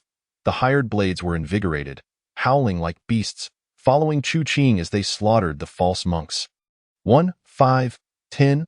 Ultimately, in the vast temple, only the 4 monks outside the side room remained. The remaining 20 or so hired blades, resembling famished wolves, charged towards them. The 4 monks exchanged glances, swinging their clubs in defiance. In a mere half-minute, the hired blades, emboldened by their numbers, reduced them to mere pulp. At this moment, one hired blade exclaimed, "They guarded this place to the death. There must surely be treasures within." Heeding this, they rushed towards the side room, with 6 or 7 hired blades growling in agreement, all eager to enter. The other hired blades hastened their pace as well, however. Just as they reached the door, screams erupted from within. Boom, boom. Each hired blade that charged in was flung back with even greater speed. Thud, thud. Corpses fell to the ground, their chests ruptured, bones shattered, and entrails spilled forth, courtesy of the damage inflicted by the perfected fist technique. Chu Qing took a moment to ponder. The individuals within the side room possessed some skill. Yet, if this was all they had, it would not suffice. He glanced at the hired blades, who, faces pale with fear, turned to him. "Master, perhaps you should go in first?" Chu Qing chuckled. "You all should enter together and strike down the individual inside with a flurry of blades." The hired blades shook their heads vehemently, their heads bobbing like rattling drums. One hired blade laughed nervously. "Master, do not jest." Crack! A flash of the sword severed that hired blade in twain, sending him sprawling to the ground. Clang! Chu Qing flicked his fingers against the blade, causing it to tremble as blood dripped down. The hired blade's expressions turned to horror. Just moments ago, they had fought side by side, hacking away together, all while discussing their impending fortune. How had it all turned so treacherous? One hired blade turned to flee. Chu Qing, like a dragonfly skimming the surface, pursued and swung his sword. Crack! A head flew into the air, the headless corpse staggering a few steps before collapsing. The remaining hired blades were even more horrified. Chu Qing smiled. "Gentlemen, you may either rush in and slay that person with a flurry of blades, or attempt to slay me." The hired blades shook their heads frantically, bewildered by the absurdity of the suggestion. Just moments ago, he had breached the formation unscathed, and they were far inferior to the large monks. One hired blade gritted his teeth, bellowing, "Kill!" He was the first to charge into the side room. The next moment, he found himself face to face with a middle-aged monk. Thud! The hired blade dropped to his knees, bowing his head. "Master, We are on the same side. I lay down my weapon and embraced the Buddhist path. Bang! The large monk scoffed, delivering a disdainful slap to the man's head. Crack! The hired blade's skull caved in, blood gushing forth, and he met his demise.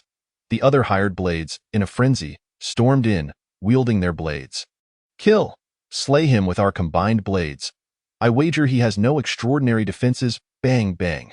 The large monk danced through the hired blades, effortlessly countering their every strike with either hand or fist. Bang, bang. Corpses flew from his grasp. Tumbling at Chu Qing's feet, he cast a glance at the wounds. Some hired blades had their chests punctured, while others had their ribs shattered, their innards obliterated. The mastery of his palm techniques surpassed even that of his fist techniques. He was indeed a formidable opponent. At this moment, silence enveloped the side room. The pitch-black interior and the shattered door resembled a bottomless abyss, capable of consuming all living beings. Swish, swish. The long sword dragged along the ground as Chu Qing approached the side room step by step. Friend, we have encountered each other by chance. There is no need for us to engage in life-and-death combat.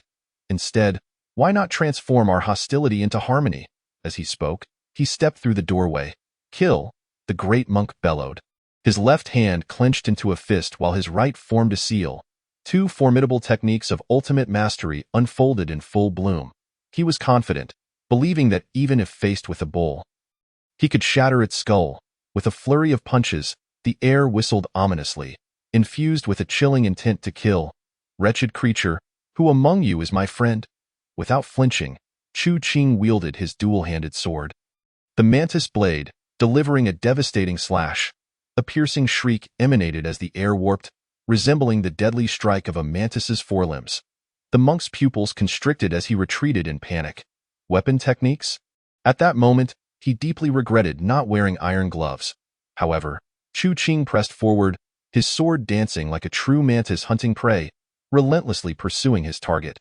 With one strike, the monk's chest split open, revealing ghastly white bones. With 3 strikes, he lost an arm. With 5 strikes, his ribcage shattered, exposing his throbbing lungs. The monk wailed, "Friend, let us resolve this peacefully." With a swift motion, the long sword descended. The monk fell silent, bisected, collapsing to the ground. "I'm sorry. What did you just say?" Chu Qing flicked the sword to shake off the blood, his expression one of bewilderment. He had been engrossed in his swordplay and had not caught the words. Regrettably, the monk's gaze remained fixated on the bloodied sword, silent for a long while. Chapter 50. The Gift of the Dead. 5 minutes later, Chu Qing located Apothecary Li. A dozen lesser-known apothecaries trembled at the sight of the blood-soaked Chu Qing. "My friends, I have saved you. How shall you repay me?" The apothecaries fell silent. After a moment, some offered gold and silver. Others, medicinal herbs. Chu Qing smiled, committing each offer to memory. Ultimately, he instructed the apothecaries to scour the temple for treasures, leaving only Apothecary Li behind. Having not seen him for over 10 days, Chu Qing noted that Li had become significantly gaunt and appeared unwell. Upon seeing Chu Qing, Li instantly recognized his identity. "My lord, the secret medicines are safe. I hid them at my home." Chu Qing remained silent for a moment before stating, "Had I known, I would have razed your house and would not have risked my life to rescue you." Half an hour later, the apothecaries emerged with various packages.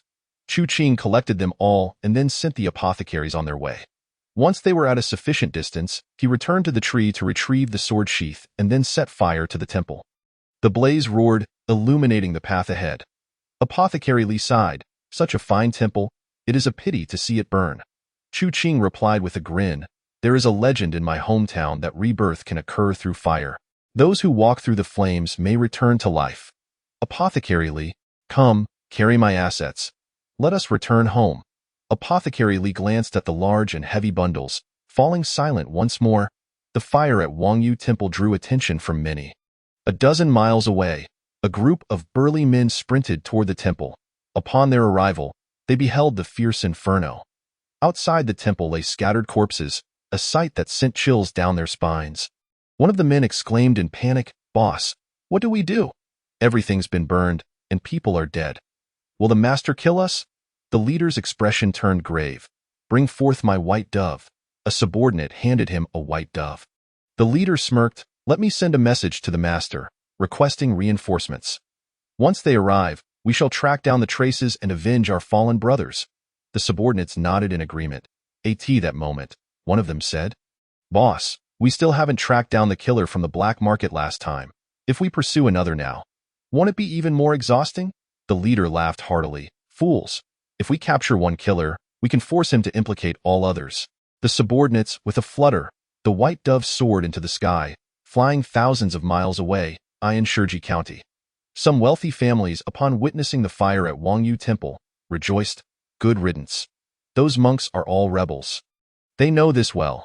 Yet they dared not take action, nor do they know who the fierce individual behind this is. Could it be a student from the Martial Academy? The relatives of the apothecaries, upon seeing the temple ablaze, were filled with rage. How could those assassins set the temple on fire? I was waiting for my lord to return to offer incense and gratitude. An hour later, they encountered their long-missing relative at the city gate and immediately burst into tears.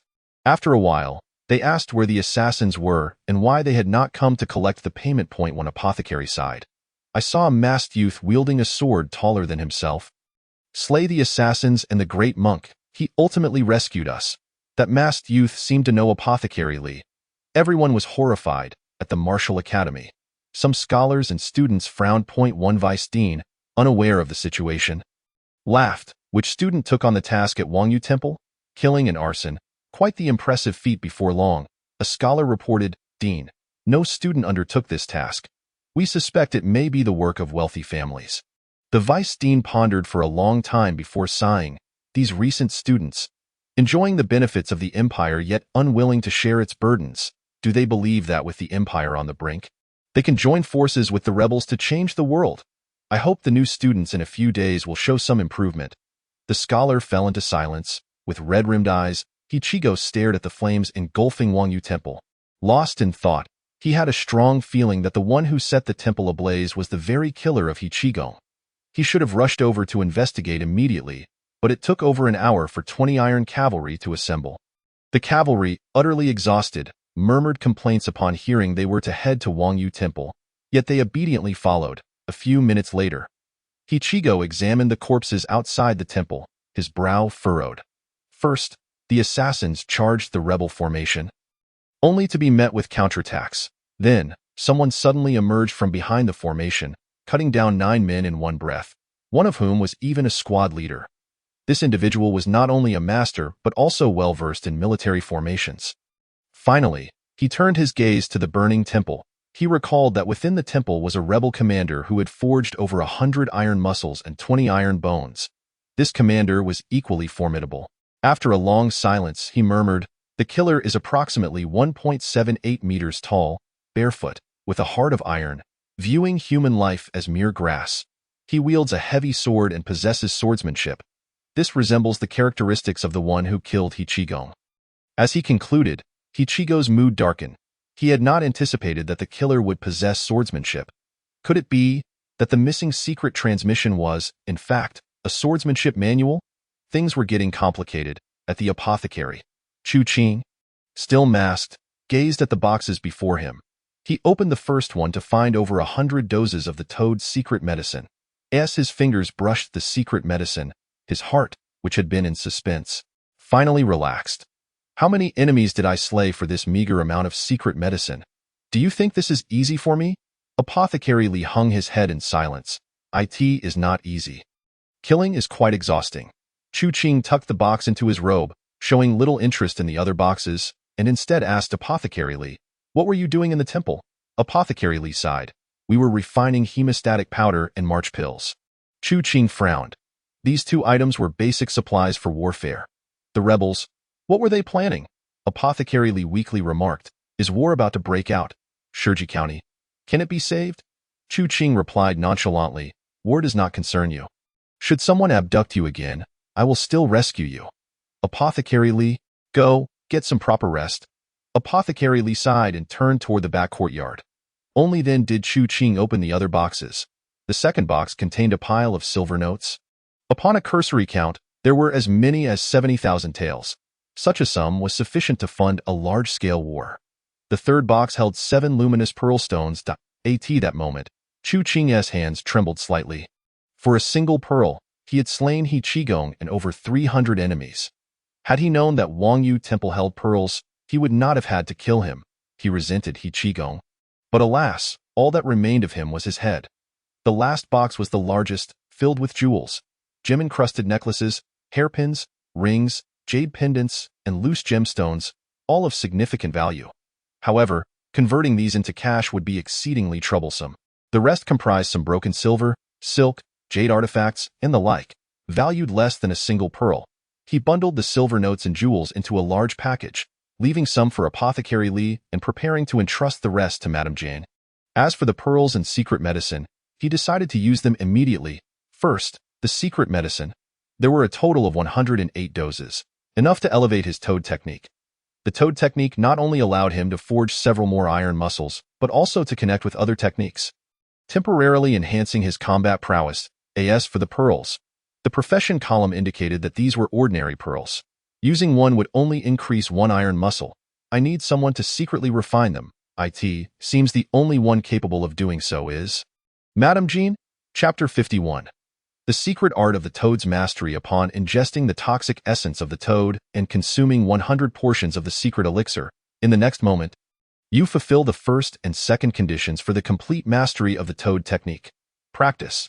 The toad technique must be perfected through 1,000 daily exercises, with the consumption of one secret elixir each day, culminating in 1,000 days of completion. Secret transmission, promotion conditions. 1. 72 luminous pearls. 2. 10 portions of the limit-breaking elixir. Such high demands for this secret technique to transcend limits? How many foes must I vanquish to accumulate such wealth? Briefly, the elixir begins to take effect. He dismisses further contemplation and commences his training. Ribbit, ribbit. The croaking resounds abruptly. 1 hour, 3 hours, 5 hours, until dawn. The cacophony of frogs finally subsides. In the apothecary, Chu Qing's body reveals numerous iron-blue sinews. On his arms, sinews intertwining, resembling jagged blades, their edges gleaming golden. On his legs, sinews entwined, akin to two great serpents. Across his chest and back, sinews coiling, forming ghastly faces and eerie patterns. As he strides forward, a crack resounds beneath his feet, shattering the blue bricks, his foot sinking into the earth. With a mere wave of his hand, the air whimpers, emitting a haunting sound. The power displayed with each movement rivals that of the perfected red serpent leg and the full-force iron fist. My strength has surged dramatically, hence, I find myself somewhat out of control. The reason for this extraordinary increase in power lies solely in the toad technique. After swallowing 100 portions of the elixir, upon achieving mastery, he has remarkably developed 72 sinews. Truly, the secret transmission is unparalleled. Even in the absence of limit breaking, the quantity of sinews is comparable. No wonder others seek the secret transmission. That old fellow waited half a day for me, all for the sake of the toad technique. This secret transmission is remarkable. What is even more precious is that the sinews of the toad technique do not overlap with those of other techniques. Thus, his total count of sinews has reached a staggering 262, just a little over 100 away from the limit of 365. What astonishes him further is that the perfected toad technique can simultaneously intertwine with two other techniques. With the toad technique activating two formidable limit-breaking techniques, any single move would unleash over 200 sinews. At that moment, what could the warriors of the Outer Academy possibly use to defend themselves? In this very moment, he yearns to immediately consume a luminous pearl to elevate his red serpent leg. However, the pearls have yet to be refined. To avoid waste, I must exercise restraint.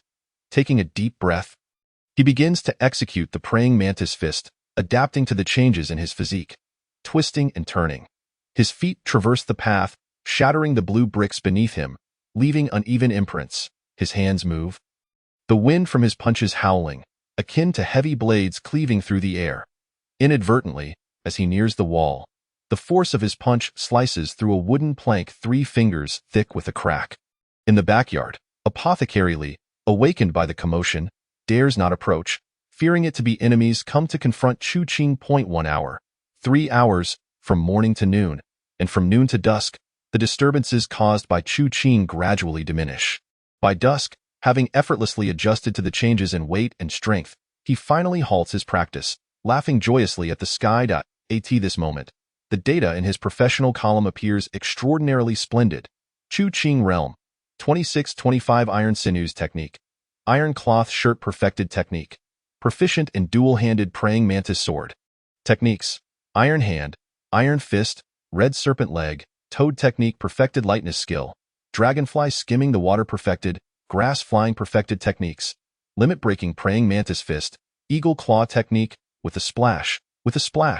Chu Qing bathes at Apothecary Li's residence, where Li has prepared a new set of hemp clothing for him. After donning the fresh attire and tidying his hair, the scent of blood upon him is undetectable to ordinary folk. Very good, Chu Qing is pleased. Before departing, he contemplates and bestows upon Apothecary Li a sum of 100,000 silver taels. This leaves Apothecary Li's face pale, as he hastily shakes his head. Refusing to accept, Chu Qing replies nonchalantly, "This is not for you. It is for your alchemical endeavors." Only then does Apothecary Li feel somewhat reassured.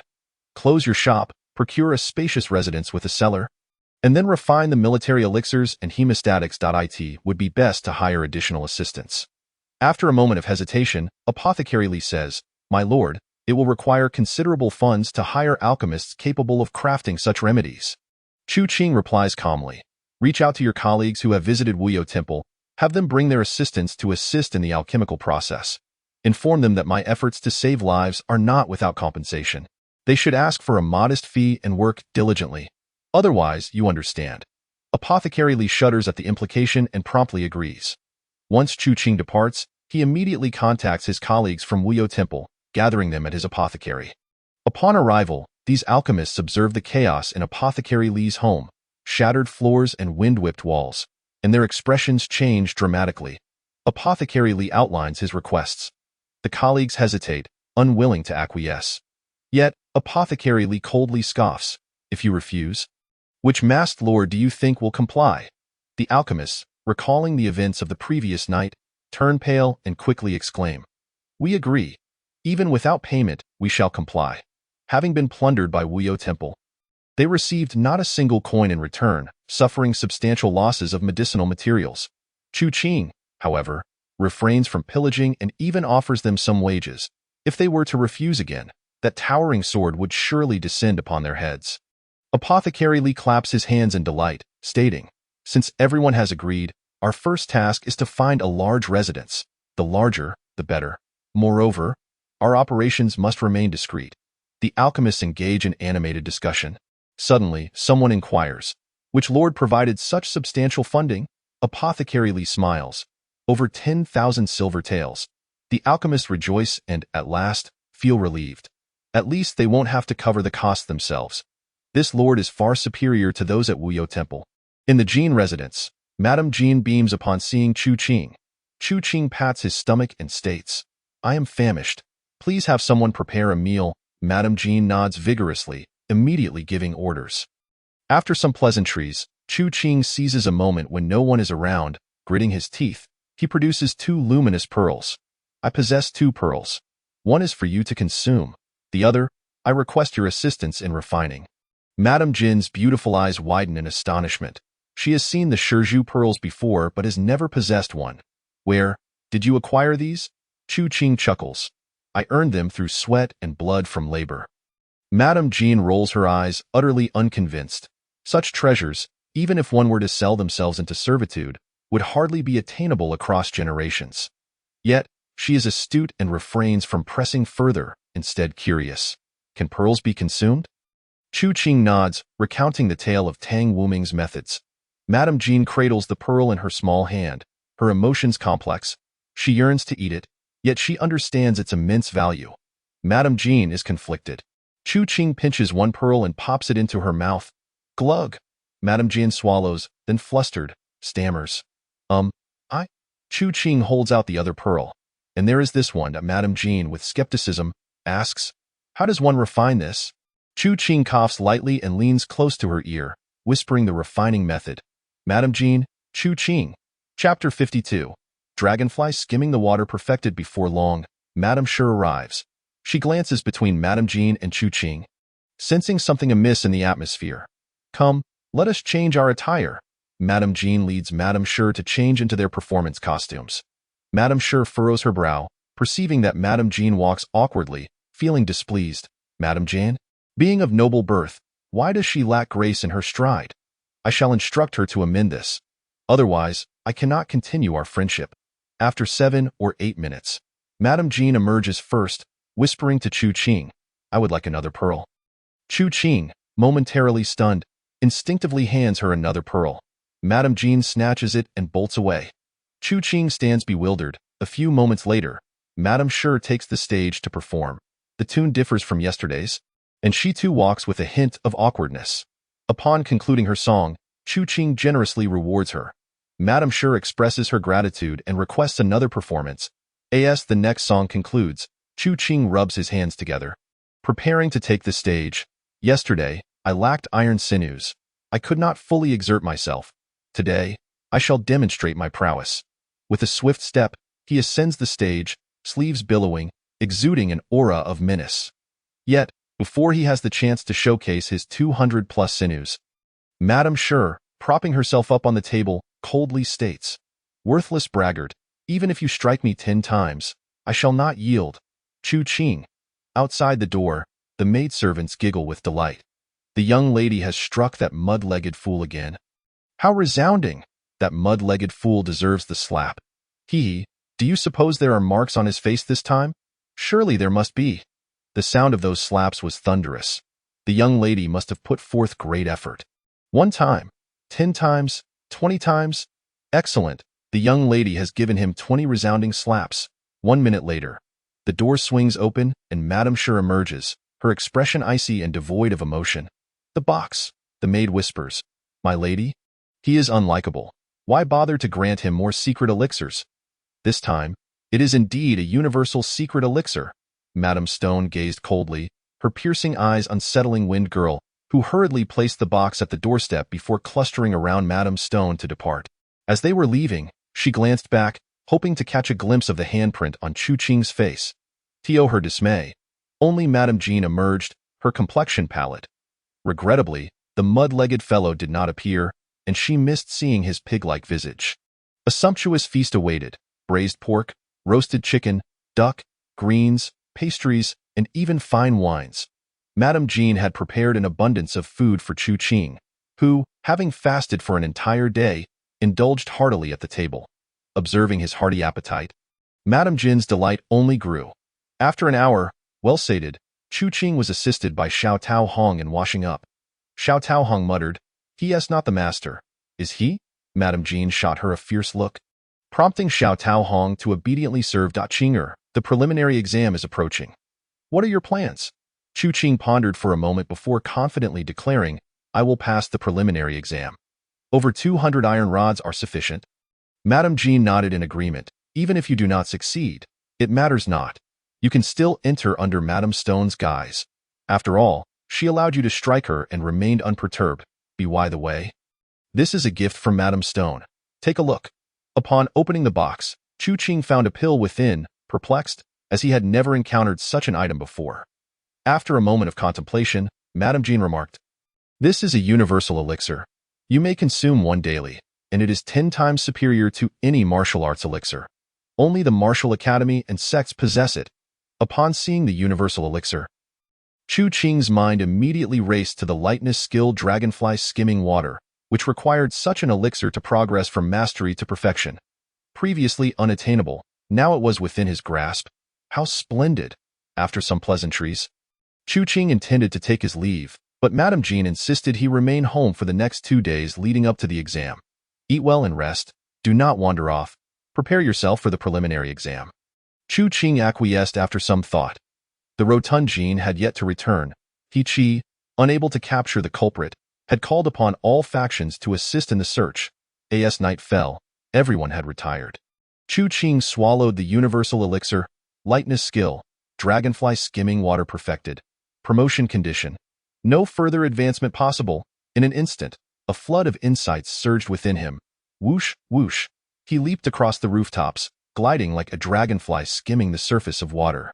Each bound covered a distance of 10 meters, his legs propelling him with even greater force. Perfection surpassed mastery in its prowess. He practiced the lightness skill repeatedly, grasping the nuances of its transformations.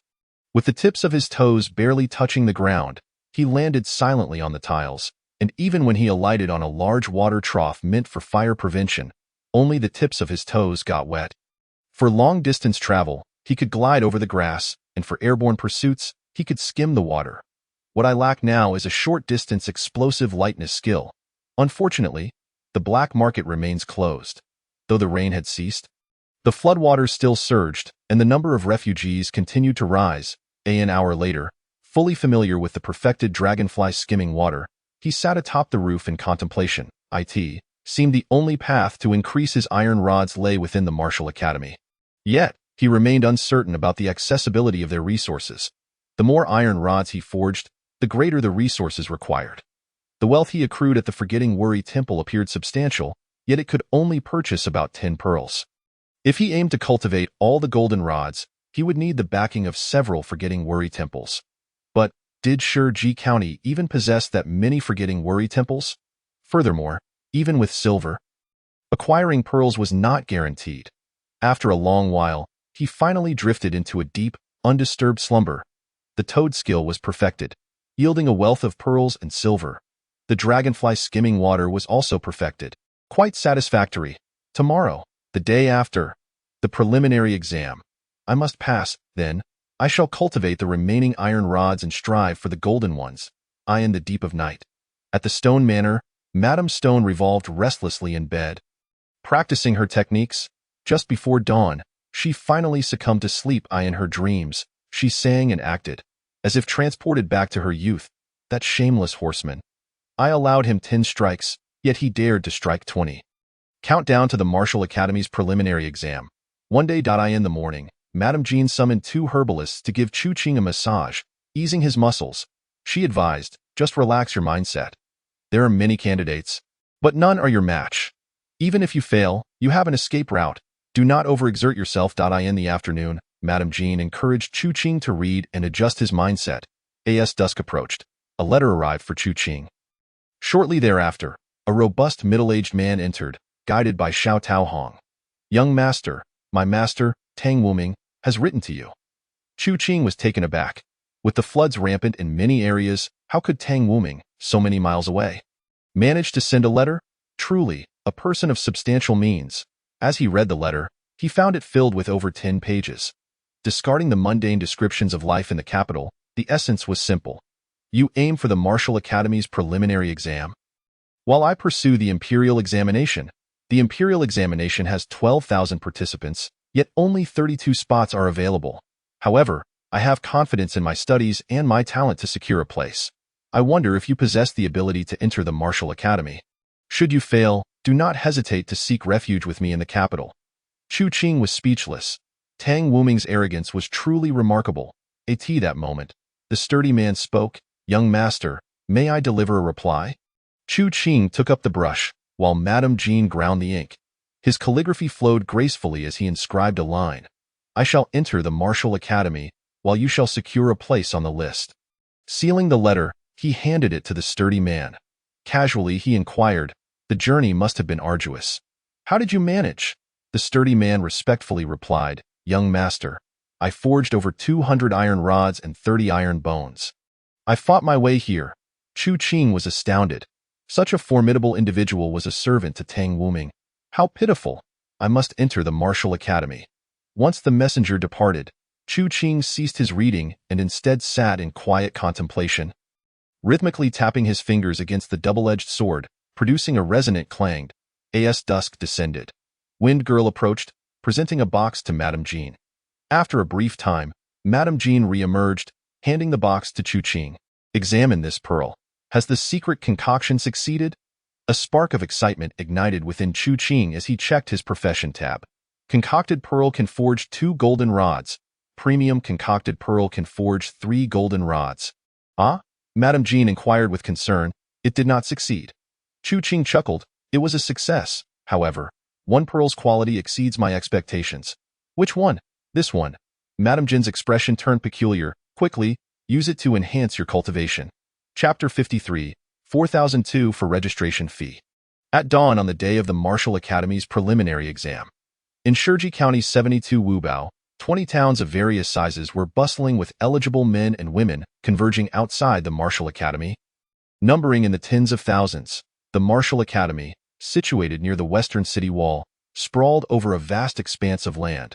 Hundreds of acres lay vacant beyond its gates, having consumed the concocted pearl. Chu Qing, who had already cultivated 5 golden rods of the Mantis Fist, stepped alone into the open ground. Originally, Madame Jean intended to accompany him, but Chu Qing gently declined, assuring her the preliminary exam is straightforward. You need not worry. Besides, I possess the internal quota granted by Madame Stone. Madame Jean contemplated, realizing she should not burden him further, thus refraining from accompanying him. As he stood in line, Chu Qing felt a twinge of regret. It was unfortunate he had not located the red serpent. Otherwise, its legs would surely have shattered limits. The red serpent would coil around his legs for 3 days. It was essential, however, with so many refugees. Not only serpents but even the underground insects had been devoured. Nonetheless, the absence of the ultimate red serpent legs would not significantly affect him. Lost in thought, he surveyed his surroundings, spotting several members of the Mantis assault team. Though their camaraderie was shallow, they merely exchanged nods. To his surprise, in the adjacent line stood Shi Taizhu and Zhao Hongxiu. They exchanged glances and nodded. Shi Taizhu opened his mouth, only to let out a sigh. Looking upon Chu Qing with pity, from today onward, Chu Qing and I shall no longer inhabit the same world. Shi Taizhu reflected on the scene of Chu Qing consuming frogs to supplement his nutrition. Feeling a wave of sorrow, no matter how resilient or clever you are, you cannot surpass a mere contract. In the open ground, dozens of lines formed, both large and small. Soon, Chu Qing and Shi Taizhu found themselves at the registration desk simultaneously. Behind each table, Martial Academy students assisted with the registration, while many other students looked on with interest. Before Chu Qing stood a young woman with a ponytail and a strikingly beautiful countenance. Dressed in form-fitting attire, her sun-kissed forearms showcased elegantly defined muscles. With a smile, she inquired, "Do you have a letter of recommendation?" Chu Qing shook his head. He held a letter written by Madame Stone, which, if presented, would secure his entry into the Martial Academy. Yet, it would bind him to serve as her horseman. The young woman smiled. The registration fee has 3 tiers. Free, 10 taels of silver, and 4,000 taels of silver. Which do you choose? Chu Qing, puzzled, remarked, "Isn't the highest 3,000 taels?" The woman frowned. Behind her stood Songda, an outer academy student and one of the examiners for the day. Towering close to 2 meters. He was burly, having cultivated over 200 iron rods and 20 iron bones, resembling a massive black bear. Listening to Chu Qing's suspicion, he couldn't help but scoff coldly, saying, "Is there any distinction between 3,000 and 4,000 for someone like you, who can't even afford a pair of shoes?" Chu Qing cast a sidelong glance at him, remaining silent. Songda sneered, feeling overlooked, his heart brimming with dissatisfaction. How dare a mere peasant look at him that way? After all, he was a student of the Martial Institute. If we were to meet during the assessment, I would certainly break his legs. The woman said indifferently, "For 1,000 taels of silver, pay if you have it. Otherwise, it's free." Chu Qing took out 4,000 taels in banknotes and handed them over. The woman was taken aback, and Songda stood in stunned silence. Beside them, Shi Taizhu and Zhao Hongxiu, who had already completed their procedures, were also dumbfounded. 4,000 taels. How did Chu Qing manage that? Bang, bang. Chu Qing rapped on the table.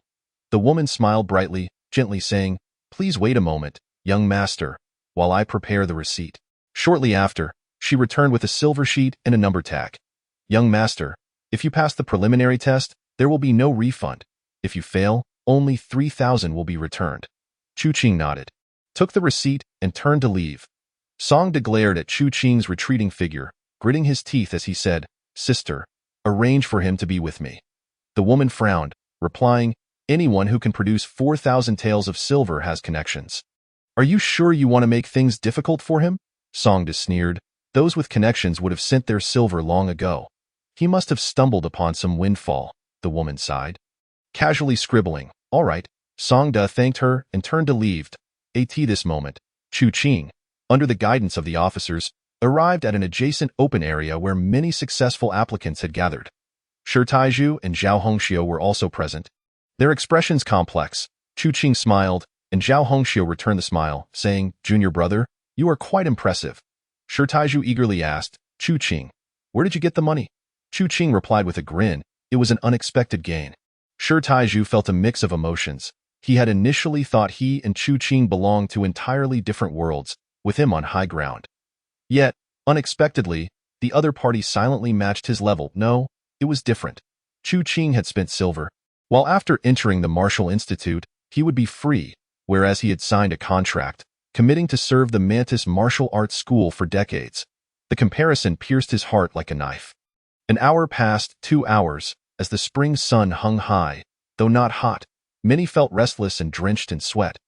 Chu Qing remained calm, his mind serene. By noon, many were hungry, but with no vendors nearby, they could only endure their hunger. Soon, a bell rang out, announcing loudly, "The preliminary test begins. Those whose numbers are called may enter the Martial Institute." Numbers were called 36, 1890, 8521. As the numbers continued to ring out, young men and women in coarse, simple, and fine clothing anxiously queued to enter the Martial Institute. Chu Qing assumed they would likely allow hundreds of candidates to enter simultaneously. Instead, the calling of numbers seemed unending. 1 minute, 3 minutes, 5 minutes. Before long, candidates emerged from the Martial Institute, their spirits crushed, and some were even in tears, clearly having failed. Soon after, Shi Taiju and Zhao Hongxiu also entered the institute. Just before leaving, Zhao Hongxiu suddenly said, "Even though you've paid 4,000 taels during the assessment, you must give your utmost to showcase your abilities. Those with connections already paid in advance. You must outperform them to have a chance at securing a spot." Chu Qing nodded and smiled, saying, "Thank you." Zhao Hongxiu, accompanied by a fragrant breeze, joined Shi Taiju in the queue. Shi Taiju whispered, "Sister, does paying money guarantee entry into the Martial Institute?" Zhao Hongxiu nodded. Shi Taiju felt elated. Chu Qing waited silently. Half an hour. An hour. Shi Taiju and Zhao Hongxiu still had not come out. It was evident they had been accepted. At that moment, a commotion erupted at the entrance of the Martial Institute. Chu Qing looked on to see officers carrying a stretcher with a bloodied candidate lying upon it. He was dead. Someone gasped in shock. How could there be a death during the preliminary test? Panic spread among the crowd. Soon, many who exited looked battered and bruised, far worse than the previous candidates. Some were even carried out on stretchers, screaming in agony from broken bones. After the second corpse was brought out, a candidate broke down, exclaiming, "I'm not taking the test anymore. I want to go home." In just a few minutes, many had left. Chu Qing furrowed his brow, murmuring, "Is it really necessary for there to be so many injuries and deaths during a preliminary test?" Candidates around him nodded in agreement. "Yes, it's too terrifying," a young man in fine clothes sneered. "Those who registered for free, injuries are irrelevant. Those who paid 10 taels are assured not to be harmed." Numerous candidates whispered complaints. "Is this an exam or a money-making scheme?" A youth in coarse clothing asked, "What about the 4,000 taels registration fee? Doesn't that guarantee entry?" The young man in fine clothes rolled his eyes, retorting, "Of course, if you pay 4,000 taels and still aren't allowed in, it would be utterly unreasonable. But even those who pay to enter might only secure a place in the outer institute. Getting into the inner institute is as difficult as climbing the heavens." Someone grumbled, "This is so unfair." Chu Qing consoled, "Fairness is forged with fists. It's not easy for those who pay 4,000 taels in registration fees to fight off enemies and lose sleep." Chapter 54. Is a young person still a young person if they aren't arrogant?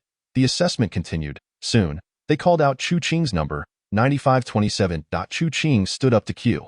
Not long after, the young man in fine clothes joined the line behind him. Entering the Martial Institute, they found themselves in a vast open area.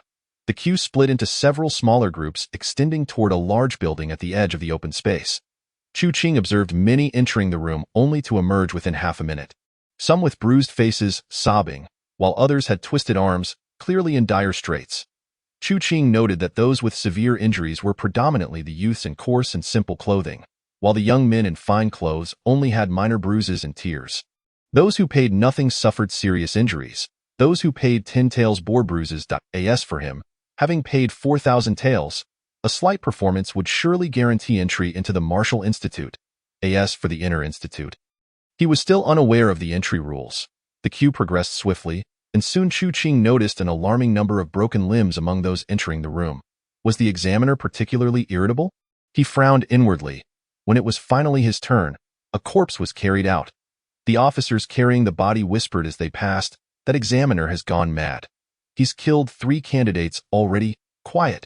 He is a student of the Marshall Institute. We can't provoke him." Suddenly, a candidate in front of him shouted, "I don't want to die. Can I not take the test?" Other candidates echoed his sentiments, crying out that they wouldn't take the test anymore. An examiner maintaining order coldly laughed. "If you don't want to take the exam, then get lost. The Marshall Institute doesn't want cowards." With that, dozens fled from behind Chu Qing. There was no one left before him. The examiner turned to Chu Qing, who smiled and said, "Am I not supposed to go in?" The examiner looked at him strangely. "Aren't you afraid of death?" The examiner inside has quite a temper. Chu Qing replied with a grin, "It's fine. After all, I paid 4,000 taels." The examiner. With a click, the door opened. Chu Qing stepped inside.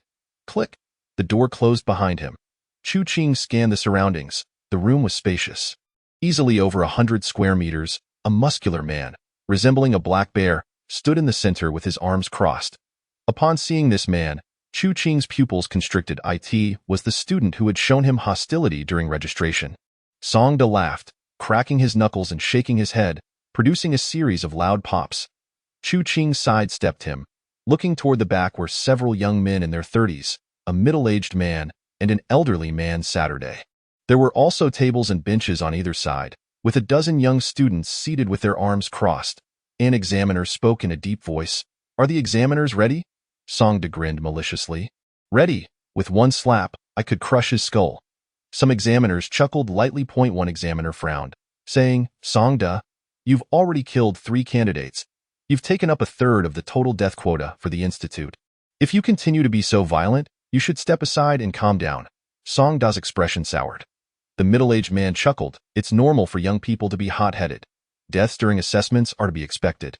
Otherwise, why would the main institute allocate 10 death quotas this year?" The examiner frowned. Li Xuanxia. "While there are death quotas, deaths are ultimately undesirable. Young people's impulsiveness and arrogance are not good traits." Li Xuanxia chuckled. "If young people aren't arrogant or impulsive, are they still young? Wouldn't they just become old folks? Wouldn't you agree, Deputy Dean?" The elderly man chuckled but remained silent. An examiner whispered, "Li Xuanxia. We fear that using up too many death quotas will draw the ire of the main institute." Li Xuanxia smirked inwardly, casually saying, "I am the inspector and can approve an additional death quota. This quota will be applied to this assessment." A group of Marshall scholars wore grim expressions, while the remaining scholars chuckled lightly. Songda, in particular, cackled ominously as he stepped closer to Chu Qing. His massive frame looming over him like a wall ready to crush. "Boy, how do you wish to die?" Chu Qing retreated a few steps, pulling out a ticket and proclaiming loudly, "Esteemed scholars, my registration fee amounts to 4,000 taels of silver." The assembly of scholars, including Li Xuanxia, the vice dean, exhibited twitches at the corners of their mouths. Songda burst into laughter. "Rest assured, little one, I will certainly go easy on you." Chu Qing smiled innocently in response. "Thank you." Some scholars sighed in relief. One Marshall scholar inquired, "Are the candidates ready?" Analyzing the situation, Chu Qing discerned the division among the individuals present and nodded in agreement. The assessment begins with each step. Songda approached Chu Qing. Chu Qing smiled and looked up. "You truly will go easy on me, right?" Songda nodded vigorously but with a sinister grin. "Unfortunately, you are too late in presenting your payment." In the next moment, he extended his hands, and with a crack, iron rods materialized, densely covering his palms in a menacing hue. He then struck fiercely at Chu Qing's chest, the wind howling in its wake. Some Marshall scholars gasped in shock. Li Xuanxia scoffed coldly, "Tonight, we shall drink at Xianyuan Tower, and I will foot the bill. For now, tea." With that, he raised his teacup. The vice dean sighed inwardly. It was evident to all that Songda had unleashed his full strength from the outset. Those palms, infused with perfected iron sand, contained a total of 50 iron rods. Even a disciple of the fort, caught off guard, would not escape unscathed, let alone the barefoot boy before them. Thud. The palms collided with Chu Qing's chest. Rip. The upper half of Chu Qing's garb shattered, revealing his well-defined pectorals. Song Da's eyes widened in disbelief. The perfected iron sand palms could harness the power of 50 iron rods. Such a strike could leave even iron battered. Yet, Chu Qing's chest remained unyielding, not caving in. How could this be? With a swift motion, Chu Qing seized Song Da's arms. He smiled, his fingers curling like talons as he unleashed the ultimate eagle claw technique. 64 iron rods erupted with force that penetrated to his fingertips. Squelch! His fingers tore through flesh, piercing bone. Song Da screamed in agony. In the next moment, Chu Qing lifted his leg, and with a fierce kick, unleashed a series of blows upon Song Da's kneecaps. Crack! One kneecap shattered, twisting grotesquely. Crack! Another kneecap broke. Thud! Song Da collapsed, wailing, his body trembling uncontrollably. Chu Qing released his grip, clutching Song Da's hair with one hand while the other, fingers aligned, struck downwards ferociously. The perfected iron palm erupted. Slap! The impact silenced Song Da's cries as half of his face was obliterated, a molar flying away. Immediately, a second slap followed. Slap! Slap! Slap! Chu Qing delivered several powerful blows, revealing the stark white of bone through the remnants of Song Da's face. His visage was truly shattered. Releasing his grip, thud! Song Da collapsed to the ground, twitching weakly. Chu Qing turned to the gathered martial scholars. His gaze eventually resting on Li Xuancha's mocking grin froze on his face, his expression stiffening, the teacup in his hand trembling slightly. Chu Qing smiled and asked, "Esteemed scholars, have I passed the assessment?" Some scholars turned pale, while others looked at Li Xuancha with smiles. "Lord Xuancha, we wonder, has this candidate passed the assessment?" Li Xuancha's mouth twitched as he slowly rotated his teacup. That moment, Chu Qing suddenly exclaimed, "I almost forgot. This assessment has a quota for deaths. Since no one has died yet, the assessment cannot be considered concluded." With that, he seized Song Da and, with a forceful toss, sent him soaring upwards. Boom! Song Da crashed through the ceiling, blood pouring from his body like a fine mist of rain. Chu Qing stood beneath the cascading blood, gazing upwards in anticipation. 1 second. 2 seconds. Song Da's massive form plummeted through the opening. Chu Qing's toes touched the ground as he retreated 5 or 6 meters, then unleashed a powerful surge. Crack! The blue bricks beneath his feet exploded as he leapt into the air like a colossal mantis. Spinning, his right leg struck down like a mighty serpent. Bang! In midair, Song Da's flesh erupted, blood mist enveloping the scene. His broken body crashed through the door, landing heavily on the open ground outside. Slap! Chu Qing landed, the blood mist enveloping him. The quota for death had been fulfilled. Emerging from the blood mist, Chu Qing was drenched in crimson, the mist swirling behind him. Li Xuancha, gripping his teacup tightly, seethed, "Young man, you are quite arrogant." Chu Qing replied with a smile, "Lord Xuancha, if the young do not exhibit arrogance, what then are they? Would they not simply become old relics?" Bang! Li Xuancha's teacup shattered, disintegrating into powder that danced away in the wind. Chapter 55. The Barefoot Boy enters the inner courtyard. The Vice Dean chuckled, "Now, let us drink tea, and, remember, Lord Xuancha, you owe us a treat at Xianyuan Tower tonight." Li Xuancha chuckled as well. He cast a deep glance at Chu Qing before rising to depart. Several martial scholars began to leave as well. Chu Qing blinked innocently, clasping his fists. "Esteemed scholars, have I passed the assessment?" The Vice Dean stopped Li Xuancha, stating, "Candidate 9527, Chu Qing, has legitimately defeated the examiner during the process. He is hereby approved." Li Xuancha, do you have any objections? Li Xuancha fell silent. The Vice Dean continued calmly, "Even if you have objections, it matters little. After all, the examiner is dead, and the main institute would not permit his disqualification. By the way, the candidate is extraordinary, having slain the examiner. Such a feat is unprecedented. Should you not sign your name?" Li Xuancha remained silent, staring intently at the Vice Dean, a glimmer of murderous intent flickering in his eyes. The Vice Dean, unfazed, matched his gaze coldly, "With the examiner dead, if you do not sign, the main institute will." Li Xuancha turned away, gripping the pen, his hand trembling as he hesitated to sign. 10 seconds, 30 seconds, a minute passed. A martial scholar coldly urged, "Lord Xuancha, time is of the essence. Please sign." Several other martial scholars stood up, loudly insisting, "Please sign, sign." Li Xuancha felt a deep anguish, a storm of humiliation and anger brewing within him. In this power struggle, he had been outmaneuvered. Yet, it mattered not. The great figures above were reforming the system, while he, a mere pawn, could only endure for so long. Ultimately, amidst the chorus of urging, he signed his name. Several martial scholars burst into laughter, signing in turn. Finally, Chu Qing smiled, signing his name as well. The vice dean patted him on the shoulder, saying, "Young man, come, let me show you this decayed martial academy." Chu Qing, outside. The guards were dejected, loading the half-mangled corpse onto a stretcher. Another candidate had perished. One candidate, on the verge of collapse, cried out, "I refuse to take the exam any longer." The fate of the deceased was too dire. Some students examined the body, their faces turning pale as they stepped back in shock, exclaiming, "Song Da is dead? How did he die?" The guards brightened, proclaiming loudly, "Rest assured, candidates, the deceased was the examiner, not a candidate. You may take the exam with peace of mind." The candidates erupted in cheers. The cheers echoed through the examination rooms and out into the martial academy. Within a minute, the news had spread. The examiner Song Da, who had consecutively killed 3 candidates, had met his demise at the hands of a single candidate, whose poverty-stricken background bore no shoes. Some martial scholars frowned, while others smiled. Many of the outer academy students who had served as examiners felt a chill run through them. If they encountered such a ruthless individual, they feared they might not be able to protect even half of their flesh in the ensuing examinations. Although they efficiently eliminated candidates, they dared not strike too hard for fear of injuring them. Meanwhile, servants hurried to relay messages to their masters in the Jin residence. Madame Jin was restless, anxiously awaiting news. Jin Pengzi, enjoying a rare day of rest, reassured her, "Do not worry. He will undoubtedly fail."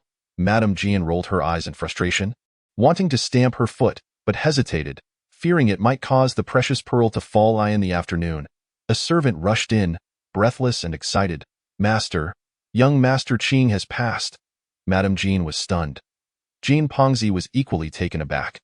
Madame Jin urgently asked, "He passed? How did he manage that?" The servant quickly recounted the news. Upon hearing that Chu Qing had killed 3 candidates, Madame Jin's complexion turned pale.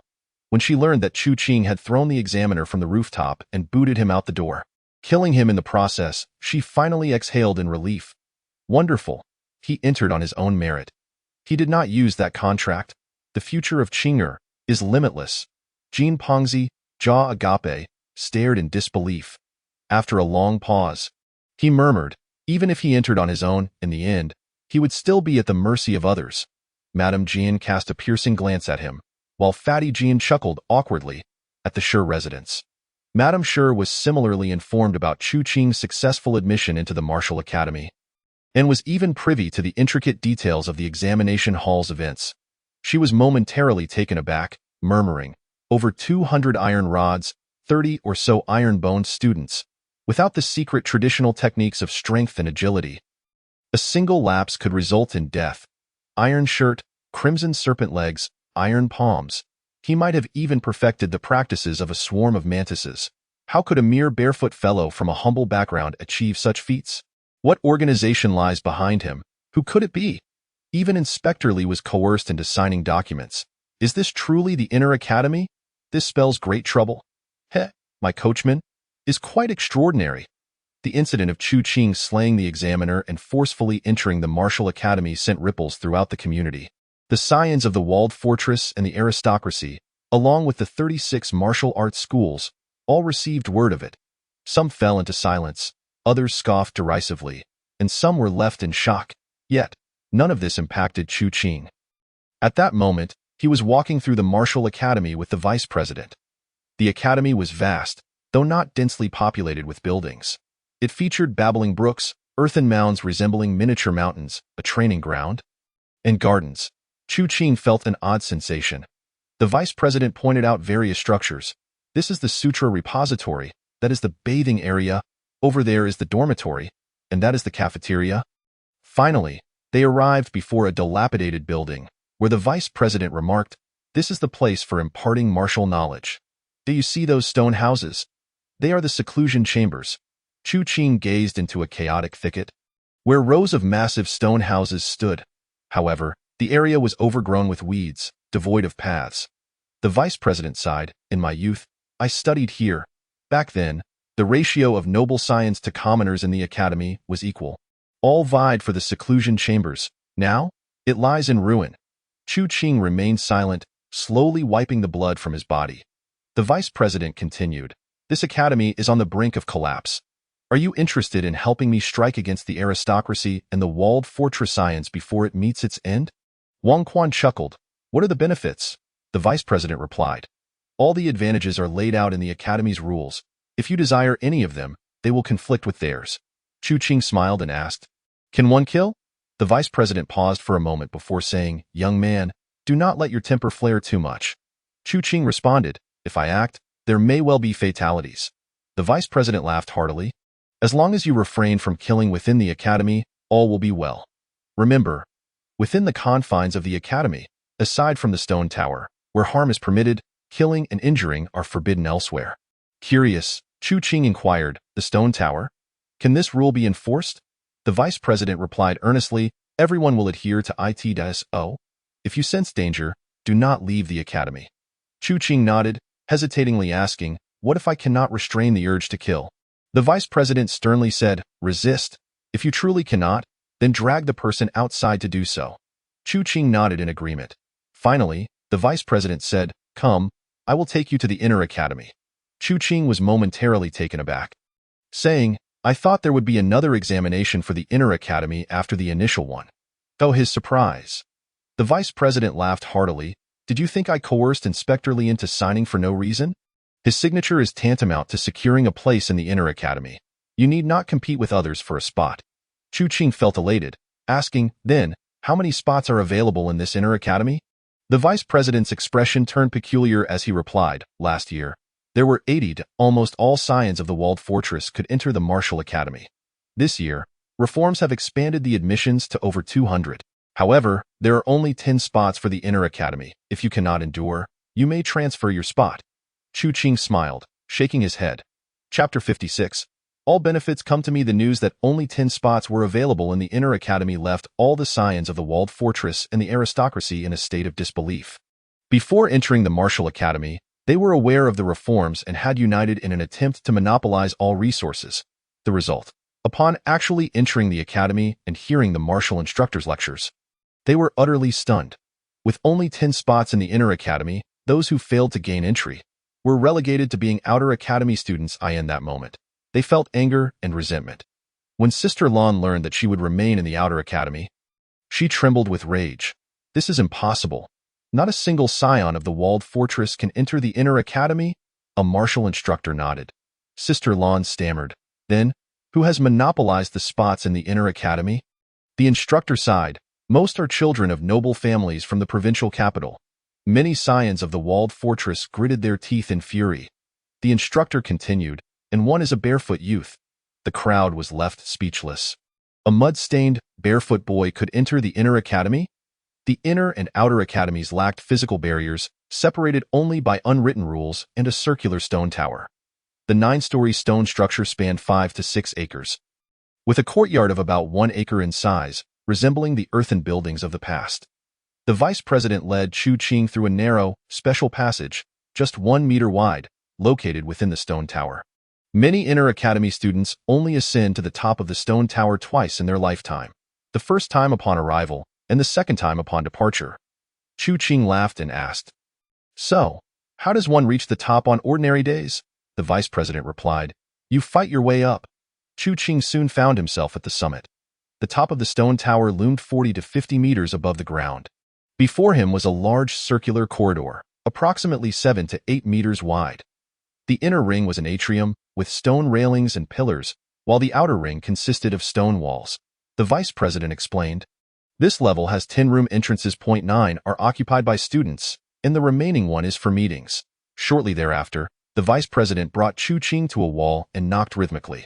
After a moment, the sound of gears turning resonated, and the wall slid aside, revealing a 3-meter wide door that swung open. Chu Qing entered to find a spacious room, at least 200 square meters in area. The large chamber housed only about 20 individuals, several martial instructors, Inspector Li, and a few richly dressed young men and women. Finally, there was a group of muscular men who were operating the gears to close the stone door. Upon seeing Chu Qing, Inspector Li smiled, as if the earlier events had never occurred. Chu Qing returned the smile. The richly dressed young men and women gazed at Chu Qing with surprise in their eyes, astonished that a barefoot youth had made it here. Yet, they remained silent. These were all new Inner Academy students. However, only 8 were present, meaning 1 spot remained. Where was the other? Chu Qing pondered silently. At that moment, the vice president stood shoulder to shoulder with Inspector Li. A female martial instructor spoke cheerfully, "Welcome, students, to the Inner Academy." The crowd remained silent. The instructor continued, "In the past, there were many Inner Academy students. However, this year, there are only 10 spots. Your admission signifies either exceptional talent or an extraordinary background. As long as you do not voluntarily relinquish your spot, for the next 3 years, the resources of the Martial Academy will be fully at your disposal. The extent of your gains will depend on your abilities." Chu Qing fell silent, as did the other young men and women. The female instructor elaborated on the distinctions between the inner and outer academies, highlighting several key differences. Firstly, outer academy students receive only 1 portion of basic cultivation resources per day, while inner academy students receive at least 3 portions daily. In addition, they can obtain more through the rules of the Inner Academy. Secondly, this cohort of Inner Academy students can freely practice any weapon technique, while Outer Academy students must pay a hefty price to learn. Thirdly, this cohort of Inner Academy students will have the opportunity to learn any secret techniques after 1 year. Should they wish to learn earlier, the cost will be significantly lower compared to previous years, while Outer Academy students will never have such opportunities. Beyond these advantages, there were many more. Even the richly dressed young men and women were left in stunned silence upon hearing these privileges. Chu Qing, who had previously been unaware of any of this, felt little impact. Once the female instructor finished speaking, the young men and women began to whisper among themselves, their emotions running high at the prospect of privileges beyond their imagination. A minute later, the instructor cleared her throat and continued, "Everyone, this is just your basic privilege. Beyond that, there are additional rewards." The young men and women listened intently, as did Chu Qing. The instructor then explained numerous additional point systems, stating that higher points would confer greater benefits, and points could be transferred. Under this system, the strong would become stronger, and the weak would become even weaker. Chu Qing appeared to be deep in thought, while the young boys and girls around him shared a similar pensive demeanor. At that moment, the female instructor continued, "Ladies and gentlemen, you are students of the Inner Academy, and most of you have an initial credit score of 100. Every day, the Martial Academy distributes specific resources, with those having higher credit scores given priority in selection or receiving larger quantities. Therefore, I urge you all to earn credits diligently. The credit system is a significant aspect of this reform. As for its success, none can say for certain. Both the Vice President and Li Xuancha are waiting, anticipating the performance of this cohort during the graduation assessments 3 years hence. Whether the Martial Academy can endure until then remains a mystery to them as well." In conclusion, the female instructor handed each person a book, advising, "You, this cohort of the Inner Academy, enjoy countless benefits. Many will be envious," a young girl suddenly inquired. Then, "Will the instructors distributing resources to us feel jealous?" The female instructor was momentarily taken aback, followed by a silence that enveloped the room. The other instructors also fell silent, while Li Xuancha scoffed. The vice president remarked, "Indeed." A hush descended upon the crowd. The vice president sighed quietly. This year, there were only 10 individuals in the Inner Academy, yet the resources available were more abundant than those allocated to over 100 individuals. Who would not feel envy? Who would not be greedy? Moreover, in this cohort, only Chu Qing was a local, while the others hailed from various state capitals or even from other provinces. They had no roots in Shiji County. Although they were safe within the Martial Academy, who could foresee the dangers that awaited them outside its walls? This room is yours to use until evening. When you return next time, either come prepared to fight or come back at graduation," she declared. With a clatter, the group began to exit. Chu Qing suddenly asked, "Are there any resources available today?" "None," came the curt reply. "Oh? Then what about our other companion?" Li Xuancha abruptly turned around, icily retorting, "You really ask too many questions." Chu Qing smiled, choosing silence. The vice president laughed heartily, saying, "You have taken someone's spot, so naturally, that person has left as well. Therefore, Your resources are slightly more than those of other martial academies. Chu Qing was puzzled. I took someone's spot, but why did another person leave as well? After the vice president and others departed, he surveyed the group of young boys and girls, only to find their expressions peculiar. Observing them closely, he noted that there were 4 boys and 4 girls. The boys were handsome and exuded an extraordinary aura. One of them even had a head of white hair. The girls ranged from pure and innocent to alluringly graceful. Or even frigidly distant. At that moment, he mused, are you all here to cultivate relationships as well? The boys. The girls. Chu Qing. Chapter 57. In the spring of 987, I trained in martial arts for 3 days. Facing wind and rain in battle. With a rustle, Chu Qing flipped through the thick book handed to him by the female instructor, filled to the brim with rules regarding inner academy credits, resource acquisition, and even the types and quantities of resources distributed daily. In essence, everything he wished to understand was meticulously documented within. The higher one resided in the stone tower, the greater the daily credits and resources one received. Those on lower levels could challenge those above them, but the upper tiers were forbidden from challenging those below. Credits could be awarded for completing tasks, credits could be exchanged for secret techniques. Chu Qing read with great interest. At that moment, a young boy glanced around and said to a nearby girl, Nangong, shall we head to the dormitory? The girl hesitated, then nodded. The two paid no mind to the others and stood to leave. The remaining boys and girls exchanged glances, eager to depart as well. This place felt empty, devoid of anything captivating. Moreover, they were reluctant to remain in the company of Chu Qing, who appeared unkempt and barefoot. Although they were all part of the inner academy, they still looked down on him. Chu Qing coughed to halt their departure, stating, everyone, please do not leave just yet. One young man chuckled. What, do you wish to serve us? Although you are also from the inner academy, your background is lacking. You have no qualifications to serve us. The girl named Nangong nodded and said earnestly, indeed. Your family background is average. You are incapable of accomplishing many things. Chu Qing found himself speechless. This group of boys and girls seemed to possess quite the haughty disposition. I am not preventing you from leaving for my own sake, but rather for your benefit. The young boys and girls exchanged glances. Chu Qing waved the book in his hand, declaring, this martial academy evidently favors the strong while leaving the weak to falter. Since we have just arrived, if we do not understand the rules, we may be taken advantage of and lose resources. Losing even a single resource places us at a disadvantage compared to others. At this point, he scanned the young boys and girls with a smile, saying, a single misstep could lead to a cascade of misfortunes. We must not only safeguard the resources we possess, but also devise ways to seize resources from others. The young boys and girls appeared contemplative. The girl named Nangong remarked, we come from the state capital. Do you truly believe individuals from such a small place would dare to rob us? Chu Qing chuckled. Desolate mountains and treacherous waters give rise to cunning folk. If you were deceived and left the martial academy, only to be killed, tell me, would your family annihilate your enemies, and would you return alive? A pair of twin boys and twin girls clasped their fists in unison. Expressing gratitude, thank you for your guidance. They flipped through the book, committing the rules to memory. The other 4 hesitated but eventually followed suit, thanking him as well.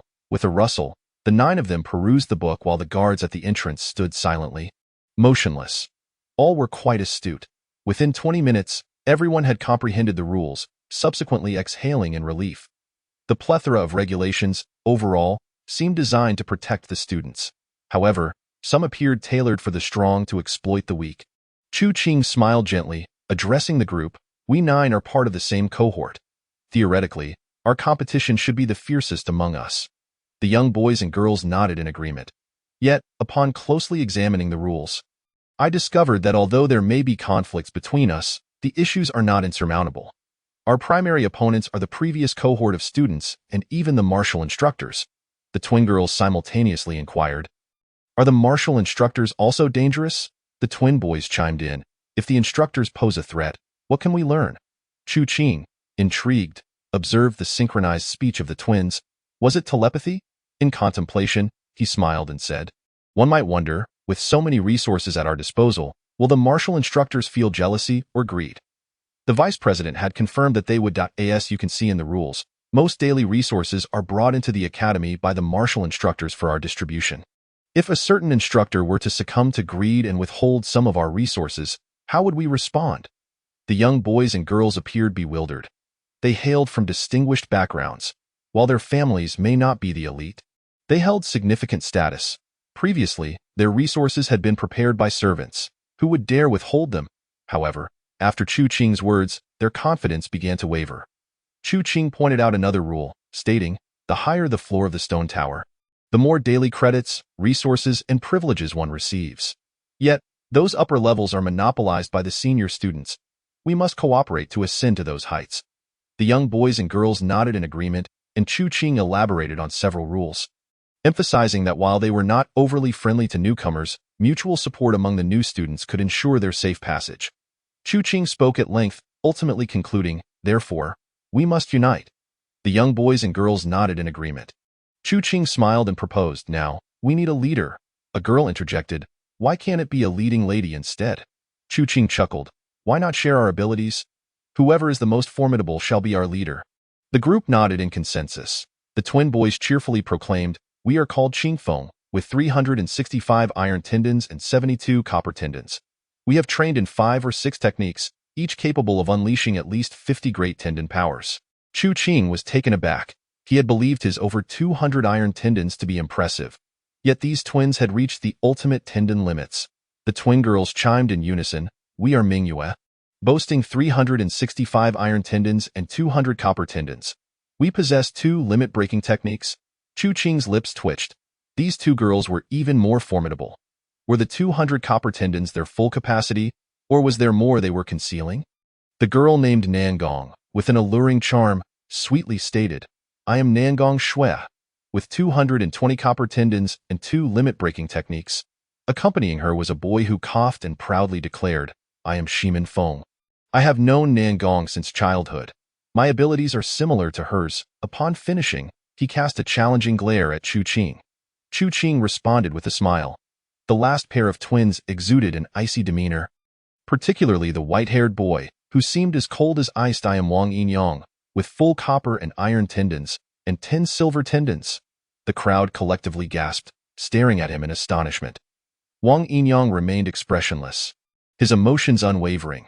The twin boys, Qingfeng, mumbled in unison, 10 silver tendons? How are you so powerful? I support you as our leader. The twin girls, Mingyue, exchanged glances and said together, 10 silver tendons alone. With sufficient resources, we could achieve that too. Chu Qing coughed and glanced at the last woman. This woman, with an oval face, stood at the same height as the men. She donned a golden-red horse-faced skirt, her long ponytail cascading down to her knees, adorned with golden and silver bells and several small, finger-length shuttle-shaped ornaments. Cui Moyang possessed 50 silver veins. Hiss! The 2 sets of twins gasped in unison, exclaiming, such terror! This person cannot be left alive. The white-haired Wang Yinyang's eyes flickered with an unusual glint as he murmured Cui Moyang's name. In that moment, everyone turned their gaze towards Chu Qing. The twins chorused, and you, country bumpkin? Chu Qing coughed, slowly stepping aside, turning his back to the crowd and sighed. In the spring of 987, I began my martial training. 3 days later, amidst a tempest, I slew the bloodthirsty butcher Lu Hai. A few days thereafter, another storm raged, and I delivered 10 punches to end the life of the renowned ghost crying divine blade, Master Lu. Days passed, and still, the storm raged, as I struck down He Chi of Wu Fortress, exterminating his entire clan, over 300 souls. Not long ago, when the storm finally ceased, I rejoiced and, in celebration, set fire to the Forgetting Worries temple, cleaving the golden statue of the nameless monk with a single sword strike. Silence enveloped the young men and women, their expressions grave, harboring trepidation. Although they hailed from noble families and had witnessed bloodshed, having taken lives themselves, they felt a stark contrast when compared to the ruthless Chu Qing, who could annihilate entire families with a mere flick of his wrist. Cui Moyang questioned, February marks the spring. Today is the 1st of March. You claim to have trained for a month, yet have managed to kill so many renowned masters? Without turning his head, Chu Qing replied calmly, Take a stroll through the county town, and you shall see my words ring true in truth. It was not a matter of pride. There was no need to boast. The crowd, The white-haired Wang Yinyang fixed a cold stare upon Chu Qing, an aura of battle brewing. Nangong Shui, with a sweet voice, chimed in. So, after all that, you still haven't mentioned the quantity and quality of your veins. After all, being capable of killing does not equate to strength. Chu Qing sighed and responded helplessly, I, Chu Qing, have trained 7 golden veins. Chapter 58. A letter to Tang Wuming. Chu Qing successfully became the leading figure among the group. However, there was a hint of exaggeration in his title of leader. After all, he had yet to cultivate even a single iron vein, while the other 8 had all succeeded, with the likes of Wang Yinyang and Cui Moyang boasting 365 copper veins. Excluding actual combat, their strength surpassed Chu Qing's by a significant margin. Nonetheless, Chu Qing only claimed to have trained 7 golden veins. The 2 sets of twins, with their simple minds, pounded their chests in affirmation. The remaining 4 acknowledged his words, but remained skeptical. Chu Qing paid them no heed. After exchanging pleasantries and fostering mutual understanding, they returned to the first floor. The Martial Academy had arranged their rooms in close proximity. At the entrance, there was a groove for placing identity tokens. When struck in a specific rhythm, the mechanism activated and the stone door opened. Before entering, Chu Qing advised them, remember, for these few days, refrain from leaving the Martial Academy. The others nodded in agreement. As Chu Qing stepped inside, the stone door closed behind him. He discovered that the room, while not overly spacious, was adequately sized, featuring various amenities: a study, dining area, bedroom, bathing room, and living room, all furnished to perfection. Chu Qing inspected the contents. The books, bedding, and other items were of exceptional quality. In the bedroom, he noticed a wardrobe filled with several sets of silk and satin garments. A cursory glance informed him that they would suit him well. After a brief tour, he made his way to the study. He wished to compose a letter to Tang Wuming. Upon entering the Martial Academy and swiftly rising to become one of the 10 coveted Inner Academy students, he felt an overwhelming excitement, eager to share this news with someone, and thus thought of Tang Wuming. In the study, he found a red ribbon and pulled it. Before long, 2 young and beautiful maidens entered. They were youthful, with striking features, dressed in luxurious attire, exuding an air of nobility, akin to daughters of affluent families. We greet you, young master. Their sweet voices were intoxicating. Chu Qing instructed, prepare ink. Also, get hot water. I wish to bathe and change. Yes. One round-faced maid hurried to the bathing room, while the other, with an oval face, rolled up her sleeves and began grinding the ink. Chu Qing took up the brush and, with graceful strokes, wrote 7 or 8 pages. Aside from unnecessary fluff, the essence of the letter was succinct. Tang Wuming, there are over 10,000 candidates this time, yet only 10 spots in the Inner Academy. The offspring of the powerful from Wu Fortress were unable to gain entry, while I, Chu Qing, succeeded. My future holds greater promise than yours. Should you find yourself struggling, you may consider working as my scribe. The oval-faced maid delicately blew on the ink to dry it, then placed it into a golden silk, silver-edged envelope. Sealing it with wax, she sweetly inquired, young master, please present your seal. Chu Qing was taken aback. I have no seal, the maid replied. Young master, the academy has prepared a seal for you. It should be in that box. On the corner of the table lay a small box. Upon opening it, Chu Qing found 7 or 8 seals of various sizes, leaving him bewildered. The maid pointed to a small, exquisite seal and said, this is for correspondence. Chu Qing casually tossed it to the maid, instructing, you may apply it. The maid pressed the seal into the wax and soon, unusual patterns and the name Chu Qing appeared. Intrigued, Chu Qing asked the maid, why are there so many seals? The maid explained. This one is for letters. This is for calligraphy. This is for leisure. This is for contracts. And this, young master, you must keep these seals safe. If all goes well, you will need them when you leave the academy, perhaps even for a lifetime. Chu Qing examined the seals, crafted from unknown jade, warm and smooth to the touch. Fine items indeed. The maid also presented him with a small fragrant pouch, saying, young master, among the many seals, the contract seal is of utmost importance. After a moment's reflection, Chu Qing instructed the maid to place the contract seal in the pouch for safekeeping. The pouch was fragrant, neatly binding the seals within, ensuring they would not be lost. Chu Qing handed the letter to the maid and inquired, can this be delivered? The maid smiled and assured him, yes, it will arrive within 3 days at the latest. This place was 1,000 miles from the capital. Yet 3 days delivery? Quite impressive speed, by the way. Could you help me issue a task? The maid replied. Issuing a task requires your seal. Soon, after securing Chu Qing's approval, the maid composed a task according to his specifications, prompting him to apply the contract seal at several key locations. She also explained the significance of the seal's patterns, enlightening Chu Qing. Young master, by tomorrow morning, this task will appear on the Martial Academy's task board. By noon at the latest, it will reach Shiji County and several surrounding counties. Chu Qing felt satisfied, knowing this was a privilege of inner academy students, hoping to locate the red snake soon. He had expended 2 academic credits to acquire the red snake, aiming to break the limits on its legs. That moment, the round-faced maid approached. Young master, you may bathe at any time. During the bathing and changing process, Chu Qing was entirely pampered, as the maids took care of everything for him. The bath lasted a full hour, during which the maids employed various fragrant oils and exotic ointments to cleanse him thoroughly, leaving him refreshingly fragrant. Every strand of hair was meticulously groomed. Finally, the maids selected a set of golden red embroidered robes for him and styled his hair into a high ponytail. Young master, you look even more handsome. Chu Qing smiled up. By the way, do you require academic credits or gold and silver? The 2 maids promptly responded. Young master, the academy pays us a salary. Chu Qing nodded, casually handing each of them 50 taels of silver notes, saying, work diligently. If anyone inquires about me, feel free to speak, but be sure to inform me afterward.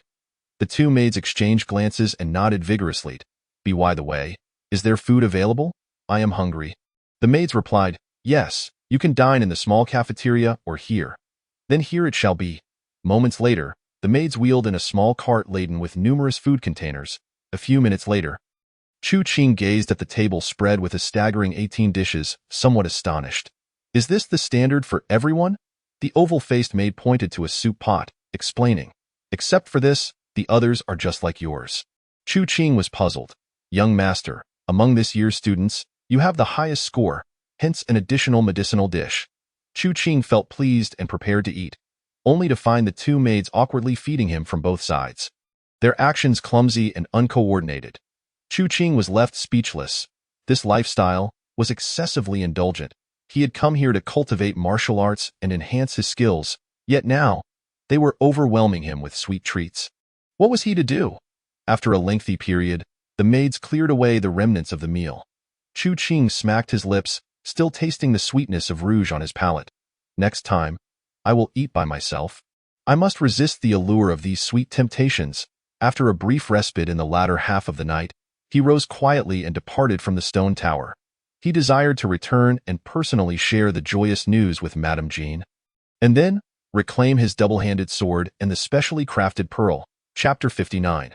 Though there is neither wind nor rain, one must still vanquish foes.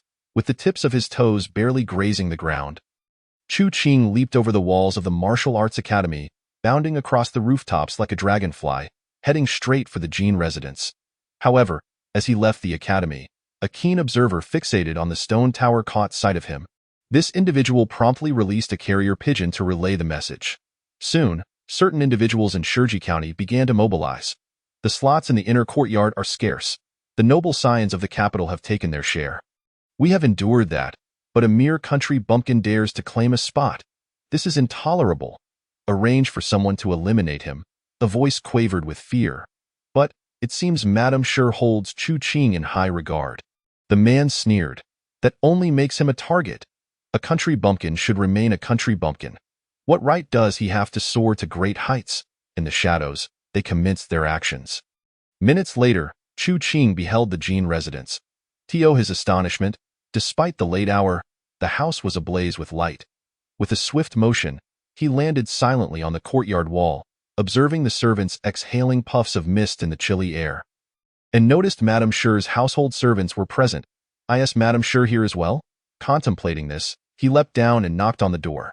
Xiao Taohong opened the door, momentarily taken aback. Chu Qing smiled as she scrutinized him, her face flushing a deep crimson. Who is it outside? Came the languid, fatigued voice of Madame Jean from within. It is young Master Qing. What? Madame Jean exclaimed in disbelief. She glanced at Madame Sher, who was resting with her eyes closed. and hurried to the door, only to be struck dumb by the sight before her. There stood a youth of striking countenance, his hair tied in a ponytail. He was clad in a golden-red robe, with a fragrant pouch at his waist and deer-hide boots on his feet. Truly a dashing young man, in an instant, Madame Jean was flustered. Supporting herself against the doorframe, she reached out with one hand, her fingertips nearly grazing him, as the image of the barefoot youth in tattered clothing intertwined with that of the elegantly dressed young man in her mind. "Chinger, my dear son, you truly are remarkable." Madame Jin's emotions surged, her heart swelling with pride for her adopted son, who had entered the martial arts academy alone, defeating all the scions of Shurji County's influential families, and becoming an inner disciple. It was, indeed, utterly extraordinary. Tears of joy welled in her eyes. Chu Qing gently wiped them away, continuously reassuring her. "Do not cry. Do not cry." Yet, Madame Jean embraced him tightly, her tears flowing even more freely. Chu Qing. Several minutes later, Madame Jin's emotions finally stabilized. She tugged at Chu Qing, urging him inside. "Madame Shi said you would definitely return tonight, and here you are." Chu Qing glanced within, where Madame Shi, garbed in theatrical attire, rested with her eyes closed. On the nearby table lay his long sword and a parcel. With a soft click, Xiao Taohong closed the door behind them. Inside, only the three of them remained. Madame Shi rose, her expression devoid of warmth, stating, "No matter how much you achieve, you shall always be my servant." Chu Qing rolled his eyes, speechless. This Madame Shi truly has immersed herself in her role. Raising her chin, Madame Shi declared, "I shall perform now." Chu Qing pulled Madame Jean aside to sit, while she clasped his hand tightly, as if fearing that if she let go, he would vanish. Madame Shi cast a disdainful glance at Madame Jean before standing and beginning her performance. Initially, she sang of longing tears and the rains of yearning.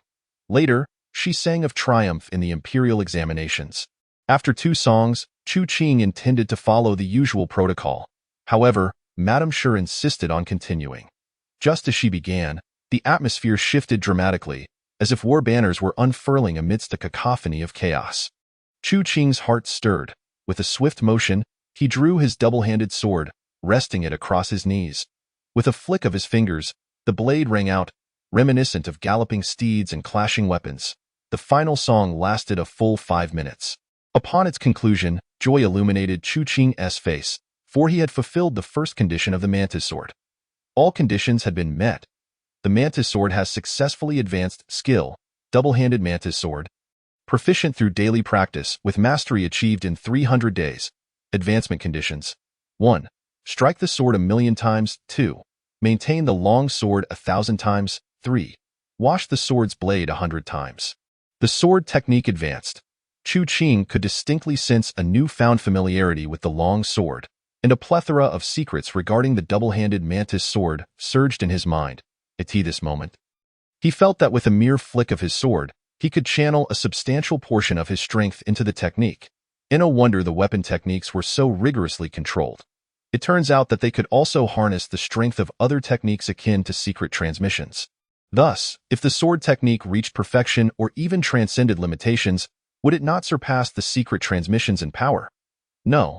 If the weapon technique were indeed superior, then mastering it would be far more challenging.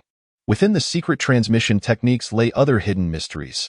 Thoughts whirled through his mind. When he finally regained his bearings, he found Madame Shi leaning against the table, her gaze icy as she regarded him. "Shameless servant. No matter how you whip me, I shall never submit." Chu Qing surveyed the surroundings, finding no whip in sight. Then, he thought, why not use my palm? At least, the sensation would be quite pleasant. Applause erupted. 2 minutes later, Madame Shi exhaled a warm breath, her voice frigid. "Despicable servant. If you fear for your life, at dawn, drive my carriage to the Martial Arts Academy. If you are unafraid, leave now." Chu Qing's heart stirred as he inquired, "What do you mean?" Madame Shi replied coldly, "All the influential families and scions of the strongholds have yet to enter the inner courtyard. They are unwilling to accept it. Moreover, this inner courtyard only accommodates 9 individuals. Yet the resources are meant for 100. Tell me, will they be content? Inside the academy, they dared not take lives. However, outside, even the martial arts instructor could be at risk." Chu Qing fell silent. He did not wish to take chances and wanted Madame Sure to escort him home. Yet, it required him to drive the carriage himself. At that point, even without a contractual obligation, he would still be regarded as a servant. How would the Academy perceive him? How would the noble ladies from the state capital regard him? Would he still retain his identity as the leading elder brother? Therefore, servant, remove your hand. Chu Qing's fingers twitched slightly, and he quickly raised his hand. Madame Sure stood, pulling at the hem of her skirt, and then coolly stated, "I hope you can survive." With that, she lifted her chin, striding away like a regal swan. Chu Qing. Madame Jean rose, disregarding the earlier scene, her expression filled with concern. Why not wait until dawn to leave? Chu Qing shook his head. I must depart now. If enemies obstruct me, I shall slay them. Otherwise, how can I continue to be the leading elder brother? How can I navigate the martial arts academy? Madame Jean presented him with 2 specially crafted pearls, supreme quality special pearls, 2 of the finest. Chu Qing's eyes sparkled. This treasure could forge 6 strands of golden sinew. Now, any additional strength would be immensely beneficial. With eager anticipation, he swallowed one out. However, this time, he did not select the Mantis Fist's golden sinew, but opted for the secret frog technique. 1 minute. 5 minutes. As the croaking of frogs faded, 6 strands of golden sinew coursed through Chu Qing's chest and back. I am leaving now. If you need anything, feel free to write to me. I will respond promptly. Madame Jean nodded. I am in the inner courtyard now, serving as the leading elder brother. Those people will heed my words. Should any issues arise, call for me. What may seem insurmountable to you might be as easy as pie in my eyes. Madame Jean beamed, her eyes crinkling with joy as she nodded. Though Chu Qing declared his departure, he still clung to Madame Jean's hand, conversing with her for an extended period. It was only after 4 in the morning that Chu Qing finally prepared to leave. Before departing, he gifted Madame Jean 2 pearls. They are specially crafted. Consume 1. Madame Jean intended to decline, but upon seeing the earnest and serious expression on Chu Qing's face, she nodded vigorously. Subsequently, Chu Qing requested some small items for Madame Jean. An iron whistle, silver needles, and so forth. Minutes later, Madame Jean leaned against the doorframe, her eyes glistening with tears as she watched Chu Qing's retreating figure. The youth in a golden red robe, shouldering his bundle and wielding the double-handed sword, stepped out from the brightly lit Jean residence, one foot after the other, into the enveloping darkness of night. Chapter 60. What if the evidence is as solid as a mountain? One must still kill. Step, step, step. Chu Qing walked through the darkness. The streets lay desolate, devoid of life. That a sense of oppression weighed heavily upon Chu Qing. Today, devoid of wind or rain, was indeed not suitable for murder. Although he was aware that someone aimed to ambush him, he refrained from employing the lightness of the dragonfly's touch and instead proceeded at a leisurely pace, akin to an ordinary person. 1 minute, 5 minutes.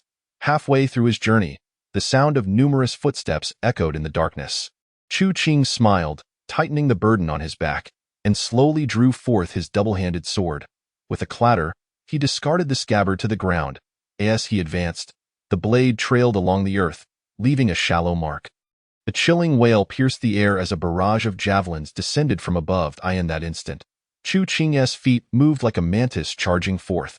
The tip of the sword scraped swiftly against the stone pavement.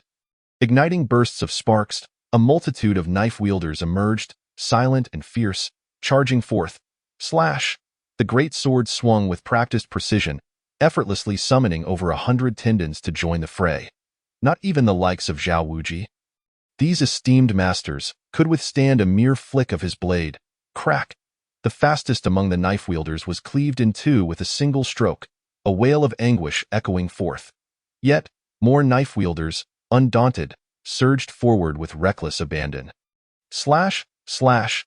Chu Qing advanced, each step accompanied by the sound of severed bodies trailing behind him, blood splattering, staining his brocade attire and long hair crimsoned. Blood-soaked long sword one. Blood-soaked long sword one. His profession tab flickered incessantly. A surge of exhilaration coursed through Chu Qing. In less than a minute, every knife-wielder on the long street had been bisected. Exhilarating! Chu Qing roared. He surveyed his surroundings and leaped onto a rooftop. Akin to a great dragonfly taking flight. Crack! With each scream of despair, The spearmen above were cut down in half, in a minute. No one remained alive atop the roof. Chu Qing leaped into a dark alley. The shadows were deeper here, yet the secretive technique allowed him to see clearly. Some knife-wielders trembled, quietly urged on by others to slay. Chu Qing smiled and swung his sword point 1, 5, 10, like a relentless automaton from a past life. He wielded his dual swords mercilessly, diving into each alley, dispatching one enemy after another, blood-soaked longsword 1. The knife-wielders had long since crumbled. They cast aside their blades, fleeing in a frenzy. However, Chu Qing would not relent. Chase, kill. 3 minutes later, his gaze swept across the area, and at last, he found satisfaction. No living souls remained. He dragged his dual swords, leaving a trail of bloody footprints, heading straight for the Martial Arts Academy. 1 minute, 5 minutes. As he approached within 1,000 meters of the academy, a figure holding a lantern blocked his path. Behind him, countless figures loomed, with 20 cavalrymen appearing ominously in the darkness. The lantern-bearer was Ichigo. His hands clad in iron gloves, a fierce intent etched upon his face. I have heard many stories of those who have slain young Master He, yet I never anticipated you. Chu Qing, you astonish me greatly. Chu Qing halted, a murderous aura radiating from him as he smiled. Soon, you shall no longer be astonished. Ichigo growled. You first killed Lu Hai, seized the secret technique, then murdered Lu Xiaogo, and finally Lu Tangzhu. Ultimately, my family's young master He discovered your theft, and you ruthlessly took his life. You are utterly vile. Chu Qing shook his head, disappointment evident. You are mistaken. Ichigo faltered, shaking his head. How could I be wrong? I am adept at tracing even the faintest clues. Although you concealed your tracks well, the moment you participated in the preliminary examination and revealed your strength, I connected all the dots. You are the murderer of young Master He. Even the recent killings in the black market were orchestrated by you. Chu Qing remained silent for a moment before replying leisurely. Do you have evidence? Ichigo sneered. I possess evidence, irrefutable proof. Murder demands retribution. Even if you are an inner academy student, you shall die today. Chu Qing sighed. If you wish to kill me, why not do so sooner? Look, the blood upon me has dried. Ichigo trembled with rage. Bellowing, iron cavalry. Charge, stamp, stamp, stamp. 20 warhorses neighed, charging forth, while 20 armored knights brandished their curved blades, grinning menacingly. Chu Qing wore a look of disdain. Even if he had never witnessed grand spectacles, he understood that a cavalry charge required a certain distance to unleash its full potential. These iron riders, fierce as they were simply too slow. He crouched slightly, and in the next moment, the bluestone beneath his feet shattered. Like a dragonfly skimming the water, he surged forward 10 meters in an instant, landing, causing the bluestone to explode once more as he vaulted an additional 10 meters. Before the knights could even close in, Chu Qing was airborne, his dual sword sweeping through the air, severing heads from their bodies. His feet landed atop a horse's head, eliciting a mournful cry. Chu Qing soared again to deliver another fatal blow. 1, 10, one by one, the iron riders fell. Though they attempted to retaliate, their weapons clanged against Chu Qing's body, but were thwarted by his ironclad defense. Clang! Chu Qing landed, and before the crowd could react, he plunged back into their midst. Kill! His dual swords danced through the air. At this moment, he held nothing back. Unleashing the secretive frog technique, either bolstering his prowess or rejuvenating his spirit. One figure after another collapsed. Ichigo, furious, thrust the lantern into the ground, rolled up his sleeves, his muscles rippling as his bones cracked ominously. No matter how formidable you are, you cannot withstand my iron palm. In the next heartbeat, he charged into the throng, hands outstretched, striking viciously. Chu Qing ignored Ichigo, his feet twisting and turning like a great serpent weaving through the crowd. Wherever he passed, limbs flew, and blood splattered. Ichigo growled in frustration. He knew Chu Qing was clearing out the lesser foes before finally confronting him. Arrogant fool, the more you kill, the greater your own depletion. You are doomed. 10 seconds, 30 seconds, 1 minute. The lantern swayed. Suddenly, Chu Qing turned, swinging his sword with lethal intent. Ichigo felt a chill run down his spine. This strike was too swift. Moreover, he was unprepared. Block it. Ichigo roared in fury, his iron muscles convulsing, unleashing the full might of his palm technique. Boom! Ichigo was sent flying, crashing heavily to the ground, aghast. The strength of Chu Qing exceeded his imagination. How much power had he infused into that strike? Crack, crack. Chu Qing turned, continuing to swing his sword, relentlessly slaying the remaining adversaries. Meanwhile, Ichigo remained rooted in place, too terrified to pursue. Crack! The last head of a minor foe fell to the ground. Chu Qing, gripping his sword, stepped toward Ichigo. How many iron tendons do you possess? What gives you the confidence to challenge me directly? Ichigo glared at him with malice. Chu Qing responded with a smile. By the way, when I said you were mistaken, it was not because young master he discovered my secret. It was because his steward insulted me. Thus, I slaughtered him and the entirety of the He family estate. Ichigo was aghast. Just an insult, and you killed young master He? He was a scion of the Wu Bao family, someone the empire would not dare to provoke. How could a mere peasant like you have the audacity to slay a Wu Bao scion? Are you inherently rebellious? A natural traitor? You, madman! Ichigo screamed in terror. Chu Qing smiled, suddenly swinging his sword with ferocious intent. The dual swords whistled through the air, akin to rolling wheels. Ichigo desperately unleashed his grand hand technique, attempting to withstand the onslaught. Clang, clang, steel clashed, sparks igniting. Drops of sweat cascaded down Ichigo's forehead, leaving behind a trail of wounds upon his body.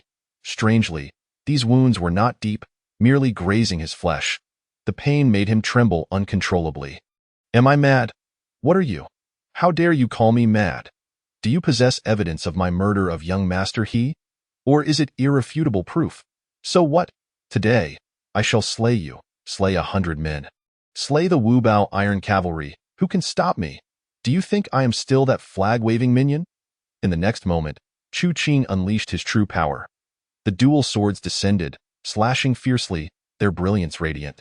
Akin to a mantis's blade, boom! The iron glove shattered. Ichigo, battered and bruised, was cleaved in two. Thud. Chu Qing discarded his dual swords, stepping onto Ichigo's corpse, striding toward the martial arts academy. This moment. At the entrance of the academy, a gathering of inner academy students and several martial masters stood in the flickering light, their expressions complex as they beheld Chu Qing advancing step by step. Chapter 61. Who dares to kill me? Thud, thud, thud. Chu Qing, leaving a trail of bloody footprints, arrived at the gates of the martial arts academy. He beheld the twins, caught sight of Cui Moyang, the white-haired Wang Yinyang, and several martial masters, including Li Xuanxia and the vice president, all regarding him with expressions of complexity. Chu Qing approached, surveying the crowd. Despite being several meters apart, the ferocious, disdainful aura emanating from him struck fear into their hearts, causing some to retreat. Chu Qing halted, crossing his arms, and smiled. Who else wishes to kill me? Silence. A heavy stillness enveloped the air. Among the inner academy students, some gritted their teeth, being descendants of the Wu Bao family. Connected to the He family, the martial masters bore complex expressions, while the vice president chuckled. 1 second. 10 seconds. Chu Qing bellowed. Who else wishes to kill me? Among the inner academy students, some retreated in succession, melting into the shadows. 1 second. 10 seconds. Chu Qing turned to face the darkness, shouting, Who dares to kill me? 1 second. 10 seconds. A profound silence prevailed. Chu Qing sighed and stepped into the gates of the martial arts academy. The moment he crossed the threshold, the twins cheered. Our leader is indeed ferocious. The twins remarked brightly. One must be ruthless to stand firm. Leader, you truly are fierce. Chu Qing smiled as he turned to the other inner courtyard students, saying with a grin, You lot, the offspring of the Wu Bao, think you can kill me? Alas, you lack the courage. You are all nothing but cowards. Since you have already become cowards, make sure to place my sword and scabbard at my door later. Remember, they must be spotless. Otherwise, someone might truly meet their demise. With that, he strode towards the stone tower, stepping confidently in the dawn's light. Once his figure vanished behind the layers of buildings, one of the inner courtyard disciples scoffed. Who does he think he is? Just entered the inner courtyard without a single iron bone to his name, and yet he dares to threaten us? The twin siblings, Mingyue, chimed in unison. What's wrong with our big brother threatening you? Who dares to oppose? Step forward, and I shall defeat you. The other pair of twins, Qing Feng, echoed, "Who dares to oppose? Step forward, and I shall vanquish you." The two pairs of twins marched outside, glaring intently at the group of inner courtyard students. Their leader had slain so many, igniting their bloodlust to kill as well. The vice dean coughed, "Qing Feng, Mingyue, return." The twin pairs immediately returned to the martial academy. "Disperse, class is about to begin." The vice dean turned and left. Li Xuanxia sighed, "How many cowards are there at the bottom? It's a tragedy." This inspector was departing, returning to the main academy to report. Li Xuanxia felt profoundly disappointed. Initially, he had hoped to leverage the power of the Wu Bao's aristocratic offspring to undermine the vice dean's authority. Yet this bunch could not even handle a single Chu Qing.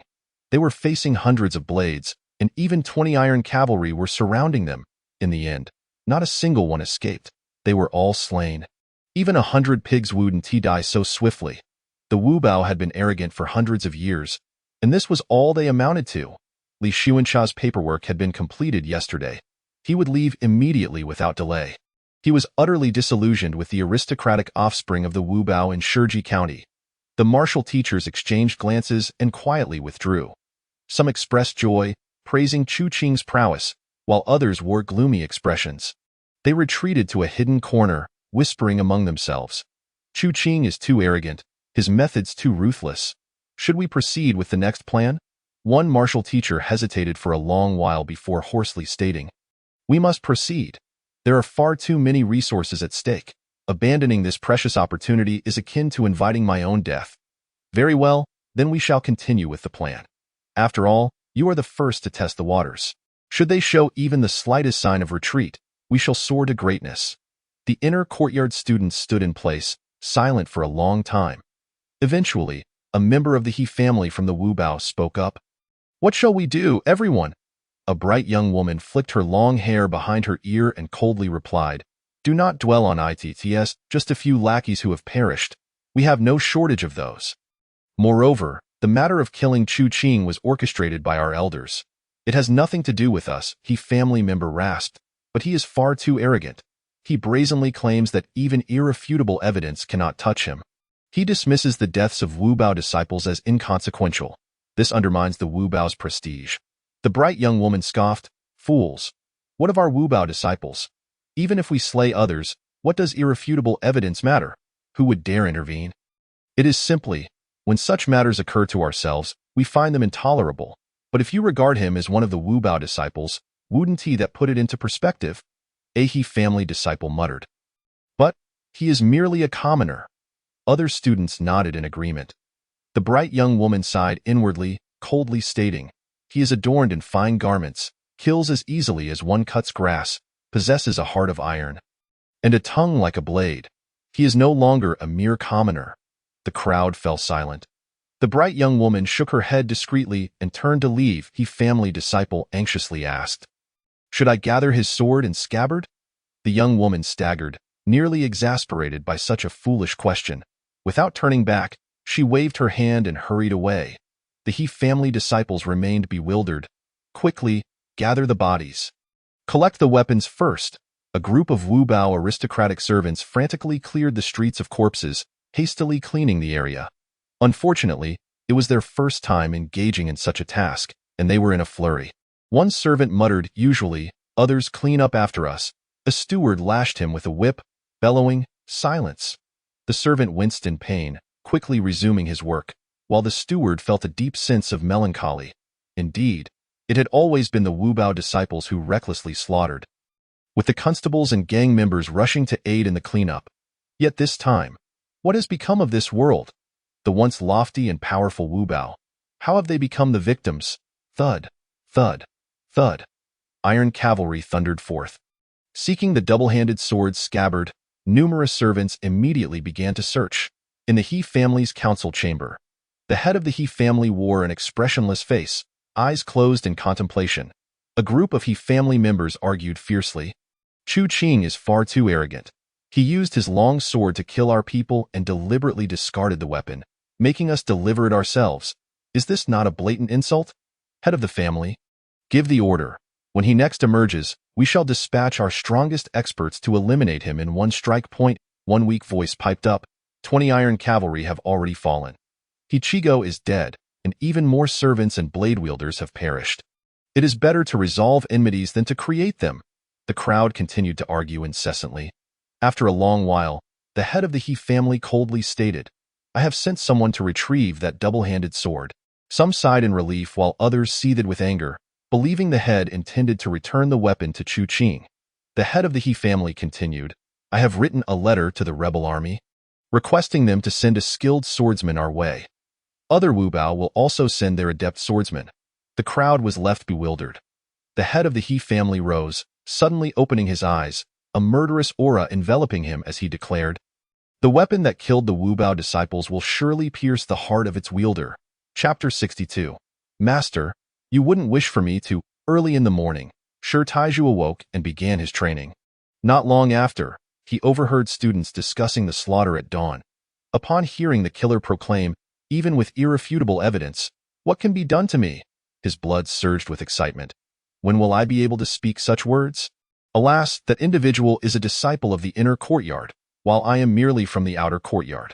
However, as long as I diligently train, there will come a day when I too can utter such phrases. Curiously, he inquired about the individual's name. Unfortunately, they were all students from the outer courtyard and only entered as servants, having no knowledge of Chu Qing's name. Just then, Zhao Hongxiu, clad in red, hurried over. "Taiju, I've taken on a task that earns us 2 credits. In the outer courtyard, students start with 0 credits, which are exceedingly important. With credits, one can obtain everything." Shi Taiju exclaimed joyfully, "Senior sister, what is the task?" Zhao Hongxiu smiled. "We need to catch 2 red snakes. Red snakes are rare, but I know their general location. If all goes well, we should have it sorted before noon." Shi Taiju beamed, "That's wonderful, but if we undertake this task, we won't receive any training resources." Zhao Hongxiu's expression turned complex as she solemnly replied, "Today's resources have been claimed by Lan Jia. We can only collect them tomorrow." Shi Taiju felt an inexplicable echo of Chu Qing's words in his mind. When a dog grows strong, it can bite its master. Do not wish to be a dog, nor do I wish for a master. He clenched his fists. Splash, splash. A slender-faced maid stood on the steps, pouring water for Chu Qing, while a round-faced maid busily washed away the bloodstains. After several rounds, the blood was finally rinsed away. Splash! Chu Qing entered the bath, closed his eyes, and slowly sank down. His long black hair floated on the water's surface, resembling black satin, undulating. 1 minute. The maids exchanged worried glances. 5 minutes. The maids grew anxious, wanting to go in, yet hesitating. Just as the 2 maids were on the verge of tears, the water erupted. Splash! The surface shattered as Chu Qing emerged. The 2 maids finally breathed a sigh of relief.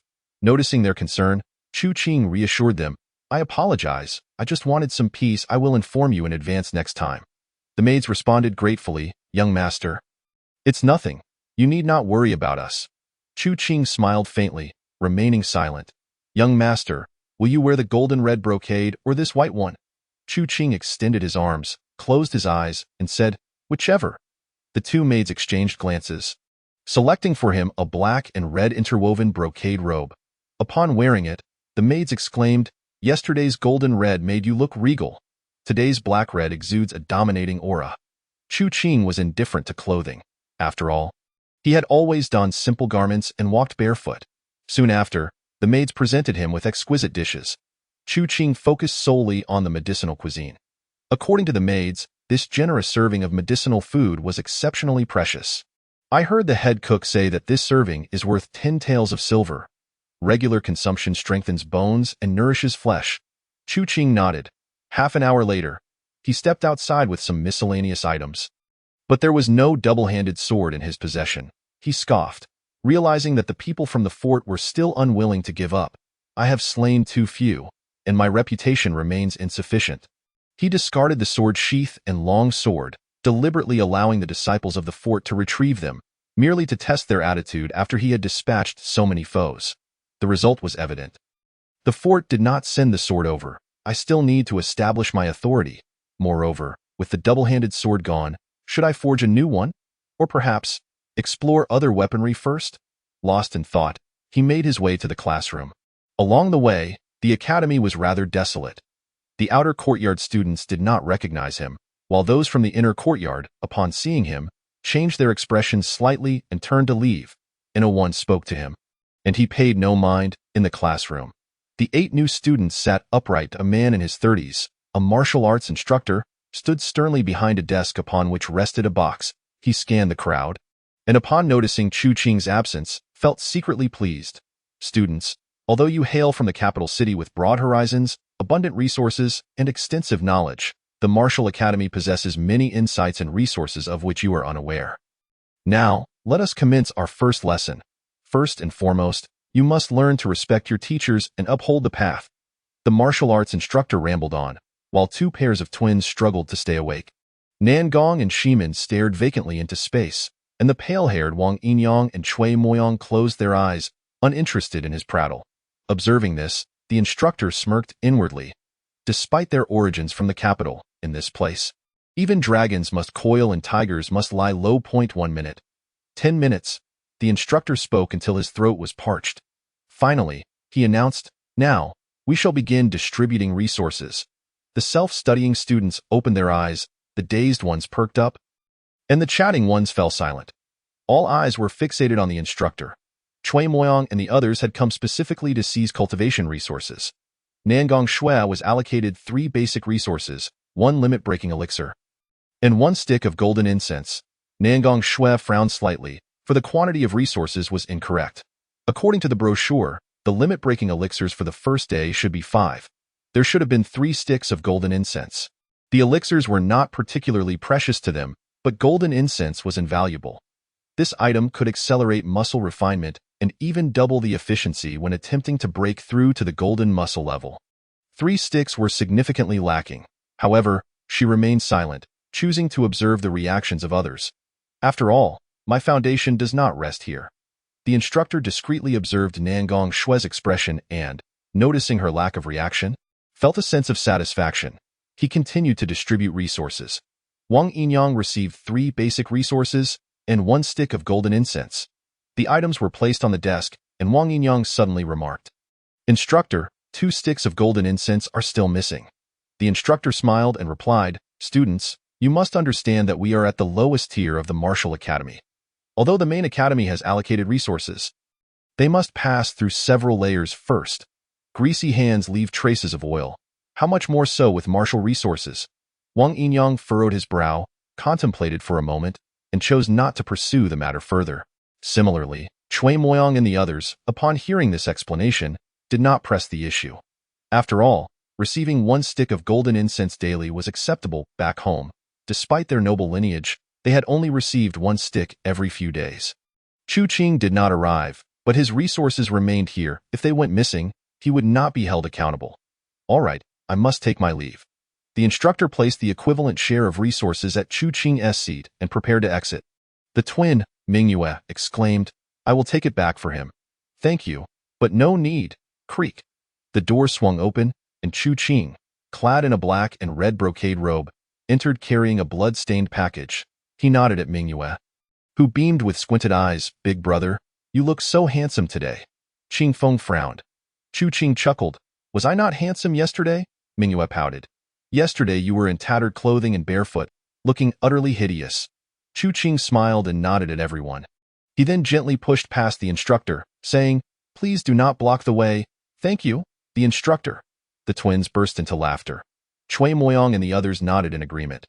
Chu Qing examined the resources and then turned to the instructor, saying, "Instructor, the quantity of resources is incorrect." The instructor laughed heartily. "Chu Qing, as I just mentioned, these resources have been siphoned off." "Instructor." Chu Qing smiled. "At the break of dawn, I dispatched no fewer than 100 enemies. I fought my way from one end of the street to the other. Unsatisfied, I continued to slay in alleyways and rooftops. At that time, I thought I had slain enough. Yet afterward, I still encountered foes blocking my path. Thus, I continued to slay all the way to the Martial Academy. Why then? My hair was stained red, and then, no one obstructed my path any longer." As he spoke, he stepped closer to the instructor. Smiling, "Instructor, surely you do not wish for me to continue slaying people, do you?" The instructor feigned calmness, stating, "This is the Martial Academy. How could you slay people here?" Chapter 63. My heart is kind. I cannot bear to see you plead. Then, within the martial academy, one cannot slay. Those who defy this rule shall meet a tragic end. The instructor grew increasingly composed, even justifying himself. This student, resources have indeed been withheld by those above. If you are dissatisfied, you may seek recourse at the branch in the capital or appeal to the main academy. It has nothing to do with me. Chu Qing sighed. Instructor, I am quite disappointed in you. The instructor sneered. Chu Qing continued. Instructor, what I seek is not an explanation, but rather the resources. The instructor remained unperturbed, seemingly unfazed. Suddenly, the pale-haired Wang Yinyang declared, I will watch him day and night. If he steps outside, I will slay him. The instructor's lips twitched, but he stubbornly replied, Ha ha, I will not leave the martial academy for a year. Threatening me will only lead to greater resource depletion, Cui Moyang coldly stated. I still have 10,000 taels in silver notes. We can subdue him and find an outer courtyard student to eliminate him. The instructor felt a shiver run down his spine. He realized that this cohort of inner courtyard students was nothing but a band of killers, eager to resort to violence at the slightest provocation. Yet, he still obstinately asserted, according to the rules of the martial academy, those who hire assassins will meet the same fate. Silence fell over the room. The instructor sneered, You cannot do anything to me. With a thud, Chu Qing tossed the blood-stained package onto the table, opened it, and pulled out a bloodied chain. Instructor, I admire your stubbornness. However, when it comes time to slay you, I must do so. The instructor looked bewildered. Chu Qing asked, Who will hold him down? In the next moment, Wang Yinyang appeared behind the instructor. This ice-cold man traced a finger along the instructor's spine, and with a crack of several resounding pops, the instructor realized, in horror, that he had lost all control over his limbs. Simultaneously, Cui Moyang appeared before the instructor, deftly inserting 3 or 5 slender hairpins into his chest's vital points. The instructor felt completely devoid of strength. You? With a whoosh, the bloody chain was looped around the instructor's neck, akin to a dog leash. Who will drag him outside the martial academy? Chu Qing looked towards Qingfeng, Mingyue, and the others. Qingfeng and Mingyue jumped up, exclaiming, I will. I love walking dogs. Nangong and Shimin exchanged glances, instantly comprehending Chu Qing's intent to drag the instructor down with them. They could refuse, but they would inevitably face exclusion from the small group. Or they could participate and become targets of certain factions within the martial academy. Nangong sweetly smiled, Though I do not particularly like dogs, I do not mind walking one. Shimin cast a deep look at Chu Qing. Casually picking up the chain and leading the way outside. In that moment, the instructor understood everything. He pleaded in terror, No, do not take me outside. Although the resources have been withheld, I will surely make it up to you. Chu Qing expressed his disappointment, saying, Instructor, I still appreciated your earlier defiance. Please continue to maintain that spirit. All right. Nangong's eyes sparkled mischievously, and suddenly, in front of everyone, she removed her silk stockings and stuffed them into the instructor's mouth. The instructor's eyes widened in shock, and he whimpered. The others, Nangong proudly declared, If he does not submit, then he is indeed defiant. She then donned a proud expression as if to say, Look how clever I am. Praise me. The others, Mingyue swiftly and skillfully bound the instructor's hands as Qingfeng found a stick to whip him, urging, Hurry up. The instructor whimpered, filled with regret as he realized how foolish he had been to underestimate this group of newcomers who had discovered the loophole in the rules. He blinked frantically, signaling Chu Qing to spare him. However, Chu Qing turned to Shimin and said, I am kind-hearted and cannot bear to see the instructor plead. Quickly, take him outside. After he spoke, he covered his face and left. The crowd, a few minutes later, within the vast martial arts academy, aside from the outer courtyard disciples, the inner sect students who learned of the news, along with the martial masters, all gathered around. Upon seeing Chu Qing and his companions, and witnessing the disheveled state of the martial master, they were instantly taken aback. Someone reported to the vice president. Upon receiving the news, the vice president chuckled, saying, I presume that master has been withholding their resources. Their actions are merely a means to humiliate that master. The reporting master gritted his teeth, exclaiming, This is an affront to the martial arts academy?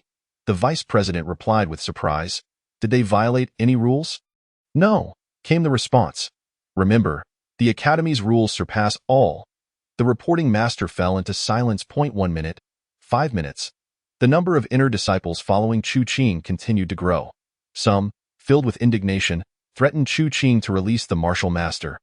Yet Chu Qing didn't even spare him a glance. The female master who had spoken to Chu Qing about benefits the day before appeared, urging, "You are humiliating the master. This will bring no benefit to your future studies. After all, he is a master, and if you act this way, who will be willing to teach you martial arts in the future?" Nan Gongxue retorted sweetly. "A mere master is no better than a disciple. What qualifications does he have to teach us?" The female master fell silent, cursing inwardly. "You are all so-called prodigies from the capital, naturally superior to ordinary masters." As the group reached the entrance of the academy, a sense of foreboding washed over them. When Chu Qing stood outside first, the martial master collapsed in terror, helpless on the ground. Killing was forbidden within the academy, but outside, it was permissible.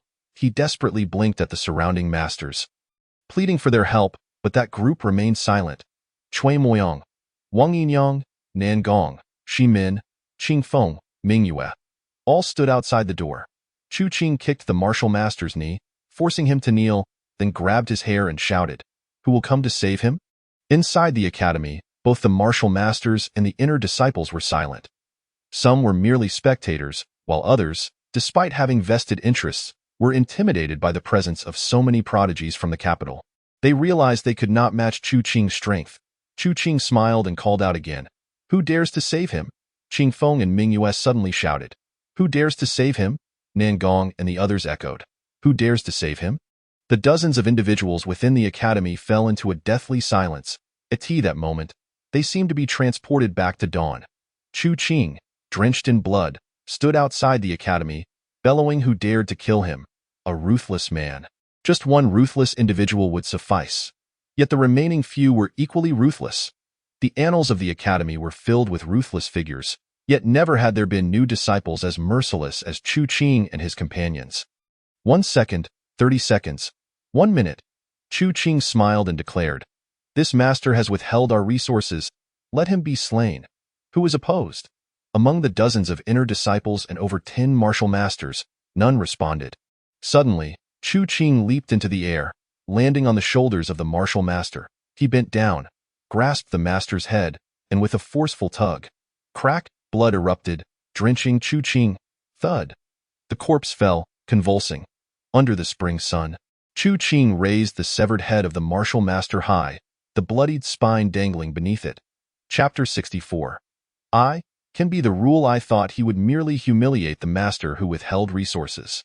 I never anticipated he would dare to kill the master before so many witnesses. The vice president sipped his tea, lost in thought. Xian, am I growing old? Or has this batch of inner disciples changed?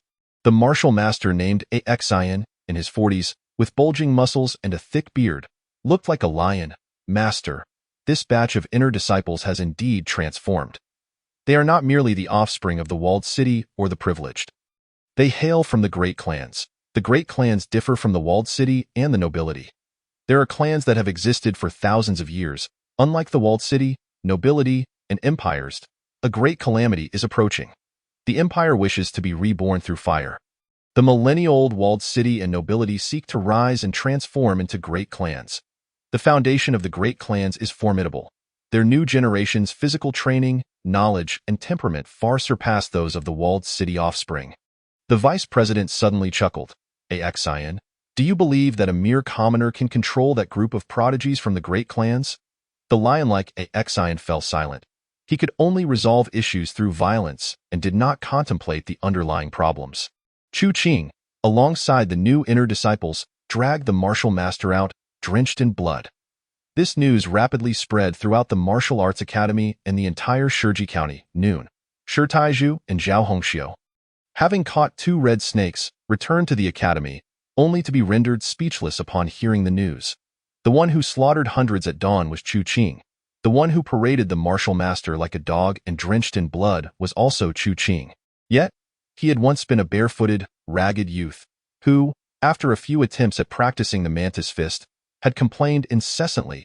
He was so impoverished he could hardly afford meat. resorting to eating frogs raw. He could not afford secret elixirs. He had not even signed a servant's contract. Yet, he had entered the inner academy. Shi Taizhu, with a dazed expression, said, "Senior sister, if only I had." Zhao Hongxiu sighed inwardly.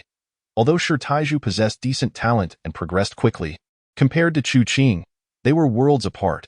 Moreover, Shi Taizhu's temperament was average.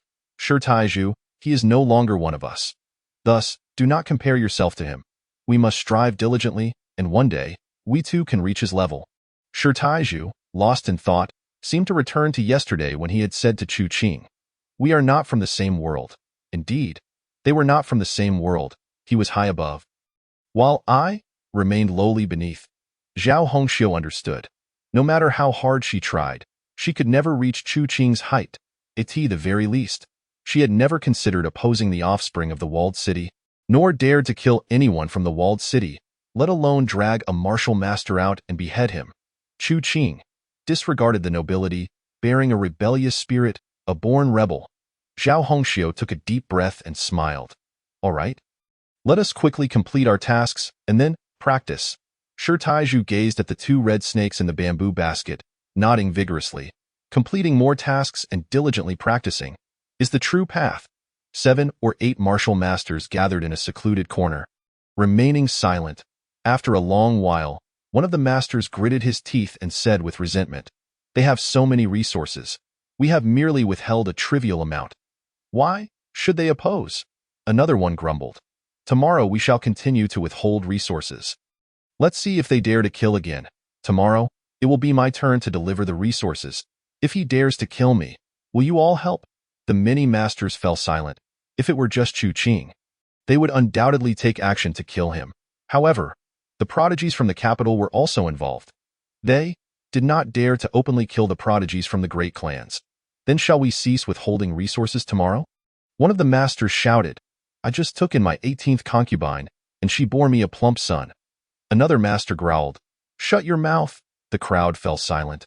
After a while, another master spoke, "It's almost time for my class. I shall waste their time with my nonsense." Splash, splash. Chu Qing was bathing again. This time, however, his room was filled with a group of people. Qing Feng, Ming Yue, Nan Gong, Ximin, Wang Yinyang, and Cui Moyang.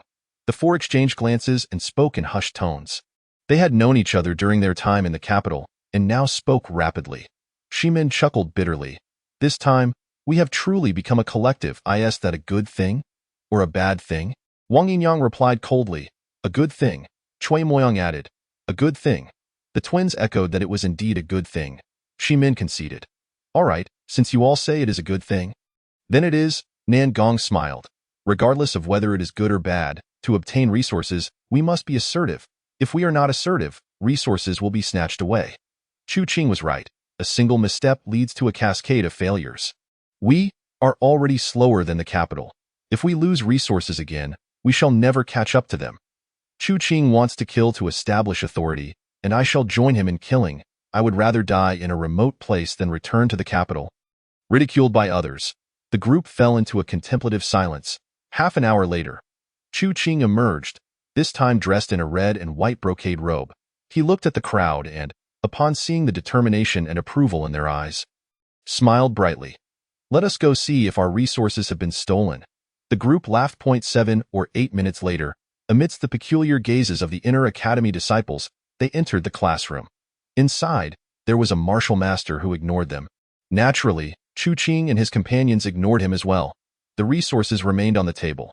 Chu Qing lamented, "What a pity. No one has stolen anything." Qing Feng remarked, "If something were stolen, we wouldn't even know who did it." Chu Qing chuckled and remarked, "Who committed the act is of little significance. What truly matters is that we can casually drag someone out and execute them, once all the culprits have been eliminated. Naturally, there will be no one left to steal." Upon hearing these words, even Wang Yinyang and Cui Moyang felt a shiver run down their spines. A certain martial scholar, who had been secretly observing them, felt his heart race and his lips twitch at the sheer audacity of such a proclamation. How audacious! Chu Qing began to tally his resources, only to discover that the embezzled assets had yet to be recovered. However, he was unperturbed. After all, someone had already paid the price. He considered that scant resource as merely a cost for acquiring a coffin of exquisite golden silk Nanmu would, as his strength grew. So too did Chu Qing's confidence. Furthermore, he wielded a secret technique that allowed him to unleash even greater power. Moreover, upon entering the martial academy, he realized the necessity of competition. Without it, growth would be unattainable. At that moment, the newly appointed martial scholar cleared his throat and announced, "Now, I shall commence the lesson. First, we will delve into history." The new martial scholar intended to use history to pass the time. However, as soon as he began speaking, Chu Qing interjected with a smile, "Teacher, I advise against discussing history. Whether it pertains to empires or martial academies, it bears no relevance to me. You ought to impart knowledge of martial arts instead." The new martial scholar fell silent, yet inexplicable phrases surfaced in his mind. Lawless and devoid of reverence, he glanced at the others, and Cui Moyong coldly insisted, "Teach us about martial arts, share your knowledge." The young men and women echoed in unison, clamoring for the same. The martial scholar awkwardly chuckled. "According to the academy's rules, this lesson shall focus on history." Chu Qing retorted, "I can be the rule." The martial scholar trembled with rage, and after a prolonged silence, he flung his sleeves and declared, "Lawless and devoid of reverence. Self-study time." Chapter 65. An enormous favor without the teacher, the crowd was unbothered. Settling down to meditate in silence, Chu Qing consumed a fragment of a rare secret elixir in one gulp. "You have completed the second condition for Iron Fist," he mused. Alas, 4 portions of the elixir had been embezzled. Otherwise, he would have completed the second condition for Iron Fist as well. Yet, he shrugged it off. Tomorrow would present another opportunity. At that moment, he possessed 3 basic secret elixirs, which included 3 universal elixirs and 1 nourishing ointment. The universal elixirs were highly valuable, but Chu Qing had no immediate need for them. The nourishing ointment, when applied to the body, would seep through the pores, penetrating the flesh, muscles, and internal organs, gradually enhancing one's foundation for future endeavors. 1 portion of the ointment could sustain its effects for an hour. Cui Moyong remarked, "The more of this we have, the smoother our path will be in the future. Unfortunately, I have perused the resource allocation for the next 3 years, and we will only receive 1 portion daily." Wang Yinyang and the others expressed their regret. This substance was more precious than golden incense. Chu Qing smiled and said, "I believe the rules indicate that if we move into the 3rd tier of the stone tower, we will receive 1 portion of nourishing ointment each day. When the end of the month arrives, we can commence our challenges against the stone tower." The young men and women nodded in agreement. Lastly, there was the golden incense. This substance could accelerate the growth of major tendons. I have already cultivated my major tendons to their fullest. Teo forged new major tendons. I require other techniques. For now, I shall utilize the golden incense to refine my copper tendons and observe the progress. With that thought, he ignited the solitary stick of golden incense. As it burned, the fragrant smoke spiraled upwards, coiling like a serpent. Nangong gasped, "Are you using it now?" Chu Qing replied with a smile, "A fine item deserves to be utilized. Otherwise, if I am slain, it will fall into the hands of my enemies.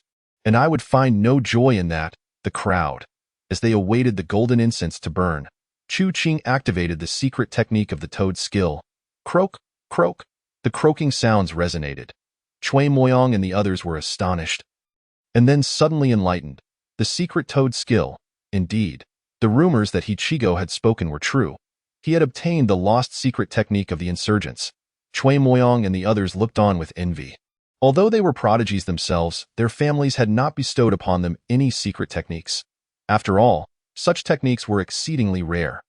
Under equivalent conditions of muscle and bone, the disparity between a martial artist with a secret technique and one without was as vast as the heavens and the earth. No wonder he could slay with the ease of cutting grass. The secret technique enabled him to mobilize a greater portion of his muscles. At that moment, as the golden incense burned down completely, his vitality surged to its zenith. Chu Qing inhaled deeply, and the fragrant smoke, akin to a small serpent, slithered into his nostrils as he began to practice the limitless mantis fist with fluid movements. He twisted and turned, executing his techniques with grace, reminiscent of a colossal mantis. Copper Tendon 1 Chu Qing was elated. The golden incense's ability to refine copper tendons was more formidable than that of the secret elixir. enhancing efficiency by at least tenfold. 1 minute, 5 minutes. Copper Tendon 1. You have successfully cultivated a copper tendon. At this moment, the effects of the golden incense dissipated. 1 stick of golden incense had refined 1 copper tendon. That martial scholar had embezzled 2 sticks of golden incense from him, resulting in 2 fewer copper tendons cultivated. Damn it! Chu Qing cursed vehemently. The crowd was bewildered. Why had their leader suddenly become so irate? Chu Qing ground his teeth and exclaimed, 1 stick of golden incense can indeed cultivate a copper tendon. The others? Wang Yinyang suddenly interjected, you haven't fully cultivated your copper tendons yet? Are you implying that the 7 golden tendons you mentioned were fabricated? Chu Qing coughed, not only have I not fully cultivated my copper tendons, but neither have I completed my iron tendons. The crowd stared in disbelief. Shimin gasped, you haven't even fully cultivated your iron tendons? Yet you claim to be our leader? Chu Qing grinned, I dare to slay and lead you all to reclaim what is rightfully ours. Do you have the same courage? The crowd fell into silence. They lacked Chu Qing's fierce tenacity. Chu Qing cleared his throat and stated, though my major tendons have yet to reach their limits, I have already cultivated 12 golden tendons. Cui Moyang suddenly inquired, what secret elixir are you consuming? I will pay you 100,000 taels of silver for that information. I have 300,000 taels. I have 500,000 taels. The young men and women fervently bid, desperate for Chu Qing to reveal the secret of the golden tendons. For yesterday, he had only possessed 7 golden tendons, yet today he boasted 12, cultivating 5 golden tendons in a single day. What an extraordinary feat! They had never heard of such a thing, nor dared to dream it. If they could uncover this secret, they would undoubtedly soar to great heights. After all, iron tendons, copper tendons, and even silver tendons were relatively easy to cultivate. But golden tendons posed a significant challenge. The resources required to elevate from silver tendons to golden tendons were more than tenfold, even dozens of times greater than all previous resources combined. Such a staggering consumption, even the noble families of the capital could only afford to support one individual at a time, and they employed special methods to monitor progress. Should the progress fall short, they would promptly abandon the individual and turn their support to another. They had been compelled to come to Shiji County precisely because they had failed to compete for golden tendon resources. Little did they expect to find hope in this desolate place. At this moment, even the icy Wang Yinyang's eyes were ablaze with fervor as he growled, reveal the secret to me, and I shall assist you in eliminating 3 years' worth of adversaries. Chu Qing was left speechless. He had not anticipated such fervent excitement from this group. Tio tell them, they would then vie for resources against him. Tio withhold the information? They had already been here long enough that they would eventually uncover the secret of the pearl. Rather than allowing discord to fester, it was better to be forthright. Moreover, he intended to enlist these prodigies to help him gather pearls. Chu Qing smiled and said, we are all comrades. There is no need for monetary exchange. With that, he unveiled the secret of the pearls. After a long while, Wang Yinyang gritted his teeth and said, the pearls capable of cultivating golden tendons have been squandered by the fortresses on refining copper tendons. It is truly a grievous sin. Cui Moyang and the others nodded in agreement, their teeth clenched in frustration. Nangong clutched his heart, lamenting, how many pearls have they wasted over the centuries? What a wasteful bunch. Chu Qing remarked, thus, my esteemed companions, I have devised a plan. The crowd fixed their gaze upon him in unison. Chu Qing, with hands clasped behind his back, declared, first, we shall eradicate all the fortresses and influential families in Shiji County and seize all pearls. The group stared at him in astonishment. They simply harbored resentment towards the fortresses for their wastefulness and sought ways to acquire pearls. But Chu Qing's ruthlessness, calling for the annihilation of all the fortress authorities solely for the sake of monopolizing the pearls, was a truly insane and tyrannical notion. It was utterly unacceptable. Such actions could lead to grave consequences. Our fragile bodies could not withstand it. The crowd voiced their dissent, yet Chu Qing remained undeterred, continuing, second, there are numerous refugees outside the city. We shall form a quarrying team to extract pearls. The group nodded in agreement. This proposal was reasonable. Although establishing a quarrying team would inevitably lead to conflicts with the fortress authorities, it was at least less aggressive. Third, generally speaking, a single pearl can only yield 1 golden tendon. However, I possess an ancestral secret method that allows one pearl to yield 2 or even 3 golden tendons. The eyes of the crowd, which had already been ablaze with fervor, now burned even brighter in that moment. They yearned to interrogate Chu Qing, demanding the revelation of a great secret that even the prodigies of their families were unaware of. Chu Qing continued, "Once we acquire the pearls, we will distribute them equally. You may exchange 2 pearls with me for 1 specially crafted pearl. This specially crafted pearl guarantees a minimum of 2 golden tendons. With a certain probability of yielding 3, the crowd fell silent. After a lengthy pause, Shiman chuckled bitterly, "In this arrangement, you stand to gain the most." Chu Qing burst into laughter. "Once I have cultivated all my golden tendons, I will no longer partake in the distribution." The crowd nodded in agreement. However, in the next moment, Chu Qing added, "Now, what do you believe I deserve in return for my considerable contributions?" A profound silence enveloped the crowd. If they could cultivate all the golden tendons through the luminous pearl, then they would indeed be the Siermi de la Siermi among the elite. Such immense grace, how could it be repaid? In Chapter 66, the Library Pavilion, Chu Qing had given so much. Cui Moyang and the others pondered for a long time, yet could not fathom how to reciprocate. Chu Qing smiled. He had extracted secrets from Tang Wu Ming and the Xie family's daughter, effectively binding several individuals to the chariot of war.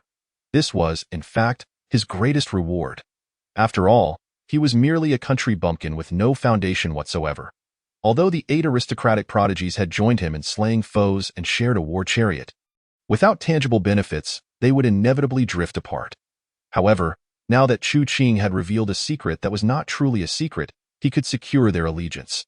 With this newfound benefit, even if they were destined to part ways in the future, they could still watch over one another.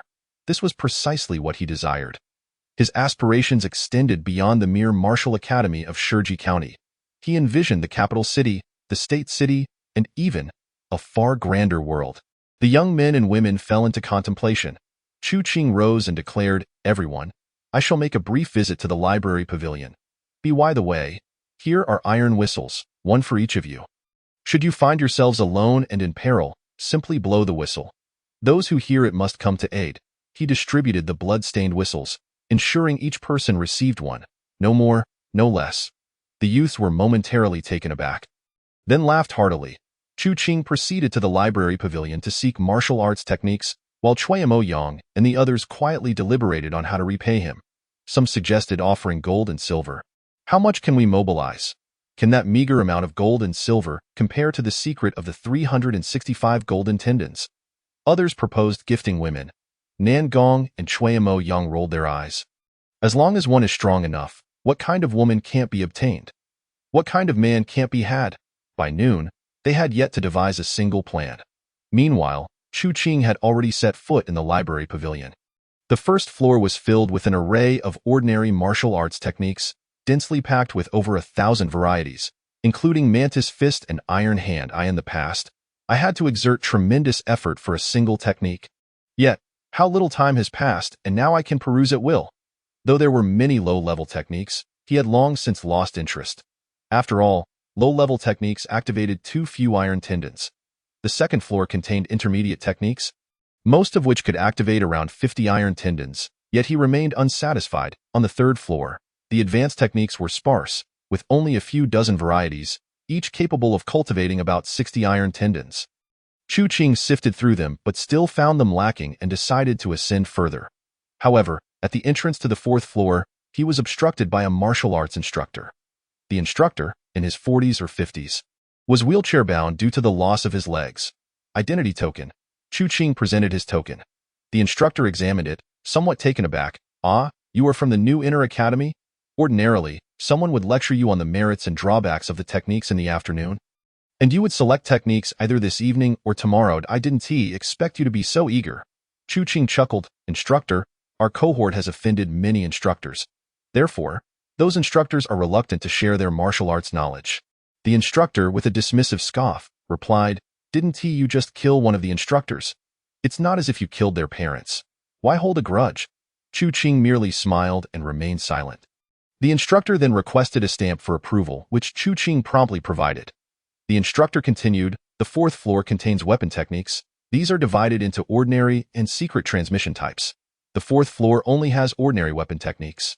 According to the rules, you may select one. Curious, Chu Qing inquired. What about the fifth floor? The instructor chuckled. The fifth floor is the principal's retreat, containing secret transmission techniques for both martial arts and weaponry, as well as techniques for bones, internal organs, flesh, skin, and to access the fifth floor, you require a substantial number of credits. Chu Qing clasped his hands in gratitude. The instructor, pleased with his politeness, said, The instructors on the fourth floor are my mentors. I will discreetly inform them to overlook you. You may study as many techniques as you wish. Chu Qing was taken aback. The instructor, brimming with pride, declared, I despise rules above all. Chu Qing expressed his gratitude and ascended the stairs. Upon reaching the fourth floor, he was astonished. He had assumed that weapon techniques would be scarce and precious, yet he discovered shelves brimming with them, as numerous as those on the first floor. At that moment, footsteps echoed as an elderly instructor with a white beard approached. Though his arms were empty, his legs were intact. Upon seeing Chu Qing, he smiled. My disciple mentioned that a ruthless individual who enjoys slaying instructors has arrived. Allow me to secretly overlook you. Chu Qing, grinning, replied, There is no need for the instructor to overlook me. Let us proceed according to the rules. Moreover, I harbor no desire to slay instructors. The elderly instructor laughed heartily. In the 900 years since the establishment of the Martial Academy, in this vast empire, you are the first to dare pull an instructor out and slay them. Chu Qing humbly remarked. The waves of the Yangtze River push the forward waves. There will always be someone who surpasses me in slaying instructors within the academy. The elderly instructor chuckled. Originally, I was inclined to heed my disciple's advice and let you freely study weapon techniques. A thought struck Chu Qing. If he could learn all weapon techniques, that would be formidable. He had a profession panel. As long as he glanced through a technique, it would be registered in the future. Mastering all 18 weapon styles would be an unparalleled achievement. However, the elderly instructor continued, Nevertheless, I recommend that you specialize in one weapon. If you can reach the limit in a particular weapon technique, then it would be exponentially more powerful than mastering 7 or 8 techniques without reaching their limits. Chu Qing felt a stir of interest. Is it true that weapon techniques do not cultivate tendons, yet still possess limits? The elderly instructor explained, Weapon techniques can break limits, offering a chance to cultivate the path to heaven. If you can cultivate a path to heaven before reaching the limit of skin and fur, then your future achievements will be boundless. Chu Qing was bewildered. He did not comprehend what the path to heaven entailed. The elderly instructor, admiring his audacity in slaying instructors, elaborated, Weapon techniques are divided into 3 categories: orthodox, unorthodox, and extraordinary. Techniques such as swords, spears, and halberds belong to the orthodox category. Axes, hammers, and shields fall under the unorthodox category, while items like hooks, meteor hammers, and chain spears belong to the extraordinary category. In total, these constitute 3 paths to heaven. Chu Qing, intrigued, asked, Has anyone in our martial academy ever cultivated a path to heaven? The elderly instructor remained silent for a long while before responding. Not even the principal has managed to cultivate one. Chu Qing, is it truly that difficult? The elderly instructor remarked, Out of 1,000 who cultivate to 365 golden tendons, at most only one will achieve a path to heaven. Would you not say that it is difficult? Chu Qing sensed that this was no longer a question of difficulty, but rather an achievement that seemed utterly unattainable. The elderly instructor's eyes twinkled as he said, It is said that if one cultivates the secret transmission weapon techniques to their limits, there is a chance of over 10% to cultivate a path to heaven. If you could procure some secret elixirs, the odds would increase further. Chu Qing was rendered speechless. Can I ascend to the 5th floor to meet the principal?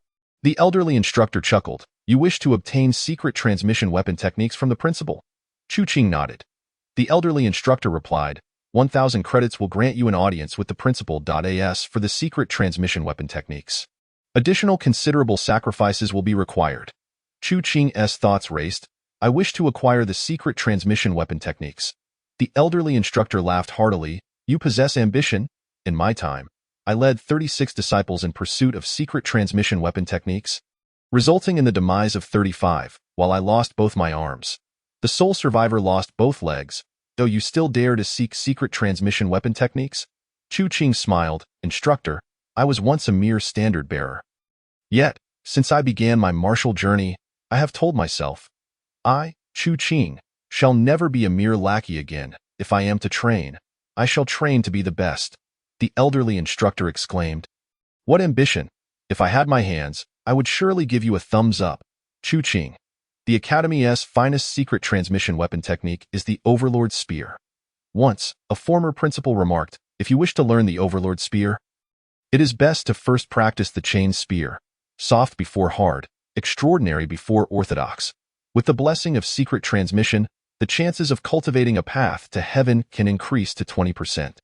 Chu Qing's heart raced. Then, which type of chain spear should I choose? The elderly instructor chuckled.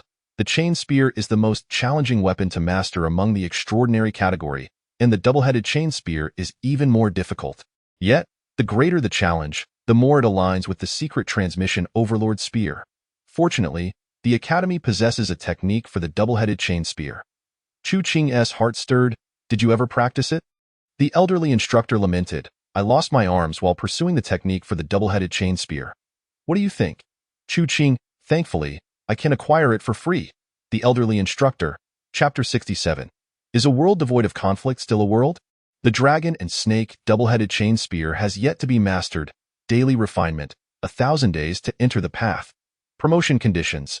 Due to the influence of the double-handed mantis sword, the promotion conditions have been optimized. Optimization successful. Promotion conditions. 1. Fire the chain gun 1,000,000 times. 2. Be entangled in the chain gun for 10 days. Chu Qing. Good heavens, after optimization, these conditions are even more arduous than those for advancing to the great accomplishment of the mantis sword. What if there were no optimization? He dared not imagine. After a brief moment, he bid farewell to the armless master. The armless master hesitated before saying, In my youth, I forged a chain gun in the armory. One day, if you can master the secret technique of the Overlord Spear and assist me in eliminating a target, you may take it. Chu Qing did not immediately agree. Instead, he chuckled. Master, you crafted a double-headed chain gun back when you had no gun techniques? The armless master sighed. I was overly confident back then, believing I could succeed. I even prepared a celebration banquet in advance.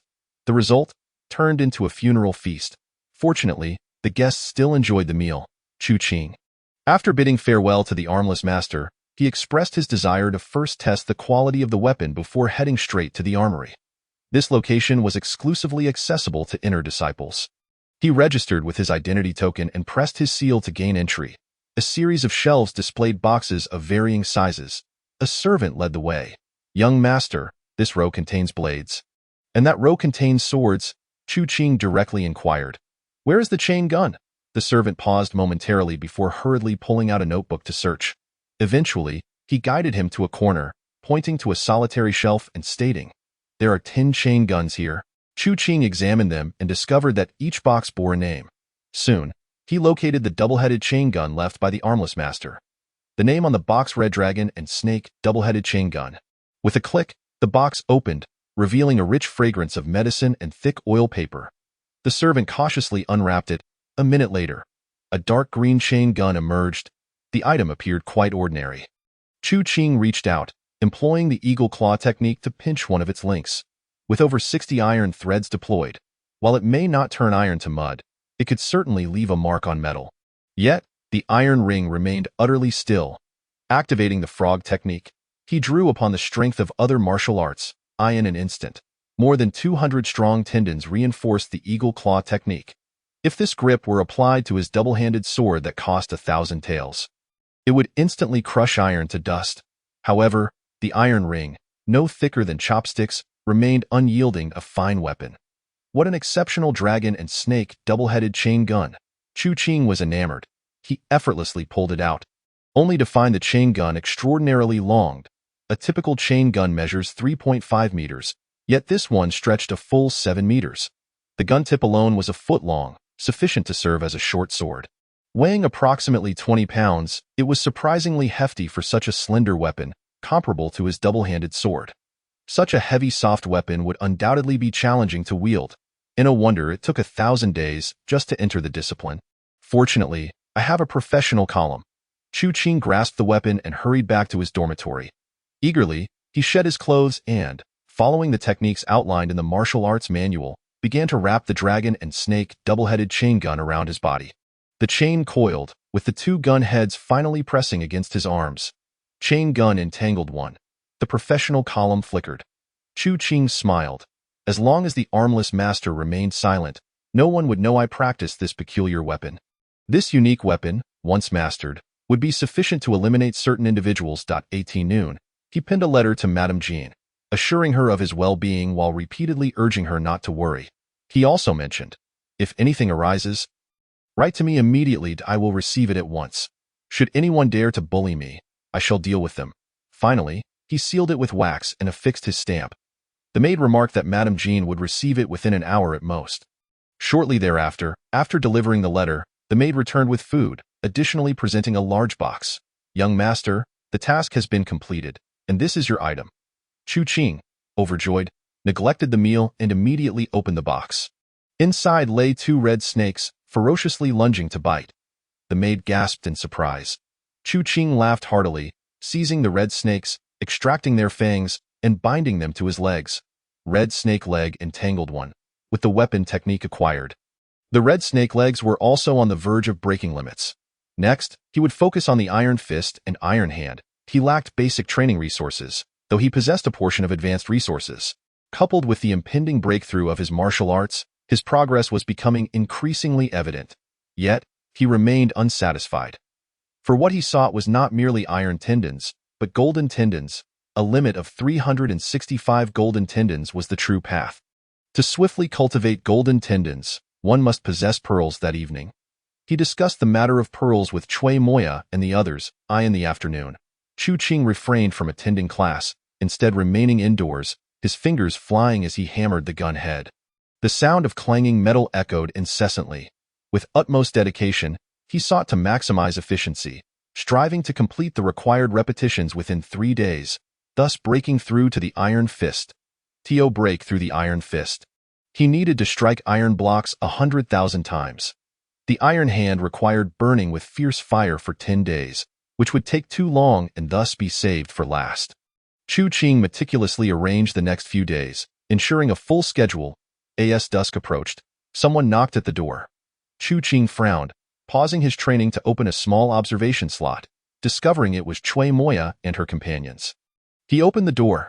Cui Moya and the others rushed in. Chu Qing smiled. Just in time. I was looking for you all. Qingfeng clasped his fists and said, Big brother, you have something to instruct us. Chu Qing, I wish to inquire about your plans for quarrying. Qingfeng replied, We discussed it this afternoon. We will provide the funds and hire workers for quarrying. You simply need to arrange for supervision and await the pearls. Chu Qing nodded. However, Shimin suddenly interjected. But, as newcomers, we are unaware of where to begin the quarrying. Chu Qing fell silent, and the others looked at each other in confusion. After a long pause, he finally spoke. Do none of you have any leads? The group shook their heads in unison. Chu Qing sighed. Everyone, I have already taken the heads of the martial master's men. Is it still necessary to ponder where to quarry pearls? Hire people and go where the crowds gather. That is where we shall quarry. We can also collect the quarrying workers along the way. The group hesitated. Nangong Jiao sweetly said, Brother Qing, the martial world is not merely about fighting and killing. There are also human sentiments and social intricacies. Our quarrying is for pearls, not to make enemies. Chu Qing chuckled. In Shiji County, all the powerful figures in the fortresses have long since harbored a deep-seated hatred for him. From the moment he stepped into the inner courtyard, he found himself surrounded by foes. If there were no fighting and killing in the martial world, would it still be the martial world? In Shiji Mountain, every mine, every location, has an owner. If the owner does not consent, who would dare to quarry?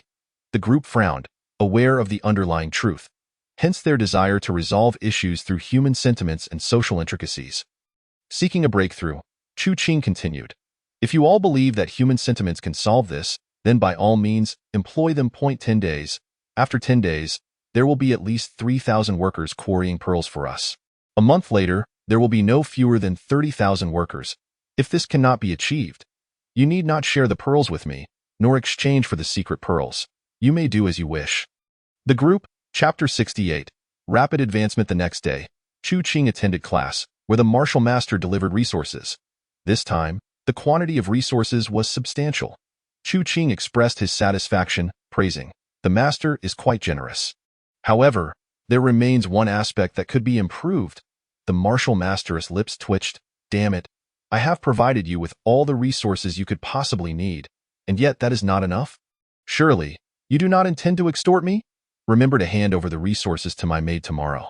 With that, he grasped the resources and prepared to leave.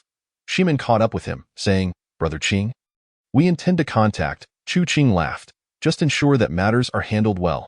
I only care about the results. You have only 9 days left." After saying this, he departed with his belongings. Shimin and the others remained silent for a long while. The martial master cleared his throat. "Students, today we will discuss the fundamentals of martial arts." Bang.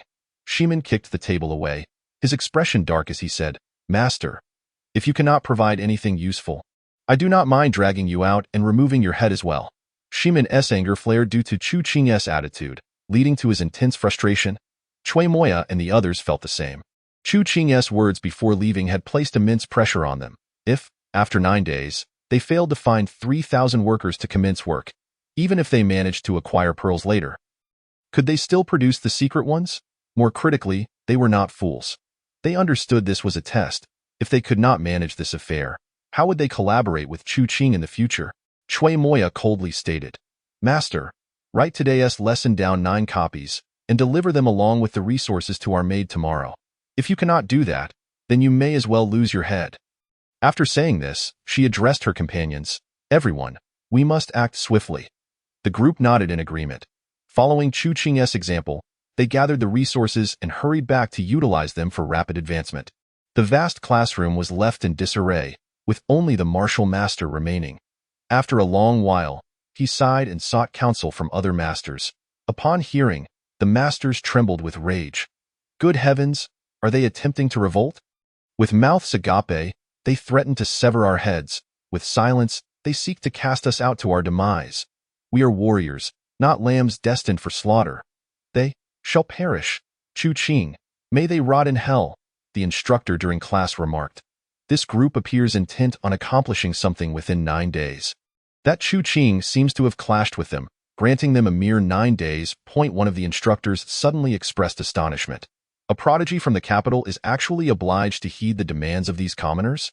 Surely, you must have misheard. No, that Chu Qing is exceedingly assertive. Quickly, report this to the family head.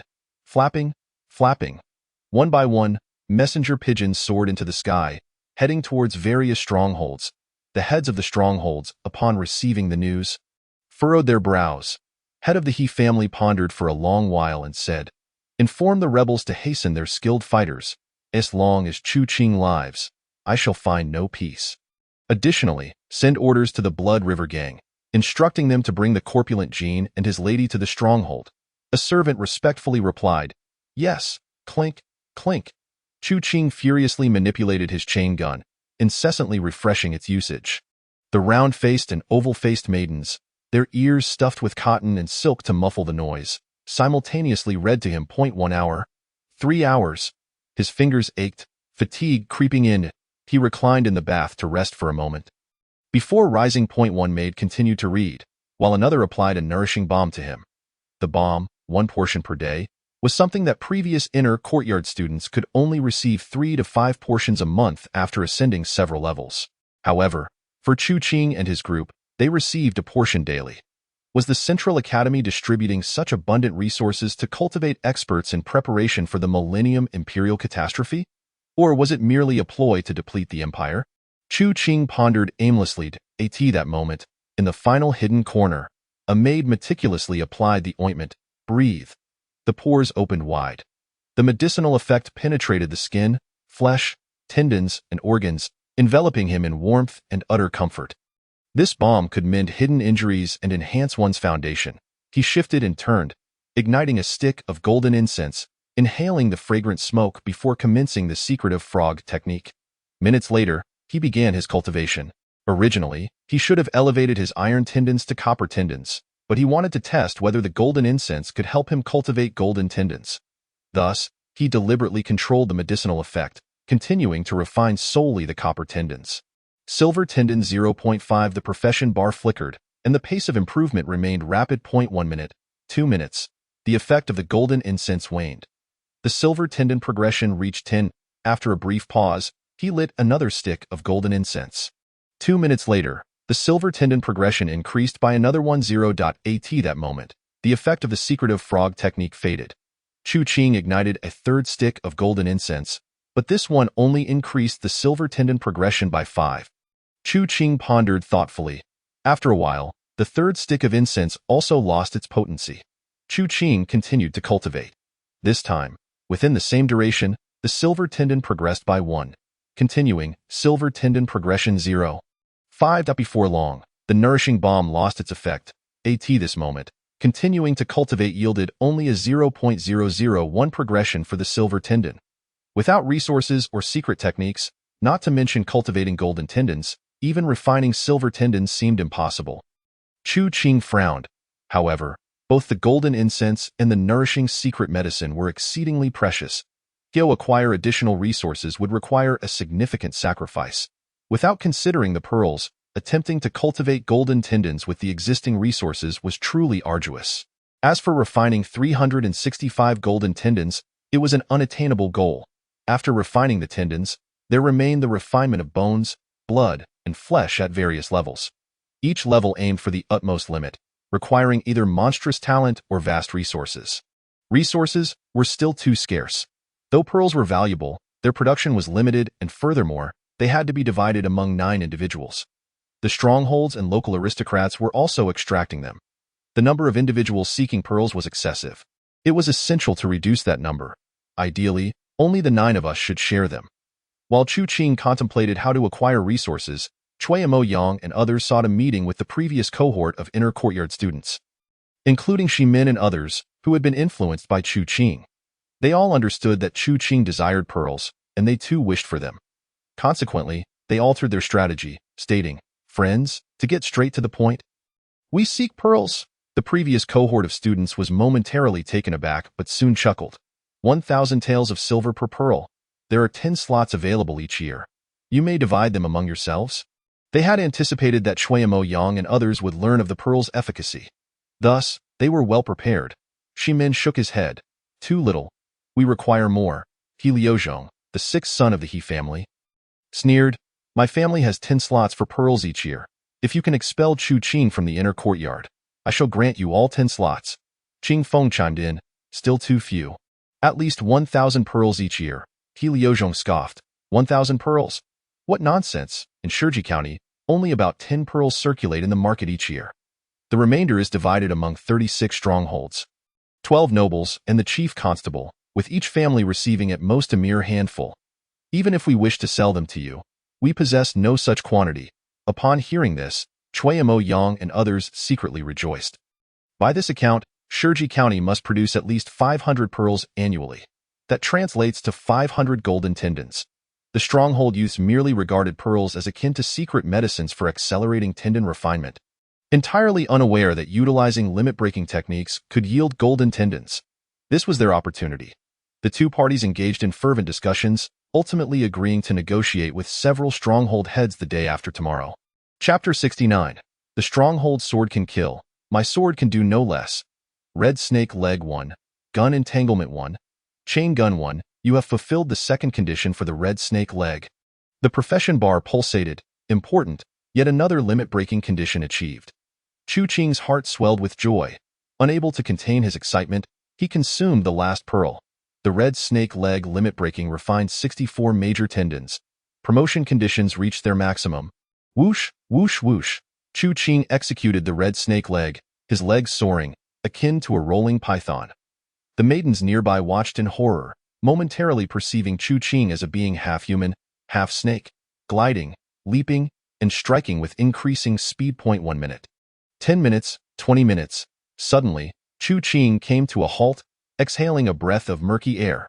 The limit-breaking Red Snake Leg had successfully refined 32 new iron tendons. At this moment, his total count of iron tendons reached an astonishing 294. Tantalizingly close to 365. Now, it was time to refine the Iron Fist. Chu Qing instructed a maid to fetch his token and seek iron blocks. Once the iron blocks arrived, he unleashed his fists upon them. Bang, bang. With each punch, imprints appeared on the iron block. His speed escalated, and in a mere second, he managed to throw 20 punches, maintaining this pace for a minimum of 10 minutes. A torrential downpour of strikes.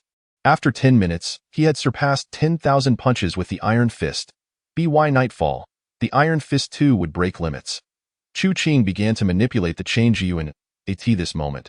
The first condition for the chain gun was on the verge of completion. He alternated his efforts tirelessly.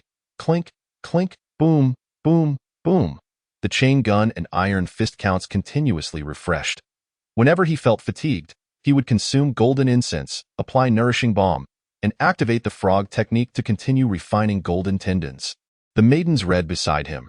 They first recited the course content transcribed by the martial instructors, followed by classical texts filled with antiquated wisdom and principles of governance. Cultivating and acquiring knowledge, both pursuits did not hinder one another. As dusk fell, the first condition for the dual-headed dragon chain gun was fulfilled. In that moment, Chu Qing exhaled a sigh of relief. For 3 consecutive days, he had slept but an hour, dedicating the remaining time to fervently refreshing the chain gun count. At last, he had achieved the goal. With 7 days remaining, he would see how the entry-level chain gun compared to the dual-handed mantis sword. During dinner that evening, the oval-faced maid delivered the meal, accompanied by 2 letters. One was from Lady Jean, the other from Tang Wuming. Chu Qing first perused Lady Jin's letter. Upon finishing, he closed his eyes in contemplation for a moment and said, "Go. Inform the messenger that I shall return tonight." Yes, Lady Jian found herself in a predicament. The He family of the stronghold demanded she and the corpulent Jian visit them. Aware of the significant conflict between Chu Qing and the He family, she refused to go. The stronghold youth sought to act violently but, considering Shi Foran as their backing, they dared not, resorting to relentless pressure at Jean Manor, causing Lady Jean distress. She had instructed the corpulent Jean to drive away the stronghold youths. Yet he dared not. In desperation, Lady Jean pinned a letter to Chu Qing. How intriguing! Chu Qing sneered. He feared no threats. However, he could not allow threats to fester. At that moment, he opened the second letter. A letter from Tang Wuming. This correspondence was a mere thin sheet of paper. Brother, I have failed the exam. Previously, I relied on my power to bully others, but now, I find myself the one being bullied. Unfair, unfair, unfair. Dear friend, where does my path lie? Furthermore, I extend my heartfelt congratulations on your admission to the inner court. However, I shall never seek refuge with you. At present, my sole desire is to ponder the meaning of life. After a period of contemplation, Chu Qing realized that Tang Wuming was, in fact, quite lost. He did not require solace. Rather, what he needed was a method to transcend his despondency. After a while, he took up his pen and began to write the tale of a failed art student from a past life, followed by a story about a man named Huang Chao. Ultimately, he concluded, look at others. Though they may have failed, they strive for greatness, dedicating their lives to becoming prominent figures. Lastly, I present you with a poem. When autumn arrives on the 8th of September, my flowers bloom while others wither. A fragrant array fills the imperial capital, as the city is adorned with golden armor. Additionally, treading upon the bones of nobles, the inner treasury is reduced to splendid ash. Moreover, the road lies beneath our feet. Do not indulge in empty platitudes. In conclusion, Chu Qing instructed the maid to seal the letter with 7 or 8 wax stamps, ensuring its delivery with 50 taels of silver to the messenger. The maid nodded and swiftly set off. Outside the door, the man who had previously delivered a message to Chu Qing was now in a state of despair. His master had failed, and he drowned his sorrows in alcohol each day, feeling hopeless about his future. After this delivery, he intended to seek a new master. Once he received a reply, he would hasten back to the capital to meet Tang Wuming. Tang Wuming, with bleary eyes from drunkenness, was attended to anxiously by Su Qing'er. Upon receiving the letter, she immediately began to read it aloud. Meanwhile, the man rubbed his hands together, waiting for her to finish before bidding farewell to Tang Wuming and seeking another master. Initially, Tang Wuming assumed that Chu Qing would mock and ridicule him. However, after listening for a while, he was drenched in cold sweat and shouted, "Stop reading. I shall see it for myself." After recovering from his stupor, he read the letter slowly, word by word. Eventually, Tang Wuming shook off his despondency and laughed heartily, exclaiming, "What a splendid tale of a failed art student! What a line about my flowers blooming while others wither! What a verse about treading upon the bones of nobles and reducing the treasury to splendid ash!" Overjoyed, Tang Wuming paced back and forth, waving the last sheet of paper, exclaiming, "Chu Qing, just days ago, you were clad in coarse garments and barefoot. Now, you write with elegance, sealing it with 7 or 8 stamps. You are my true inspiration." He turned to the man and said, "Pack your things. We shall depart immediately." The man, bewildered, asked, "My lord, where are we going?" Tang Wuming replied with a smile, "I have friends among the rebels. They are in need of scholars. I shall provide them with guidance for their struggle." The man, Su Qinger, did not grasp the implications but was simply delighted to see him sober and spirited. "My lord, I shall accompany you," Tang Wuming warned. "This journey may lead to death." Su Qinger laughed. "I shall die alongside you." The man, "I do not wish to go." In the dazzling lights and revelry of Xian Yuanlu, Cui Mo Yang and others convened with he and Lan family heads, along with a dozen other influential figures. After several rounds of drinks and pleasantries exchanged, they delved into the matter at hand. He family head stated sternly, "If you desire our precious gem, it can be arranged. However, you must expel Chu Qing from the inner court, or even from the martial academy altogether. The vacant position must be ours." Cui Mo Yang and the others frowned. "Theo demand we betray our leader from the outset? How can that be acceptable?" Nan Gong scoffed. "We lack the ability to expel anyone from the martial academy." He family head's eyes glinted with menace. "You can lead him out and behead him?" Wang Yinyang coldly interjected. "We desire the gem, but should you dare lay a finger on him, I shall have your head." He family head paused, then, in a fit of rage, laughed. "Shurji County is our stronghold. Even if a dragon crosses the river, he must behave himself. We grant you face because you are descendants of noble families. Without our consideration, you are nothing. In Shurji County, we are the law. Who dares defy us? Do you think the swords of the stronghold's disciples cannot kill?" As he spoke, the guards of the stronghold surrounded Wang Yinyang and the others, exuding an air of menace. The sound of ringing bells filled the air as Cui Mo Yang rose. Placing his hands behind his head, and with a swift motion, 2 long hairpins fell into his grasp. Coldly, he declared, "The swords of the stronghold can kill, but mine can do so as well." Chapter 70. Salutations to Lord Qing. A few hours prior, at dusk, after writing a letter to Tang Wuming, Chu Qing swaggered out of the martial academy to seek Madame Jean.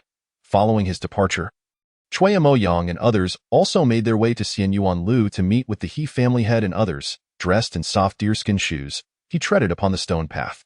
Passers-by, upon seeing Chu Qing in his splendid attire, displayed expressions of awe, hastily stepping aside. When gang members seeking to seize territory caught sight of him, they trembled in fear, discarding their knives and fleeing. The timid ones collapsed to the ground, terrified, pleading, "Do not kill me." Chu Qing smiled, disregarding these individuals, his toes barely touching the ground as he swiftly approached the Jean residence like a great dragonfly. Outside the Jean residence, numerous stronghold servants and gang members wielding cleavers surrounded the premises, hurling curses. "Fat Jean, come out. Your wife has been unfaithful, and yet you protect her? I hear your wife only fancies muscular men in rags. Do you think I would suffice? Once I become her adopted son, I shall ensure she is overjoyed." Their lewd taunts echoed incessantly, while a tea vendor supplied them with refreshments to soothe their throats. Inside, Madame Jean trembled with rage. It was not the vile words from outside that angered her, but her disappointment in Fat Jean and Jean Erin. "Jean Erin, years of living in a remote village have extinguished all your ambitions. You have disappointed me deeply." Fat Jean's expression darkened. Ever since his humiliating escape from the capital to Shurji County, all his aspirations had been trampled upon. Now, all he desired was to return to the capital quietly. Thus, Madame Jean forced him to confront the stronghold, placing him in a difficult position. "Madam, the stronghold is not to be trifled with. Even if I merely injure a servant, they would not hesitate to tear us apart. Furthermore, the gang leader has instructed us to stay with the He family for a few days. There is no danger." Madame Jean trembled with rage, reaching her limit. Fat Jean did not even dare to touch a servant from the opposing side. While Chu Qing had no qualms about killing He Qigong and hundreds of stronghold servants, the disparity between people is staggering. I wonder if Qing'er has received my letter. I wonder if he will come. Outside the Jin residence, with a swift motion, Chu Qing plunged the chain gun's head into the kidney area of the tea vendor, piercing through completely. The vendor screamed in agony. The crowd, startled, turned to see Chu Qing. At that moment, both the stronghold servants and gang members fled with all their might. Chu Qing did not pursue. Instead, he memorized each of their faces. After rinsing the gun head in tea, he continued to hold it against his arm. Inside the Jin residence, stronghold servants began to exit. Upon seeing Chu Qing, they froze. Chu Qing smiled and said, "Leave through the front." One brave servant dared to step outside, and Chu Qing did not harm him but instead committed his appearance to memory. The stronghold servants breathed a sigh of relief.